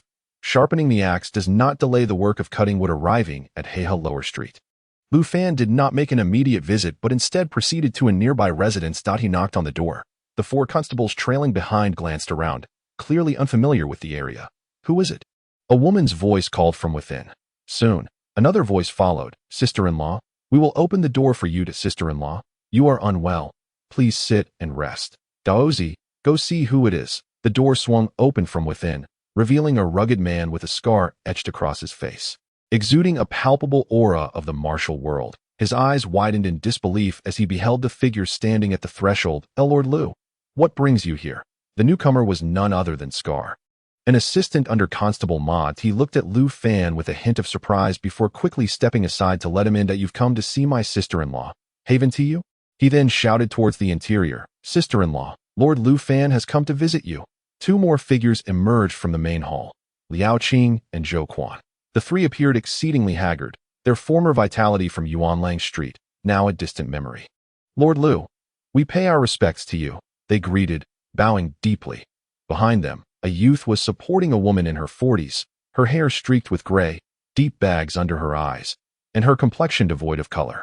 Sister-in-law, please accept my condolences. For the sake of young Ma, you must remain strong. Lu Fan stepped forward to steady the grieving woman. It was only then that the 4 constables who had followed him realized they were in the residence of the late Constable Ma Yuqian. And this woman was his widowed. Ma had held 2 individuals in the highest regard during his lifetime, Constable Zhang Lin and Lord Lu Fan. The widow clutched Lu Fan's arm tightly, her face a mask of sorrow as she pushed the youth forward. This is my and Ma's only son, our sole source of concern. He is now 16. Of an age where he can step into his father's shoes. I wish for him to follow you, Lord Lu. You are Ma Yoji, the son of the late constable? Lu Fan inquired, his demeanor exuding an unexpected authority and maturity despite his youth, accentuated by his dark attire. Indeed. Have you trained in martial arts? The boy hesitated momentarily before shaking his head. Lu Fan, being the astute individual he was, reminded him, according to the laws of the Tiannan dynasty, if parents are public servants, they are permitted to pass their martial skills on to their children without penalty. At this, Madame Ma's spirits lifted considerably. My son practices martial arts. He trains every evening. That's excellent. When the time comes, I shall speak with the county magistrate to ensure he takes your father's place. After all, Constable Ma sacrificed his life in the service of Fengshui County. He would not refuse such a request. As he spoke, Lu Fan glanced at the 4 constables beside him, who all hailed from military backgrounds and had cared for the widow. Their gazes softened in empathy. Thank you, Lord Lu. Thank you, Lord Lu, Madame Ma exclaimed, her excitement prompting her to kneel in gratitude, only to be gently supported by Lu Fan. It was instead Lao Qing, Scar, and Zhou Quan, who suddenly knelt down, exclaiming, "We three brothers bow in gratitude for Lord Lu's kindness." Lu Fan felt a stirring in his heart. These three had continued to care for Madame Ma after Constable Ma's demise, indicating their loyalty and deep sense of duty. "You three must have served under Constable Ma for quite some time, haven't you?" "We have followed Lord Ma for 8 years. I for 9. I for 7. They answered in unison. Lu Fan then inquired. "After Constable Ma's death, you found yourselves without direction. What are your future plans?" "We do not know. The events unfolded with remarkable swiftness, and within the county town. At this juncture, Scarbrother." Zhou Quan cast a glance at the 4 faces behind Lu Fan, then fell silent. Yet Lao Qing seemed to discern something, clasping his fists and stating, "If Lord Lu does not mind, the 3 of us wish to follow you in the future." "Very well." Lu Fan nodded in agreement. "You 3 are steadfast and loyal, indeed worthy of utilization. Coincidentally, the county magistrate has promoted me to the position of chief constable, responsible for District 1, and I am in need of capable individuals. Henceforth, you shall accompany me." The trio rejoiced at his words, exclaiming, "Ha ha! Lord Lu has been promoted to chief constable. This is truly splendid news. To serve under the chief constable is a fortunate turn of events." Just days prior, Lu Fan had advocated for Qi Ji Li to become a constable before the county magistrate, and this news had spread throughout Fengshui County, causing many to envy those who could serve under Lu Fan's command. "Indeed, thank you, my lord. I vow to follow you to the death." They were unaware that Lu Fan's arrival was specifically for them, having worked under Constable Ma to manage the affairs of Heihe Lower Street for some time. They were well acquainted with the local situation, thus, gaining their cooperation would resolve the majority of issues concerning Heihe Lower Street. The 4 constables behind them exchanged glances in silence. It was indeed quite effortless to recruit local constables, as Lu Fan effortlessly won over several individuals with merely a few words. In contrast, Qin Yunxi, despite holding the esteemed title of chief constable and ranking above Lu Fan, struggled to earn the unwavering loyalty of these men. "Follow me diligently, and I shall strive to secure positions for you within the Yamen in the future." Lu Fan patted Liao Qing on the shoulder. Among them, he held the highest regard for Liao Qing, who was the foremost aide under Constable Ma, possessing a certain skill set. Although he might not rival Qi Ji Li, he was certainly not far behind. Liao Qing's shoulders subtly twitched as he discerned the underlying meaning in Lu Fan's words, his face lighting up with surprise as he exclaimed, "My lord, has the matter regarding brother Ji Li been resolved?" Scarbrother and Zhou Quan also displayed expressions of astonishment. Lu Fan smiled and nodded. "The county magistrate has made an exception. Qi Ji Li has now received his official badge and is a registered constable. You should learn from him, as it will provide you with opportunities to excel." "Brother Ji Li is indeed in good hands," they assured. "Rest assured, my lord, we shall devote ourselves wholeheartedly. You may count on us to set matters right in Heihe Lower Street." The 3 were invigorated. Bursting with enthusiasm, Lu Fan turned to Madame Ma. "Madam, as my Yoji is still quite young, it may take a few days for the constable matters to be finalized. If you do not mind, I would like to take him out to gain some experience, which will help him become independent more swiftly." "Very well. I shall defer to Lord Lu's judgment," Madame Ma replied. Her spirits lifted significantly upon learning of Qi Ji Li's appointment and Lu Fan's promotion, her complexion brightening considerably. "Son, make sure to follow Lord Lu closely." "Yes, mother," Ma Yoji nodded, feeling he had gained another ally. Lu Fan then turned to Liao Qing. "Do you have any trustworthy brothers from Heihe Upper Street and Wanxiang Street?" "Indeed.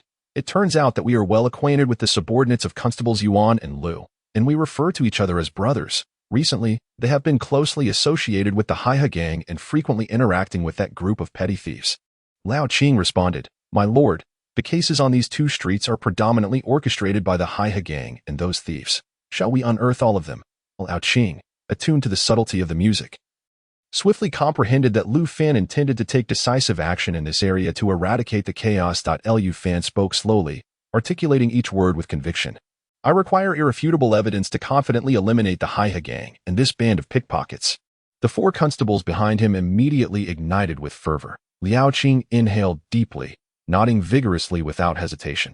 "It's simple. I possess a number of old cases that are sufficient to secure the conviction of this group." Lu Fan smiled. Chapter 56. The capture operation commences as evening fell. A gathering convened at Heihe Lower Street. Lao Qing's organizational skills were indeed impressive, as he not only managed to assemble over 30 trustworthy subordinates in a short span of time, but also invited numerous young men to lend their strength. resulting in a total exceeding 50 individuals, filling Liao Qing's courtyard. It was evident that Liao Qing was adept at building rapport and wielded considerable influence. The assembled individuals were initially unaware of the unfolding events until they noticed Lu Fan emerging from the inner room accompanied by four constables, at which point realization dawned upon them. Liao Qing straightforwardly introduced, Lord Lu Fan has been promoted to head constable, and Brother Zhili has also become a constable. Liao, along with Brother Scar and Brother Zhou Quan, have decided from this day forth to follow head constable Lu in our duties, overseeing the affairs of Heihe Lower Street, Heihe Upper Street, and Wanxiang Street. In the future, for those who wish to continue collaborating, I, Liao Qing, will facilitate introductions to head constable Lu. For those who do not wish to participate, I kindly ask for your continued support. Upon hearing these words, the crowd responded with respectful gestures. Indeed, Lord Lu has proven to be a man of his word. Brother Liao has aligned himself with the right person. However, one wonders if Lord Lu will be amenable to us. Brother Liao, could you kindly speak a few favorable words on our behalf to Lord Lu? Lord Lu is present here. Feel free to express your thoughts. Today, everyone summoned is a brother I trust. I assure you, none of those who consort closely with the Heihe gang or the petty thieves have been invited. As Liao Qing declared this, the crowd glanced around, confirming his words. Many faces broke into smiles, while others appeared contemplative. Clearly sensing something amiss, Lu Fan recognized that the moment had arrived. He stepped forward, and silence fell upon the gathering. All eyes fixated on him, breath held in anticipation. The objective today is to apprehend those who disturb the order of Fengshui County and threaten the lives and property of the citizens. I trust you are all aware of who the targets are. Those willing to participate in the operation heed the directives, speak little, act not independently, and adhere strictly to orders. I personally guarantee that no one will trouble you afterwards. And for those who wish to remo, Liao Qing possesses an exceptional talent for discerning individuals, and those present here have predominantly been victims of the Heihe gang and the tumultuous actions of San Air. Splendid. Lu Fan swiftly proceeded with the allocation of personnel. Each of the four constables led their respective teams, while Lu Fan himself commanded one contingent, with Ma Yoji accompanying the ranks. Liao Qing, Scar Brother, and Zhou Quan advanced to the forefront. Under the cover of night, the five teams commenced their operation. Lu Fan's techniques were reminiscent of his days as a criminal investigator. Simple, yet remarkably effective. Without alarming anyone, they dispersed and converged upon the target location, forcefully breaching the door to swiftly apprehend their quarry. Who are you? This is an official investigation. You are under arrest. Bind them. The constables surged into the scene, restraining individuals and escorting them directly to the next target location. The five teams advanced steadily. If the target was inside a residence, Liao Qing and his companions would signal for action. If no target was found, they would temporarily redirect to the subsequent location. Over 20 members of the Heihe gang were swiftly subdued. Meanwhile, Lu Fan's team directly descended upon a den of pickpockets. Over 30 pickpockets were inside, counting their day's takings, the table laden with food and drink, laughter echoing around. The new county magistrate is truly a benevolent man. Zhang Lin, the head constable, has been dismissed, and a multitude of constables have been stripped of their official attire. With so few remaining, who can control us? These past few days have indeed been exhilarating. I've ventured into several residences that previously seemed untouchable, and I've come across quite a treasure trove. Boss, tomorrow, let us go to Yefeng Tower for some fun? Yes, that young woman from Wanxiang Street has a figure to behold. Now that we have money, we ought to enjoy ourselves. Enjoy ourselves? Nonsense. While the county magistrate has yet to stabilize the situation, we must seize this opportunity to accumulate wealth. Otherwise, once this storm passes, the magistrate will settle scores, and we'll all find ourselves in dire straits. Sitting at the head of the table, San Air, a youth in his 20s with narrow, deep-set eyes, declared, "After all, we are from the Chun family of the capital. Let us not attract too much attention, as we would undoubtedly face dire consequences. I propose we carry out a few more heists, and then retreat to Lei County to avoid the storm." The Yuxiang Pavilion there far surpasses Yefeng Tower. The crowd erupted in cheers. Excellent. The boss speaks wisely. Brothers, let us endure a little longer. Bring ample silver. We shall revel in our fortune for a while. Come, to the boss, we toast. Within San Air's den, the sounds of revelry and clinking cups resonated. Suddenly, at that moment, bang, a tremendous crash echoed. The crowd instinctively turned, witnessing a familiar figure crash through the door, tumbling to the ground in pain. Upon closer inspection, a pair of black boots, adorned in black attire with a black cap, entered the room, wielding a dark blade, and approached with an expressionless demeanor, despite the youthfulness of his face. He emanated an aura akin to a fierce tiger descending the mountain. The gang members, seasoned figures of the streets, recognized the newcomer, recognition being the most fundamental survival skill, quivered in fear at the sight. Lu, Constable Lu. Why are you not at Yuanlang Street? What brings you to Heya Street? Standing near the door, Sanner yearned to ingratiate himself, but as he leaned forward, he was unceremoniously thrust into the room by two individuals who had entered behind him. The magistrate is conducting an investigation. Everyone, drop to the ground and cover your heads, Liao Qing bellowed. Run. The group of Sanner, now fully aware of the unfolding chaos, erupted into a frenzy, each agilely darting toward the nearby windows. The leader sprinted the fastest. However, the windows were instantly shattered, and blades thrust in from the outside. Those unable to evade were met with bloodshed, stumbling back into the room in utter disarray. At this juncture, Lu Fan ceased to show them any courtesy.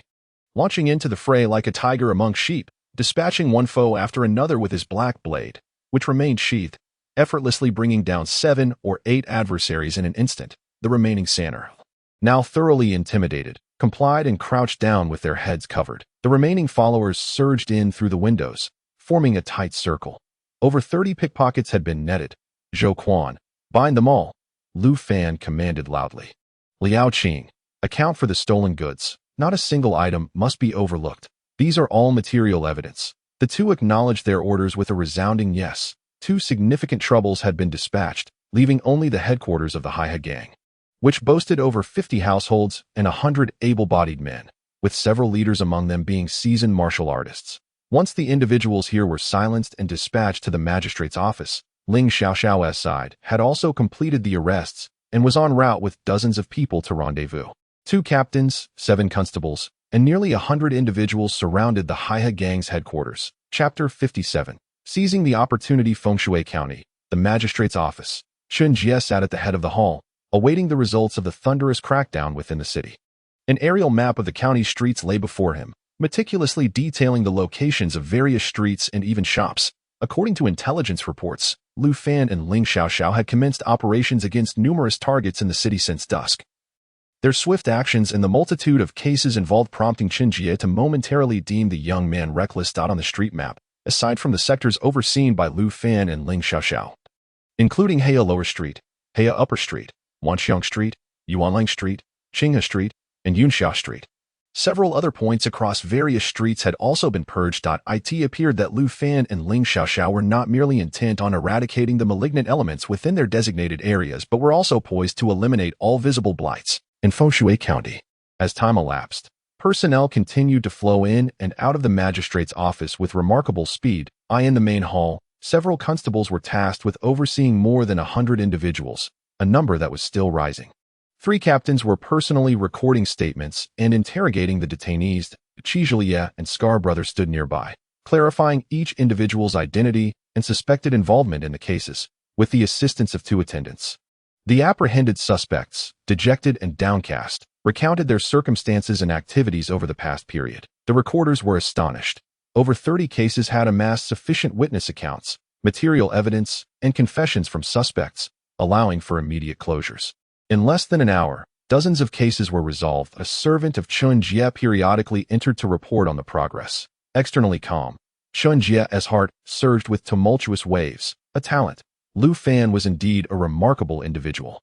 He had never before encountered such a spectacle, a night of frenzied case closures. Lu Fan not only executed a large-scale, rapid covert operation with utmost efficiency, but also perfected the processes of recruitment, apprehension, evidence collection, and swift case resolution. At that moment, Chen Yunqi hurried in from outside. "My lord, what is the current situation?" Chen Jie struggled to contain his anticipation. Chen Yunqi clasped his fists. "Reporting to you. My lord, the den of thieves on Heishang Street has been completely dismantled by Captain Lu Fan.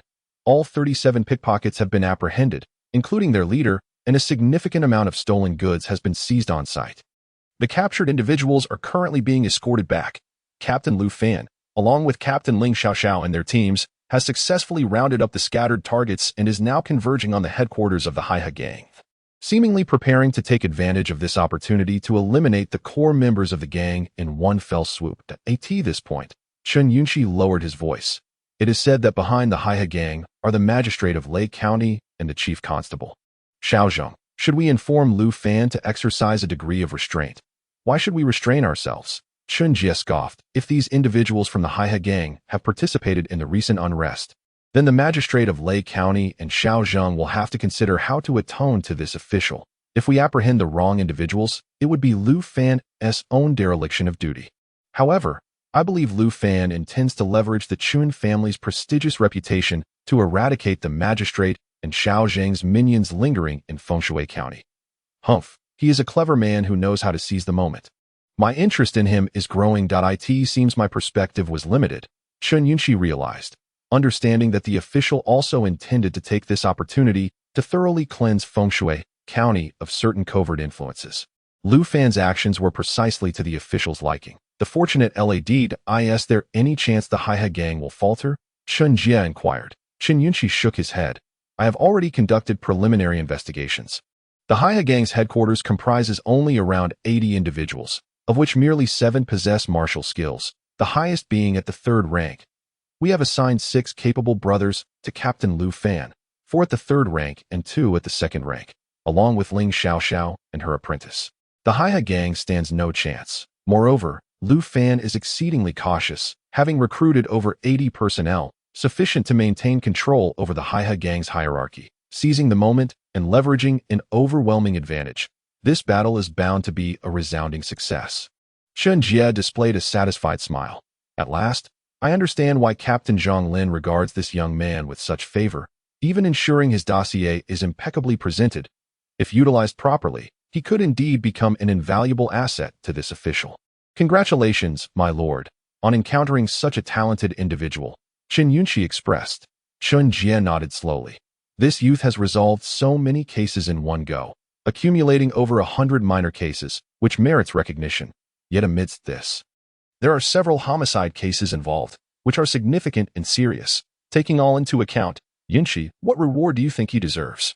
I suggest that we should appropriately promote several of the outstanding subordinates who assisted him in solving these cases to constables, thereby showcasing your authority and capability while also addressing our shortage of personnel within the constabulary, Chen Yunxi recommended. Chen Yunxi offered a prudent suggestion. Chen Jie shook his head and replied, never mind. Let us discuss this matter further when everything becomes clear. He instructed, you should go and investigate the Haihe gang. It is the last remnant of dark forces in Fengshui County. Only by thoroughly eliminating it can I rest easy. Chen Jie issued the order, and Chen Yunxi accepted it with a bow before departing. As he watched Chen Yunxi's retreating figure, Chen Jie appeared deep in thought. The headquarters of the Haihe gang. Under the cover of darkness and a howling wind, the red lanterns hanging outside swayed ominously, casting flickering shadows upon the street. The 2 disciples guarding the entrance immediately perked up, loudly challenging any approaching figures. Who goes there? As the words left their lips, a sight of dark uniforms and black sashes met their eyes. The leading figure raised a badge with one hand, his voice icy. We are here on official business. Stand down. The 2 disciples of the Haihe gang were struck with horror, watching helplessly as a dense throng of figures surged in behind the leader, quickly surrounding the headquarters. Their hearts sank in unison. Something grave was afoot. Lu Fan stowed away the badge and led his men through the doors. Inside the Haihe gang's headquarters, torches illuminated the main courtyard, and several disciples, either standing or seated, quickly rose to attention, shouting angrily, who dares to intrude? Lu Fan, uninterested in replying, signaled for the constables behind him, who promptly charged forward. A group of ordinary farmers was swiftly subdued. Over 30 men filed in, with Lu Fan and Ling Xiaoxiao leading the charge directly towards the inner hall. The brief skirmish had not alerted those within, as they were merely an untrained troop. Bang! The inner door burst open with a resounding crash. The commotion drew the attention of over 50 individuals. More than 100 men and women, who rushed out from their rooms, including the Haihe gang's leader, Bao Dahai, and several core elders, all bare-chested and seething with rage as they peered down from the 2nd floor towards the entrance. With a decisive step, one foot crossed the threshold, landing upon the collapsed door. Following closely behind, 8 constables clad in black, exuding an aura of grim authority, entered in formation. With black blades drawn, they stood in a line. And the chilling wind howled. The black blades were unsheathed. A profound silence enveloped the Haihe gang. Chapter 58. The county magistrate's ambition. News of the Haihe gang's complete capture swiftly spread throughout Fengshui County. The anticipated battle between the Haihe gang and the authorities did not unfold. According to the information brought back by Chen Yunxi, Lu Fan and Ling Xiaoxiao led several constables through the front door.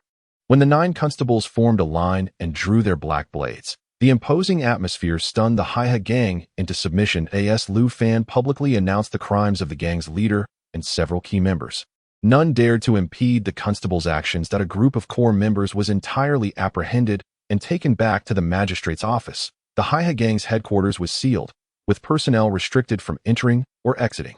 Excellent. This was executed splendidly, Chun Jia exclaimed, rising from behind his desk. The weight that had burdened him for an entire night finally lifted. Nighttime interrogations commenced, evidence was gathered, and the case was concluded. Hundreds of cases that had been piling up for several days were swiftly categorized. The following morning, Lu Fan and Ling Xiaoxiao emerged from the magistrate's office, yawning, having found that over half of the Haihe gang's headquarters had already been taken into custody, with Liao Qing, Zhou Quan, and others having stood watch throughout the night. The county magistrate has decreed that the leader of the Haihe gang, along with its elders, is implicated in multiple homicides, with irrefutable evidence. Therefore, the Haihe gang is to be disbanded forthwith, and its headquarters shall be seized by the magistracy. A formal notice has been issued, mandating that all members vacate the premises by nightfall today. Failure to comply will result in an overnight stay at the magistracy. A proclamation from the magistrate has been affixed to the wall, inciting wails of despair from the Haihe gang's ranks. Simultaneously, notices regarding the eradication of the Haihe gang and the apprehension of various criminals have been posted at the magistracy's entrance and at the city gates in all 4 directions, detailing the outcomes of numerous serious and notorious cases. The long-standing grievances of the populace have finally begun to ease, and the landscape of Fengshui County has been rejuvenated. That evening, Lu Fan and Ling Xiaoxiao were summoned to the magistracy to receive their rewards. Chun Jia, smiling broadly, addressed the two. You have both labored diligently. Last night alone, the magistracy resolved over 200 cases. We successfully handled several major cases, and at last, order has been restored to the streets. Thanks in no small part to your efforts, I have decided to confer upon you both a second-class merit, along with a reward of 50 gold pieces each. The second-class merit is a distinction above the ordinary commendations typically awarded. Accumulating 3 instances of such merit allows one to directly apply for advancement to the Weibu Camp.it is indeed a rare achievement for the two, having joined recently, to receive such an honor. Both Lu Fan and Ling Xiaoxiao felt a deep sense of satisfaction with the county magistrate's recognition. Lu Fan clasped his fists and remarked, Last night, we were greatly aided by many colleagues. Otherwise, such efficiency would have been unattainable. Chen Jie smiled slightly. You are quite adept at handling matters, yet the county's accounts currently reveal a shortage of funds, making it impossible to distribute rewards to everyone. It would be improper for me to use my own money for such purposes. Lu Fan and Ling Xiaoxiao exchanged silent glances, acknowledging the magistrate's truth. Indeed, Fengshui County had recently faced considerable losses.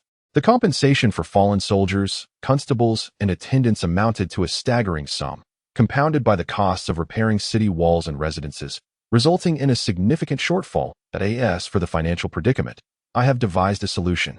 My subordinates hail from military garrisons, accustomed to battles, and thus ill-suited for handling cases in the streets. That I intend to reinstate the system of 4 chief constables managing the 13 streets of Fengshui County, while the remaining 4 will join Chief Constable Chen Yunxi in forming the county's official hunting team. Upon hearing this, both Lu Fan and Ling Xiaoxiao displayed expressions of astonishment. The magistrate intends to deploy a team into the Tianmen Gorge. Indeed, Chun Jie replied solemnly. This measure serves 2 purposes: to prevent the reoccurrence of monstrous incursions and to exploit the burgeoning market for such creatures within the Tianmen dynasty, particularly among the affluent in the capital, who consider them highly valuable and seek them for their health benefits. I have established contact with a trading company that will soon set up operations in Fengshui County, and their purchasing prices will exceed those of the county's previous buyers by at least 30%. My intention is to create a new source of revenue for the magistracy, thereby accumulating greater funds to address the fiscal deficit of Fengshui County.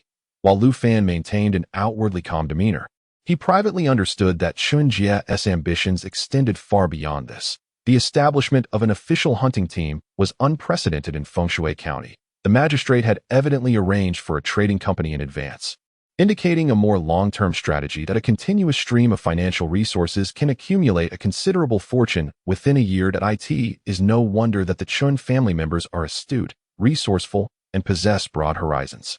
Chun Jie assigned Lu Fan and Ling Xiaoxiao the task of maintaining order within the county town, ensuring a peaceful and secure stronghold for Qin Yunxi and others. The subordinates understood what needed to be done. Lu Fan expressed his confidence. In the county town, we have eradicated the Haihe gang and the den of pickpockets. In the short term, public security will improve significantly. Once all the attendants are in place, we will be able to manage the situation adequately, so you need not worry, my lord. You handle the affairs, and I have complete trust in you. Qin Jie, having witnessed Lu Fan's capabilities, felt reassured. Lu Fan then shifted the conversation. My lord, regarding the constables, we have a total of 32 positions, but currently, there are 16 vacancies. I have a constable's son, age 16, who is trained in the half-month style and can fill one of the gaps. Additionally, I have several individuals under my command who performed admirably in last night's case, and I wish to recommend them for merit. I hope you will consider them for special recruitment to contribute more to Feng Shui County. Since the constable's son possesses martial skills, filling the vacancy is naturally not an issue. As for your subordinates, I have heard of Liao Qing's abilities. The others will require further observation. What do you think? Qin Jie did not fully acquiesce to Lu Fan's requests, unaware that this was precisely Lu Fan's intention to slightly elevate his demands, thus allowing the officer room for negotiation. Very well, Lu Fan readily agreed. The constable Mayoji and Liao Qing's positions were secured. Throughout the exchange, Ling Xiaoxiao had barely spoken. Upon exiting the magistrate's office, she could no longer contain herself. How did Liao Qing's matter get resolved so smoothly? When did the county magistrate become so accommodating? Ling Xiaoxiao's impression of the magistrate was still colored by his initial display of authority upon entering the city. When he swiftly dismissed four constable heads and removed a number of constables and clerks, exhibiting a ruthless demeanor devoid of compassion, Lu Fan smiled slightly. When you demonstrate sufficient strength and value, anyone can become quite agreeable. The reason you do not garner the county magistrate's attention is that he hails from the Chun family and the military reserves, surrounded by capable fighters. However, now that he has assumed the role of county magistrate, he lacks management-oriented investigative talents, precisely when those suited for such roles have been dismissed. Otherwise, I would not have had the opportunity to intervene. Ling Xiaoxiao pondered this and realized it was indeed the case. Furrowing her brow, she shifted the topic. Nevertheless, our county magistrate possesses a fiery temper and an impatient disposition. On his very first day in Feng Shui County, he recklessly created a mess. Now that the situation in the town has finally stabilized, he is hastily forming an official hunting team to prepare for an incursion into Tianan Gorge, which cannot bode well. Chapter 59. Treatment and Strength. The landscape of Feng Shui County has transformed. Ever since Lu Fan and Ling Xiaoxiao united to dismantle the Haihe gang and the den of pickpockets, they have taken charge of the 6 districts to the east and west. And all the citizens of Feng Shui County are aware that the local constables have risen once more. This represents a concession from County Magistrate Qin Jie towards the local forces in the following period. Lu Fan guided the newly appointed constables Qi Zhili, Liao Qing, and Ma Yuji in the practice of the half-moon style. He observed that while Qi Zhili and Liao Qing were progressing slowly, Ma Yuji had already developed a solid foundation. Both the half-moon style and the monthly heart technique were nearly cultivated to a minor success, yet Ma Yuji struggled with self-doubt. Appearing timid and feeling inferior to Qi and Liao, who were only beginning their journey with the half-moon style, after several days of sparring, Ma Yuji gradually emerged from his inferiority complex, his strength beginning to manifest, rivaling that of an average peak-level first-tier martial artist with ease. The 3 constables, in addition to their martial training, also led their entourage of over 20 subordinates to patrol the districts overseen by their captain. Originally, 6 districts were managed by 6 constables, but Qin Yunxi had withdrawn 6 individuals to join the official hunting team, leaving the entirety of the 6 districts under the sole responsibility of the trio. However, the travel expenses for these 6 constables were intercepted by Lu Fan and Ling Xiaoxiao, who compensated the 3, barely covering the captain's expenses with what remained. After a few days, the public order in Feng Shui County had been completely restored. On this day, Qi Zhili and Liao Qing reported a development. The headquarters of the Haihe gang had been unsealed, and a large contingent had moved into the area, with several constables assisting in the command. Upon hearing this, Lu Fan understood it was the county magistrate's arrangement for the commercial establishment to officially settle in Foshui County, the business, which required a significant number of personnel and space to acquire the blood and flesh of extraordinary creatures. Found the spacious headquarters of the Haiha gang to be perfectly suitable. He instructed the two not to meddle unnecessarily and to familiarize themselves with the circumstances of everyone within the establishment. After which he fell silent. Recently, Lu Fan had observed the shortcomings in Qi Zhili, Lao Qing, and Ma Yuji's practice of the half-moon style.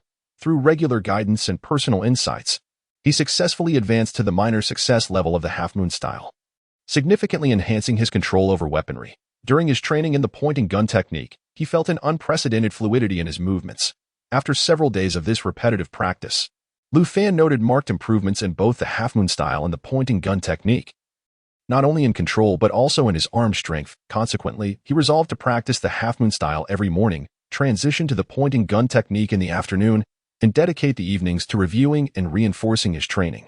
On one recent occasion, taking advantage of the deserted office, he tested his strength against the iron sandrock, leaving a 2-centimeter deep indentation, weighing in at 1,500 pounds. Lu Fan recalled that his previous test yielded 1,300 pounds, indicating that he had attained the strength of a peak second-tier martial artist. Now he had reached the strength of a peak third-tier martial artist, officially matching his master, Ling Xiaoxiao, in power. Of course, in a formal duel, he would undoubtedly be overwhelmed. Lu Fan merely sought confirmation, training concurrently in the half-moon style and the point-and-gun technique, thereby enhancing his power control and arm strength.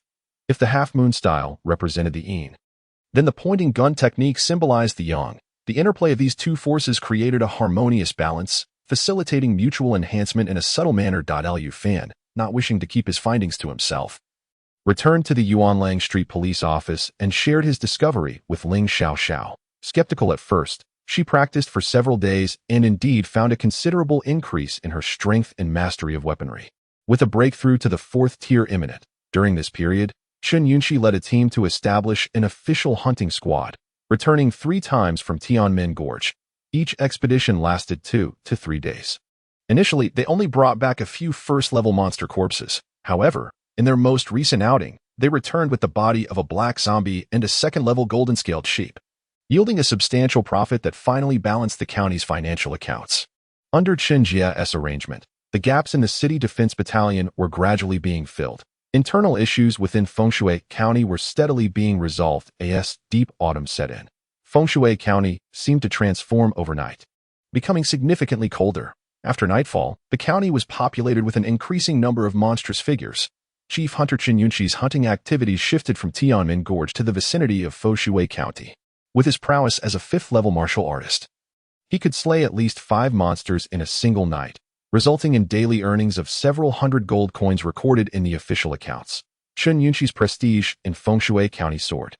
When a 3rd-level monster was slain by Chen Yunxi, its corpse, measuring over 10 meters in length, was delivered to the former headquarters of the Haiha gang, fetching a price exceeding 2,000 gold coins. Chief Hunter Chen Yunxi's reputation finally reached its zenith, and the official hunting squad became a prestigious card in Chen Jia's hand. After a month in office, Chen Jia officially announced that the salaries of all constables would be raised to 500 silver coins, while the salaries of all captains would be increased to 900 silver coins. Simultaneously, transportation allowances were doubled. The atmosphere within the office was jubilant.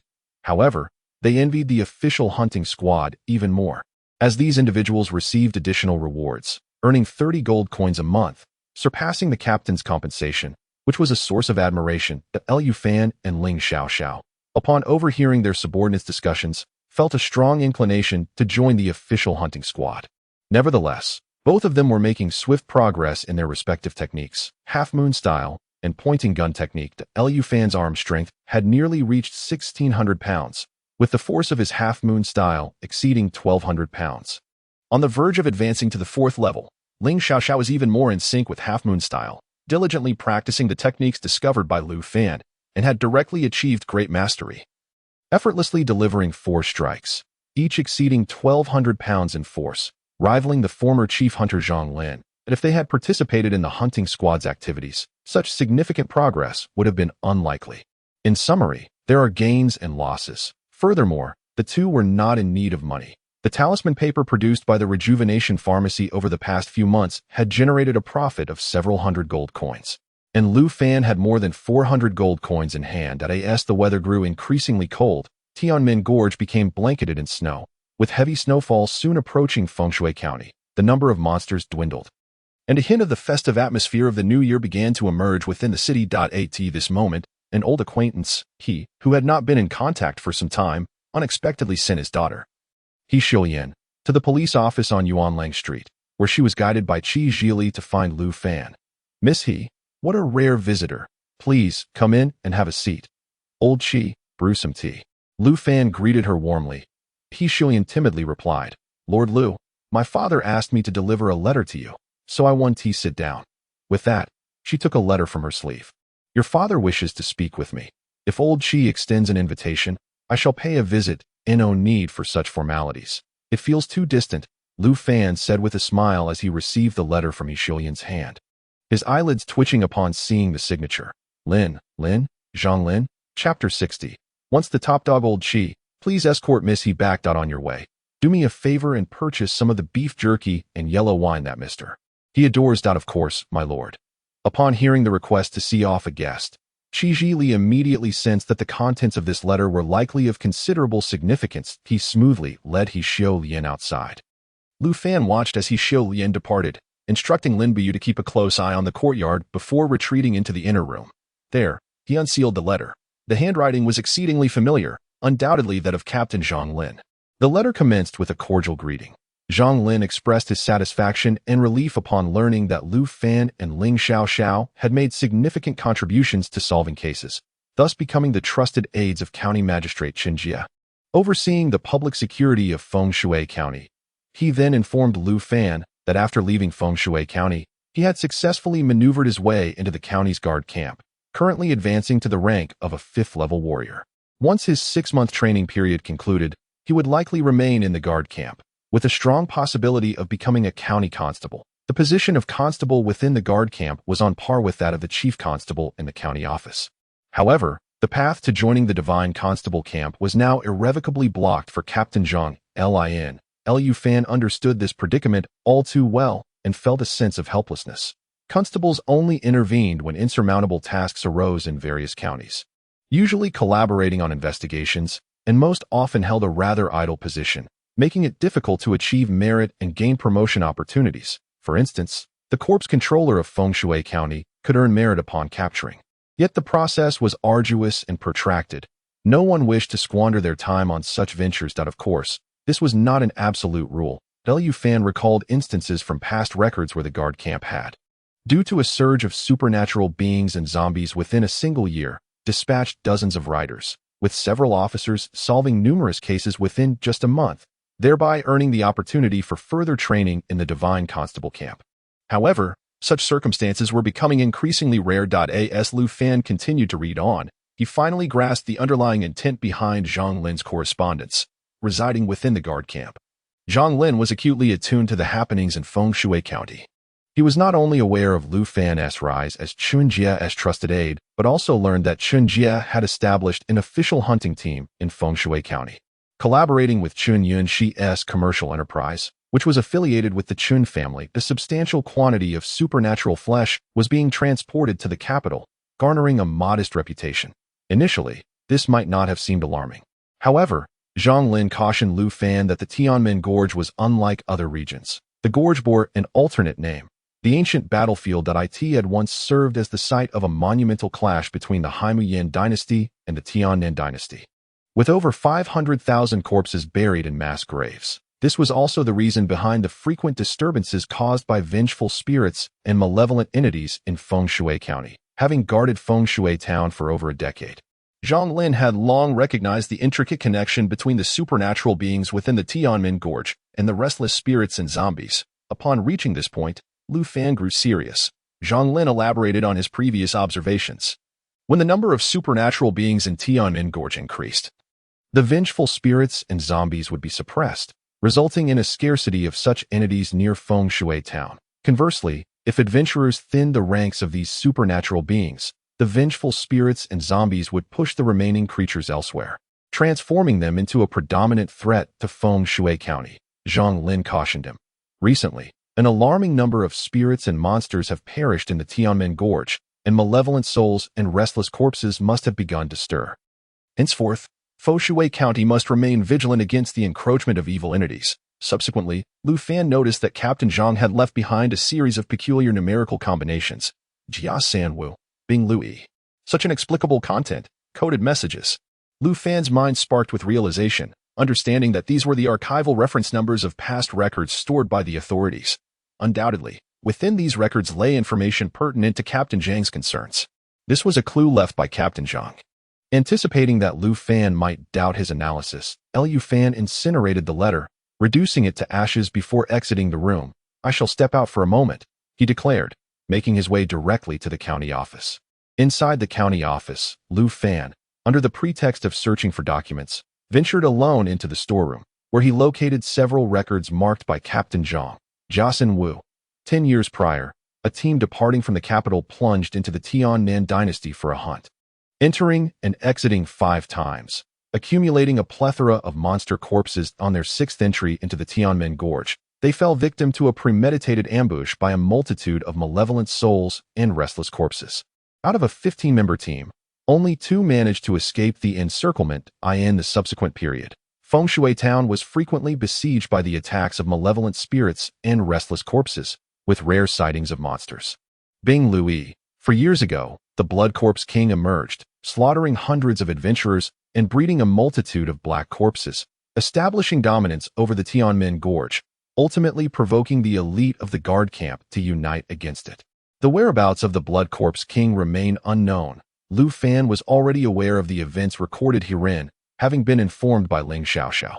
However, he had previously overlooked the fact that hundreds, if not thousands, of adventurers had traversed the Tianmen Gorge, highlighting the extent to which the monsters had been suppressed. Ding Egio.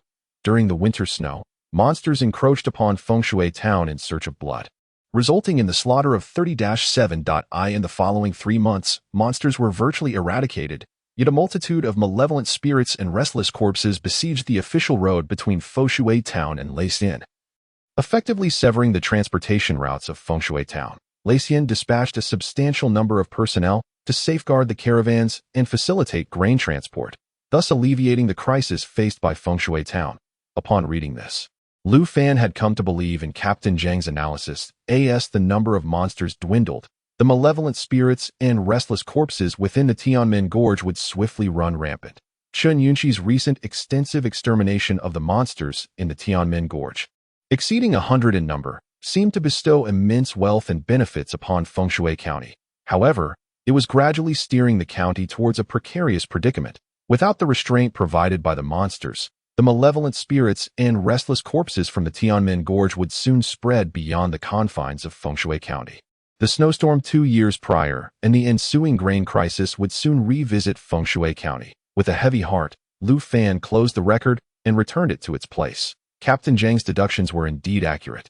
As the deep autumn chill enveloped the land, the impending winter promised to be even longer and more arduous. Zhang's warning was a plea for vigilance, urging him to prepare without delay. After all, a food shortage within the city would spell disaster. The stability of the populace is paramount. Maintaining order would become exceedingly challenging. A moment's negligence could incite chaos. Lu Fan silently expressed his gratitude to Zhang Lin. A skilled artisan cannot craft without materials. Exceptional martial prowess would not resolve the crisis of scarcity. Should disorder arise within the city, he would undoubtedly face scrutiny and accountability, potentially facing dire consequences. The true perpetrator remains unscathed. Lu Fan inhaled deeply. Zhang Lin's timely reminder was indeed invaluable. It is no wonder he was once the foremost figure in Feng Shui Town. Lu Fan felt a sense of gratitude in his heart. He briskly exited the courthouse, making his way directly to the Lu family rice shop. Chapter 61. The weight of words after late autumn. The dawn arrives later and dusk descends sooner. Liao Qing took advantage of the remaining daylight to arrive at Yuan Long Street and report the day's happenings to the constable. Qi Ji Li and Ma Yuji were also present. They gathered around the stove, engaged in lively banter. My lord, what shall we have for dinner tonight? Shall we continue with hot pot? Lu Fan nodded. Very well, let us enjoy hot pot. Have old Lin prepare more mutton. Understood, Lin Biyu scampered off to gather the ingredients. Lu Fan's gaze settled on Liao Qing, who promptly understood and began discussing serious matters. My lord, there have been no significant incidents on the streets today. Across 3 streets, it has been calm and peaceful. Since the snowfall, Lu Fan has been particularly attentive to the security within the city. The weather is growing colder. Have there been any substantial fluctuations in market prices? How is the rice market faring? With winter upon us, people tend to stockpile grains. There aren't many purchasing rice, and the prices have dipped slightly. Though the reason remains unclear, Liao Qing scratched his nose, then suddenly recollected something and chuckled. The price of charcoal has risen a bit. A few impoverished families, unable to afford it, resorted to stealthily cutting down trees from others' properties, nearly causing a ruckus at the courthouse. What trees? Qi Zhili laughed. Jujube trees, Liao Qing replied with a grin. However, upon noticing Lu Fan's furrowed brow, he quickly suppressed his laughter. And my lord, what troubles you? Is there something amiss? Has the price of charcoal increased? Lu Fan muttered to himself. How could I have forgotten this? This year, as late autumn settled in, the heavy snow fell, leaving everyone unprepared to stockpile firewood and charcoal. The demand for charcoal within the city is undoubtedly outstripping supply. Lao Qi, Lao Liao, you both must organize a team and head out of the city at first light to gather firewood. Make haste to fill all our storage points within the city. Yes, the two responded promptly. Lu Fan then inquired further about the matters on the streets before, with a heavy heart, producing a sheet of paper. From today onwards, we shall increase the night shifts, 2 per shift, responsible for the night patrols. The trio displayed expressions of concern that in such frigid weather, patrolling at night is quite arduous. However, both Liao Qing and Qi Zhili were astute enough to recognize that Lu Fan would not impose such burdens on his subordinates without reason. They pressed him. My lord, what are your concerns? Everything seems fine. Why the sudden need for night patrols? The Hai gang and the pickpocket dens have been eradicated, and now, no one dares to cause trouble within the city. I understand, Lu Fan replied, feeling no need to conceal anything from the 3 before him. After all, Qi Zhili, Liao Qing, and Ma Yuji were the first loyal confidants he had nurtured. Winter has not yet officially arrived. Yet the cold is already biting. That we have experienced 2 heavy snowfalls, and I fear that the harshness of winter will only intensify. As time progresses, transportation will be hindered, leading to issues with food and charcoal. However, the town of Lei is in close proximity to us, merely a few dozen miles away, easily reachable within half a day. It would indeed be ideal if nothing were to occur, but what if it does? Have you contemplated the potential happenings within the city? Lu Fan interjected him. Ayoji remained perplexed, utterly bewildered. Liao Qing and Qi Zhilin's expressions drastically altered. A riot. They gazed at Lu Fan with astonishment. Damn it. Decades of existence wasted on the likes of dogs. In this world, there truly exist individuals capable of overwhelming you in every conceivable way. We now understand what must be done. Thank you, my lord, for your guidance. We shall promptly arrange for personnel and commence night patrols under your direct leadership starting today. At that moment, Mayoji was still in a state of confusion, utterly lost. What had transpired? In the following days, Lu Fan learned from the government office that the snow outside the city was accumulating ever thicker, and the appearance of strange creatures had dwindled significantly, as if all had been driven back into the Tianmen Gorge to hibernate due to the severe cold. Lu Fan was uncertain whether these creatures possessed a hibernation instinct, but he was sure that the entities lurking within the mass graves of the gorge were stirring restlessly, eager to emerge and stretch their limbs. In broad daylight, Lu Fan ventured outside the city for a stroll, assessing the thickness of the snow while taking a hearty swig of tiger bone liquor. The fiery liquid coursed down his throat like a blade, filling his chest with a surging warmth, exhaling with vigor, spicy. As the head constable of Fengshui County, Lu Fan gallantly traversed the snow with an iron spear in hand, treading upon the soft snow that was far more yielding than grass. After dashing back and forth for 7 or 8 miles, he was ablaze with heat and drenched in sweat. Upon returning to the city gates, he spotted Chen Yunqi leading a group of constables, fully armed, heading outside. Chief Constable, Little Lu, Chen Yunqi halted, surveying him from head to toe. On such a frigid day, why are you not in your courtyard, but instead out here training? Truly worthy of being Fengshui County's foremost martial enthusiast. How about accompanying me for a stroll in Tianmen Gorge? Perhaps a hunt to stave off the chill. The steely countenances of the constables behind him indicated they were less than welcoming of Lu Fan's presence. Just as Lu Fan enjoyed the company of his fellow constables, he too had his own circle, centered around himself. Different circles should not be forcibly merged. This was wisdom gleaned from another world. Thank you for your kind invitation, Chief Constable, but I too wish to venture into Tianmen Gorge. However, I am bound by my duties. When the warmth returns and flowers bloom under the radiant sun, I shall certainly accompany you for a grand excursion. This chapter has not concluded. Please click the next page to continue reading. A promise is a promise. Chen Yunxi led the troops past Lu Fan. He had initially intended to offer a word of caution, yet recalling that his information stemmed from Chief Constable Zhang Lin, he ultimately refrained that in the realm of officialdom, one must never bare one's soul merely due to a courteous remark from another. Lu Fan had learned this lesson the hard way. Should Chun Jie discover his private correspondence with Chief Constable Zhang Lin, the seeds of discord would be sown. This was also the reason Zhang Lin chose to communicate through the retired old he, seeking to safeguard himself. Furthermore, as the bitter chill of winter envelopes the land, the presence of mystical creatures dwindles, and the elite of the capital and local governments find themselves with an insatiable appetite for the flesh and blood of these beings, causing prices to soar. Consequently, the profits for the Chun family business swell correspondingly, resulting in a greater share for Chun Yunxi and his companions. A mere low-ranking constable, lacking influence and authority, he finds himself utterly unqualified to obstruct the avenues of wealth for those more powerful than himself. Nor does he possess the strength to persuade them. When one's significance pales in comparison to others, it is prudent not to readily offer advice to those of greater stature, for few will genuinely lend an ear. This, too, is a principle of the professional realm. One must prioritize self-preservation. Feeling the biting wind outside the city, Lu Fan uncorked his flask and took a deep swig of tiger bone liquor to dispel the chill that clung to him before shouldering his iron spear and entering the city. Little did he anticipate that this encounter would mark the final meeting with Chun Yunxi. That very afternoon, a heavy snowfall blanketed the land, accumulating an entire foot outside the city for 3 consecutive days. There was no word from Chun Yunxi's party. Chapter 62. The peril of the snowy night in the Tianmen Gorge. The relentless blizzards continued, leading his team in search of traces of mystical creatures. Chun Yunxi found no success.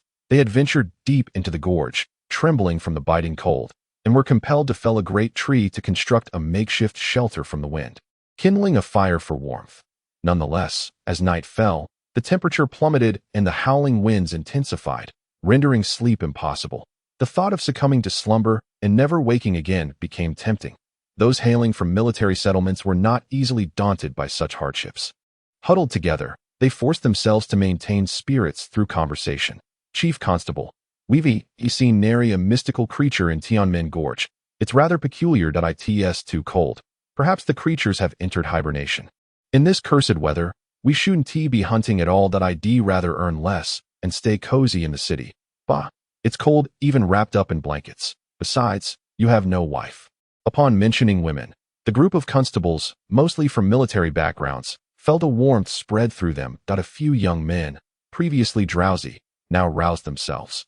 Ice brother, I know you've been frequenting the Welong building these past few days. No wonder you appear so frail. That in the past, you could bathe and sleep in the snow without a shiver. Yet now, with just a gust of cold wind, you nearly soil yourself. Haha. Get lost. When did I ever soil myself? The constable called Ice Brother chuckled, brushing off the remarks. By the way, my lord, he said, turning to Chun Yunxi, who was attentively listening to the sounds beyond. On such a snowy day, what price has the Chun family business offered that compels us to brave the storm for hunting? He voiced the collective confusion. Chun Yunxi, upon hearing this, forced a bitter smile. You must understand, under these wretched conditions, I wouldn't venture out for any sum. It's far too perilous, and the suffering is unbearable. After a pause, he continued, this year, the snowfall arrived early, resulting in a shortage of mystical creatures in many regions. In Lacien, the purchase price has surged by 50%. The demand from the local government has doubled, leading to a scarcity that has driven prices to unprecedented heights. As for the capital, aside from the royal family, no one else can partake in the flesh and blood of these creatures. Other areas are entirely out of stock, with purchase prices reaching threefold. This venture promises substantial profits. Our rewards will be at least tripled. As soon as these words were uttered, the crowd was visibly stirred, their breaths becoming fervent. They finally grasped why the county magistrate had urged them to take up arms in such a moment. The prospect of thrice the usual profit was irresistible. This task must be undertaken. Realizing the substantial rewards awaiting them, an invigorating energy seemed to infuse the group, dispelling much of the prevailing chill. However, before long, ominous sounds began to emanate from the treetops above. Crack! A heavy snowfall cascaded down. Everyone shook off the accumulated snow, but the shelter had been breached. 2 constables rose voluntarily to seek a remedy for the situation. Yet a considerable time passed without their return. Something felt amiss. It shouldn't take this long to fell a tree. Chen Yunxi's countenance shifted. Something has gone awry. Let us go outside and investigate. The remaining 12 swiftly seized their weapons and surged forth. Upon locating their comrades, they found the 2 already frozen, standing beside a tree. Alert! Chen Yunxi whispered sharply, advancing to assess the scene herself. The frozen pair bore bite marks at their necks, the wounds appearing blackened, and signs of dark blood spreading across their frostbitten faces. A trap! Break out! Chen Yunxi bellowed, unsheathing her long knife without hesitation, swiftly severing the heads of her 2 fallen colleagues. They were rapidly undergoing the transformation into undead. If left unchecked, they would become 2 formidable foes. The others, bereft of time for mourning, quickly regrouped and charged back toward their previous sanctuary. Suddenly, the nearby snowbanks erupted. A horde of dark undead emerged from the snow. 23 of them formed a circle, encircling Chen Yunxi and her team. The constables remained unfazed, mere dark undead. Here, the weakest among them was a second-tier martial artist, fully capable of self-defense, while third- and fourth-tier martial artists could easily suppress the undead, not to mention that Chen Yunxi herself was of fifth-tier prowess. Chen Yunxi held the rear, each strike of her blade cleaving through the remarkably resilient bodies of the undead with astonishing fluidity. The 2 oncoming foes being severed into 4 pieces in an instant. The ferocity of a fifth-tier martial artist was displayed in all its glory. The others quickly formed ranks to counter the undead assault, stabilizing the situation. Although the number of dark undead was double that of the constables, with Chen Yunxi's remarkable strength, as long as they could delay long enough, these undead were destined to meet their demise. An unexpected turn of events arose, as one dark undead staggered back from being struck twice by Constable Bing. A cloud of black mist erupted from its body. Beware, evil spirits! Bing, having exhausted his strength, was caught unawares by a close-range ambush. The black mist surged into his face, piercing like 1,000 steel needles into his head, causing him to clutch his head and wail in agony. Simultaneously, 2 more constables fell victim to the surprise attack by the evil spirits. The spirits residing within the dark undead seized the opportunity, launching a brutal assault as the constables struggled to respond. 3 constables were immediately struck, rolling in the snow, their limbs convulsing, faces contorted in a ghastly pallor as blood oozed slowly from their wounds. A significant breach appeared in the hunting squad's defenses. Kill! The dark undead pressed their advantage, overwhelming the constables, who were quickly taken down. The strength of the undead was unfathomable. Once they latched on in close quarters, escape was virtually impossible. Either they would be bitten, or bitten to death. Several constables who were bitten saw their wounds turn a dark crimson, swiftly morphing into an inky black. Chen Yunxi watched with fury igniting in her eyes, the malevolent spirits intertwined with the living corpses. And in a moment of carelessness, the team suffered grievously, 7 dead, 3 injured. The remaining 4 barely escaped the encirclement of the black zombies, relying solely on their peak 3rd-level and 4th-level combat prowess.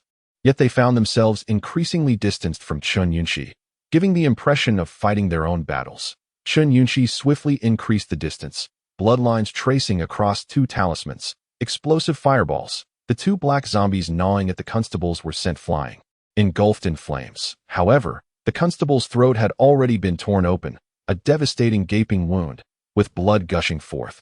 He was in a state of impending death, beyond even divine intervention. The chief constable, brothers cannot be saved. We must break through. If we do not leave Tianmen Gorge soon, we shall all perish. The remaining 4 continued to hold on, retreating while fighting. Without hesitation, Chen Yunxi hurled 2 more fireballs towards the ground, leaving a sea of flames in their wake, then turned and commanded, "Gather around me. I shall cover your retreat." Yes. Yet, at that very moment, An unforeseen change occurred as one individual landed and soared away. A pair of claws suddenly emerged from the snow, firmly grasping his ankle. His movement halted abruptly, and he was violently pulled into the snow, unable to struggle free before being overwhelmed by the advancing black zombies, his screams echoing with chilling despair through the snowy night. A tremor coursed through Qin Yunqi's face. Another had fallen. He did not look back. Ahead, shadowy figures appeared, accompanied by the sound of slicing air. Gritting his teeth, Qin Yunqi charged forward. Chapter 63. Seeking people outside the city. 3 days had passed, and Qin Yunqi's group had not returned. The atmosphere in the county office quickly grew heavy.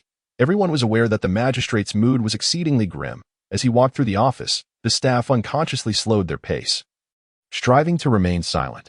Early that morning, Lu Fan and Ling Xiaoxiao received the notification and rushed to the office. Immediately sensing the unusual oppressive atmosphere enveloping the county, they both knew the reason behind it. Lu Fan even surmised that Qin Jie had a task to assign to him, one he was most reluctant to accept. As expected, upon meeting Qin Jie, the latter's face was ashen, and he solemnly announced a mission. Chief Constable Qin Yunqi, along with 4 head constables and 10 constables, has been in Tianmen Gorge for 3 days and nights without return. I hereby order head constables Lu and Ling to set forth immediately to investigate the situation and search for the whereabouts of the official hunting party. I must know whether they are alive or dead. Lu Fan and Ling Xiaoxiao gasped in shock. The worst-case scenario had indeed come to pass. They had executed similar search missions before, but the snow outside the city was thick, and undertaking a search for the hunting party at such a time was akin to conducting a nighttime operation, if not more perilous, as danger could strike at any moment. However, the magistrate's order was as unyielding as iron. They had no choice but to comply.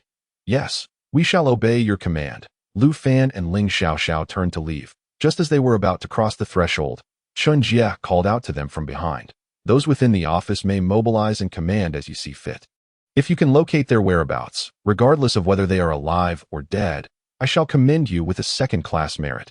Qin Jie understood the necessity of keeping their spirits high and made a promise. Gathering intelligence is cumbersome with too many people. I shall accompany Ling to ensure we find the chief constable. Before departing, Lu Fan responded to Qin Jie.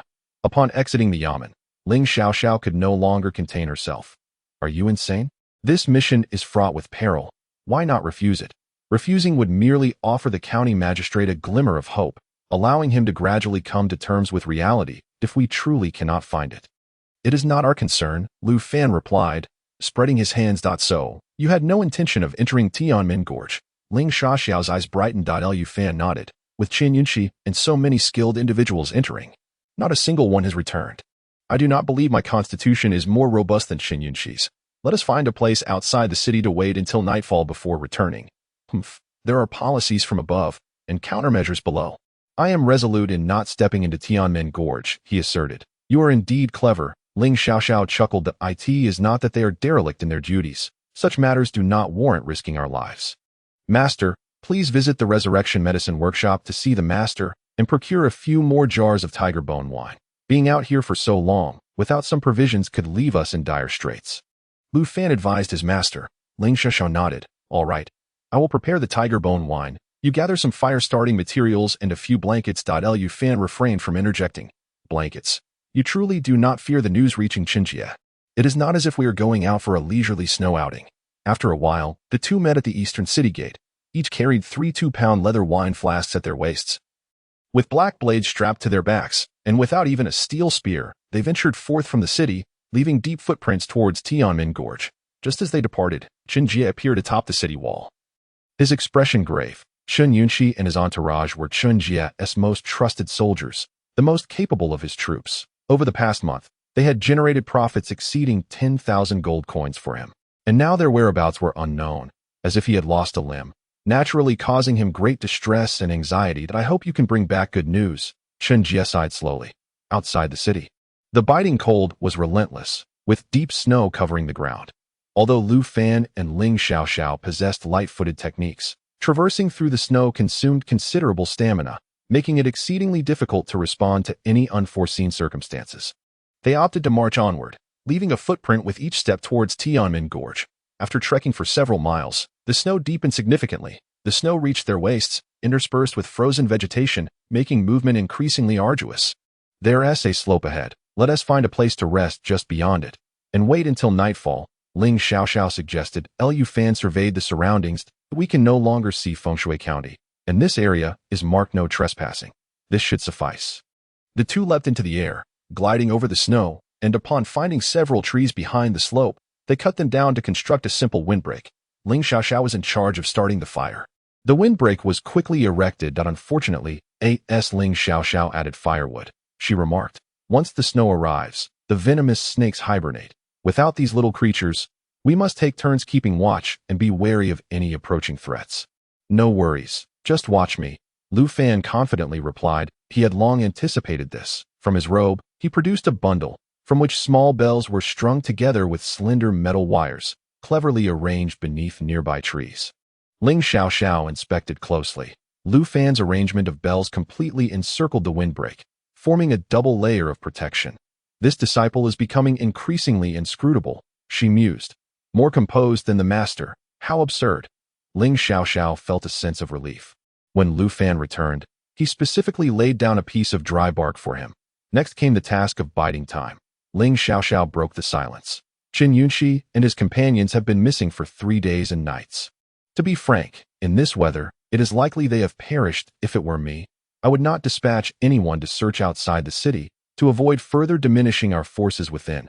However, these individuals are the county magistrate's trusted aides.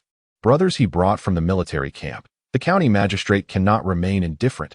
Even the coldest of hearts must maintain appearances to prevent their subordinates from feeling disheartened. Lu Fan, I often find it curious how you seem to comprehend everything. Ling Xiaoxiao locked her gaze onto Lu Fan's eyes, hoping to glean something of value from his expression. Unfortunately, after years of policing, Lu Fan feared nothing more than direct eye contact, his gaze unwavering as he replied, Master, had you not experienced life and death, you would be like me, seizing every opportunity to better yourself. Life is fleeting, akin to that of an ant. One can choose to succumb and drift aimlessly through existence. I was nearly crushed like an ant. Fortunate that you intervened to save me. However, from this moment forth, I refuse to remain obscure. Thus, I must exert every effort to transform myself and seek a path to survival. Blessed by your mentorship and martial teachings, I have acquired the identity of a constable, granting me the chance to ascend to higher echelons. In my leisure time, I consult with Qi Ji Li and Liao Qing to understand the conditions on the streets, and I review the records in the Yamen storeroom to accumulate experience. Otherwise, I would remain like those ordinary constables, living a life of mediocrity and ultimately achieving nothing. How could one expect to become a head constable so swiftly? Ling Xiaoxiao's attention was successfully diverted, lost in contemplation, having forgotten the initial question she intended to ask. Chapter 64. The corpse alarm. Lu Fan's discourse with Ling Xiaoxiao was not merely an attempt to distract her. He was also imparting wisdom to her. Although Ling Xiaoxiao was his master, she was merely 16 and lacked understanding in many areas. She possessed a high level of insight, and from Lu Fan's words, she discerned several truths. Lu Fan's starting point was, in fact, quite humble. His father was merely a disabled, low-level talisman maker who had developed a method for crafting talisman paper, while it provided a means of income. It paled in comparison to the wealth generated by a medicinal workshop. During Ling Yuxing's prime, he was a 5th-tier martial artist, and he was well-versed in medicine.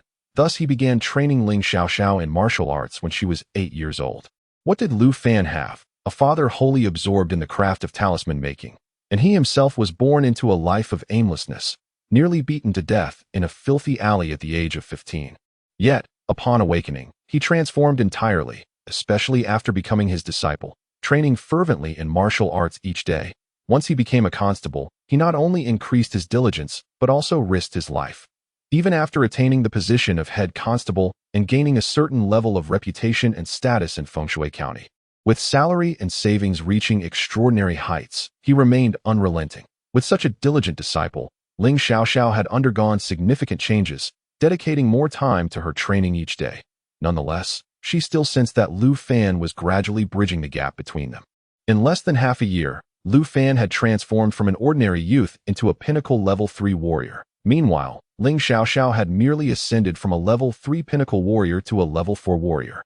Lu Fan's words served as a reminder to her. Ling Xiaoxiao began to ponder whether she had become overly complacent. As one burdened by a blood feud. Her understanding of survival and cultivation was surprisingly less profound than that of her disciple. It was utterly unacceptable. Overwhelmed by guilt, Ling Xiaoxiao nearly fell into despondency. The perpetrator, Lu Fan, resorted to drinking in increasingly frigid conditions. The effects of consuming tiger bone liquor on the Xing Ho Tana method became increasingly pronounced. He polished off a 2-gene jug of tiger bone liquor in a single morning, feeling no hint of intoxication. In less than half a year, his capacity for alcohol had also been honed.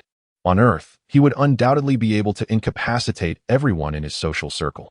Time passed without his notice. The faint, melodious chime echoed a warning. The two of them simultaneously fixed their gaze in the direction of the sound, grasping their black blades. The source of the alert was a black corpse, its heavy body trudging through the snow. It inadvertently brushed against a metal wire, causing a bell to jingle. The crisp sound also alerted the black corpse, which exhaled a thick stream of black mist, scanning the surroundings for signs of life. Master, stay still. Lu Fan restrained Ling Xiaoxiao's delicate hand, his gaze sweeping through the forest ahead before gesturing backward. Retreat.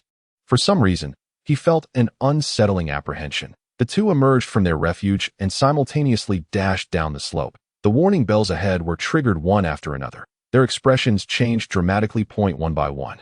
Black corpses emerged from the snow nearby. 6 black corpses. Ling Xiaoxiao thought to herself how perilous the situation was. It was fortunate they hadn't charged forward and nearly collided with a horde of zombies.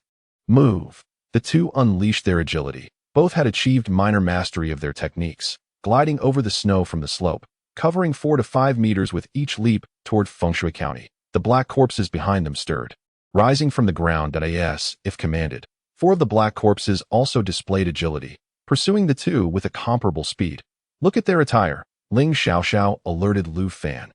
Only then did he notice that among the 4 black corpses rising from the snow, one was clad in the garb of a constable. Its neck was crooked, with a swollen purple-black wound, and the face that exhaled black corpse mist seemed eerily familiar. Li He. It was indeed Li He, a subordinate of Chun Yunshi, a constable with the strength of a level 3 warrior. Lu Fan and Ling Xiaoxiao felt a weight in their hearts. It was evident that Chun Yunshi and her team had encountered disaster. This Li He had clearly succumbed to death and risen as a corpse. With Li He present, the rest of the hunting team must also be nearby. Let's go. Lead them toward the county town. Our mission will be considered complete. After a brief moment of sorrow, Lu Fan realized that Li He was concrete evidence of the second-class merit they had earned with Ling Xiaoxiao. It was imperative to bring him back. The two sped swiftly across the snowy expanse, barely leaving a trace. A menacing roar resounded from the forest behind them, a sound both ghostly and beastly, sending shivers down their spines. Simultaneously, Lu Fan and Ling Xiaoxiao turned to find that the 4 black corpses pursuing them had abruptly halted and retreated. Their faces turned pale. Green zombie, Ling Xiaoxiao exclaimed in astonishment. The one capable of commanding the black zombie must at least be a green zombie. To her disbelief, a level 3 living zombie had emerged within the Tianmen Gorge, and it was imperative to report this immediately. However, Lu Fan was reluctant to relinquish the second-class merit he had nearly secured. He swiftly retrieved a talisman from his bosom, affixed one to himself, and his speed surged dramatically as he pursued Li He from behind. He turned, delivering a punch. Lu Fan had anticipated this. With a clang, the black blade was drawn, its cold glint flashing before Li He's eyes. With a thud, under the tremendous force, Li He's head was sent soaring. His corpse flailed about before crashing into the snow. The other 3 black zombies roared in fury, but Lu Fan had already seized Li He's head and was retreating, quickly widening the distance. Ling Xiaoxiao was left dumbfounded. With the green zombie appearing, how can you dare to look back? Are you mad? The speed of a level 3 living zombie may not even catch up to us. Lu Fan was well aware of the situation, lifting Li He's severed head that was wildly gnashing its jaws, and smiled. Now I can return to report. Ling Xiaoxiao covered her face and said, taking the black zombie's head is a provocation that will anger the green zombie. We must leave at once. While it remains unaware of the situation that we need to prepare for our return to the city, a shiver ran down Lu Fan's spine. Indeed, the 3 black zombies had halted in their tracks. Behind them, over 30 living zombies appeared on the slope. At the forefront, a living zombie's eyes glimmered with an eerie green light, striking terror into the hearts of onlookers. Let us go. The two dared not hesitate. The green zombie had awakened its intelligence. capable of reasoning and strategizing like a human. It was inherently a force that could suppress level 4 warriors, and once it consumed enough blood and flesh, it would ascend to become the next blood zombie king. The two fled desperately, needing to relay the news back to Fengshui County as swiftly as possible. The green zombie gazed in the direction Lu Fan had fled, then turned to see the headless corpse struggling in the snow, unleashing a furious roar towards the heavens. Amidst the crackling of snow, more living zombies surged forth from the slope, emerging in groups.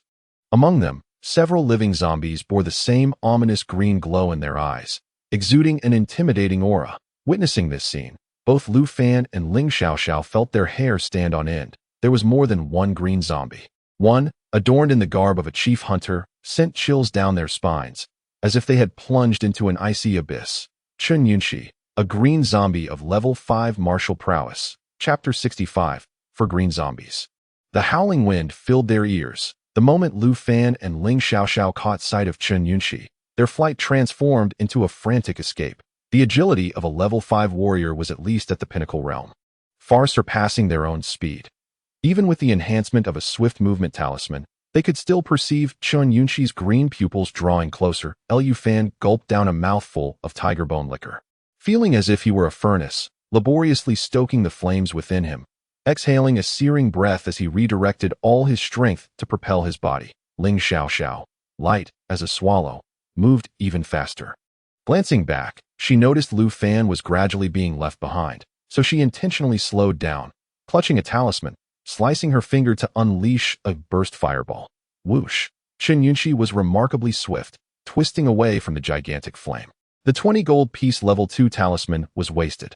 Ling Xiaoxiao furrowed her brow in dismay. An intelligent green zombie was indeed formidable. It discerned the speed and trajectory of the burst fireball, effortlessly evading it to at that moment. Lu Fan rushed to her side and uttered a few words. Ling Xiaoxiao suddenly came to her senses and once again retrieved 2 talismans. That a barrage of fireballs erupted, as 20 chaotic fire orbs surged towards Chen Yunxi. Indeed, Chen Yunxi was affected. She evaded several fireballs, yet was unprepared for the onslaught of more fireballs crashing into the snowy ground, sending a flurry of snowflakes and steam into the air. In the instant that Chen Yunxi's figure was engulfed by the mist, she had already surged forth. However, right in front loomed a fireball the size of a basin. Bang! The fireball struck its mark.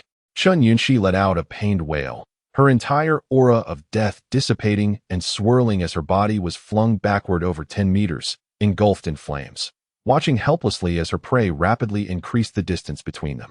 Lu Fan and Ling Xiaoxiao hastened their pace. After running for several miles, their bodies steaming and drenched in sweat, they finally arrived at the city gates. The gates swung wide open. The two dashed inside.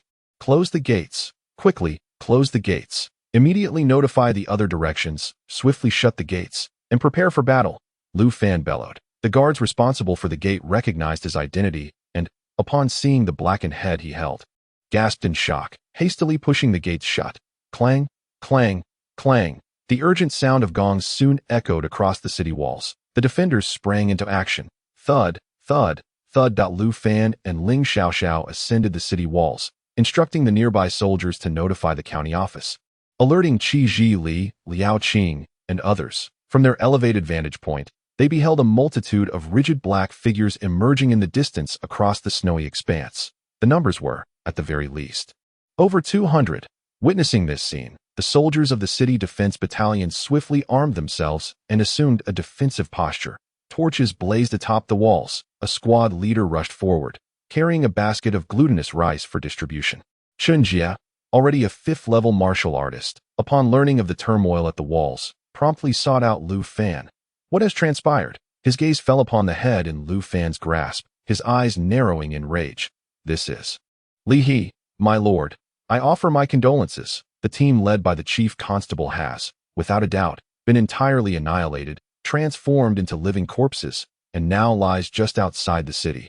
When we encountered the horde of living corpses, we saw Li He and Chief Constable Chen Yunxi. The chief constable has turned into a green corpse, and we were no match for them. In our haste, we could only seize Li He's head in our retreat.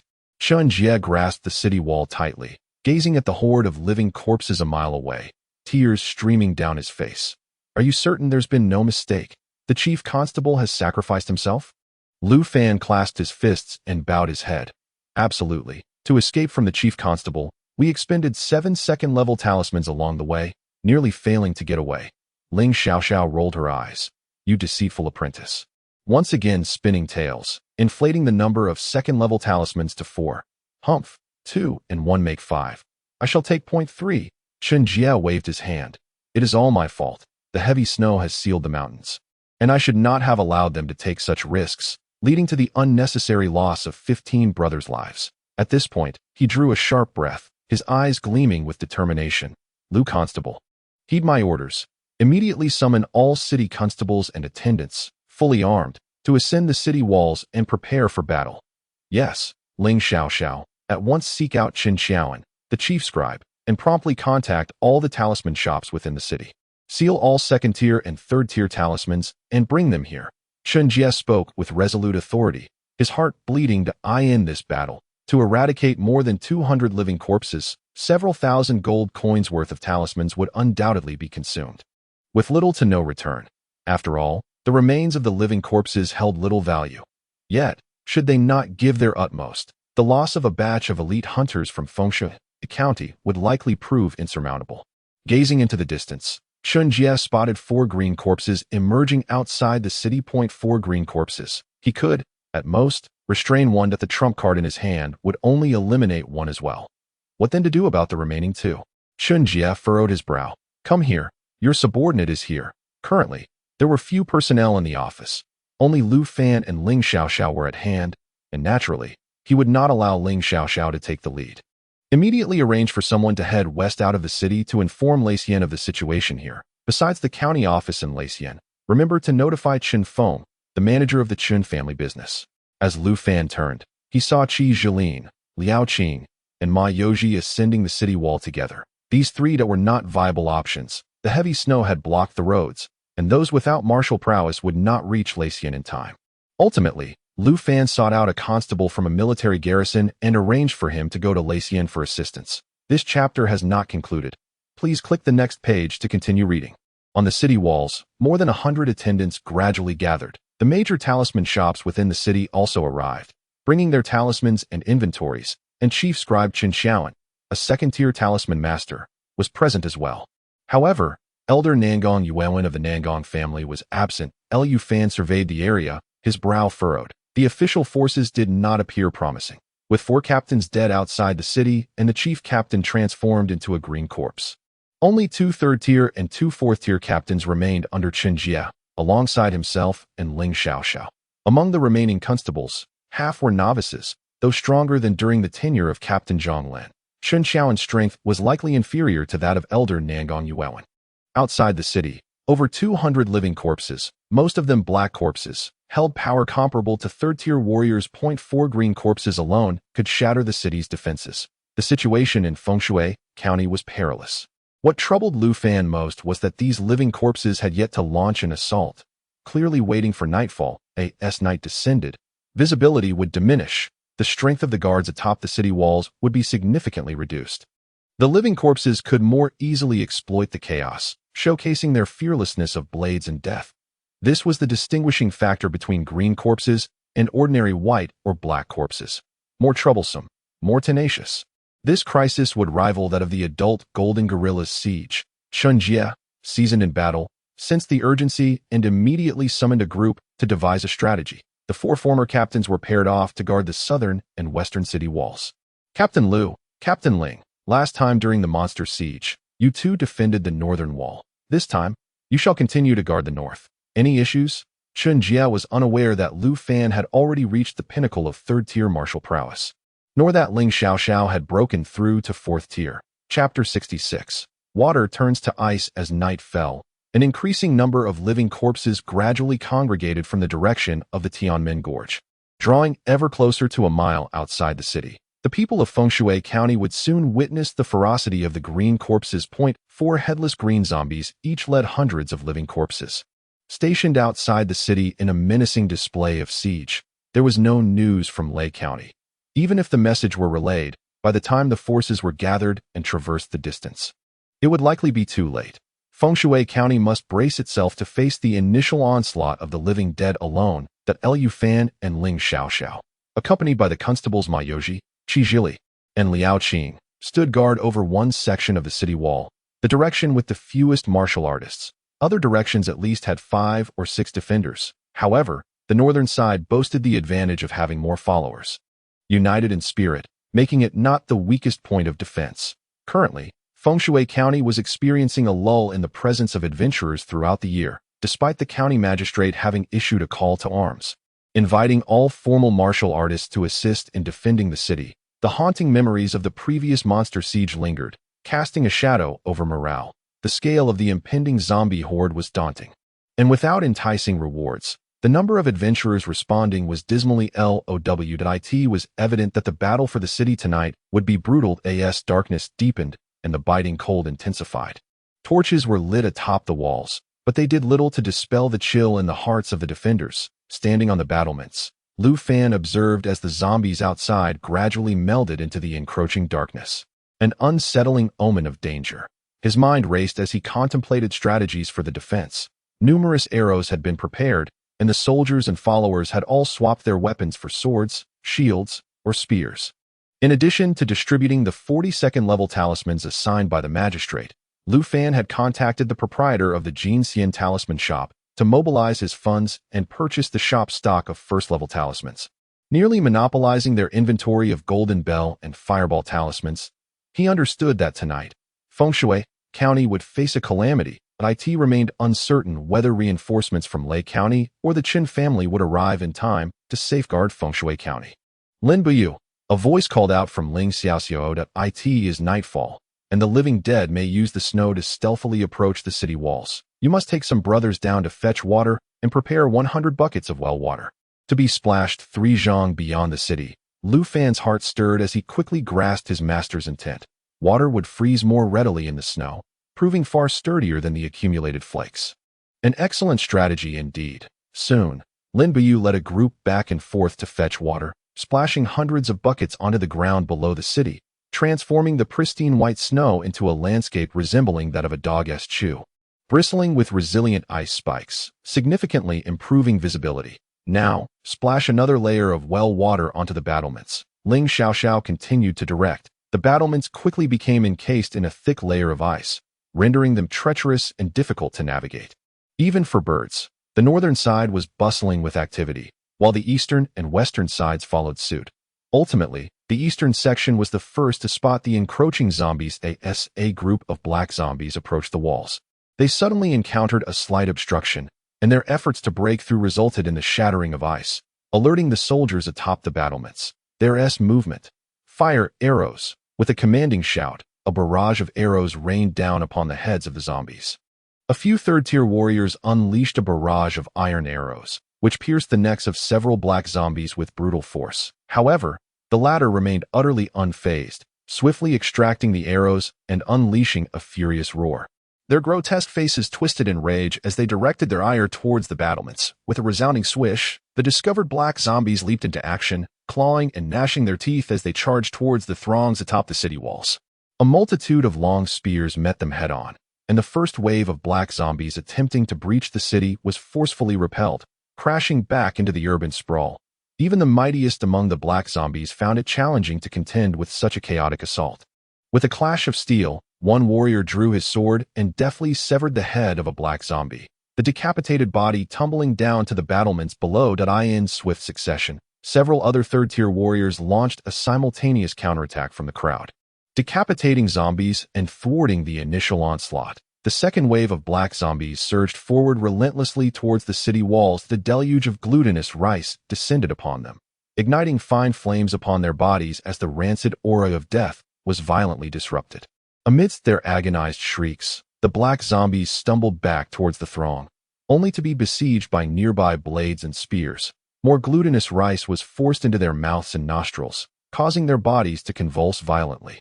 The fire within them flaring brightly at this juncture. Some black zombies successfully breached the battlements, shattering nearby spears as they bit down on the unsuspecting soldiers' shoulders.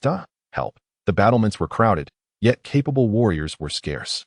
Once a breach occurred, Casualties inevitably followed on the northern side of the city. The crowd also discerned the creeping advance of the zombies.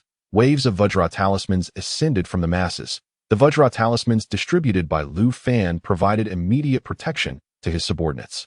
Shielded by these talismans, his followers stood resolutely at the forefront. Lu Fan and Ling Xiaoxiao, armed with iron spears, unleashed their assault as the black zombies appeared atop the walls. The spearheads whistled through the air, striking like venomous serpents, piercing the bodies of the undead and casting them into the city below.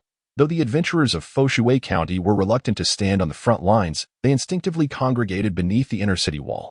As zombies fell into their midst, they sprang into action without needing reminders, striking to kill. Within the city, adventurers were still plentiful, easily handling the wounded black zombies. Liao Qing and Qi Zhili, having grasped the half-moon style under Lu Fan's guidance, could only resort to talismans when confronted by the black zombies, given their status as first-tier warriors. Seizing the opportunity as the black zombies were held at bay by the long spears, they unleashed a potent fireball technique, forcefully shoving it into the nostrils and mouths of the undead. The spell erupted within the bodies of the black zombies, leaving them disoriented and reeling as they fell from the walls. Just as the first wave of black zombies was eliminated, the second wave pressed on relentlessly towards the battlements. More glutinous rice. The northern defenders executed their strategy with precision. The glutinous rice struck the 7 black zombies, causing them to flail in disarray. Lu Fan and Ling Xiaoxiao once again dispatched 2 more black zombies, sending their lifeless forms tumbling into the city. Among the remaining 5 black zombies, Ma Yoji and others launched surprise attacks with fireball technique, sending one tumbling into the city, 2 others crashing outside, while the final 2 lunged towards Lu Fan's subordinates atop the walls. With a resounding crack, one black zombie shattered the long spear held by one of the subordinates, simultaneously causing the golden bell shield surrounding the soldier to develop cracks, teetering on the brink of collapse. Yet, the black zombie too was jolted back by the force of the golden bell shield, quickly facing a coordinated onslaught from the surrounding defenders. Chains of iron ensnared it, binding it in place. This moment, a quick-witted subordinate, seizing the opportunity, sliced his finger to activate the fireball technique, shoving the talisman into the mouth of the black zombie. Boom! Flames erupted violently, and the black zombie was sent hurtling into the city. Beneath the inner city walls, a chorus of cheers erupted. Chapter 67. Last-minute breakthrough. Mastery of the heart technique. The black zombie soared onto the battlements. The foul stench of corpse energy spewed from its mouth and nostrils, causing onlookers to recoil in disgust. Lu Fan wielded his iron spear with precision. His chest expanded and contracted rhythmically, his arms akin to a bowstring drawn taut. Propelling the spear forward with tremendous force, in a flash, it collided with the black zombie's throat, producing a resounding crack as the 1,600 pounds of force shattered its windpipe. The black zombie's head was severed instantly, its remains plummeting to the ground below. Witnessing this spectacle, both the constables and soldiers felt their morale soar. Ling Xiaoxiao also revealed a trace of admiration. Lu Fan had initially demonstrated remarkable marksmanship during training, but with increasing experience in actual combat, he had gradually become more composed and steady, showcasing the advantages of the point spear technique, in terms of destructive power. The point spear technique far surpassed that of the half-moon style. Lu Fan's half-moon style delivered a force of around 1,200 pounds, whereas a full-powered strike from the point spear technique yielded 1,600 pounds, sufficient to compromise the black zombie's resilient skeletal structure and deliver a decisive blow at its relatively weak points. On the other hand, Ling Xiaoxiao's ferocity was unmatched. Flames entwined around her iron spear as she struck with the force of a rainbow, shattering the black zombies and diminishing their strength. Lu Fan remained singularly focused on the black zombie before him, while Ling Xiaoxiao was not far away. The two formed a protective angle, safeguarding the central area. On either side of the city walls, Ma Yoji and his companions took charge of a section, while the majority of their companions, shielded by the golden bell shield, defended another section. Ma Yoji and his companions managed to dispatch 5 or 6 black zombies. And although these did not meet their demise outright, they were rendered vulnerable upon reaching the inner city, effectively diminishing the undead ranks through their contributions to the adventurers. Meanwhile, a group of companions could still hold their ground. The golden bell shield was rotated into the fray to obstruct the enemies. The black zombies, upon landing, were unable to breach the golden bell shield with a single strike. Instead, They were ensnared by sticky rice or bound by chains, only to be repelled by the first-tier talisman fireball technique, which sent them tumbling from the city walls that a contingent of non-combatants managed to secure their segment of the northern battlements. In contrast, the other three directions had already suffered casualties. The northern section had merely extinguished a handful of bright, golden bell shields. Money? It could always be earned again, but lives lost. That was irrevocable. Lu Fan, being an outsider to this world, did not place much value on talismans or wealth. It was precisely for this reason that he entrusted talismans to non-combatant companions, enhancing their chances of survival. These companions did not disappoint Lu Fan. Lin Biu, Scarred Brother, Zhou Quan, and others pressed forward with unwavering resolve, their spirits ignited with fervor. Once Lu Fan's allocated first-tier talismans were exhausted, he drew from his own resources. The third and fourth waves of black zombies were dispatched, leaving the northern area unscathed. However, Lu Fan had not forgotten that among the zombies, there were green zombies. The green zombies first descended upon the southern section, where the defenses were most precarious. Several torches were overturned, plunging the battlements into chaos, with screams of terror echoing even to the northern side. Seizing the moment, the green zombies surged forward, breaching the city. Yet, as they landed within the city, they were swiftly felled. Chun Xiaoan awaited them with two talismans at the ready, and a blade of fire struck down upon them. Immediately, a shower of glutinous rice struck, igniting sparks that danced across their bodies, as an array of massive explosive fireballs converged from all directions, effectively blocking every avenue of escape for the green zombies. Chun Jie's strategic maneuver bore fruit.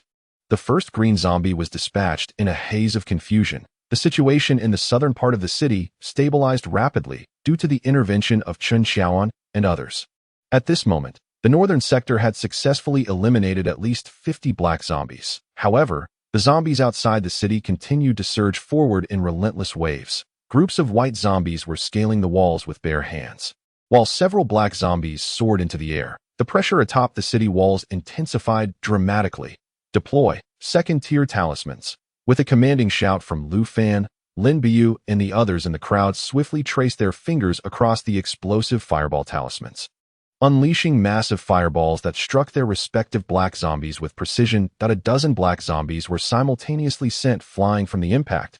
As the white zombies breached the city walls, they charged forward, clashing against the long spears and swords in increasing numbers. Casualties finally emerged in the northern sector. Lu Fan witnessed a few soldiers and attendants being overwhelmed and brought down by the white zombies, blood spraying over 2 feet high with each savage bite. The screams piercing his eardrums. An intense fury erupted within him.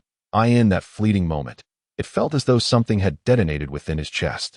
The starfire breathing technique activated instinctively. His body trembled as he lunged forward, spear in hand. A nearby white zombie was seized, its skull crushed beneath the relentless strike of Lu Fan's spear.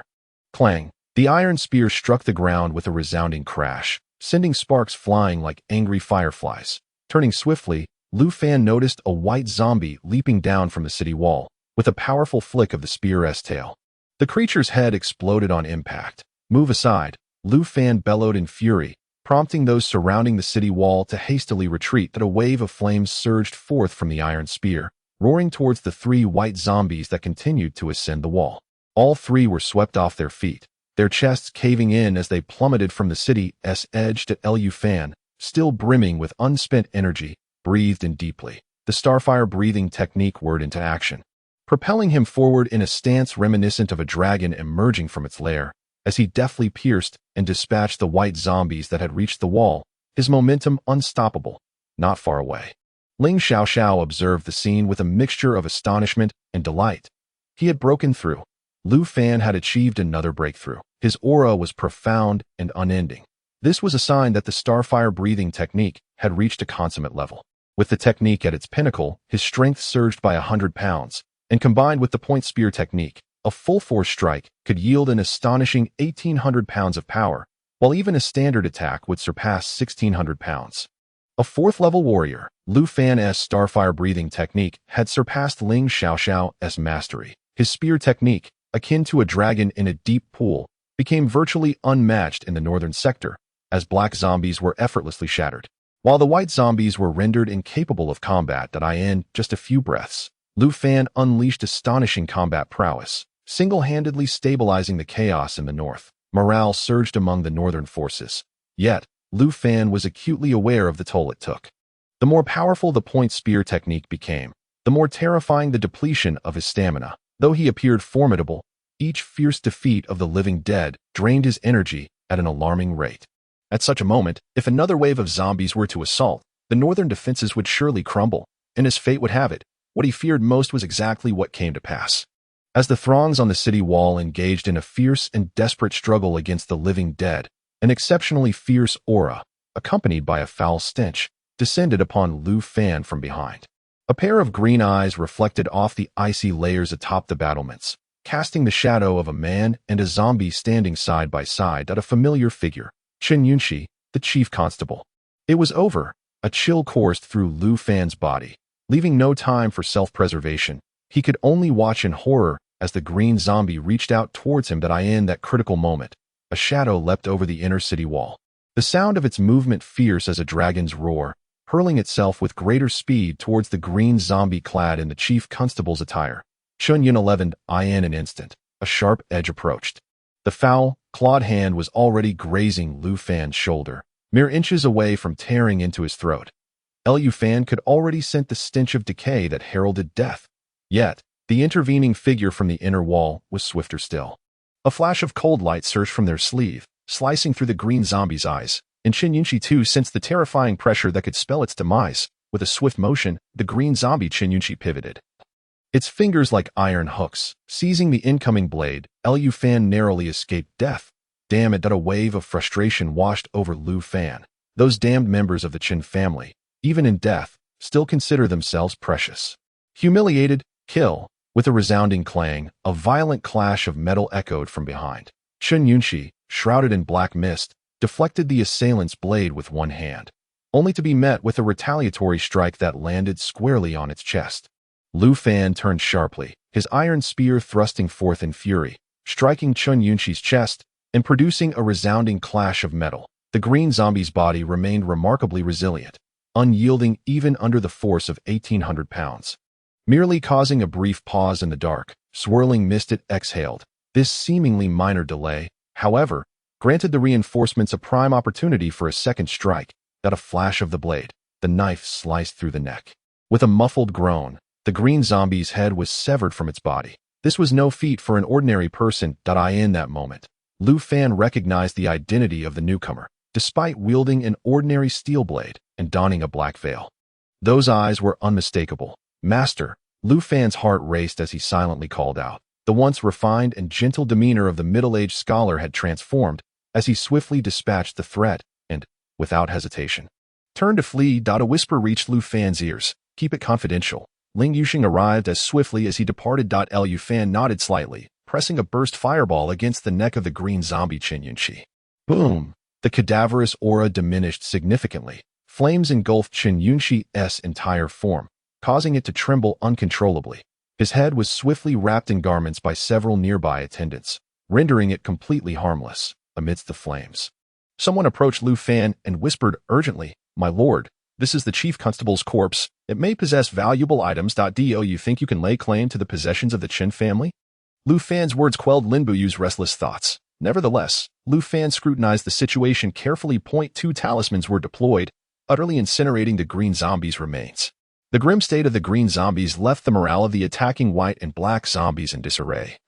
Their momentum significantly diminished. As a substantial number of skilled black zombies were eradicated, the tide of battle turned, gradually suppressing the living zombies. With a resounding crash, the green zombie's body crumbled, akin to a decayed cadaver, collapsing entirely amidst the flames. Everyone surged towards the front lines. Yet, amidst a pile of ashes, Lu Fan discerned a flickering glimmer and, with quick reflexes, retrieved it. A ring with a black gemstone setting, remarkably unscathed by the searing flames. Its touch icy cold. To acquire it was to profit. Lu Fan had already forgotten the righteous admonitions he previously imparted to Lin Biyu. Seizing the moment, he discreetly stowed the item away, adhering to the notion that rules bind only those who abide by them. He mused that even the constraints of dimensions could not restrain him. Rules were but a mere illusion. For now, he would keep the treasure, ready to surrender it if someone came seeking it. If not, it would become an heirloom of the Liu family. The green zombies in both the northern and southern parts of the city had been dealt with. The battles in the eastern sector were drawing to a close.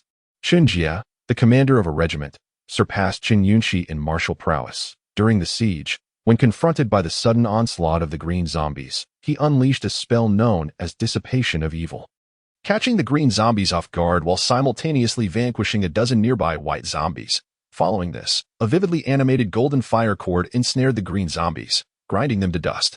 This was also the rationale behind Qin Yunxi's decision to divert her assault from the eastern front to the north. In addition to being a 5th-level martial artist, Chen Jie was also a 3rd-level talisman master, proficient in both martial arts and talisman crafting. This was the true strength and confidence of the 5th heir of the Qin family. 3 out of 4 green zombies had fallen. The last one, however, had yet to appear.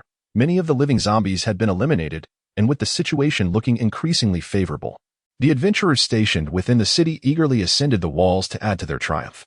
Fengxue County had weathered its most perilous period. Exhausted, Liu Fan withdrew to his side to rest. I'm drained. He had confirmed that his starfire breathing technique had reached a significant level, enabling him to unleash a burst of energy in a shorter span.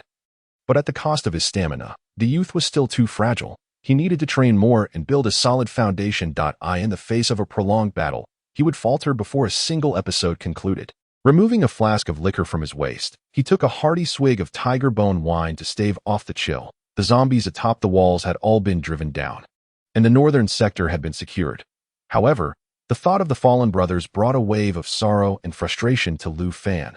These individuals all had families. They deserved proper compensation. He took another large gulp of liquor, the delicate scent of a young maiden wafting in the air. Just then, the flask was snatched from his grasp. Ling Xiaoxiao plopped down beside him, drenched in sweat, and asked, "How many fell?" Her tone was somber, evidently unenthused by the successful defense of the northern sector. The attendants accompanying them had handled nearly all the affairs in the streets, and now, with casualties from the zombie siege, they felt a twinge of guilt.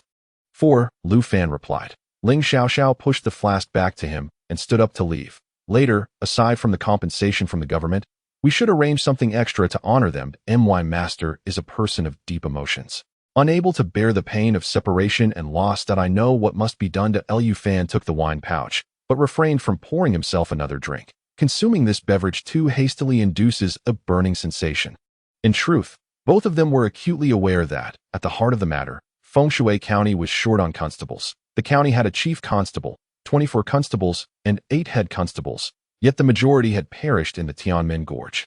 This debacle rested squarely on Chen Jie's shoulders, for it was he who had established the official hunting team and issued the command to dispatch them into the gorge during the heavy snow, leading to the annihilation of the entire force. Even though Fengxue County faced no immediate threats and the city's defenses held firm, Chen Jie, freshly appointed, was confronted with devastating casualties that necessitated a replenishment of personnel, an event that would undoubtedly impact his official career. He himself would likely not fare any better, especially considering that Qin Yunxi was a member of the Qin family, and the other head constables and constables were his trusted subordinates brought from the military encampment. Reflecting on head constable Zhang Lin, it was evident that he had departed Fengxue town due to heavy losses inflicted by the monstrous siege. One could only speculate how Chen Jie would grapple with the situation he had orchestrated. As time progressed, the zombies atop the city walls were thoroughly dispersed, and those outside began to wane in their resolve, scattering in retreat. Ultimately, the siege by the zombies of Fengxue County was thwarted by the unexpected prowess of Chen Jie, who held the line and prevented a breach. Yet, the final green zombie remained elusive. Chapter 69. Determined to prevail, the casualty report was swiftly compiled. 76 soldiers of the city defense battalion had perished. 3 constables lost their lives. 29 attendants were killed. 6 adventurers fell in battle, and the number of injured exceeded 100. At dawn, County Magistrate Chen Jie descended from the city walls with a grim countenance and urgently summoned all constables to the yamen for a meeting. In this battle, everyone had exerted their utmost effort. Yet due to the unique nature of the zombies, over 100 casualties had still occurred. What troubled Chen Jie the most, however, was the complete annihilation of the official hunting team. He had witnessed firsthand several of his former subordinates transform into black zombies, mingling among the attacking horde, only to be dispatched by his own hand. The weight of his sorrow was palpable. Within the yamen, The other head constables and constables were acutely aware of Chun Jie's disquiet, and none dared to speak, quietly meditating instead. The previous night's battle had been grueling for all. The battle report was now in my possession. Slaying a white zombie warrants a reward of 1 gold coin. Vanquishing a black zombie earns 10 gold coins, and dispatching a green zombie yields 100 gold coins. Based on the number of zombies slain while defending the city, I shall distribute the rewards to the head constables, who will determine how to allocate them among the individuals. Subsequently, aside from the western city gate, where no green zombies were found, the rewards totaled 930 gold coins, while the other 3 gates received just over 1,000 gold coins each. Then came the compensation funds. The northern district received the least, with 80 gold coins allocated for the 4 attendance compensation. The southern district was awarded several hundred gold coins, their faces etched with guilt. Chun Jie quickly bypassed this somber segment, shifting his tone as he addressed Lu Fan and said, in light of the zombie incursion, Head Constable Lu Fan and Head Constable Ling Xiaoxiao have rendered meritorious service in raising the alarm. Furthermore, the news of the hunting team led by Head Constable Chun Yunqi's demise was boldly brought back by both of you from Tianmen Gorge. I am a man of my word and shall bestow upon each of you a second-class merit. In this instance, all who defended the city shall be recognized for their contributions, with the head constables responsible for the city walls who repelled the green zombies receiving 1 instance of second-class merit each. Lu Fan counted on his fingers and soon realized that he and his master had indeed accumulated 3 second-class merits, thus qualifying for the opportunity to apply for further training at the county's guard camp. His heavy heart finally found a reflection in the bright sunlight. Had they followed the usual procedures, it would have taken them several years to amass sufficient achievements for 3 second-class honors. Yet this autumn and winter, Fengshui County was far from peaceful, providing the two with an unexpected opportunity that in stark contrast to Lu Fan's current mood. Chun Jie appeared visibly disheartened in a low voice. He remarked, the hunting team has suffered a complete annihilation, and I bear an undeniable responsibility for this matter. I shall personally report to the county office and offer my apologies. However, our county's defense forces are currently stretched thin, and we must all exercise greater caution, heightening our vigilance to prevent any further deterioration of the situation. Understood. The crowd responded in unison. During the day, the city defense will be managed by the City Defense Battalion. You all should rest well. Come nightfall, we may need to stand guard once more. Several constables looked up in astonishment, their faces etched with confusion to their minds, having eliminated a significant number of living corpses the previous night. The Tianmen Gorge should now be tranquil, devoid of any danger. Chun Jie discerned their doubts, and, adopting a serious tone, elaborated, last night, a green corpse did not reveal itself. That I suspect this green corpse is the true mastermind behind the siege incident. It may be evolving into a blood corpse. The Tianmen Gorge was once an ancient battlefield, teeming with living corpses, and the zombies could very well return. We are not yet in a position to let our guard down. Return to your duties, rest well, and conserve your strength. Yes, the crowd responded. Coming to a realization, Lu Fan rose to depart, but was called back by Chun Jie from behind. Lu Constable, wait a moment. I have something to discuss. An immediate tension gripped Lu Fan. The first thought that crossed his mind was the ring he had unearthed from Chun Yunqi's ashes. Could it be discovered? Maintaining a composed demeanor, he halted and turned back to his position, saying, My lord. Once the others had dispersed, Chun Jie finally lowered his guard, scrutinizing Lu Fan from head to toe. According to reports from the city walls, the assault on the northern city by the Green Corpse was led by Chief Constable Chun Yunqi. Indeed, Lu Fan replied with a wry smile and a nod. Had it not been for the intervention of a mysterious adventurer, I would have perished at the hands of the chief constable last night. A mysterious adventurer, Chun Jie murmured, so you do not believe this person to be? I have never ventured beyond Fengshui County in my life. The most formidable warrior I have encountered is none other than the chief constable. Oh, and also the esteemed member of the Divine Constabulary who returned recently. Could it be that the one who came to my aid was one of those esteemed individuals? Or perhaps someone connected to you, my lord? Lu Fan intentionally shifted Chun Jie's focus. The latter certainly fell for the ploy, the Divine Constabulary to the Qin family. That seems plausible. That he waved his hand dismissively, visibly perturbed. Regardless, since the individual chooses to remain anonymous, it is clear they have their reasons. That we shall remember this, and see if an opportunity arises for us to reciprocate. That I retained you here because I wish to discuss other matters. Please, My lord.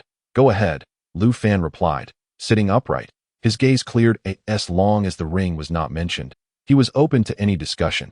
Chun Jie pondered thoughtfully. With the demise of Chief Chen Yunxi, 4 head captains have perished, and simultaneously 10 constables have lost their lives. Currently, Fengshui County is facing a severe manpower shortage. There is an urgent need for recruitment. However, the most pressing matter at hand is to find a replacement for the position of chief captain.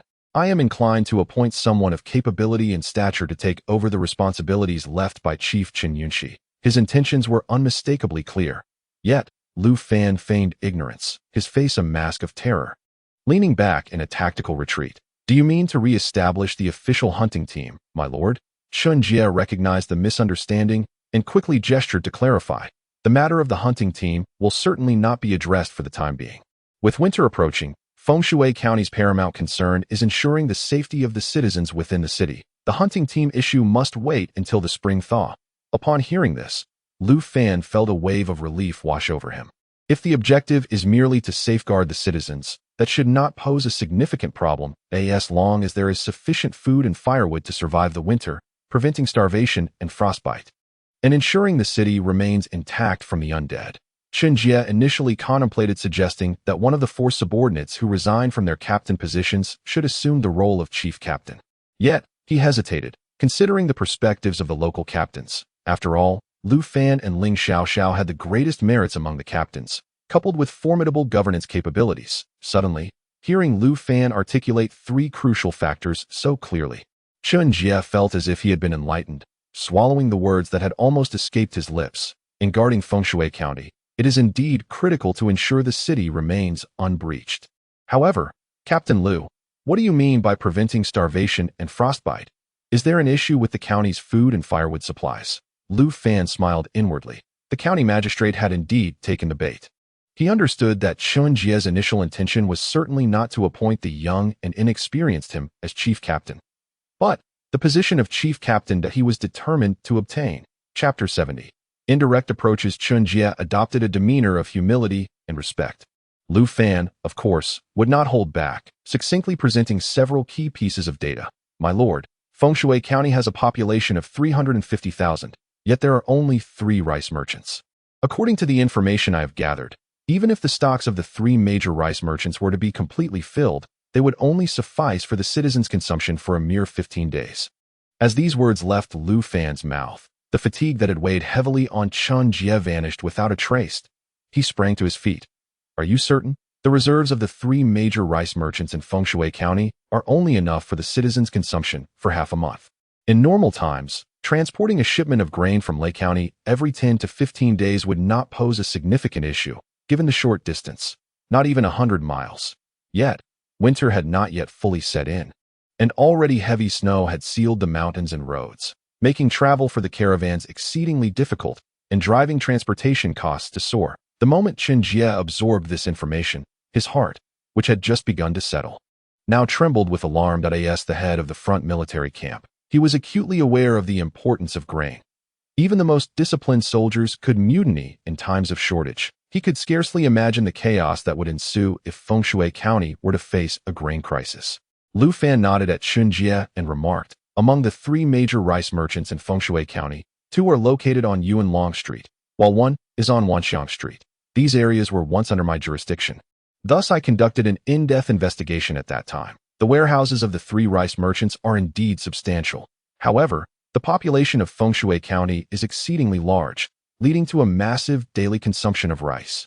Each of the 3 proprietors has conveyed to me the same sentiment. 15 days should be a remarkably precise estimate. Lu Fan exerted pressure on Chun Jie without hesitation, subtly revealing his meticulous work ethic and comprehensive grasp of the city's circumstances. Chun Jie, beads of sweat forming on his forehead, commanded, "Bring the chief scribe here at once." Lu Fan recognized that Chun Jie was becoming increasingly anxious. He sought Qin Xiaoan for specific intelligence regarding the city. The chief scribe, being in charge of taxation, would undoubtedly possess knowledge about the grain reserves and the flow of food supplies. Qin Xiaoan arrived promptly as a secondary talisman master from the Qin clan. Lu Fan treated him with due respect, clasping his fists in greeting. Qin Xiaoan, hailing from a collateral branch of the Qin family and slightly older than Qin Jie, after taking his position, respectfully addressed Chen Jie. You summoned me, my lord. What are your instructions? Without further ado, Chen Jie relayed the information Lu Fan had just shared, then fixed his gaze intently on Chen Xiaoan, inquiring, I wish to ascertain whether what Captain Lu has stated bears any discrepancies. Chen Xiaoan's face displayed astonishment as he finally cast a glance at LuFan.as for the rice merchants. We indeed possess data indicating that the 3 major rice merchants procure grain from Lacien or other locales approximately every 10 days. Should my lord require a more detailed answer, we could summon the proprietors of the 3 rice merchants for a direct inquiry. The flicker of anger crossed Chen Jie's eyes. The chief scribe, responsible for taxation and monetary matters, seemed less informed about the local rice merchants than a safety officer like a captain. IC. Since the answers do not differ significantly, we can essentially confirm that Fengshui County is facing a short-term grain crisis. The foremost task now is to contemplate a resolution. Perceiving his lord's dissatisfaction with his performance, Chen Xiaoan hastily reminded him, the chief captain of Lacien, Xiao Zheng, has arrived with his team. Additionally, representatives from our Chun family's commercial establishment in Lacien are also here. My lord may wish to meet them to discuss the grain transport issues. Indeed, Chen Jie exclaimed, his eyes lighting up. Please invite their leader to come in for a discussion. Chen Xiaoan stepped out to fetch them. My lord, he began, preparing to excuse himself. Chen Jie interjected, you shall remain. It is important for you to listen as well. Recognizing the gravity of the grain crisis, which had been brought to light by Lu Fan, Chen Jie deemed it necessary for Lu Fan to be present as an observer. Before long, Chen Xiaoan led them in. The newcomers included Chief Captain Xiao Zheng and an unfamiliar face from the Chen family. Greetings, my lord. Xiao Zheng addressed Chen Jie. It is a blessing for the Chen family that you are well. His demeanor was neither overly subservient nor presumptuous, while the Chen family representative wore a smile brimming with sycophantic warmth. The two paid little heed to Lu Fan, who was content to remain in the background. Chen Jie did not immediately broach the subject of grain, but instead expressed his gratitude for the assistance from Lacien.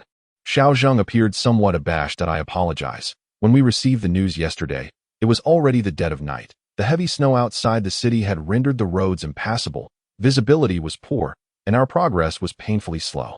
It was not until this morning that we finally reached Fengshui County, and we were unable to join forces with them in a timely manner. My lord, Captain Xiao has been overly modest. Our arduous journey last night was indeed fraught with hardship. The snow accumulation on the road was substantial, making it exceedingly difficult for even the most seasoned warriors to traverse, and along the way, we encountered several waves of attacks from the living dead and other supernatural beings. We could scarcely afford to expend any energy, as we had all endured a frigid night. The representative from the Chun family trading company spoke on behalf of Xiaozheng. Chen Jie nodded repeatedly, expressing gratitude. You all have worked hard. This bond of camaraderie shall not be forgotten. Though he spoke these words, his heart was heavy with concern. If even the warriors struggled for so long to reach Fengshui County, the heavily laden supply convoy would surely find it exceedingly challenging to arrive unscathed. Shinjubu, would you kindly escort Captain Xiao below to rest, prepare some hot water and food, and take good care of him? Since he is here, let him rest for 2 days. My lord, you are too kind. Fengshui County has already resolved its crisis, and we must return at once. Will you not take a moment to rest? Is there something urgent at hand? Why the haste? Chen Jie's warmth touched Xiao Zheng, compelling him to speak the truth. This chapter is not yet concluded. Please turn to the next page to continue reading. In reporting to my lord, this year we have already experienced several heavy snowfalls before winter has even truly begun. Our city is ill-prepared, and many households lack sufficient charcoal for heating. Each day, before dawn, numerous individuals venture outside the city to gather firewood, and there have been numerous incidents of supernatural beings attacking people beyond the city walls that we are sorely lacking in manpower within the city. We are indeed burdened with official duties that we appreciate your kindness, but after breakfast, we must take our leave. Xiao Zheng's words caused Chen Jie to pale, his composure faltering. Could it be that Lake County was truly lacking in firewood? The bitter cold left many citizens unprepared, suffering from the elements. Alas, these burdens fall upon us, the captain's my lord. Farewell. Xiao Zheng lamented, turning to take his leave. Chen Xiaoan personally escorted him out of the yamen. Within the hall remained Chen Jie, the representative from the Chun family trading company, and Lu Fan. That Lu Fan noted that Chen Jie's gaze lingered on him for a moment. as if he were taking a deep breath and contemplating some weighty decision.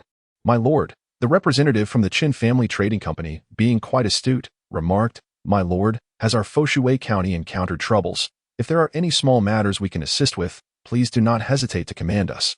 The elders of our clan have stated that all trading companies in the prefecture shall heed your directives." Hearing this, Chen Jie lifted his gaze to inquire, "Has this year's heavy snowfall affected the entirety of the dynasty?" "Your lordship's insight is keen," the representative affirmed with a nod. Chen Jie's expression turned bitter. "Then we are left without recourse. With snow blanketing the entire Tiannan dynasty, Lei County is not a major grain-producing area and possesses little surplus grain. The grain crisis in the border region of Foshui County is utterly insurmountable." Chapter 71. Suppression of Dissenters. The information gleaned from Xiaozheng and the representative left Chen Jie on edge.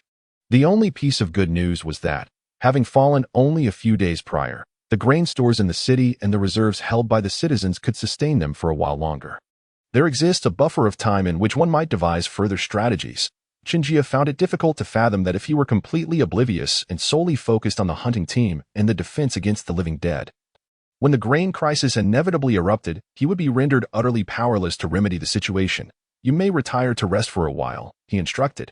Chen Jie was even unaware of the name of the head of the Lei County commercial firm. Dismissing him with a wave of his hand, and then, with a subtle adjustment of his posture, cast a glance at Lu Fan. "Captain Lu, your subordinate is at your service," Lu Fan replied, maintaining his usual demeanor. Alas, Chen Jie sighed deeply. The messages relayed from Chief Xiaozheng indicate that the continuous heavy snowfall has created a dire situation, with transportation becoming a significant challenge. Fengshui County may soon face a grain crisis. Your Excellency is backed by the Qin family, one of the 8 great families of the Tiannan dynasty, and there are merchants of a whole prefecture at your command that I firmly believe that we will navigate this grain crisis successfully." Lu Fan reassured him. "Now, it is just the two of us. There is no need for flattery." Chen Jie gestured for him to sit. "Let us have a candid discussion about whether we possess any alternative solutions to address the impending grain crisis." "My lord," Lu Fan interjected, "in addition to the grain crisis, we must also regard the supplies for combating the cold, firewood and charcoal."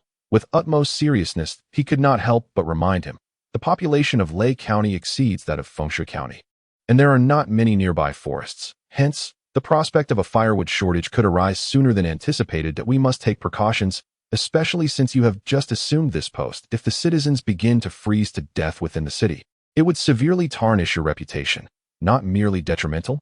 Chen Jie thought, his throat tightening at the mere consideration. He nodded vigorously. "Captain Lu, you speak wisely. Although we have yet to encounter a severe firewood shortage, should one arise alongside the grain crisis, it would undoubtedly result in a tremendous scandal. We must prepare in advance. I wonder if Captain Lu has any brilliant ideas. Your subordinate is rather dim-witted and can only think of arranging for the attendants from each street to venture out for logging daily. However, given the substantial consumption, it would be best for the government to step in and purchase firewood and charcoal at a low price, mobilizing the townsfolk to participate. With the mountains sealed by heavy snow, many will find themselves without work, and even at a low price, I believe many would be willing to lend a hand." Excellent. Although Chen Jie had already expended considerable gold, he recognized the feasibility of Lu Fan's suggestion and immediately approved. "This matter shall be entrusted to you. You may determine the purchasing price. I will make the necessary arrangements with the registrar." "Understood."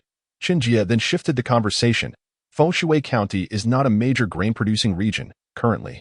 Our grain reserves can sustain us for at most a month.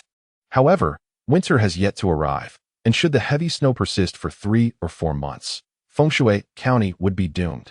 During his time in military garrisons, Chen Jie handled affairs with remarkable decisiveness and straightforwardness, lacking substantial experience in governing a locale.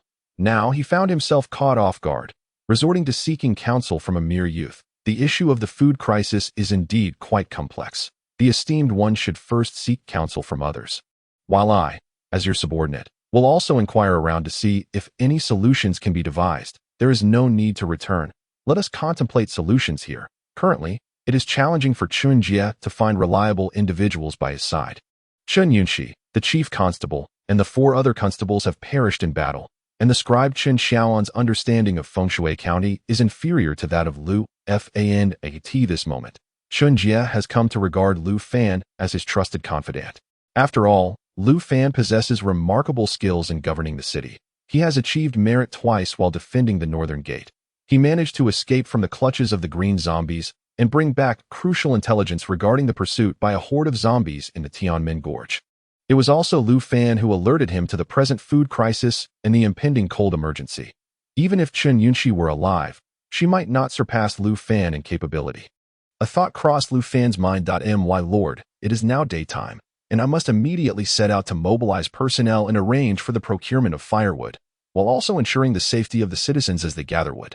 I will also visit the 3 major rice merchants and the market to explore potential alternative food sources. Furthermore, it would be prudent for you to assign several constables to negotiate with the transport companies regarding arranging manpower to clear the snow from the city's exit. After all, the heavy snowfall has severely obstructed their operations, and we cannot remain trapped within the city indefinitely. Only by seizing the moment and adopting a multifaceted approach can we resolve this predicament. Upon hearing Lu Fan enumerate such specific measures, Chun Jie quickly grasped their positive implications for the current plight of Fengshui County, and his thoughts began to clarify. Very well. You are indeed correct. Proceed with these matters. Chun Jie felt a newfound confidence and assurance in Lu Fan. The subordinate took his leave, and Lu Fan turned to depart. As he exited, he fortuitously encountered the scribe Chen Xiaoan, who was there to bid farewell to Chief Constable Xiao Zheng. Chen Xiaoan, noticing Lu Fan's brisk demeanor, called out, "Constable Lu, please hold on. Last night, 3 of our constables tragically lost their lives. They were newly recruited locals. I would like to request that you, as a representative of the local constabulary, convey our condolences and deliver the compensation on behalf of the office." Lu Fan halted in his tracks. This was rather presumptuous. Why should he visit to offer condolences for the deaths of constables under others' command and subject himself to disdain? Is this reasonable? Despite having served in the police force for many years, he had not encountered such behavior from a superior. However, the scribe was not his direct superior. His immediate superior, Chief Constable Chen Yunxi, had already sacrificed her life, and his current superior was County Magistrate Chen Jie. The other party was clearly overstepping. Relying on their connections to the Chen family, it would be one thing if Lu Fan were merely a weak and ordinary youth, but he could very well refuse on the spot. Having accumulated years of experience, Lu Fan's psychological resilience surpassed that of Chen Xiaoan by a considerable margin. He halted and turned back, cupping his hands in a respectful gesture towards Chen Xiaoan, saying, "I apologize, esteemed scribe. My thoughts were momentarily elsewhere, and I did not quite catch your instructions." His demeanor exuded humility and deference, a display of a seemingly subordinate position. Upon hearing these words, the gazes within the hall turned fervent. Chen Jie had already taken notice. Chen Xiaoan, oblivious to the unfolding situation, reiterated his previous statement. Observing Lu Fan's respectful bow with clasped fists, he impulsively added, "Young people are full of vigor. Perhaps you could also comfort the families of those fallen subordinates." No, although Chen Xiaoan was not inherently narrow-minded, Lu Fan's earlier display of extensive knowledge regarding the 3 major rice merchants had indeed provoked him to his astonishment. This remark assigned Lu Fan a task that caused the county magistrate to grip the gavel tightly, his right arm trembling slightly. The impending grain shortage and unrest in Fengshui County had not deterred the chief clerk from engaging in petty squabbles. How infuriating! Chapter 72. Promotion and advancement. What was wrong with this Chen Xiaoan? During such a critical time, he expected Lu Fan to handle the consolation and commiseration for all the fallen constables and their companions. This was utterly intolerable. Lu Fan felt a surge of indignation rising in his throat, but managed to suppress it. As he contemplated how best to respond to the chief clerk, a commanding voice resounded from behind him. "Captain Lu." It was Chen Jie. Both Chen Xiaoan and Lu Fan turned simultaneously. There stood the magistrate, Chen Jie, approaching the doorway with something in hand. "Your Excellency." They both bowed in respect. Chen Jie did not even glance at Chen Xiaoan. Instead, he tossed a thin sheet of paper into Lu Fan's hands.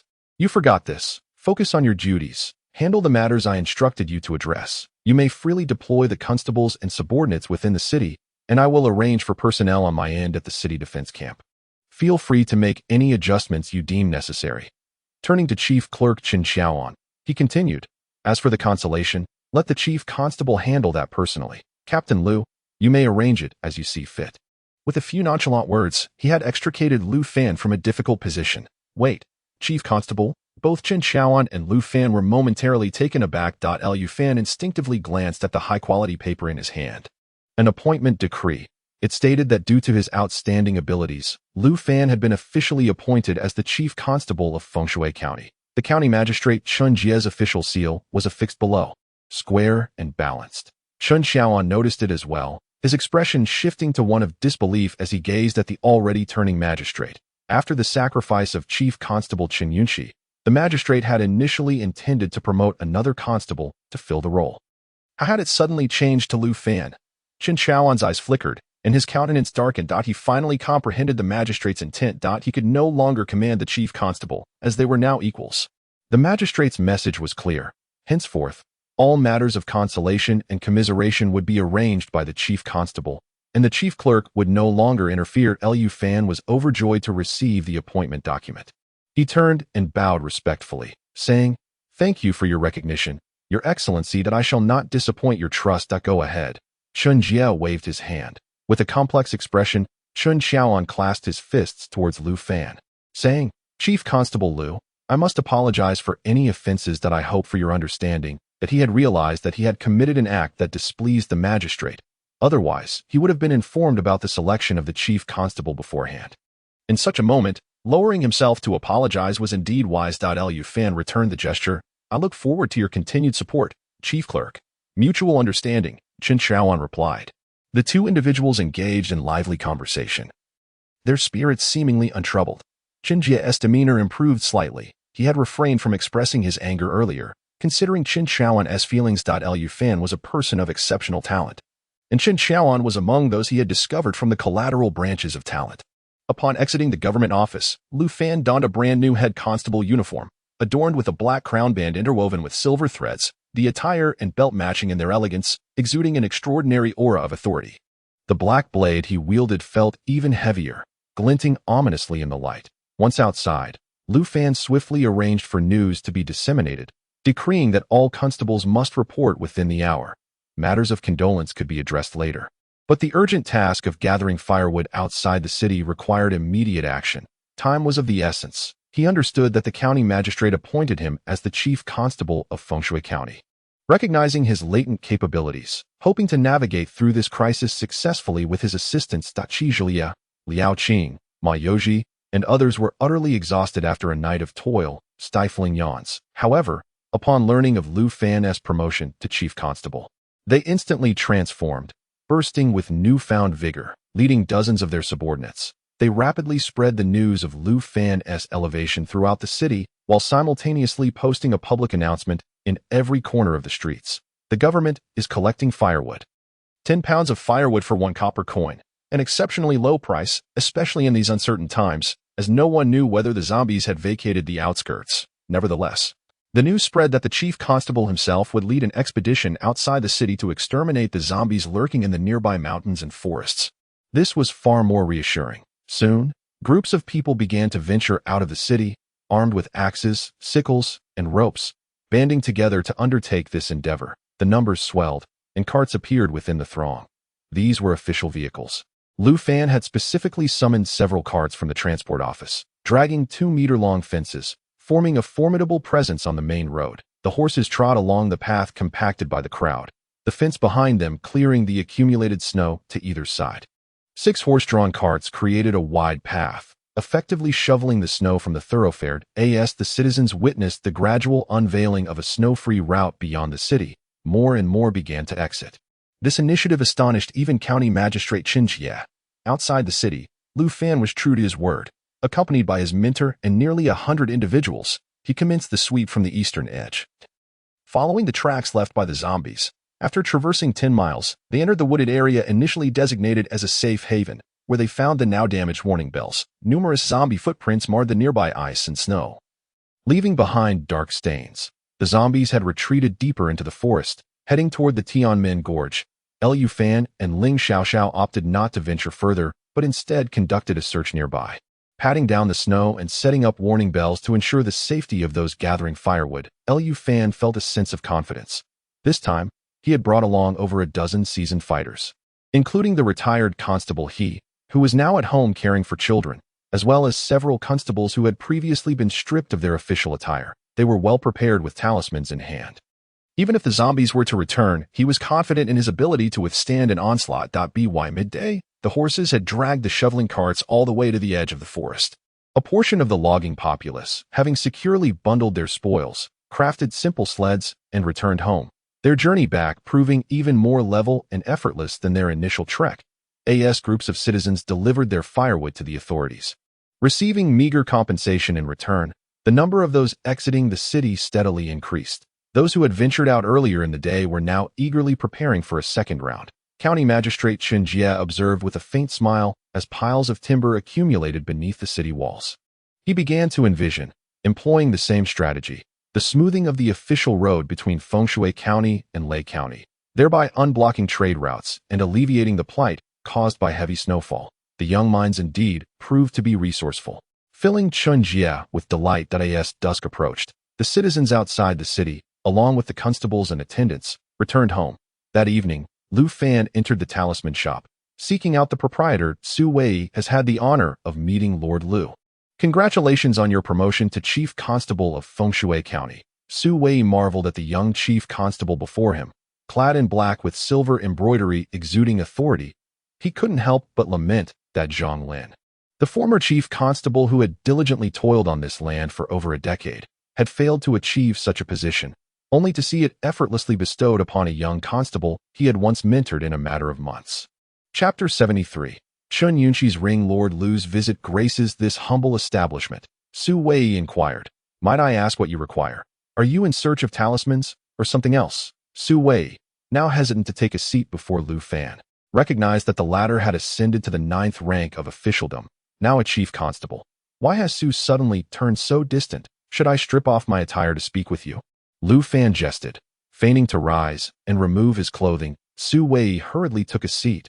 Feeling warmth within at times, the respect between individuals manifests in various ways that Su Wei finally grasped how Lu Fan could, in just over a month, gain the favor of the county magistrate, whose influence was significant among local powers, and ascend to the position of chief constable. Lu Fan's emotional intelligence and interpersonal skills far surpassed those of a mere shopkeeper. Su Wei, I have come today to propose a transaction. Of course. What is it that you desire? Su Wei replied enthusiastically. Our shop offers talismans. Should you find any that catch your eye, feel free to take them. As for the discount, I shall take the liberty of reducing it further by half, bringing it to 75%, and raising the limit for second-tier talismans to 5 pieces. How does that sound? Su Wei was most accommodating. Originally, the South Palace family had offered Lu Fan an 80% discount, already considered quite generous. That Su Wei, taking a risk, further reduced it by half a point and raised the limit for second-tier talismans. A rare gesture. Lu Fan could procure 5 second-tier talismans here and turn a profit of 25 gold coins, surpassing the monthly salary of a chief constable. That I require 200 of each. First-tier Golden Bell Shield, first-tier Fireball Technique, and first-tier Godspeed Talisman. Su Wei gasped. This is rather excessive. I cannot make such decisions on my own. Purchase at the original price, no discounts necessary, Lu Fan replied nonchalantly. Upon hearing Su Wei's words, Chang Song let out a sigh of relief, exclaiming, "You nearly scared me to death. This is for the government, so there's no issue at all. How many do you require? We have plenty in stock. That I currently lack sufficient funds to pay you. But I can provide you with a promissory note, and no problem." Su Wei readily agreed. "If you need it now, I shall prepare it for you at once." He harbored no concerns about Lu Fan defaulting on his payment. Lu Fan was young and had a bright future ahead. Although 600 first-level talismans amounted to 1,200 gold coins, purchasing them at the original price would yield a considerable profit. Doing business with Su Zhangwei was undeniably straightforward. "I'll wait here. By the way, please also bring me 5 explosive fireballs and add them to the account." "Certainly." Su Wei quickly stood up to make arrangements. Qi Zhelin and Liao Qing, walking closely behind Lu Fan, were taken aback by the magnitude of the transaction and, seizing the moment when no one was around, whispered, "My lord, what do we require so many first-level talismans for? Are we preparing for a tough battle tonight?" The two were filled with confusion and a hint of concern. Lu Fan waved his hand dismissively, saying, "It's wise to prepare in advance. Having them at hand can only be beneficial." They nodded in understanding and refrained from further questions. Before long, Su Wei returned carrying 3 boxes and holding a promissory note. Lu Fan glanced at the document, confirming the accuracy of the figures and the talismans. Before promptly pressing his seal and signing as Lu Fan, Su Wei handed over a small brocade pouch with a slight smile, saying, "The second-level talismans you requested have been set aside for you. In the future, I hope the esteemed captain will continue to look after our business." The quality of the Nangong family's talismans was beyond reproach, and naturally, they would continue to collaborate amicably. Lu Fan did not examine it closely, but simply tucked it away into his robe as he turned to exit the store. Qi Zhelin and Liao Qing followed, carrying the box that Su Wei, wearing a broad smile, accompanied them to the street before turning back. My lord, where shall we go now? Liao Qing inquired, feeling the weight of the talismans, valued over 1,000 gold coins, was quite substantial. To the revival apothecary, Lu Fan replied, intending to pay a visit to his master. His master had saved his life the previous night, and he wished to express his gratitude. The talismans were a gift he had prepared for him.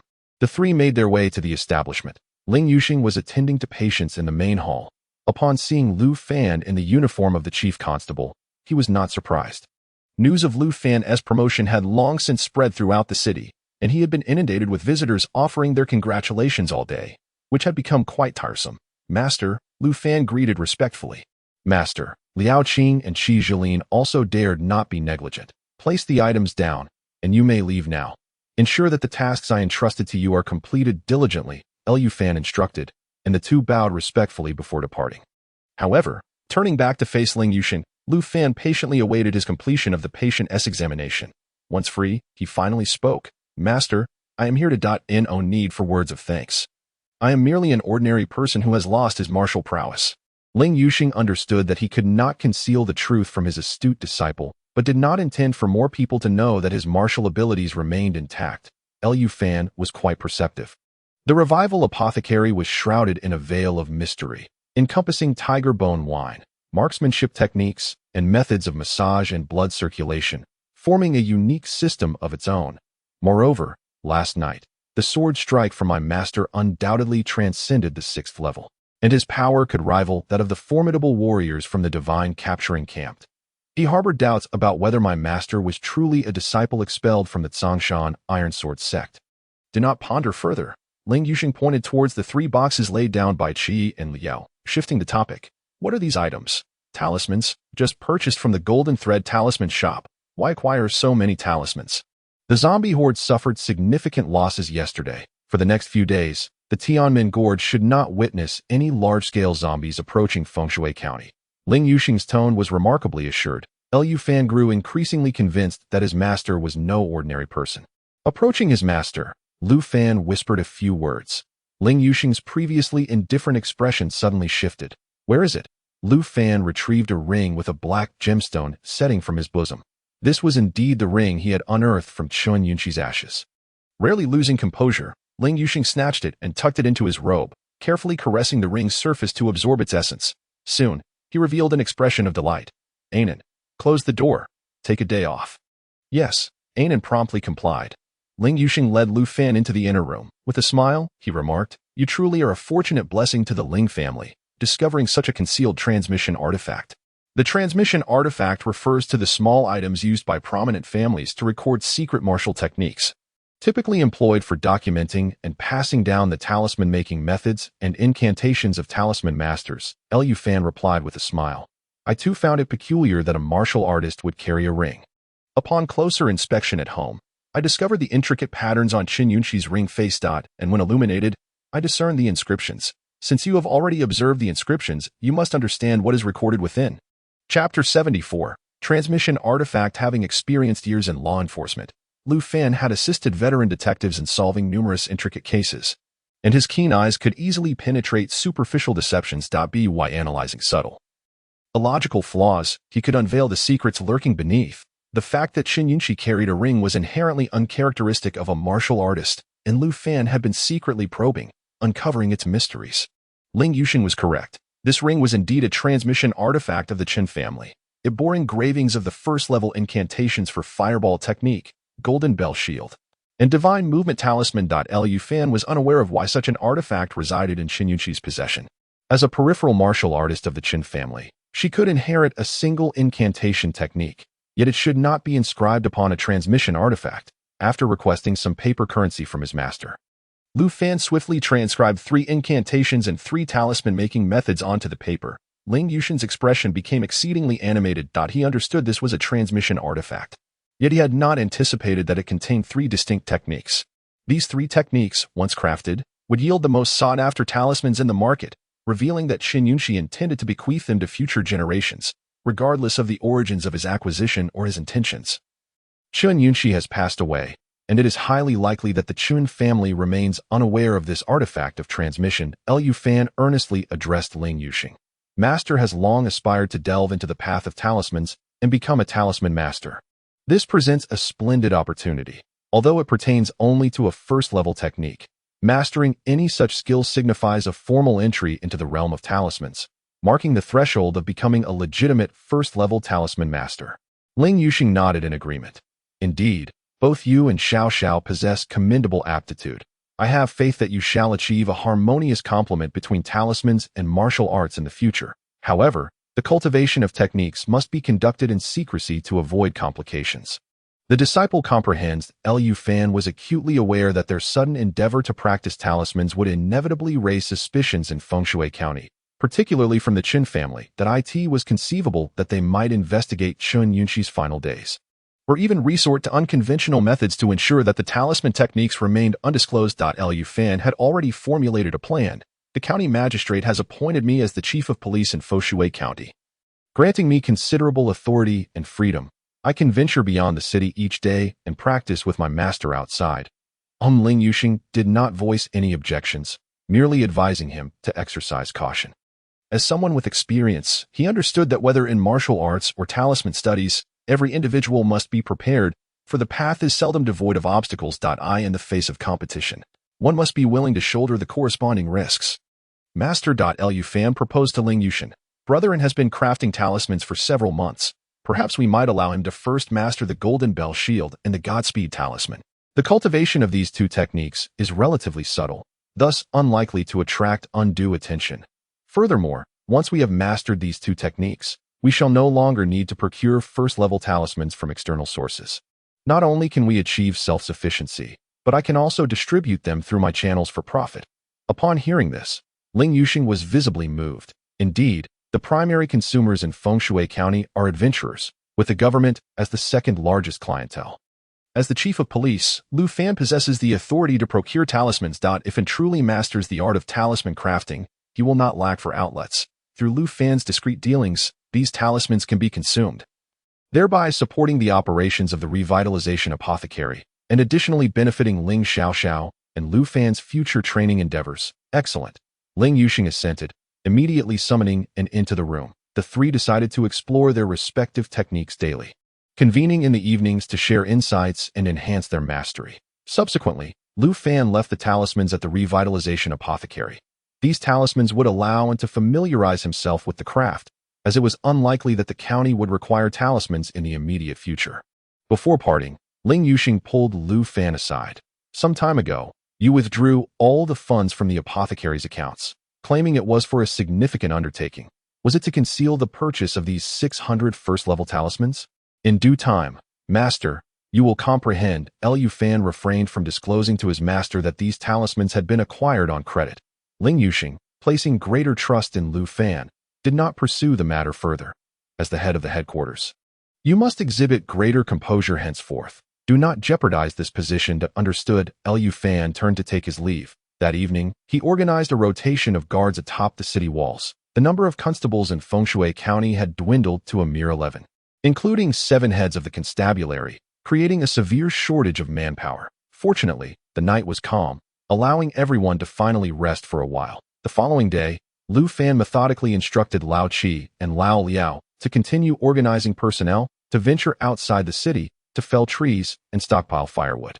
County Magistrate Chun Jie hoped to employ the same method as the previous day, arranging for carts to clear the snow and open the official road to Lei County.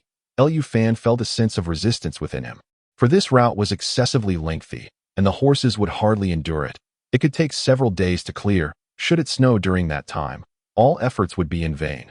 However, upon seeing the magistrate's exuberant demeanor, Lu Fan realized that even his objections would be futile, so he decided to have the cart drivers notified, arranging for 6 horses to break the trail, with guards stationed along the way.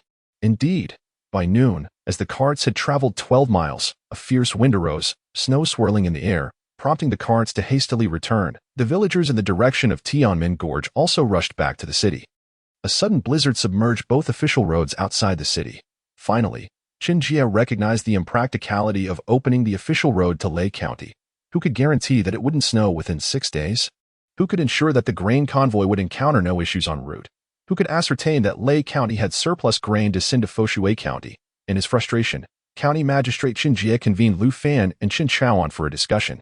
Observing the impossibility of transporting grain from outside, Qin Chaoan suggested a militarized management of the entire Fengshui County, controlling the grain supply and distributing it in measured portions, perhaps allowing them to endure until spring. In simpler terms, it meant that the rations normally sufficient for a month would have to be stretched to last 3 months, resulting in only 1 meal a day. Even the children would be left in tears from hunger. Yet, this was indeed a solution born of desperation. County Magistrate Qin Jie turned to Lu Fan. What does the chief constable think? Qin Chaoan also looked to Lu Fan. Lu Fan shook his head. If this were merely a grain crisis, such a course might not pose significant issues. However, we must also withstand the bitter cold. Men need to go out to chop wood, and soldiers within the city must guard against threats from the Tianmen Gorge. If they are not adequately fed, how can they defend themselves? Moreover, this may intensify discord. The two fell into contemplation. This was indeed a dilemma. The emperor had no need for starving soldiers. Lu Fan proposed that, as the granary within the city was sufficiently stocked and market grain prices were relatively stable, they had ample time to ponder strategies. The three should consider further options or perhaps reach out to the Qin family for assistance. Subsequently, under the pretext of patrolling outside the city, Lu Fan sought a secluded spot to practice the incantation for the fireball technique. Chapter 75. Cultivation Techniques. The grain crisis in Foshui County was, in fact, not insurmountable. Located near the Tianmen Gorge, the region boasted fertile land and abundant water. Should the people reach a point of desperation, it was likely that no one would care about the threats posed by the zombies and anomalies within the gorge. Furthermore, Lu Fan had his own hidden cards. Upon receiving the letter of warning from Constable Zhang Lin, he had already begun to lay the groundwork. The thousands of gold coins on the account of the Revival Pharmacy were completely siphoned off by him. Simultaneously, he withdrew all the various rewards he had hoarded, including Ling Xiaoxiao's private savings, and pledged them to the Lu Rice Firm. In exchange, he secured the mobilization of over 100 large carts, hiring adventurers as escorts to transport more than 3 million pounds of rice to Yuanlang Street in Feng County. Before the heavy snow blocked the roads, several residences were transformed into warehouses for the Lu Rice Firm. This order represented the largest transaction the Lu Rice Firm had ever encountered. Initially, the owner of the Lu Rice Firm hesitated to agree, but upon witnessing Lu Fan presenting his entire fortune of 3,000 gold coins as a deposit, signing the contract with utmost sincerity, he was ultimately swayed by the young captain's determination and mustered the courage to stake the Rice Firm's assets. This transaction was conducted with utmost discretion. Aside from the owner and the manager of the Lu Rice Firm, no one else was privy to the details. The responsibility for escorting the grain fell to adventurers from out of town, while the transportation was handled by attendants from Yuanlang Street. 3 million pounds of grain was sufficient to sustain Feng County for an entire month, and with careful rationing, it could last for 2 to 3 months. The grain crisis in Feng County had, in fact, been averted. Originally, this trump card was intended by Lu Fan to secure the position of chief captain for himself, aiming for a second-class merit that would guarantee his admission into the guard camp. However, little did Lu Fan anticipate that with Chun Yunxi's group perishing in the Tianmen Gorge, he had already amassed 3 second-class merits and qualified for entry into the guard camp. Now, having merely offered a few words of advice, he gained the trust of County Magistrate Qin Jie and, within just over a month, ascended to the position of a 9th-grade deputy, commanding all the constables and captains within the city, witnessing Lu Fan's elevation to the chief captain of Feng County. The Lu Rice Firm felt a profound sense of reassurance and dared not harbor any ulterior motives, choosing instead to cooperate earnestly. Thus, Lu Fan was not in a rush to utilize the trump card of 3 million pounds of grain.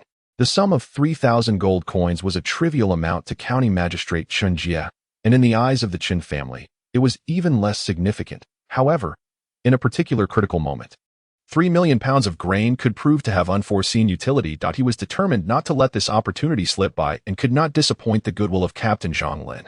Standing firm in the isolated snowy expanse, with his iron spear planted in the ground, Lu Fan affixed a piece of paper inscribed with incantations and hand seals to the spear's tip.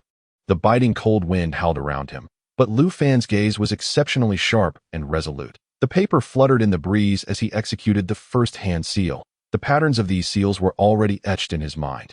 He merely needed to master the sequence. With his left hand positioned below and his right hand above, his fingers curved and folded, he completed the first seal. The second, the third, the first level spell, Fireball, required only 5 hand seals.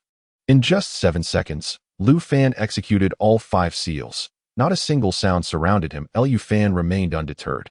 The slow pace of his sealing was ineffective. The seals for spell casting must be completed in one fluid motion to connect with the forces of heaven and earth. This was common knowledge. In the heat of battle, taking 7 seconds to form seals would allow any martial artist to rush over from 100 meters away and pierce him with 7 or 8 holes.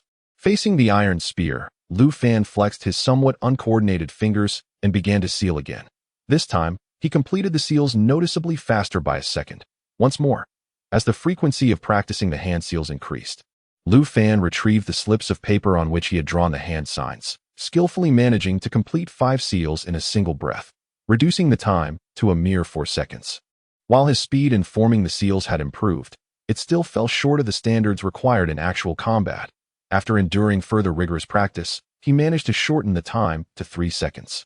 Lu Fan's fingers became increasingly agile. Accomplishing 2 hand seals in just 1 second was no small feat, considering that each finger occupied a different position for each seal. This reminded Lu Fan of a video he had scrolled through on Douyin in his previous life, showcasing a rapid sealing technique that allowed a person to complete at least 4 or 5 hand seals in 1 second, seemingly honed through years of dedicated practice. It is evident that any skill, once subjected to extensive and repetitive training over time, can be continuously refined until it achieves a transformative effect. The biting cold wind howled. Lu Fan stood resolutely in the frigid air for over an hour. From behind, he resembled a statue, yet from the front, his fingers darted and shifted positions with remarkable agility, executing 1 hand seal after another. 3 hand seals in a single second. Lu Fan had finally reached a point where he could complete 5 hand seals within 2 seconds. However, further refinement would come at a painfully slow pace. Lu Fan began to chant the incantation: wind, thunder, fire, electricity. The moment the first line of the incantation escaped his lips, he sensed something. Yet, his mind wandered, causing the hand seal to immediately distort. The fleeting sensation dissipated entirely. He must not lose focus. Distraction is a grave error. Lu Fan reformed the hand seal. Wind, thunder, fire, electricity. That feeling re-emerged. A warm current seemed to flow within him, only to vanish once again. As the sensation faded, the subsequent hand seals and incantations yielded no effect. Lu Fan furrowed his brow. Something was amiss. He had not lost focus. The resonance between the forces of heaven and earth and his body had vanished. Lu Fan, adept at researching and discerning crucial elements, quickly recalled Elder Nangong Yuelwen, who had fought alongside him. The elder's every movement and incantation seemed to awaken memories within him. Soon, Lu Fan opened his eyes. The resonance between the incantation and hand seals was crucial. The sealing speed is rapid, yet the incantation has not kept pace. When Elder Nangong performed the seals, the incantation began to flow as the last word fell. Completing the hand seal, with formidable memory, astonishing insight, and meticulous logical reasoning, Lu Fan swiftly grasped a sliver of understanding. A smile gracing his face, he attempted to accelerate the speed of his incantation while decelerating the pace of his hand seals. Wind, fire, thunder, electricity. The first hand seal was completed. Within him, the warm current re-emerged, and this time, it did not dissipate. As Lu Fan swiftly formed the second hand seal, the second line of the incantation slipped from his lips: God of Fire. Return to your place. Across the heavens and earth, flecks of red light appeared, resonating with the warm current surging within him. Lu Fan's breath quickened. He faltered. In frustration, he slapped himself. Foolish. I promised to remain calm.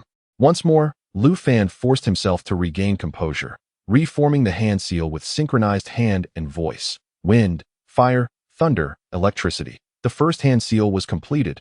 God of Fire, return to your place. the second hand seal was completed.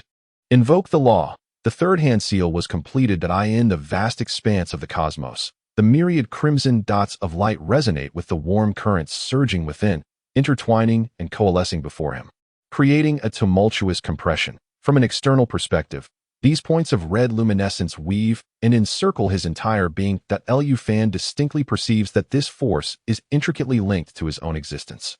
And it appears as though another power from the universe is orchestrating his energy, consolidating the crimson specks. Chapter 76. Focused Invocation. A sphere of crimson radiance materializes before Lu Fan's chest.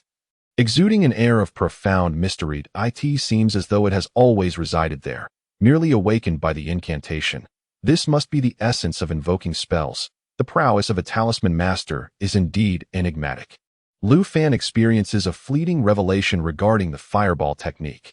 Yet, as anticipated, the spell fails once more. His mind, elusive and uncontrollable, cannot be completely harnessed, especially when encountering a force he has never commanded. Even the slightest surprise can lead to a collapse in the invocation. Undeterred, Lu Fan perseveres in his efforts. As he completes the third hand seal, the crimson light once again condenses. This time, he confronts the extraordinary phenomenon with remarkable tranquility, his expression serene as he diligently focuses on forming the seal, calmly reciting the fourth line, swiftly as the law command. The final hand seal, the incantation, is complete. In that fleeting moment, Lu Fan feels a tremendous warmth within him being drawn out, merging with the cosmic forces, rapidly compressing into a fist-sized fireball technique. The fireball stirs restlessly at his chest, harboring immense destructive power. The spell has manifested. Is it truly that simple? Lu Fan finds it hard to believe if such ease in casting spells is the norm. Then the threshold for becoming a talisman master seems rather low. He recalls the arduous hours spent mastering the point-and-gun technique, tirelessly practicing from dawn till dusk. With a thought, Lu Fan sends the fireball soaring forth with a whoosh, propelling it 30 meters before it burrows into the snow, creating a fist-sized cavity, only to explode moments later. Steam erupts vigorously. The fireball technique possesses moderate lethality, yet it far surpasses that of an ordinary practitioner of the same level. Especially when confronting zombies and mystical creatures, Lu Fan meticulously examines his body. Casting spells requires the expenditure of vital energy, yet he feels little fatigue. Once more, Lu Fan continues his incantation. Wind, thunder, fire, and lightning converge. The fire god returns, invoking spells with urgency. Whoosh. Another fireball rapidly condenses successfully. This time, Lu Fan distinctly senses a force within him being drawn away by the cosmic energies, coalescing into the fireball technique. However, the loss of vital energy is minimal. And reflexively employing the starfire breathing technique replenishes warmth in his chest, as if part of his strength has been restored. In that instant, Lu Fan comprehends the situation. The starfire breathing technique not only accumulates and concentrates energy, but also continually aids in restoring his vitality. His mastery of the starfire breathing technique has reached an advanced level. With just a few more cycles of breathing, he can replenish the vitality expended in casting fireball technique. This is splendid. Lu Fan felt an overwhelming sense of joy and mused to himself. The perfected starfire breathing technique allows for a greater restoration of vitality and spirit. This implies that I possess a significant advantage over ordinary talisman masters, enabling me to unleash a greater array of spells in combat and sustain my fighting capabilities for a longer duration. A smile graced Lu Fan's lips. He recalled how, during their encounter in Tianmen Gorge, Nangang Yuewin had become breathless and nearly depleted of energy after casting just a few level 3 spells. This exemplified the benefits of cultivating both talisman and martial prowess. With this thought, Lu Fan felt emboldened. From this moment onward, he considered himself to have entered the realm of talismans, officially becoming a first-level talisman master. He wondered if his master had mastered the fireball technique. Glancing at the sky, he noted that there was still some time before noon. Lu Fan continued to cast the fireball technique, hurling fireballs indiscriminately into the vicinity. The nearby snow quickly yielded to a series of craters, each exceeding 2 meters in diameter. In a span of 15 minutes, Lu Fan unleashed over 120 fireballs, averaging nearly one every 5 seconds, before finally feeling a slight depletion of his vitality and spirit, compelling him to cease at full capacity. He could potentially cast around 150 fireballs in a short period, controlling the pace of battle and unleashing even more. The only regret was that he could not engage in close combat while casting spells. If only he could simultaneously employ techniques like point shot and half moon style while casting spells, it would be formidable. Lu Fan's imagination soared. Yet he understood the impossibility of this, as spellcasting required hand seals, and the only martial technique he could execute concurrently was a movement technique akin to Bao Body, after mastering the starfire breathing technique. Lu Fan's recovery of stamina and spirit indeed accelerated by more than double. After a few sips of tiger bone wine, he felt invigorated in just over 20 minutes. He continued to cast spells, enhancing his synchronization with the hand seals and incantations while accelerating his casting speed to deepen his memory of the spells. As time passed, mealtime approached. Lu Fan performed Bao Body and returned to the logging site. By this time, meals had been delivered to the constables and their attendants within the city. My lord, chief constable, everyone bowed in greeting. Eat up, brothers. You've worked hard all morning and must be cold and hungry. It's best to fill your bellies before resuming work. Lu Fan, devoid of any pretentiousness, took a bowl and chopsticks and squatted down to share a meal with everyone. Most of those who accompanied him outside the city were familiar constables and attendants. Constable Hyuda and others were also present. Several constables who had previously been stripped of their official robes were first-level martial artists, now working for Lu Fan in a hired capacity. Upon seeing Lu Fan approach, they eagerly gathered around. Lord Lu, have some of the dishes I brought. My wife made them herself. They're quite fresh. When Lu Fan entered the yamen, everyone regarded him as a senior. Now, faced with their goodwill, he naturally did not adopt an aloof demeanor. The atmosphere among the group was warm and harmonious. Old He, the chief constable, has elevated your position. You are now the top authority in law enforcement in Feng Shui County. When your son joins the ranks, it will surely be a matter of a word from Lord Lu. Alas, we, the unfortunate lot, find ourselves in dire straits. Captain Zhang Lin has been apprehended, and the esteemed county magistrate has confiscated half of our possessions, stripping us of our official garments. Had it not been for the knowledge that Lord Lu is well suited for the role of captain and that the magistrate has shown a slight leniency towards local powers, we would have never dared to return. A group of us huddled together, voices rising in a cacophony, inevitably recalling past events. Lu Fan, fearful of their ramblings, decisively interjected. The past is behind us. The magistrate and Captain Zhang Lin have treated me well, and you all have been kind to me as well. That I am grateful for your willingness to assist me in this perilous endeavor. Once the office resumes its recruitment of constables, I shall beseech the magistrate to reinstate you all. Beyond that, there is no need for further discussion. Upon hearing Lu Fan's declaration, the crowd fell silent, no longer inclined to meander in conversation. Since Lord Lu has made us a promise, we shall honor it. From this day forth, we shall not utter a single disparaging word about the magistrate. Let bygones be bygones. Lord Lu, we pledge our allegiance to you. Some among them produced flasks of potent liquor. Come, let us raise a toast. Yes, a toast to our esteemed captain. The assembly rose, the atmosphere growing fervent. Lu Fan leisurely uncorked the skin of tiger bone liquor. While this drink warms the spirit, let us not indulge to the point of folly. To the brothers over there, let us drink together. Once this matter is resolved, I shall host a banquet for all. Thank you, my lord. Thank you, my lord. Nearby, eager subordinates stood, raising their flasks high in response. Chapter 77.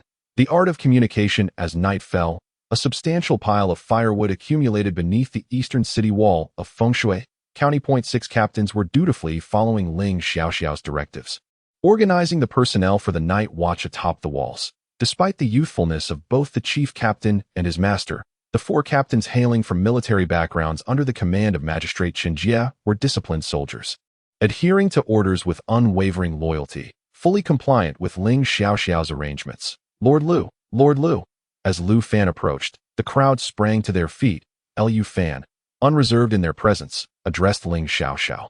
Master, earlier today, I ventured to Tianmen Gorge to inspect the area, but found no signs of zombie activity, indicating that they remain entrenched deep within the gorge. Tonight, the likelihood of a zombie sighting remains low. Let us ensure that everyone takes turns resting, conserving their strength for tomorrow's endeavors. Shortly, we shall convene with Master Gong to discuss pertinent matters. Understood. Ling Xiaoxiao nodded. Finalizing her affairs, Lu Fan and Ling Xiaoxiao met at the Resurrection Apothecary, with the apothecary closed during the day and time pressing in the evening. They swiftly delved into the matter at hand. Ling Yuxing glanced at Anan and remarked, "Today, Anan has been practicing the Golden Bell Shield. This defensive art is of the metal element, requiring 6 hand seals for its execution. We have found that the art and the seals must achieve a remarkable level of synergy for successful casting. Currently, Anan is proficient in the seals, yet the synergy is lacking. Out of 10 attempts, only 3 are successful." Upon hearing this, Lu Fan's mind stirred, though he refrained from interrupting. Ling Yuxing continued, stating, "The Golden Bell Shield consumes a considerable amount of vital energy with each successful casting. Given Anan's current foundation, comparable to that of a first-level formal warrior, he can perform it a maximum of 27 times before his body is completely depleted, requiring approximately an hour to fully recuperate." Anan exhibited an expression of embarrassment. Ling Yuxing then articulated the third issue Anan encountered during his training: the existence of tiers within magical techniques. Taking the Golden Bell Shield as an example, a novice's initial attempt results in a significantly weakened shield, easily breached by a force exceeding 1,000 pounds in a single strike. However, a properly executed Golden Bell Shield, invoking the power of heaven and earth through incantations, can withstand attacks of at least 1,500 pounds, enduring 3 to 4 assaults.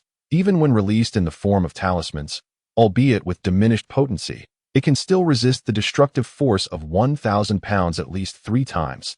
Lu Fan and Ling Xiaoxiao nodded in agreement. Their prior experiences with the Golden Bell Shield affirmed its high defensive strength. Anan's version, however, was notably feebled at this juncture. Ling Yuxing expressed that he and Anan had thoroughly completed their discoveries. Lu Fan exchanged a glance with Ling Xiaoxiao. Ling Xiaoxiao had initially intended to allow her disciple to speak first, but considering Lu Fan's remarkable insight, she feared she might be rendered speechless, ultimately opting for the second outlet. "Today outside, I practiced the Divine Movement Talisman. The Divine Movement Talisman is a supportive wind-type spell involving 4 hand seals, which is considerably simpler than the Golden Bell Shield, perhaps due to its lower difficulty.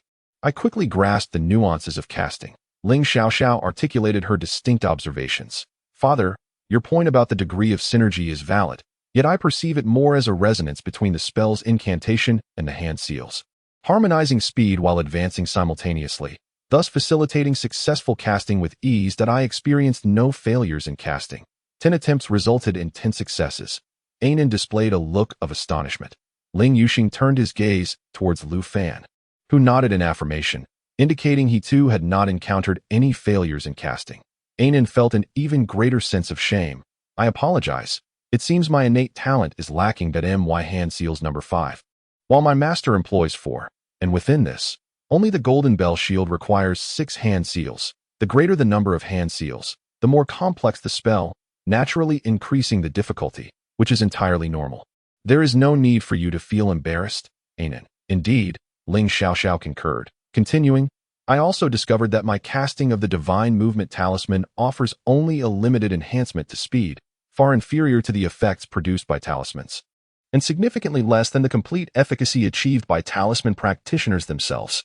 However, I can execute hundreds of casts in succession, and I have now trained myself to cast rapidly within 2 seconds. Ling Xiaoxiao's successful mastery of the Divine Movement Talisman brought great satisfaction to Ling Yuxing, who wore a paternal smile. His daughter had officially become a first-level talisman practitioner, but it was now Lu Fan's turn. Lu Fan spoke with greater intricacy, sharing his insights without reservation, such as the simultaneous advancement of hand seals and incantations, and the necessity of being wholly devoted and composed during casting to ensure the spell's proper release. Anan listened intently, deep in thought. Lu Fan subsequently discovered that the spark breathing technique could rapidly restore one's vitality, and when combined with spellcasting techniques, it could extend the number of spells cast during combat.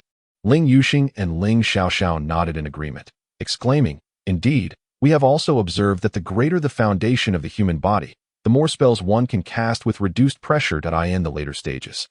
When we wield higher-level techniques, we will undoubtedly possess an advantage over ordinary talismancers, enabling us to endure more advanced spells. Currently, as 4th-level martial artists, our training in spellcasting with our existing foundation yields remarkable results." The group engaged in spirited discussions, becoming increasingly engrossed. Through mutual exchange of experiences, everyone experienced growth and learning. Anan attempted to utilize the methods summarized by the group to cast Golden Bell Shield. And indeed, the spellcasting became considerably smoother. With a notable increase in speed, Ling Xiaoxiao swiftly mastered the golden bell shield technique. The two tacitly decided against practicing fireball technique. Only Lu Fan, having first mastered golden bell shield, then proceeded to learn divine movement talisman, successfully acquiring 3 first-level techniques in a single day. As the evening wore on, the group dispersed. Lu Fan and Ling Xiaoxiao made their way to the city walls. They had grown accustomed to residing in the police office on Yuanlang Street, which not only marked their rise, but also served as a crucial stronghold due to its proximity to the East City Gate. Walking along the silent streets, their shadows stretched long. One tall, one short. Lu Fan, clad in the attire of the chief constable, exuded an air of remarkable valor, while Ling Xiaoxiao, with her hands clasped behind her back, radiated the demeanor of a master, her presence even surpassing Lu Fan's. Master, once winter passes and spring dawns tomorrow, I plan to advance my training at the prefectural guard camp.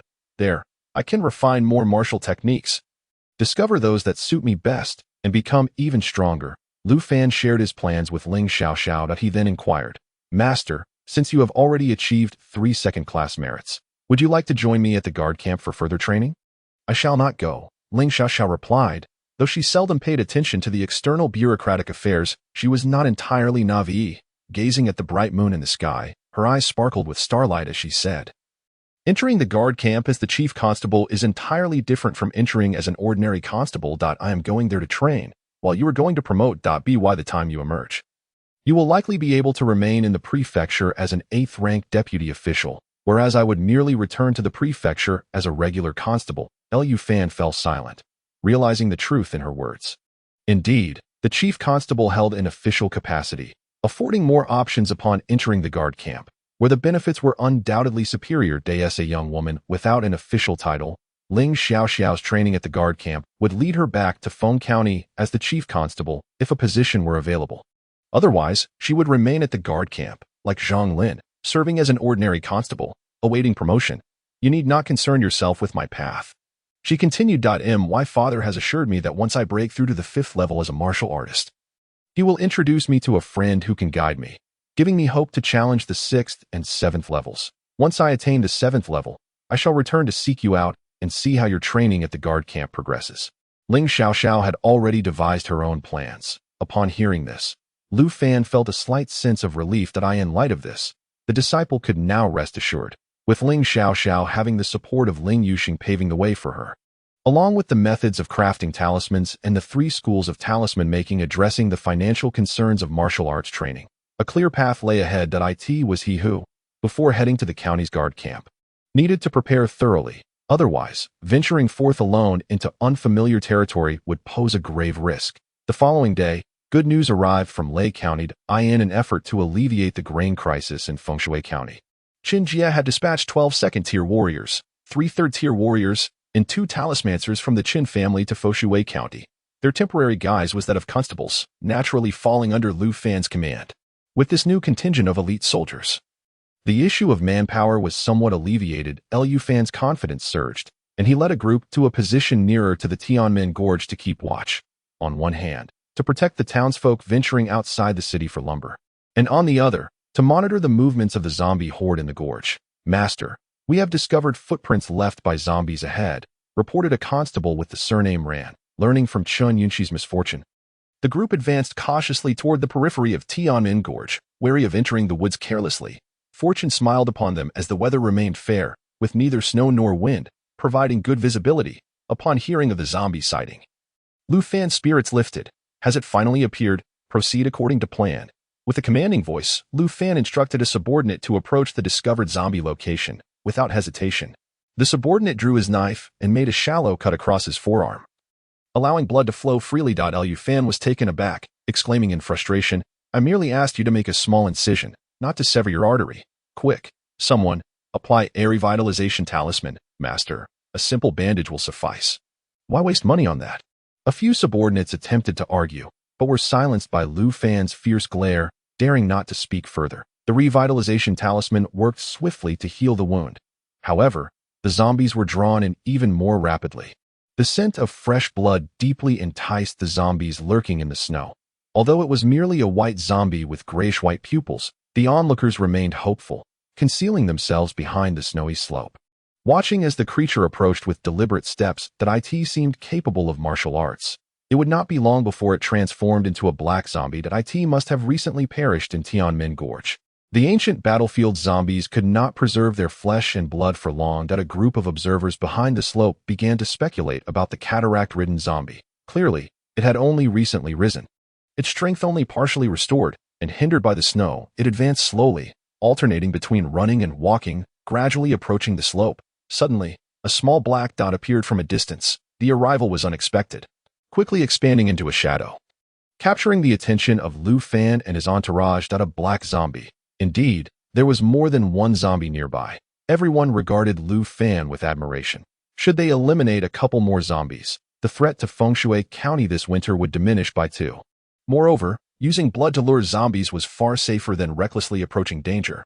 After all, the tragedy of Qin Yunxi's entire troop being decimated had instilled a deep caution towards Tianmin Gorge in everyone. Master, behold, not merely one black zombie, but a multitude, the scent of blood.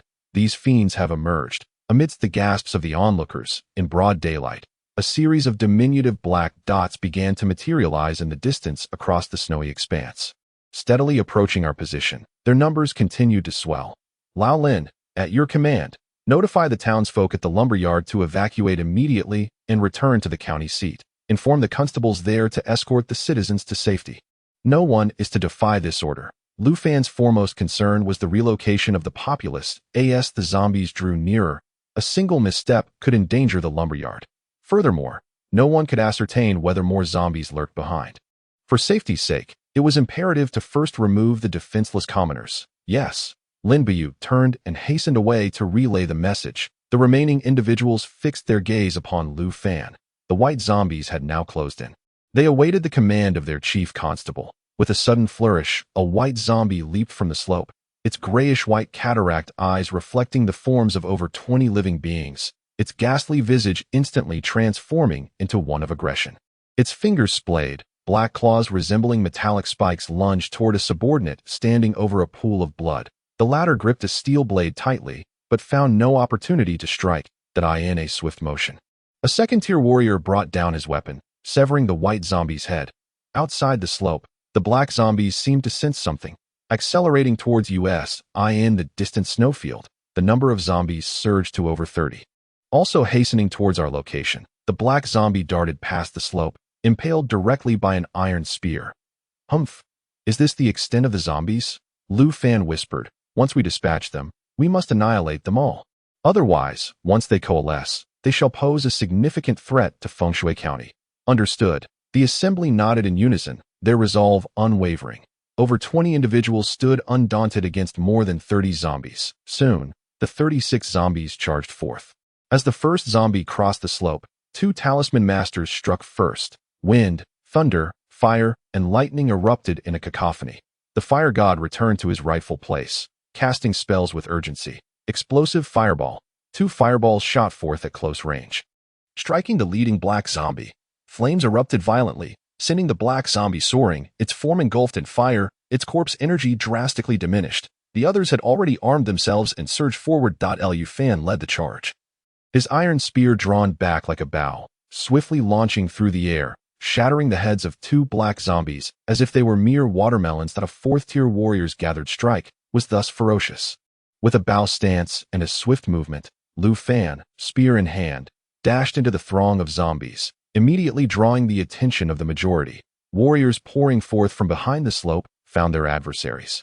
In a mere exchange, 12 white zombies were rendered incapacitated, and 3 black zombies were stripped of their combat capability, reducing the horde to fewer than 20. Chapter 79. The cliff, the black waterfall, a cluster of ordinary white and black zombies was ambushed on the flat terrain. And the battle concluded swiftly. 36 corpses lay sprawled haphazardly across the snow, not entirely eradicated, but having lost their menace. My lord, should we transport these bodies for disposal, or how shall we handle them? Inquired one of the subordinates. Lu Fan replied without hesitation. As long as the zombies exist, they can easily resurrect at night, rendering our efforts futile. Gather everything, and be cautious. Head toward the lumber yard, find some wood, and set it ablaze. Understood. The group swiftly sprang into action. Lu Fan remained in place, his gaze fixed on the approaching horde of zombies, his brow furrowed. Ultimately, he shouldered his iron spear and treaded through the snow alone.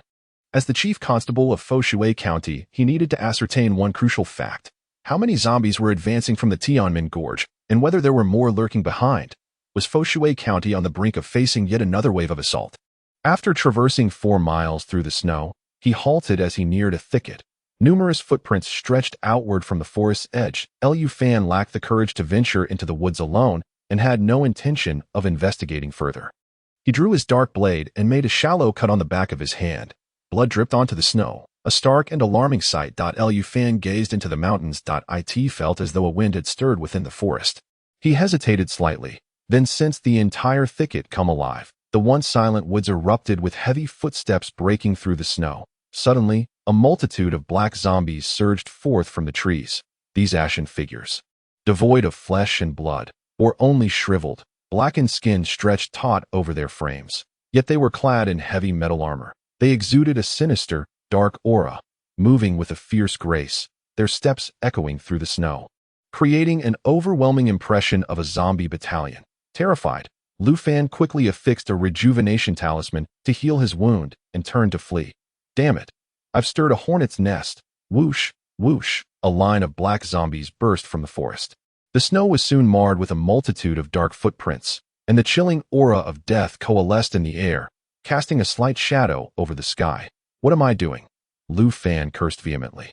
At such a moment, he could hardly make his way toward the lumber yard. These black zombies were formidable, and their numbers overwhelming. Any martial artist below the 2nd level would undoubtedly perish if they ventured towards the lumber yard. None would escape. In an instant, Lu Fan resolved to flee in the opposite direction, away from the horde. Flames had already ignited along the bank of the lumber yard. A.S. Rancio and others awaited the chief constable's return. They dispatched 2 constables to assess the situation. However, the duo, upon halfway through their journey, spotted a massive black line in the distance, akin to a rolling black dragon across the snow. In an instant, terror gripped them. The chief constable was in peril. A multitude of black zombies were emerging from the Tianmen Gorge, at least 700 or 800, pursuing the chief constable towards the southwest and southeast. They hurried back to report the news. Others soon followed, witnessing the black dragon vanish into the distance. Rancho's expression shifted drastically. The chief constable has encountered a horde of zombies. He is trying to divert the trouble away from us in Foshui County. He has run off alone. We must return to the city and send word. Find a way to save the chief constable. Move. Lu Fan raced through the snow, propelled by the enhancements of the Godspeed technique and Archbody, his speed barely surpassing that of the black zombies. Despite the grotesque figures of the zombies swirling behind him, exuding an aura of destruction, he managed to regain his composure and steady his mind. Fortunately, the discovery was made early. Had these numerous black corpses approached the county town of Foshui at night, the defensive troops and officials would have been utterly overwhelmed. Lu Fan silently rejoiced. His own safety was not his primary concern. With 700 or 800 black corpses in pursuit, he drew confidence from his mastery of the starfire breathing technique, now perfected to a high level, enabling him to maintain his bow stance for an extended duration. Traversing 50 to 60 miles was no challenge. Moreover, possessing a swift movement charm allowed him to regain some stamina with a slight increase in distance, alleviating his worries. However, having these black corpses relentlessly on his tail was not ideal. Lu Fan quickly pondered his situation. The black corpses, lacking awakened intelligence, instinctively attacked the living. This could be exploited. He swiftly surveyed his surroundings, having meticulously studied the geography of Foshui County. Aha! He promptly shifted direction towards a nearby hill. The hill, no more than 100 meters high, appeared from a distance to be a gentle slope, further flattened by a blanket of pristine snow. Yet, Lu Fan was aware that behind this hill lay a sheer cliff. A drop of 100 meters, where several unfortunate souls had met their demise over the years. Deliberately slowing his pace, he allowed the black corpses to close in. The relentless pursuit of the black corpses carved a deep path into the slope. As Lu Fan approached the cliff's edge, now less than 30 meters away, he swiftly formed a hand seal. With the elements of wind, thunder, fire, and lightning, he invoked a spell with urgency that a fireball rapidly took shape. Clearing the accumulated snow near the precipice, Lu Fan was determined not to plummet to his death without understanding the circumstances. The chapter does not end here. Please turn to the next page to continue reading. Following that, with a swift slide, he grasped his iron spear. As his body soared over the cliff, he executed a powerful twist, the horse-turning spear. Whoosh! With the spear driving forth, it embedded forcefully into the cliff's rock face. Over 1,800 pounds of force securing it firmly, Fan found himself suspended 80 meters in the air, swaying precariously. Suddenly, a cacophony of rushing sounds filled the air above him. Looking up, he beheld a cascade of black corpses pouring down like a dark waterfall. The black corpses, devoid of intelligence, were driven solely by instinct. Seeing their prey vanish, they charged downward without hesitation. They were falling like dumplings, all black, filled with bones. Fan perched himself upon the iron spear, witnessing the black corpses tumbling to their doom. After a brief moment, a dull echo reverberated from the ground below. The sounds of bones fracturing were incessant. Fan maintained his focus, observing with intent. Falling from a height of 100 meters, what weight could be endured?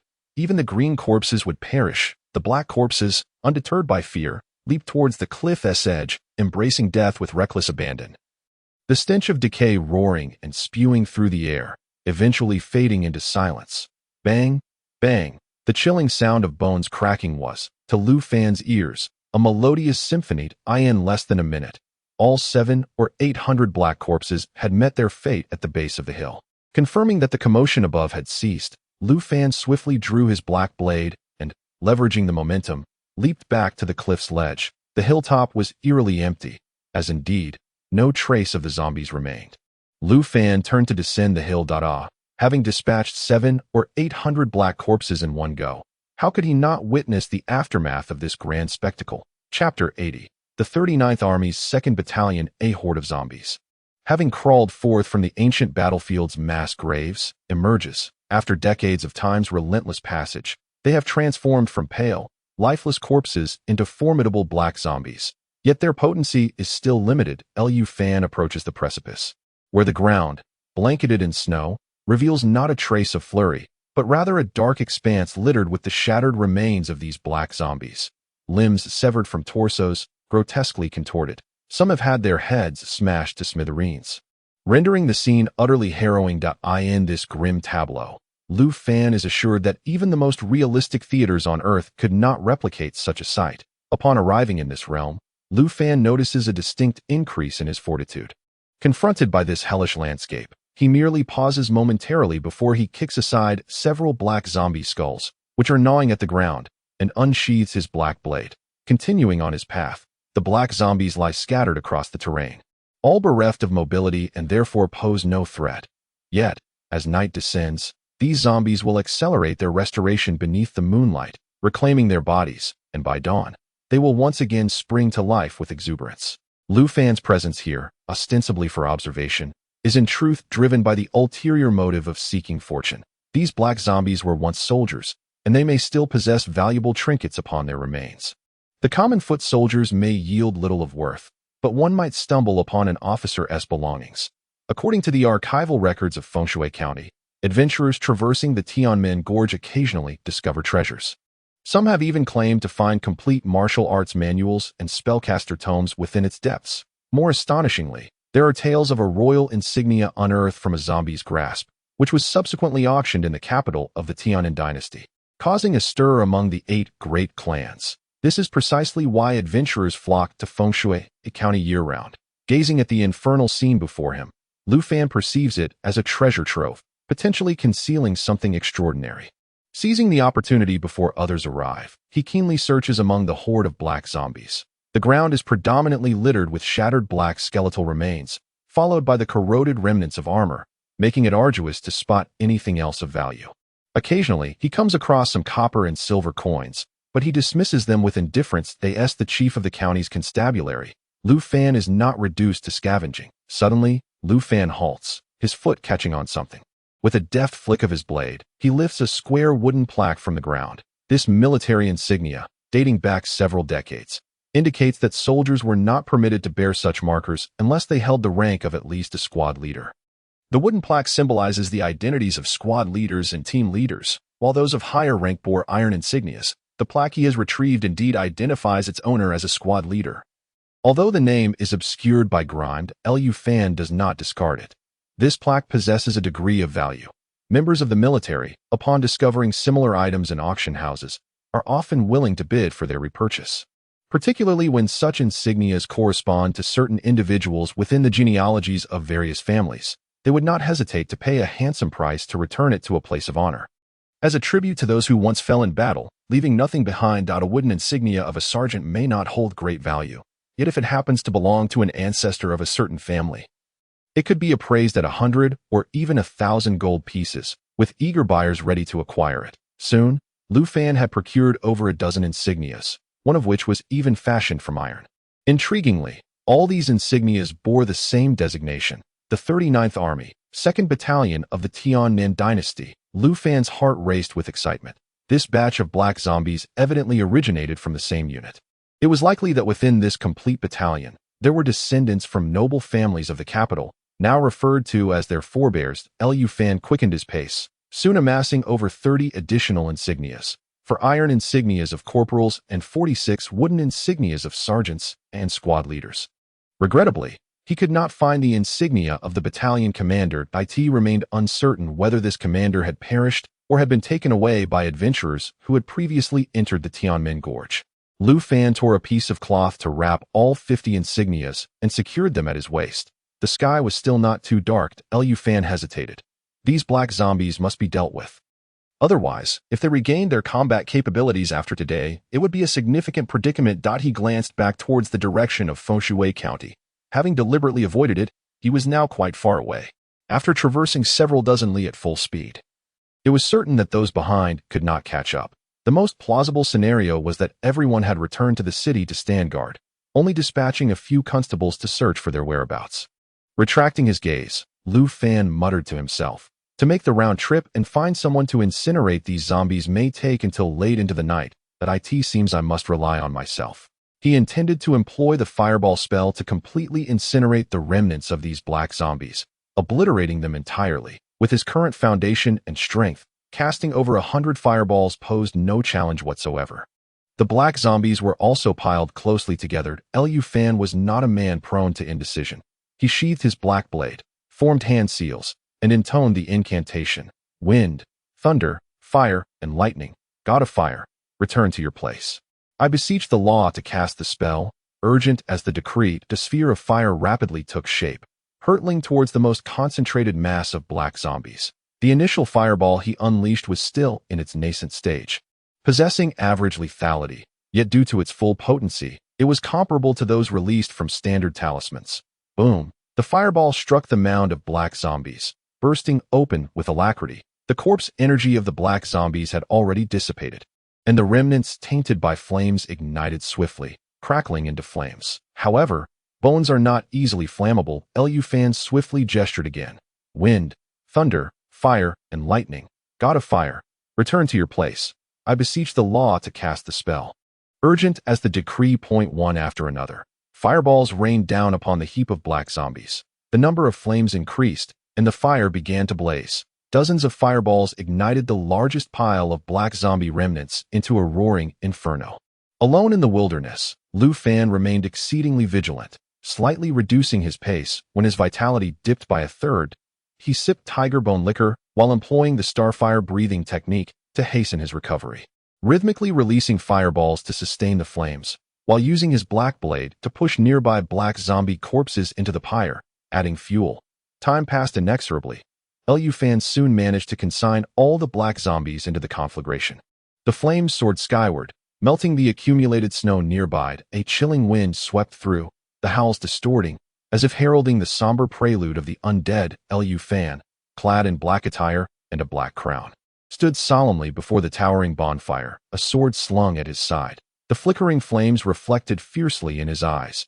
Amidst the inferno lay the skeletal remains of a zombie, from which fiery serpents erupted from its ears, nose, and mouth. Its originally grotesque and twisted visage seemed to revert to a semblance of peace, as though the deceased were gradually finding solace in the blaze. Suddenly, Lu Fan was overcome with emotion. Lowering his gaze, he removed a pouch from his waist. He grasped the cold, hard military tokens. A shiver coursed through him, penetrating to his very core. Visions flashed before his eyes. Red flags, urns, the solemn exchange. and the salute of gun fired at a tear welled at the corner of Lu Fan's eye as he murmured, "In death, you remain together, never forsaking your comrades. Surely, you would prefer to be alongside your fellow warriors."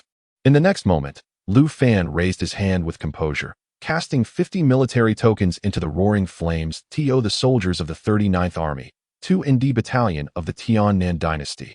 In life, they safeguarded our borders. In death, they shall triumph in the afterlife.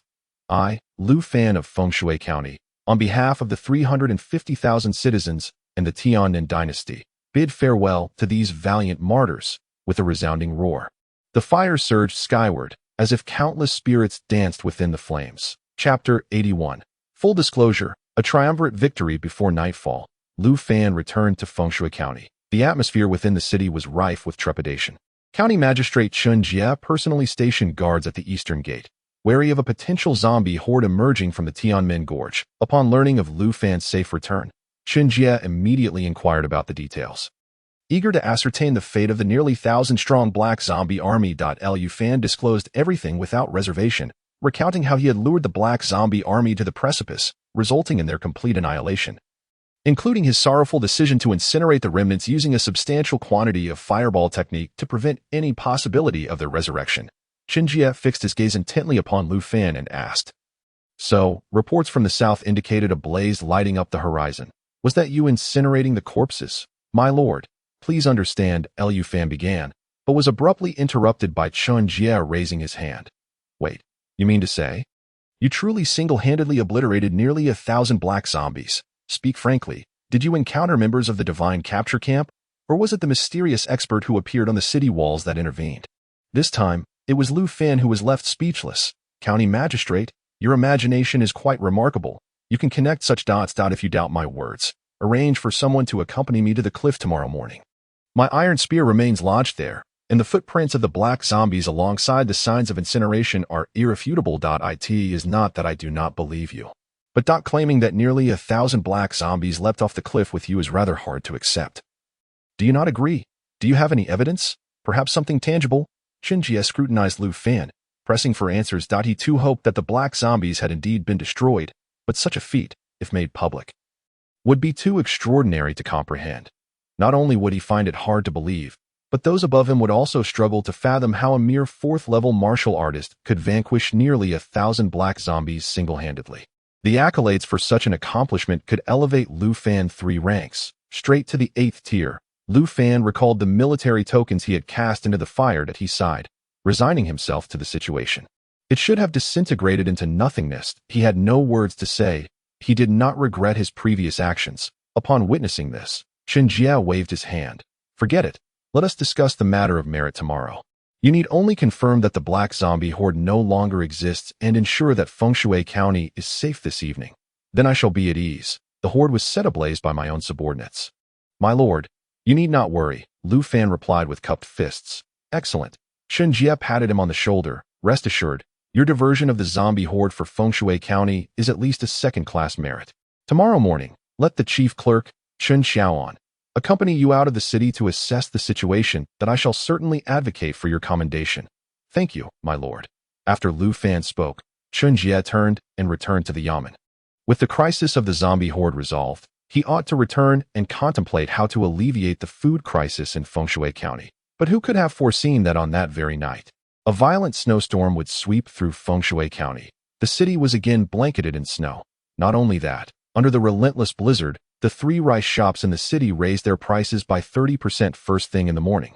And the citizens soon realized that this winter was laden with malice. It was time to stockpile grain by midday. The rice shop prices had surged to a 50% increase, and as dusk approached, news spread that the grain reserves were dwindling, and for the next fortnight, no transport teams could enter Fengshui City, causing rice prices to double.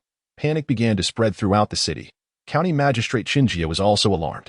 Witnessing the imminent outbreak of the food crisis, he personally convened discussions with the owners of the 3 rice shops, urging them to collaborate and transport grain into Fengshui County. The 3 proprietors were equally helpless.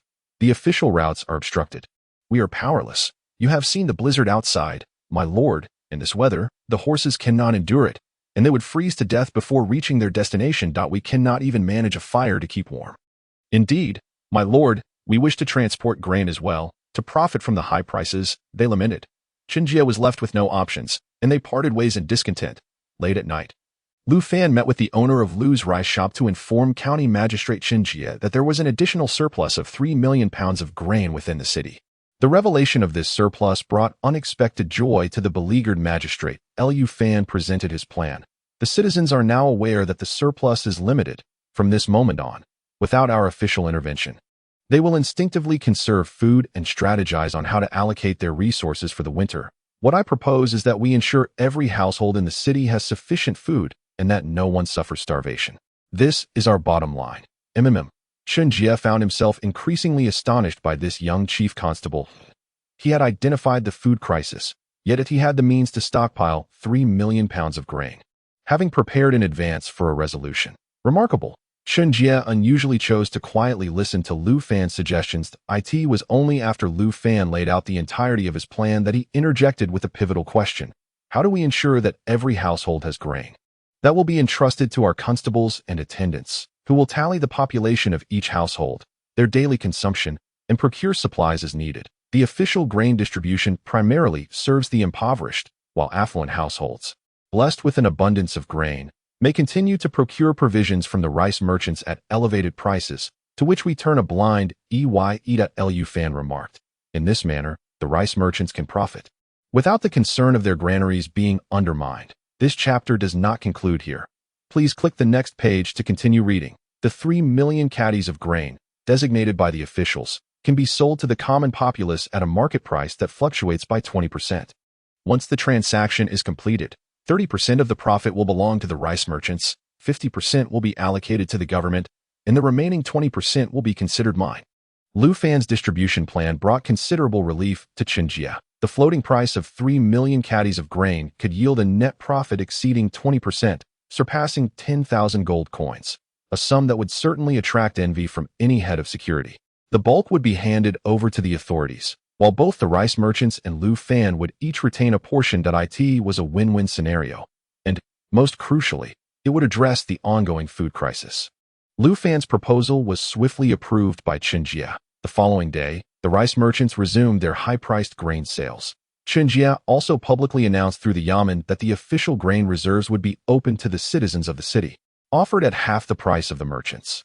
The sole distinction was that the official distribution exclusively targeted the common folk, excluding wealthy households and those with official titles. Furthermore, the quantity of grain released by the authorities was limited, merely sufficient for the basic sustenance of a family.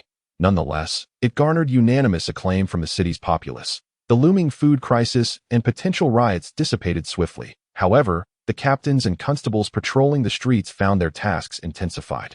They were now required to provide statistical data, maintain order, identify opportunistic wealthy individuals, and occasionally serve as escorts for the grain, ensuring that the elderly, infirm, and vulnerable could not be deprived of their provisions. Within a few days, every street began to emulate Yuanlang Street, establishing police offices. Chapter 82. Brother, I understand you. The establishment of police offices brought significant advantages. Any security issues arising in a locality could be promptly addressed by arranging the appropriate personnel for swift resolution, thereby enhancing operational efficiency remarkably. The neighborhood officers gained a more precise grasp of the situations within their jurisdictions. Following several days of investigation, Lu Fan acquired a wealth of intelligence. The number of ordinary citizens in Fengshui County, the count of martial adventurers settling in the area, the number of rune masters, and those proficient in incantations. This was the task Lu Fan had assigned to the constables. The constables believed they were merely preparing to resolve the food crisis, unaware that this information would grant Lu Fan comprehensive control over the populace and affairs of Fengshui County. Additionally, Lu Fan possessed another piece of intelligence, provided by the chief clerk, the account books. These meticulously recorded the daily transactions of various shops in Fengshui County, detailing everything from purchase prices to selling prices and tax assessments that a regular chief clerk might not have access to such comprehensive data. Yet Chen Shaoan hailed from the esteemed Chen family, one of the 8 prominent families of the Tianan dynasty. Thus, anything passing through his scrutiny would reveal any concealed irregularities. After dealing with several unscrupulous shopkeepers, the merchants had no choice but to behave honestly. Chen Shaoan remained oblivious to Lu Fan's intentions for this information. but the county magistrate had previously informed him that Lu Fan was indeed a rather extraordinary individual.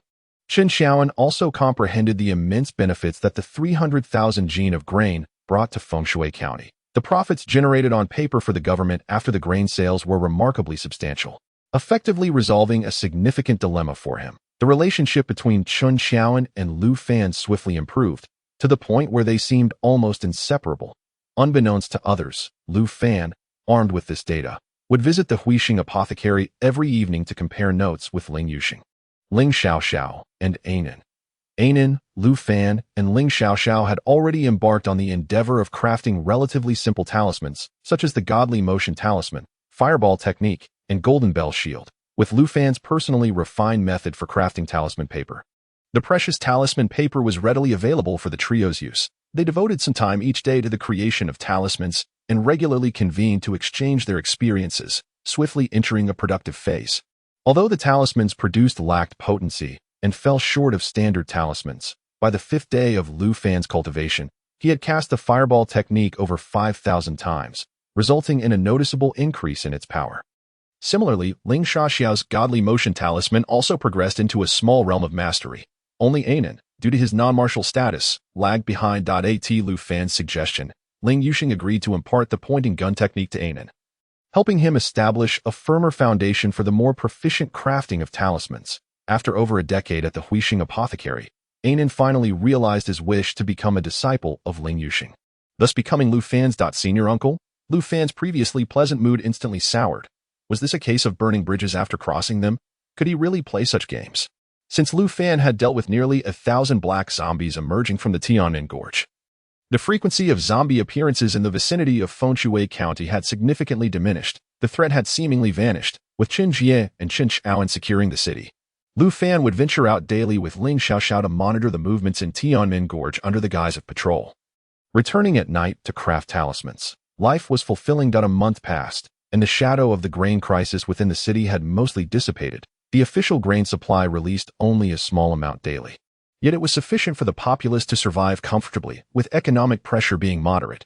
During this time, a messenger from Lei County arrived at the Qin residence. It turned out that Lei County had encountered substantial grain shortages, leading to a sudden food crisis just days prior, inciting the townsfolk to storm the rice shop, only to find its granaries utterly empty, nearly sparking a riot. The county magistrate, along with the city defense corps, managed to suppress the turmoil with great difficulty, resorting to high-priced grain purchases in the countryside and from wealthy merchants within the city, incurring significant expenses to stabilize the situation. In stark contrast, Fengshui County, merely adjacent to Lei County with its obstructed roads, managed to remain calm amidst the chaos. Many began to regard County Magistrate Chen Jie with newfound respect. In high spirits, Chen Jie reciprocated by arranging for an inspection of the substantial metal lumps buried beneath the snow at the cliff south of the city, which had been charred to a crisp, and awarded Lu Fan 2 commendations of second class. Lu Fan's total count of second-class commendations smoothly reached 6.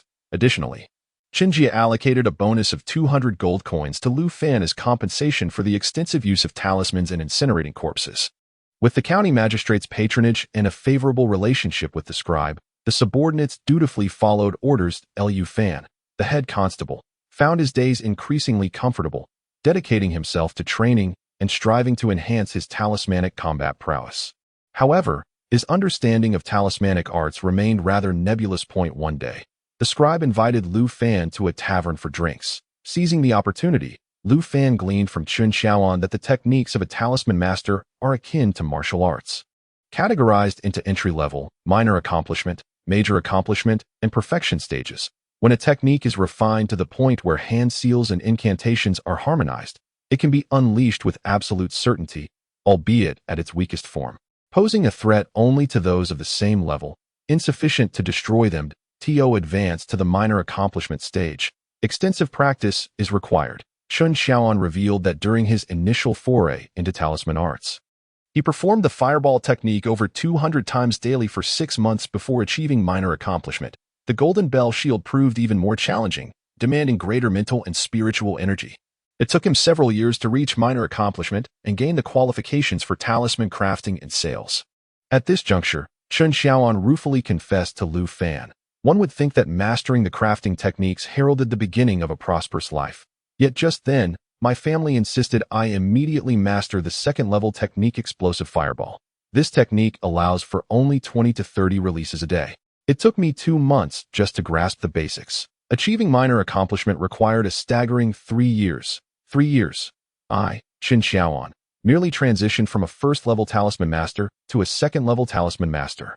Following explosive fireball, there was rapid fireball, which demanded an additional 2 years. It's utterly dismal. Day in and day out, I have no time for myself, constantly entangled in my family's demands, as Qin Xiaoan vented his frustrations over his drink. Lu Fan found his complaints particularly melodramatic. The trials he perceived as burdensome were treasures that others could only hope to touch within a span of centuries. Damn it, do all the scions of noble families revel in such self-indulgent lamentation? How infuriating. If I don't get him thoroughly intoxicated today, it would be an affront to the tiger bone liquor I've consumed over the past 6 months. Brother, come. I understand you. Let us drink. Chapter 83. The 3 men's plan in no time. They had Qin Xiaoan sprawled across the table, blowing bubbles, while Lu Fan requested a basin of clean water to wash his face and regain clarity. He casually tossed a thick, warm towel onto the table and approached the window. With hands clasped behind his back, he gazed out at the cold moon, admiring the ancient architecture adorned with flying eaves and corners. Outside, delicate snowflakes began to fall, while the interior remained cozy and warmed. It had been half a year since he arrived in this world, and curiously, he felt no longing for his previous life. Perhaps it was the rich vibrancy of this realm that captivated him more. The relationships between people were distinctly clearer and more genuine, devoid of the superficiality of social media likes, where face-to-face interactions often devolved into scrolling through phones for conversation starters. Sir, should I have someone assist Lord Chun back to the yamen, or would you prefer to arrange a room for him here? Inquired the tavern owner cautiously from behind. The proprietors of Yuan Long Street are all well acquainted with Lu Fan and hold him in the highest regard. Otherwise, they would not have chosen to open their doors to patrons amidst the current shortage of provisions. Without a backward glance, Lu Fan waved his hand in polite refusal. Thank you, esteemed boss. Today's dishes have been crafted with considerable thought and are quite commendable. I shall take care of matters concerning Master Chun, so you need not trouble yourself. Rest early. He then beckoned towards the outside. 2 constables, clad in black, emerged silently from the shadows and approached Lu Fan without uttering a word. The newcomers were Ma Yoji and Liao Qing. Lu Fan promptly instructed, assist Master Chen back to the yamen. Understood. The 2 men lifted the individual and departed, simultaneously laying down the payment for the food and drink. Lu Fan adjusted his chief constable's uniform and exited the tavern, walking upon the snow-covered street. Lu Fan's thoughts were remarkably clear and well-ordered. Today had yielded substantial insights. Based on the experiences shared by Qin Xiaoan, it can be inferred that the time he spent mastering the first level of magical arts was exceedingly brief. Merely a handful of days. However, the journey from novice to minor accomplishment typically spans at least 3 months, and potentially up to half a year. Once he reaches the minor accomplishment stage, he would be ready to venture forth. Prominent families are generally reluctant to squander excessive time on first-level magical arts. Once the fundamentals of offensive, defensive, and auxiliary movement spells are grasped, sufficient to overpower first-level martial artists, they will hastily urge their practitioners to strive for second-level talismans. The crunch of snow beneath his feet resonated with a soft, then firm sound. Lu Fan mused. The reason Qin Xiaoan required 3 months to half a year to cultivate to the minor accomplishment stage is not due to any inadequacy in talent, but rather because he is a collateral branch of the family, lacking in both attention and supportive companions for practice and exchange. In comparison, Qin Xiaoan's progression from novice to minor accomplishment is less impressive than that of Lu Fan. Ling Xiaoxiao, and even Anan. Lu Fan himself achieved a breakthrough in the fireball technique in less than a month, while Ling Xiaoxiao mastered divine movement technique in just 1 month. Anan, though slightly lacking in foundational strength, managed to reach the minor accomplishment stage in under 2 months.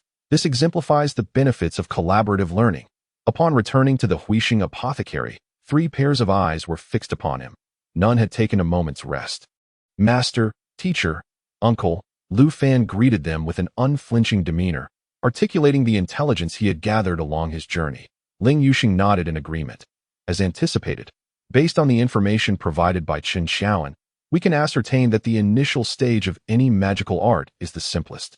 Yet advancing to minor accomplishment requires an investment of time that is tenfold or even 100-fold. However, to cultivate to higher realms, achieving major accomplishment will undoubtedly demand even more time. At this point, Ling Yuxing surveyed the three young individuals. You now face two pivotal choices. Either abandon further training in first-level magical arts to focus solely on martial skills, or pause your martial training to dedicate yourselves to mastering magical arts to the major accomplishment stage. Or seek out the way captains to explore avenues for acquiring second-level magical arts. The Tiannin dynasty certainly does not lack these fundamental magical treatises, provided you demonstrate the insight and capability of a talisman master. There should be opportunities to obtain higher-level magical texts. Ling Yuxing's analysis was astute. The way captains serve as a platform for further advancement. In addition to martial skills, they also offer methods pertaining to talisman mastery. Despite the limited means available to talismans, they can at least cultivate the skills of explosive fireball and rapid fireball, aiding their successful advancement to the rank of second-level talisman master. Liu Fan and Ling Xiaoxiao exchanged glances. Unable to contain their mutual understanding, Anan had essentially relinquished the option of furthering his studies at the guard camp. He lacked the qualifications to enroll. Moreover, Anan's foundation was insufficient to swiftly ascend to second-level talisman master, given his abilities. He might only be able to cast a few second-level spells in a day. It would be prudent for him to continue solidifying his first-level spells and produce more first-level talismans, thereby accumulating some wealth. The remarkable efficacy of his talisman paper production allowed Anan to create first-level talismans at a lower cost, enhancing his profit margins and enabling him to amass a considerable fortune in no time. The next step hinged upon Liu Fan and Ling Xiaoxiao's choices. Without a moment's hesitation, Ling Xiaoxiao declared, "Father, I do not intend to pursue studies at the guard camp. You once mentioned sending me to the side of an old friend, where I could learn more potent martial techniques. Once I attain the strength of a fifth-level martial artist, I shall wholeheartedly strive for mastery in pointing gun technique, aiming to reach that level as swiftly as possible."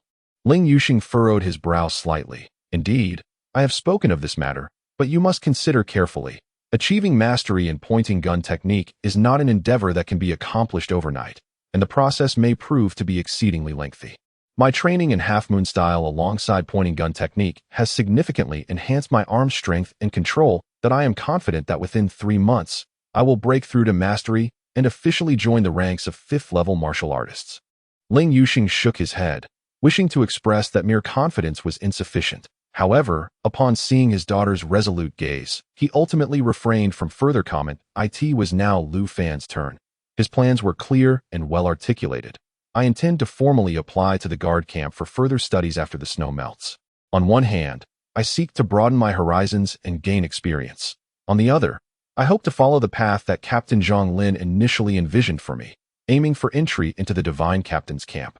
Ling Yuxing nodded. The Divine Captain's Camp is the official top law enforcement agency of the Tiannin dynasty, yet their entry requirements are exceedingly stringent. Captain Zhang's attempt to find a shortcut for entry has failed. But you possess youth and greater insight. This opportunity is yours. At this juncture, Ling Yuxing added, "Although I, your master, have inherited the legacy of the Tsongshan Ironsword sect, the martial arts involved bear blood curses, preventing me from passing them down even to my closest kin, lest calamity ensue. Liu Fan, your aspirations are commendable. Persevere, and I believe your future achievements will far surpass my own." Chapter 84. A Single Arrow. A breakthrough in Foshui County. Due to a severe shortage of grain, the populace endured 2 months of frugality. On this day, the government unusually distributed double the amount of grain, bringing immense joy to the townsfolk, who indulged lavishly on New Year's Eve, ensuring their families were well fed. County Magistrate Chun Jie garnered considerable acclaim, but Liu Fan also received a substantial red envelope. After deducting the 3,000 gold coins deposit paid to Lu's rice shop and the 20% bonus, he netted a profit of 2,500 gold coins, nearly double his initial investment, but he felt thoroughly satisfied. Liu Fan was not stingy. He generously bestowed 10 gold coins upon each of his subordinate captains, 5 coins to the constables, and 2 coins to each attendant, lavishly distributing over 500 gold coins. The remainder of the funds was securely deposited in the bank, exchanged for 100 gold notes. The entire city celebrated a festive New Year's Eve despite their hardships. On the first day of the new year, he resumed his training. As spring approached, Lu Fan was acutely aware of the dwindling time. Dedicating himself even more diligently to the cultivation of martial skills and techniques, seizing every fleeting moment without the slightest hint of complacency. At the tender age of 16, he was considered exceptionally young and somewhat disregarded within the county's guard camp. In a camp filled with captains and chief captains, he was destined to be an anomaly, where all individuals like Captain Zhang Lin, upon entering the guard camp, his sole reliance would be upon himself, his strength. The ultimate passport to any realm. Amidst the biting cold wind, Lu Fan moved with remarkable swiftness, leaving no trace upon the snow. His newly forged iron spear glimmered in the frigid air, radiating the unique fiery red glow of the pointing spear technique. With each swing, the snow beneath him melted and sank at an observable pace. His movements were agile, slicing through the air with a fierce intensity, akin to a ferocious tiger restrained only by the tether in his grasp. Should he release it, it would pounce upon its prey with devastating force. After enduring most of winter in rigorous training, Lu Fan's arm strength had notably increased, capable of leaving a finger-deep mark on the iron sandstone of the magistrate's office with a single blow. Exhibiting a destructive capacity of 2,000 pounds, Lu Fan was keenly aware that his combat prowess had firmly established him at the pinnacle of a level 4 warrior, even able to contend with a level 5 warrior. Within Fengshui County, aside from the county magistrate Chen Jie, the only individuals capable of sparring with him were his master Ling Yuxing and his mentor Ling Xiaoxiao. Crack, crack. The iron spear emitted 2 sharp cracks in quick succession.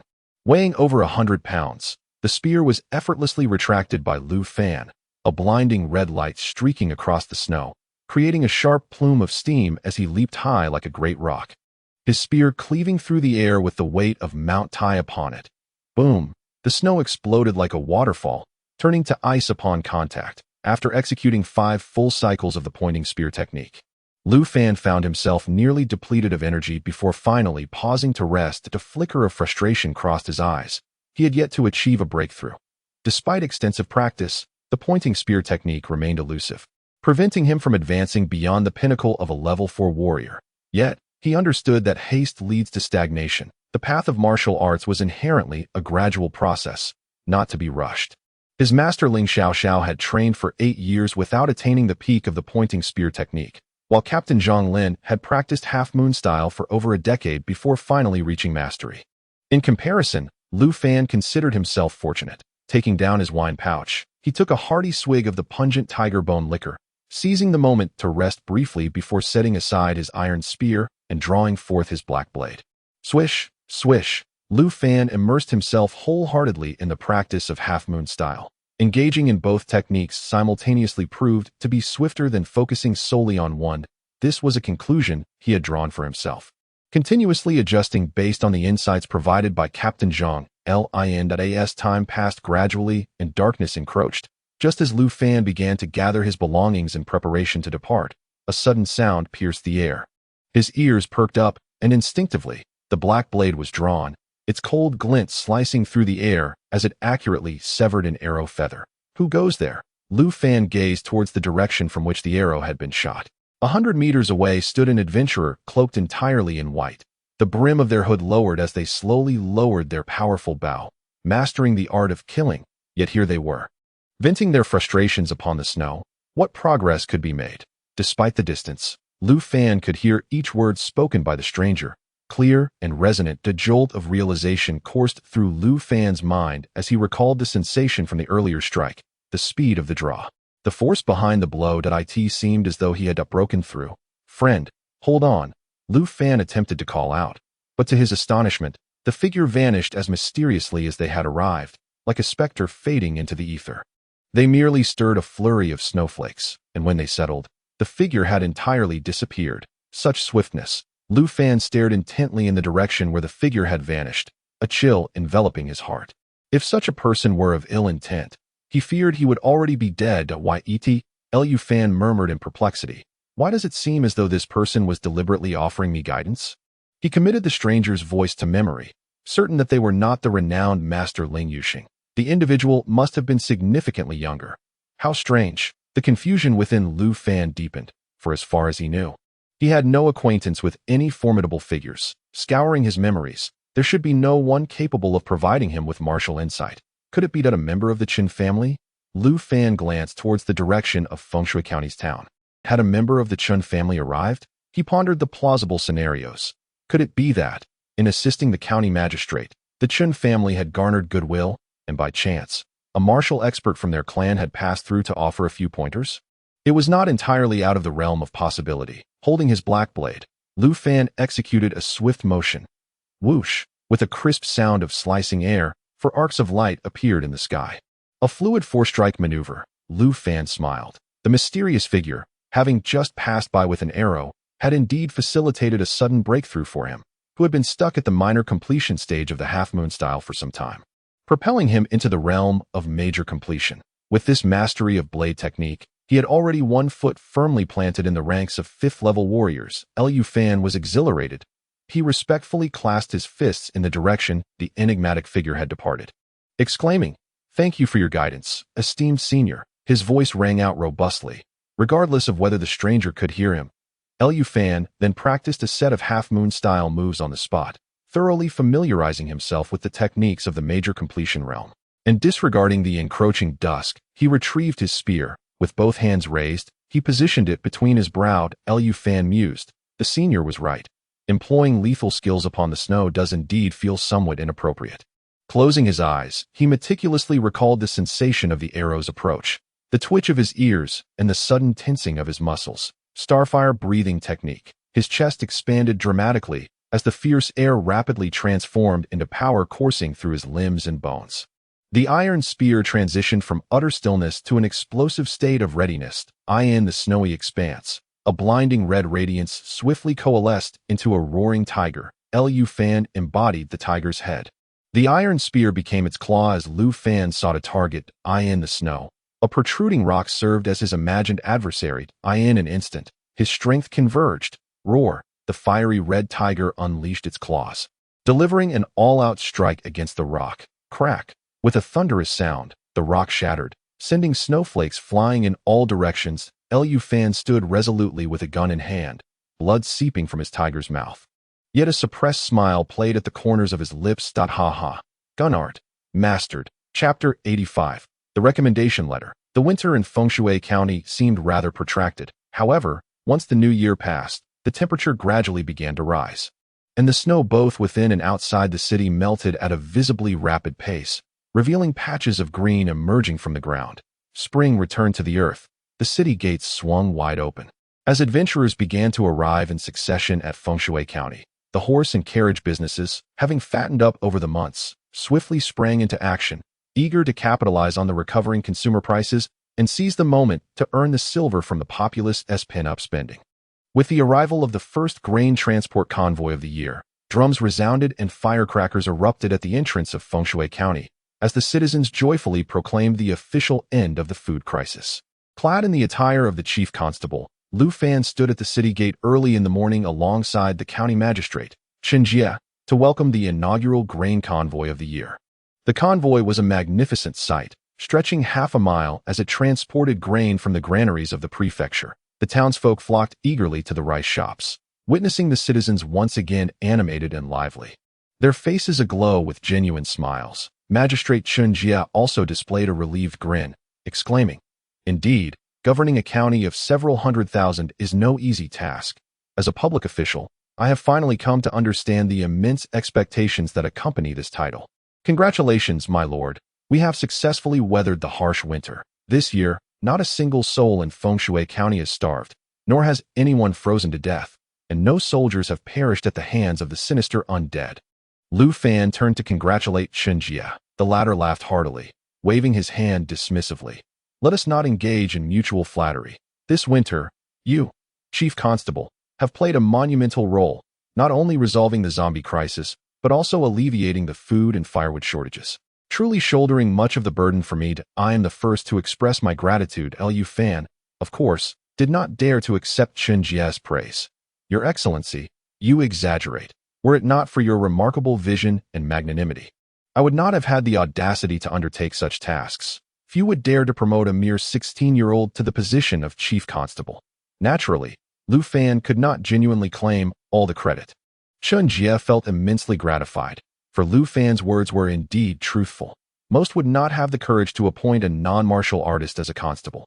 After a brief exchange of commercial compliments, they swiftly returned to the matter at hand. From atop the city wall, Magistrate Chun Jie scrutinized Lu Fan's profile and remarked, "I am aware that you have already accrued sufficient merit and plan to leave Fengshui County after spring to join the prefectural guard. It is likely that you will remain there, and without your assistance, I shall find it quite challenging, with many additional responsibilities. Your Excellency, your subordinates are all elite soldiers, and with Chun Xiaoan as your assistant, there is no cause for concern. Moreover, my master does not intend to accompany me to the guard. He will remain in Fengshui County, where he can be of considerable help to you." Lu Fan was well aware that Chun Jie would certainly release him. Before departing, he did not forget to speak well of his master and others. Among the constables, Qi Ji Li and Liao Qing possess only average martial skills, being merely first-level warriors. However, they are exceptionally astute and will not cause you any trouble regarding public security in the city. Ma Yoji has already attained the rank of a second-level warrior, and with proper cultivation, he could become a valuable assistant to you, my lord. After the arrival of spring, as the mystical creatures awaken, what are your thoughts on the hunting team, Chief Constable? Chun Jie suddenly inquired. Lu Fan's heart sank. The county magistrate had unexpectedly brought up the hunting team again. That it seemed he could not let go of the profitable ventures from last year. Taking a deep breath, Lu Fan replied candidly, "I can only say that the situation in Tianmen Gorge is intricate, with fortune and misfortune entwined. The martial strength of Fengshui County has yet to recover to the formidable state it was during Chief Constable Chun Yinchi's tenure. The matter of reactivating the hunting team requires your careful consideration, my lord. I understand." Chun Jie's expression turned grave as he nodded silently. After a moment, he retrieved an item from his sleeve. "Regarding your desire to further your training at the Wei Constabulary, I have already made arrangements with the prefectural office. You may set off at any time. Please deliver this letter to Luo Sheng, the second-in-command at the Wei Constabulary." Lu Fan raised an eyebrow. Luo Sheng, the second-in-command at the Wei Constabulary, wielding authority second only to the chief, Zhong Chuanshou. Truly, the Qin family is remarkable. This connection could indeed pave the way in the bureaucratic realm. Chun Jie explained to Lu Fan, "This individual is a friend of my father. Although he is soon to depart from the Wei Constabulary, he still holds power and influence there, and he can certainly look after you during your training. The second-in-command position is akin to the executive deputy role at the Wei Constabulary. Securing a better position for yourself, there should be a straightforward endeavor." The network Chun Jie provided was immensely advantageous. "Thank you, my lord." Lu Fan clasped his fists in gratitude. "I shall forever remember your kindness. And should you require my assistance in the future, do not hesitate to call upon me. I will not shy away from any peril." Given that Fengshui County has long been a place of strife in the Southern Sky Dynasty, having your support at the Wei Constabulary will certainly lighten my burdens. Chun Jie, of course, had no intentions of aiding Lu Fan without reason.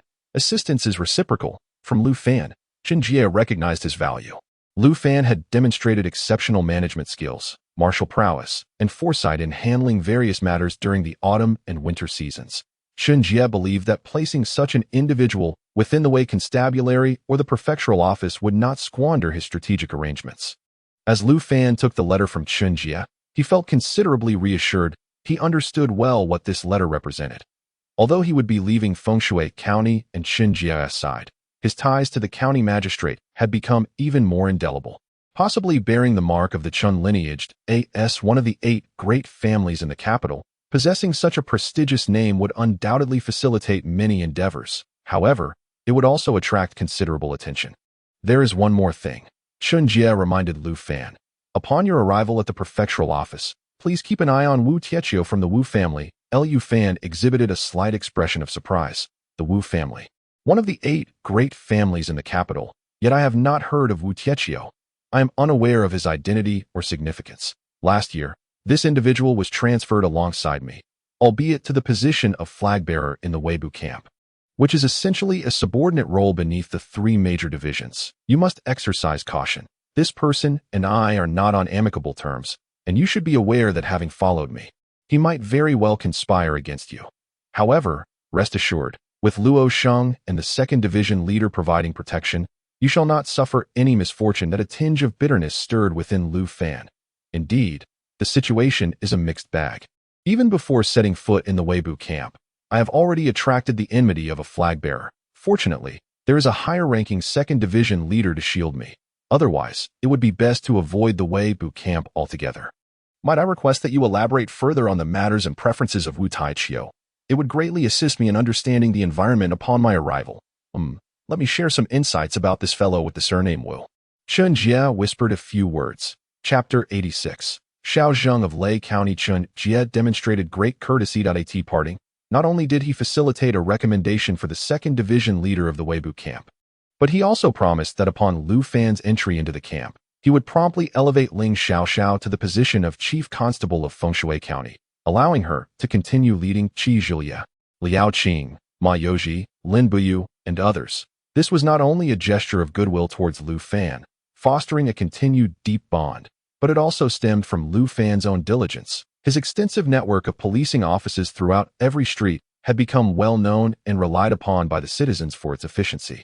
In the face of such changes, it was uncertain whether Lu Fan could maintain his original ideals. As they prepared to part ways, Lu Fan gathered a close-knit group of his trusted aides, including his mentor Ling Xiaoxiao, for a farewell meal. With news of Lu Fan's impending departure from Fengshui County, a palpable sense of reluctance filled the air. However, Ling Xiaoxiao's presence provided a semblance of reassurance, alleviating some of the sorrow. Furthermore, she promised to guide them in the half-moon style during her spare time, thereby enhancing their cohesion. As the revelry progressed, Chen Xiaoan, the chief clerk, ushered the county magistrate into the gathering, raising a toast that elevated the atmosphere to its zenith, much to the delight of the guests. Upon returning to the medicinal workshop, Lu Fan received a stack of banknotes from his master, amounting to 20 notes of 100 gold coins each. Initially inclined to decline the generous offering, Lu Fan was met with a firm insistence from Ling Yuxing.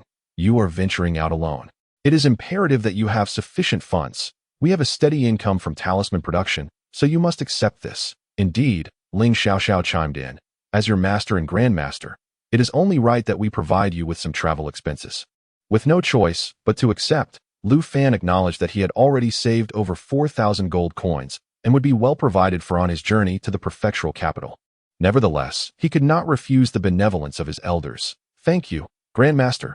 Thank you, Master, Lu Fan declared earnestly. I, Lu Fan, shall strive to make a name for myself during my time in the prefectural capital and will return with good news.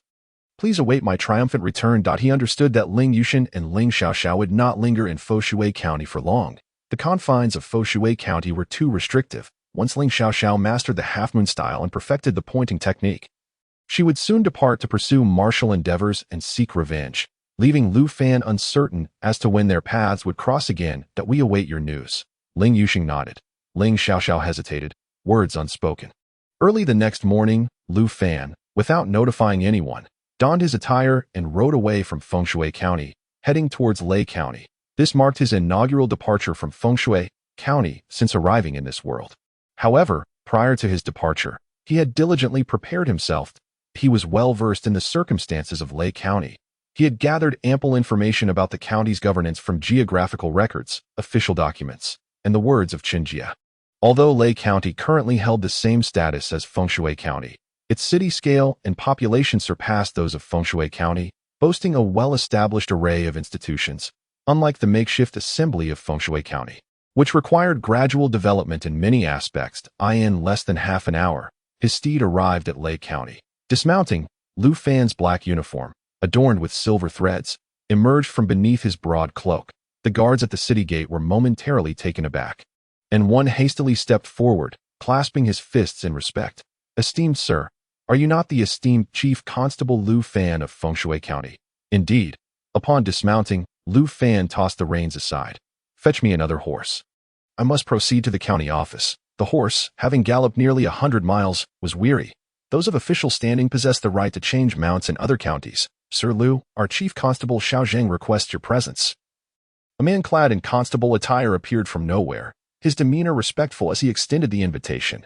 Chief Xiao, Lu Fan was taken aback. He had scarcely interacted with Xiao Zheng.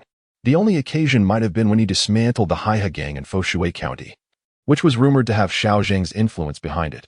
Could it be concerning that matter? It shouldn't be at that time. He was merely an ordinary constable. Xiao Zheng would have no grounds to trouble him. Now, he was the chief constable of Fengshui County, and their official ranks were equal. Since the other party could have someone waiting at the city gate, it was likely they had learned of his intent to advance to the county's guard camp for training. With a promotion anticipated within 6 months, Liu Fan felt no trepidation, nodded, and handed the reins to the guard at the city gate. Very well, where can I find Chief Xiao? At Yufeng Restaurant. The constable replied, visibly relieved he knew not why, but standing beside the 16-year-old chief constable, he felt an inexplicable sense of pressure, particularly when the latter held his breath, reminiscent of a dormant volcano. This was due to Liu Fan's arduous training over the winter. The starfire breathing technique had progressed from a major achievement towards perfection, and now, with each breath, the potent energy within him, while not earth-shattering, was beyond what this constable, with only second-tier martial prowess, could contend with. After all, he was now a 5th-tier martial artist. Please, follow me. The constable turned to lead the way. Shortly ahead, he turned a corner and beheld the sign of Yufeng Restaurant. As it was still early.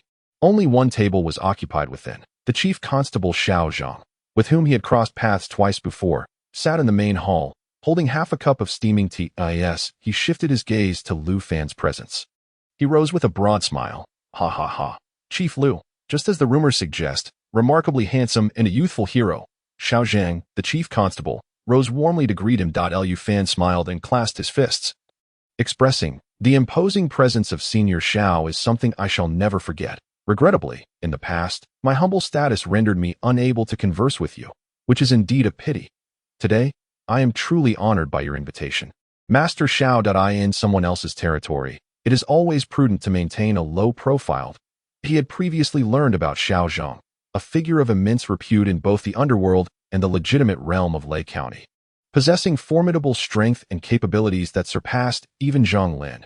Evident from the fact that the Haihe gang was established in Fengshui Town, a place Zhang Lin dared not provoke. Master Liu, there is no need for such formalities. We are all part of the same department, serving under the Wei capture camp. Put it more intimately, we are like brothers in arms. It is not an exaggeration. Xiao Zhang spoke with a heavy air of the martial world. Yet his charisma was undeniable. Upon entering my domain, how could I remain indifferent? He chuckled, adding, moreover, I have long heard of your remarkable drinking prowess, Master Liu, having witnessed Qin Xiaoan succumbing to your libations on several occasions. This is something I have greatly anticipated. Come, proprietor, bring forth the finest food and drink that Lei County has to offer. Today, let us brothers indulge to our heart's content. As his words fell, the proprietor did not appear. Instead, several elegantly poised young women emerged from the kitchen, their figures ample and their demeanor graceful. They glided forward, bearing platters of exquisite food and drink, which they laid out seamlessly across the table. A dozen dishes of rare delicacies and 4 warm jugs of wine were presented. Once the meal was served, the young women gracefully lowered the curtain to the entrance, while several black-clad constables with swords stationed themselves at the door.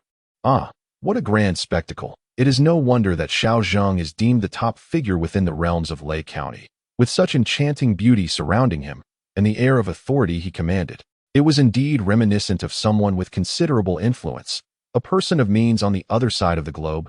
Liu Fan felt a sense of quiet astonishment.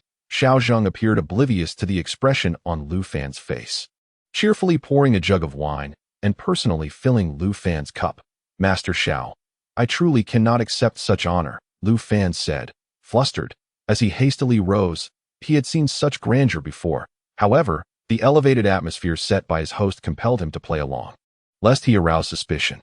After all, he hailed from a lineage of humble origins. Alas, between brothers, there is no need for such formality. Xiao Zhang interjected, raising a hand to halt him, adopting a stance that suggested familiarity, and solemnly filling Liu Fan's cup. He continued, in truth, when I first heard of your appointment as the chief constable of Fengshui County, I had intended to pay you a visit. However, as you may know, this dreadful weather has brought relentless snowstorms, causing unrest among the citizens. We public officials have been exceedingly busy, thus, it was delayed until spring. And now, as you prepare to leave, we have yet to share a drink. Well, we are drinking now, Liu Fan replied, raising his cup, feigning the innocence of a bashful lamb. Xiao Zhang, too, endeavored to embody the guise of a carefree wolf, handing the wine jug to one of the young women. Then raising his cup high, to a hearty toast, I appreciate those who do not prattle at the dining table. Let us eat and drink as we should. Brother, I know you are eager to report to the county's way capture camp. Dear brother, I shall not take up too much of your time. Today, throughout the day in Lay County, I have made arrangements for your farewell. Tomorrow morning, I shall send someone to escort you to Longshan County. Xiao Zheng is exceedingly enthusiastic. One might say his methods are rather adept. Each word, though seemingly unreasonable, is laced with courtesy, making it difficult for Lu Fan to decline. After all, the Wayguard camp has no specific reporting time.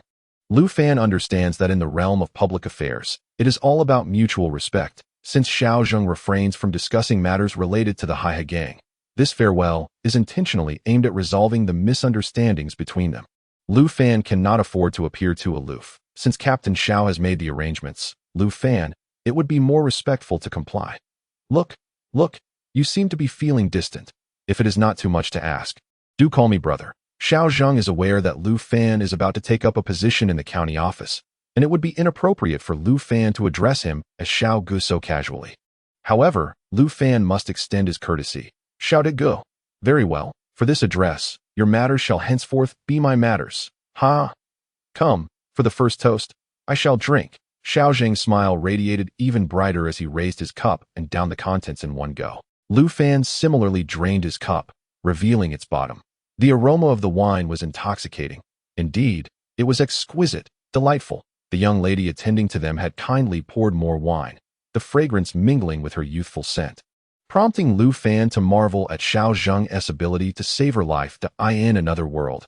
Lu Fan had witnessed many who knew how to enjoy life end up imprisoned. He understood that Xiao Zheng also sought to place his own informants in the county office to maintain his standing in Lay County. Unlike Qinjie, who expressed his intentions through a letter with an air of nonchalance, Xiao Zheng's tactics were rather blatant. He reserved the entire restaurant, providing fine wine and delectable meat, surrounded by beautiful women, with constables ensuring security, creating an impressive spectacle, catering to superficial camaraderie. The two were worlds apart. After consuming 3 cups of wine, a faint blush crept upon Lu Fan's face. Xiao Zheng grew increasingly exuberant, frequently exchanging glances with the young women nearby. Lu Fan, seasoned in such affairs, would raise his cup as the ladies approached, saying, Xiao Gu, come, this wine is delightful.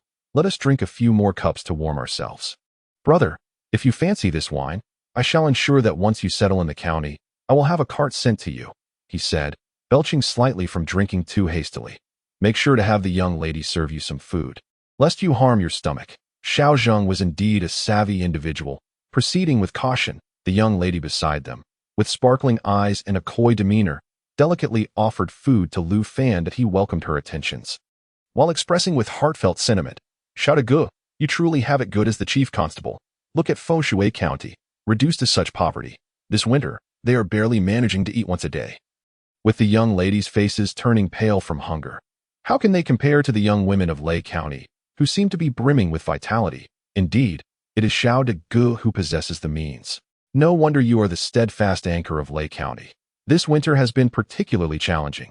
Lay County nearly faced unrest. Fortunately, with your connections and capabilities, Xiao Gu, the situation was contained. Otherwise, with the entire city suffering from a grain shortage and nearly 100,000 pounds of grain transported away by the Lu family rice shop, we might have truly faced insurmountable difficulties. Xiao Zheng remarked with a hint of reproach. Brother, your handling of this matter is rather unbecoming. You began stockpiling grain in the autumn without so much as a word. And now my Lay County has mysteriously lost 1 million pounds, almost causing a disaster. It is indeed my fault as a brother. I shall punish myself with a drink. Lu Fan rose, deftly ushering the young lady who had nestled closely into his arms out of the way, and downed a cup of liquor in one swift motion. What a remarkable capacity for drink! Xiao Zheng exclaimed, giving a thumbs up. Lu Fan wiped the remnants of alcohol from his chin as a warm towel was handed to him.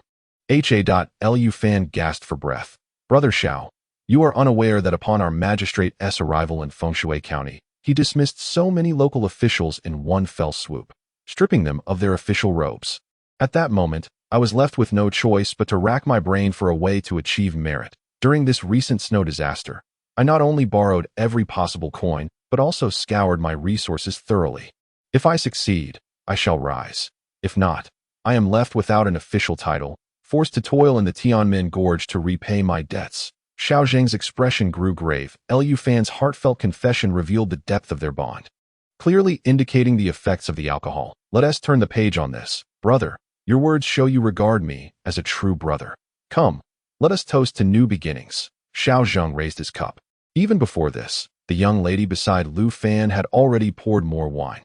Especially when he spoke of the victors and the vanquished, the young girls serving food displayed a hint of compassion. And the one pouring the drinks discreetly filled Lu Fan's cup a little less. My lord, please enjoy the dishes. My lord, allow me to wipe your hands. The young ladies eagerly vied to show their attentiveness. Lu Fan, appearing slightly tipsy, rested his arm on the table, his handsome face flashing a carefree grin. What a pity!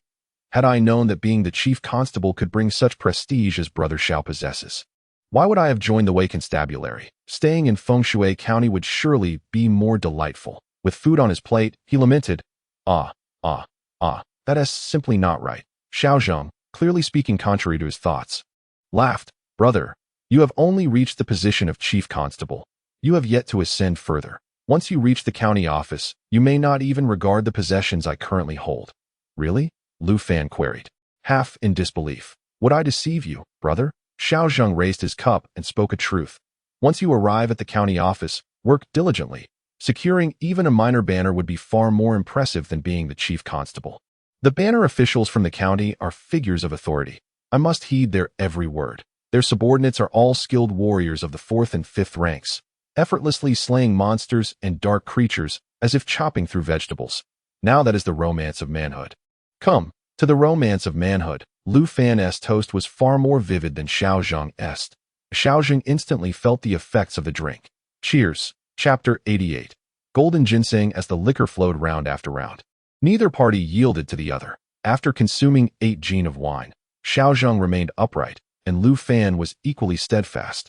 Both men, their faces flushed, continued to drink, their spirits soaring ever higher. Yet, it was not merely a contest of drinking. They conversed from Fengshui County to Lei County, then from Lei County to the county office, discussing everything from minor banners to chief banners, and then delving into the 3 leading positions. Xiao Zheng educated Lu Fan on these matters, while Lu Fan intermittently raised his cup in toasts, the atmosphere growing increasingly lively. They continued to drink for a considerable time. As the topic drew to a close, Lu Fan casually remarked, Brother Xiao possesses an impressive understanding of the circumstances surrounding the county guard's patrol camp.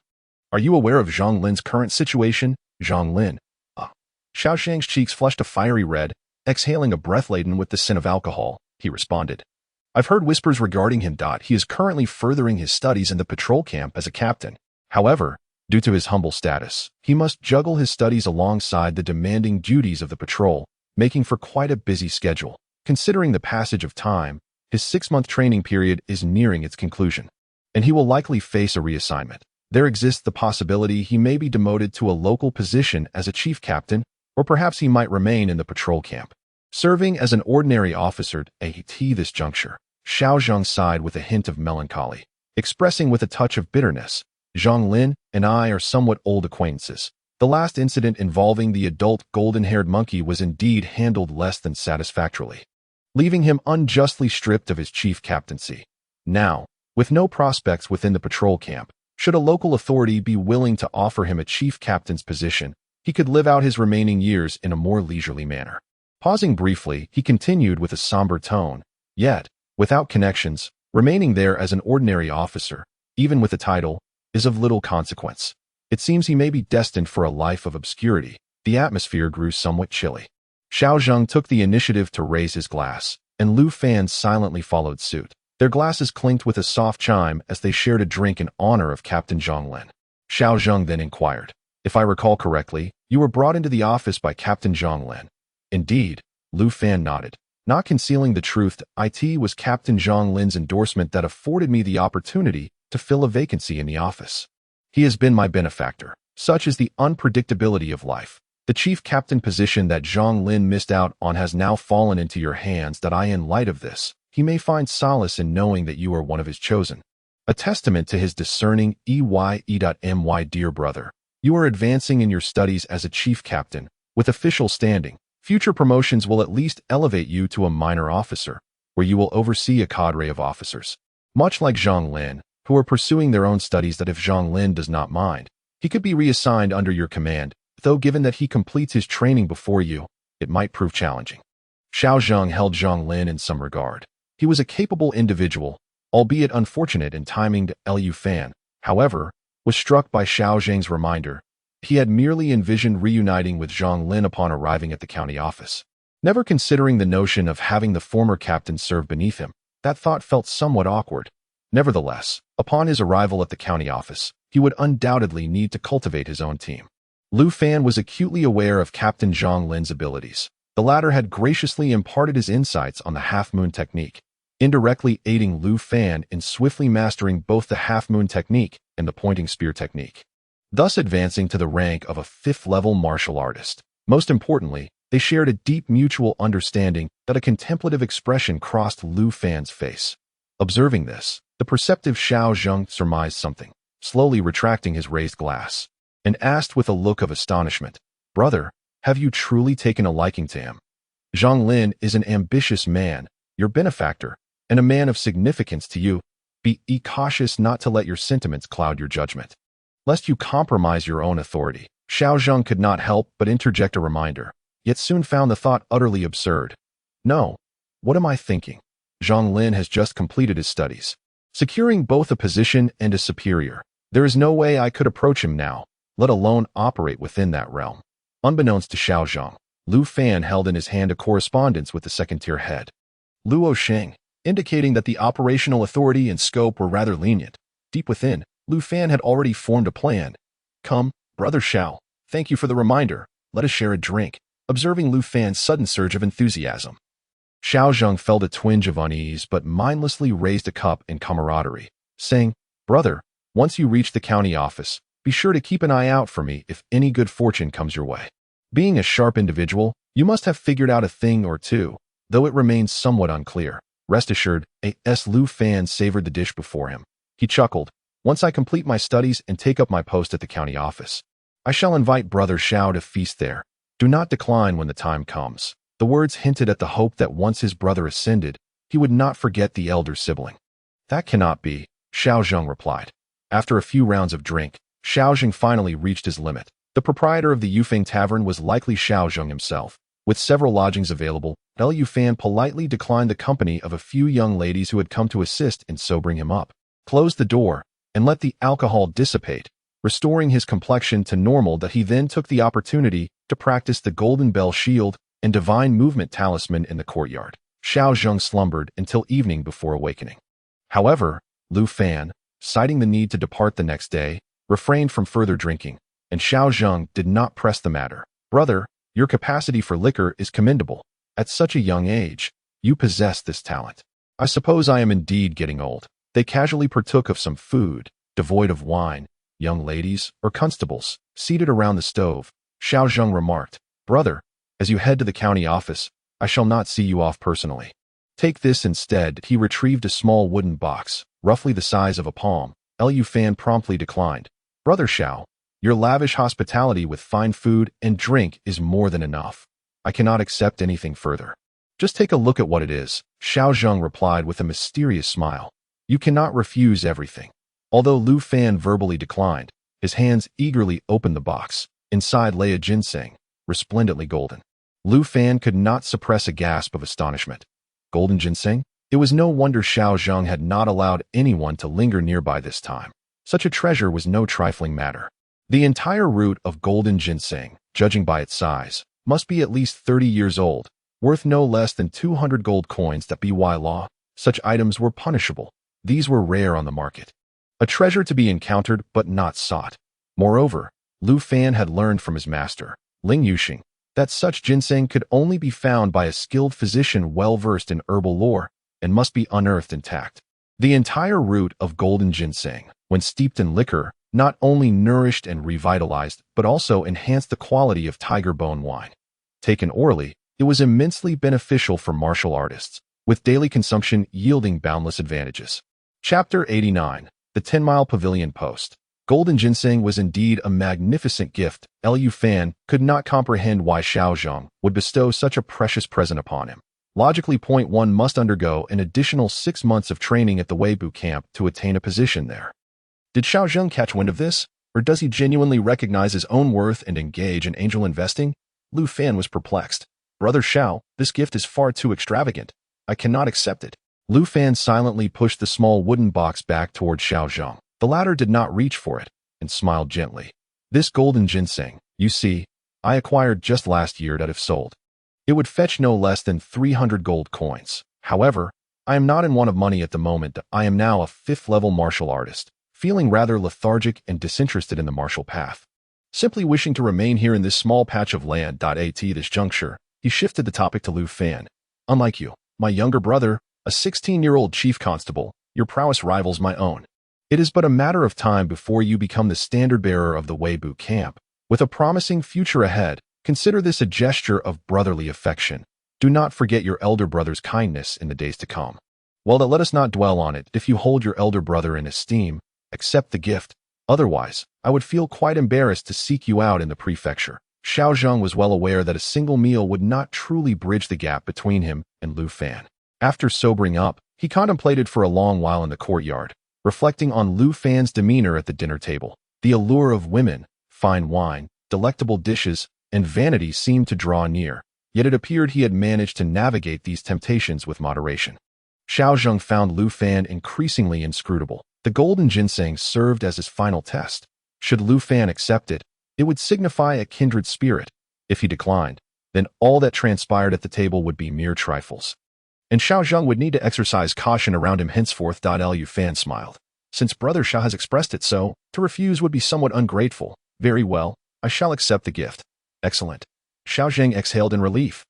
Bursting into hearty laughter, Lu Fan was indeed tempted by the golden ginseng, a rarity seldom seen in the market, a commodity with a price, but no availability. Perhaps using this to brew wine could hasten his mastery of the starfire breathing technique to perfection, enabling him to ascend to a higher level.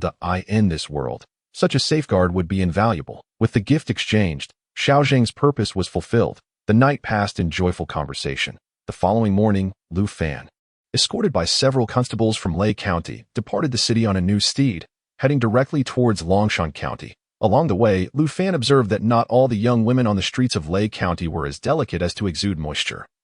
Many citizens appeared gaunt and emaciated. Lu Fan said nothing. In this world, he had yet to gain a proper understanding and lacked the authority to critique others. With a resolute gaze, he looked straight ahead. On the snowy official road, he rode with unmatched grace. The rhythmic clip-clop of hooves resonated as Lu Fan maintained a straight posture, merging seamlessly with his steed, which seemed oblivious to the weight it bore. Gliding past numerous caravans along the highway with the elegance of a startled swan, beneath his snow-white cloak, the exquisite and imposing black uniform occasionally peeked through, drawing the attention and admiration of passers-by. Such a young constable. How strikingly handsome. That was the silver-threaded uniform, a symbol of the chief constable. Hissed that I wonder which noble family he hails from. As Lu Fan journeyed towards Longshan County, discussions surrounding the young chief constable spread rapidly. Lu Fan did not enjoy any privileges in Longshan County. He simply changed his mount and departed the town. What caught Lu Fan's attention was the sight of numerous destitute citizens, clad in tattered garments and gaunt of visage, gathered at the entrance of a rice shop, cursing the proprietor for profiting from the nation's misfortunes. Outside the shop, several constables stood guard, accompanied by well-armed henchmen, intimidating the crowd into silence. With just a glance, Lu Fan comprehended the situation. The past winter months had likely been harsh across various counties, with some suffering from food shortages and others from financial strife. However, as the saying goes, one man's misfortune is another man's fortune. Those in the rice trade had reaped substantial profits. Although Lu Fan had aided Foshui County in overcoming its crisis, there would inevitably be voices accusing him of profiting from the plight of the nation, earning ill-gotten gains. With a swift flick of the reins, Lu Fan departed from Longshan County. The journey from Longshan County to Ziyang Prefecture was lengthy and arduous. As dusk approached, Lu Fan veered off the main road into a narrower path, eventually arriving at a bustling post station. In the Tiannan dynasty, a post station was established every 100 miles along the official roads to provide a resting place for caravans and travelers. Now deep within the heart of Ziyang Prefecture, the likelihood of encountering any supernatural beings or zombies was minimal. A regular detachment of guards could easily maintain order. Upon entering the courtyard of the post station, Lu Fan instructed the attendant to tend to his horse before proceeding into the inner courtyard. This was a rather rudimentary post station, with a ceiling height of 7 or 8 meters.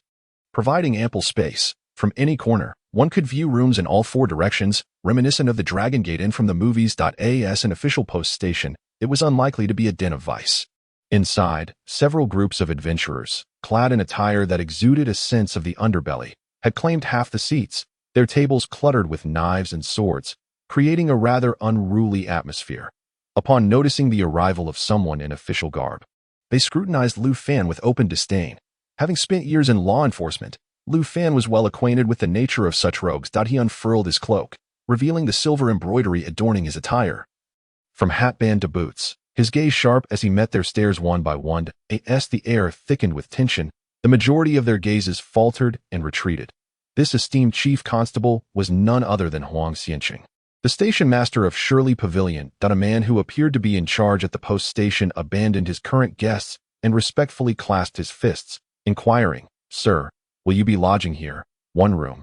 2 jean of braised beef, 1 jean of warm yellow wine, and 2 appetizers to be sent to my room," Lu Fan requested. He produced his badge for the man to inspect, confirming his identity. After a brief glance, the man returned the badge with an even broader smile, exclaiming, "Very well. Allow me to escort you to your room. The food and drink will be prepared shortly. Please wait a moment." With that, he personally led Lu Fan to an upstairs room. Behind them, a group murmured their grievances. "Damn it. Being an official is so advantageous. They don't even have to wait in line.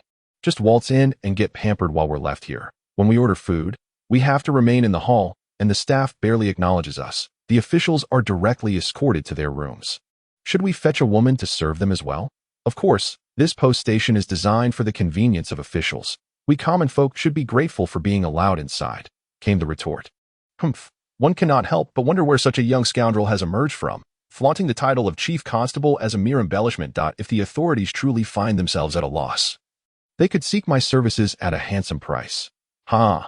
With a resounding thud, the door shut, effectively isolating the commotion of the lobby from the outside world. Lu Fan was taken aback.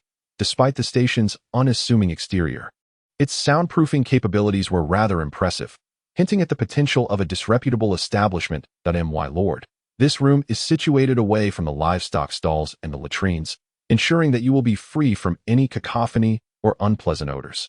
Are you satisfied? Huang Xianqing beamed with enthusiasm, exuding a demeanor that suggested he would readily offer an alternative should the need arise. Lu Fan scrutinized him with an impassive expression and replied,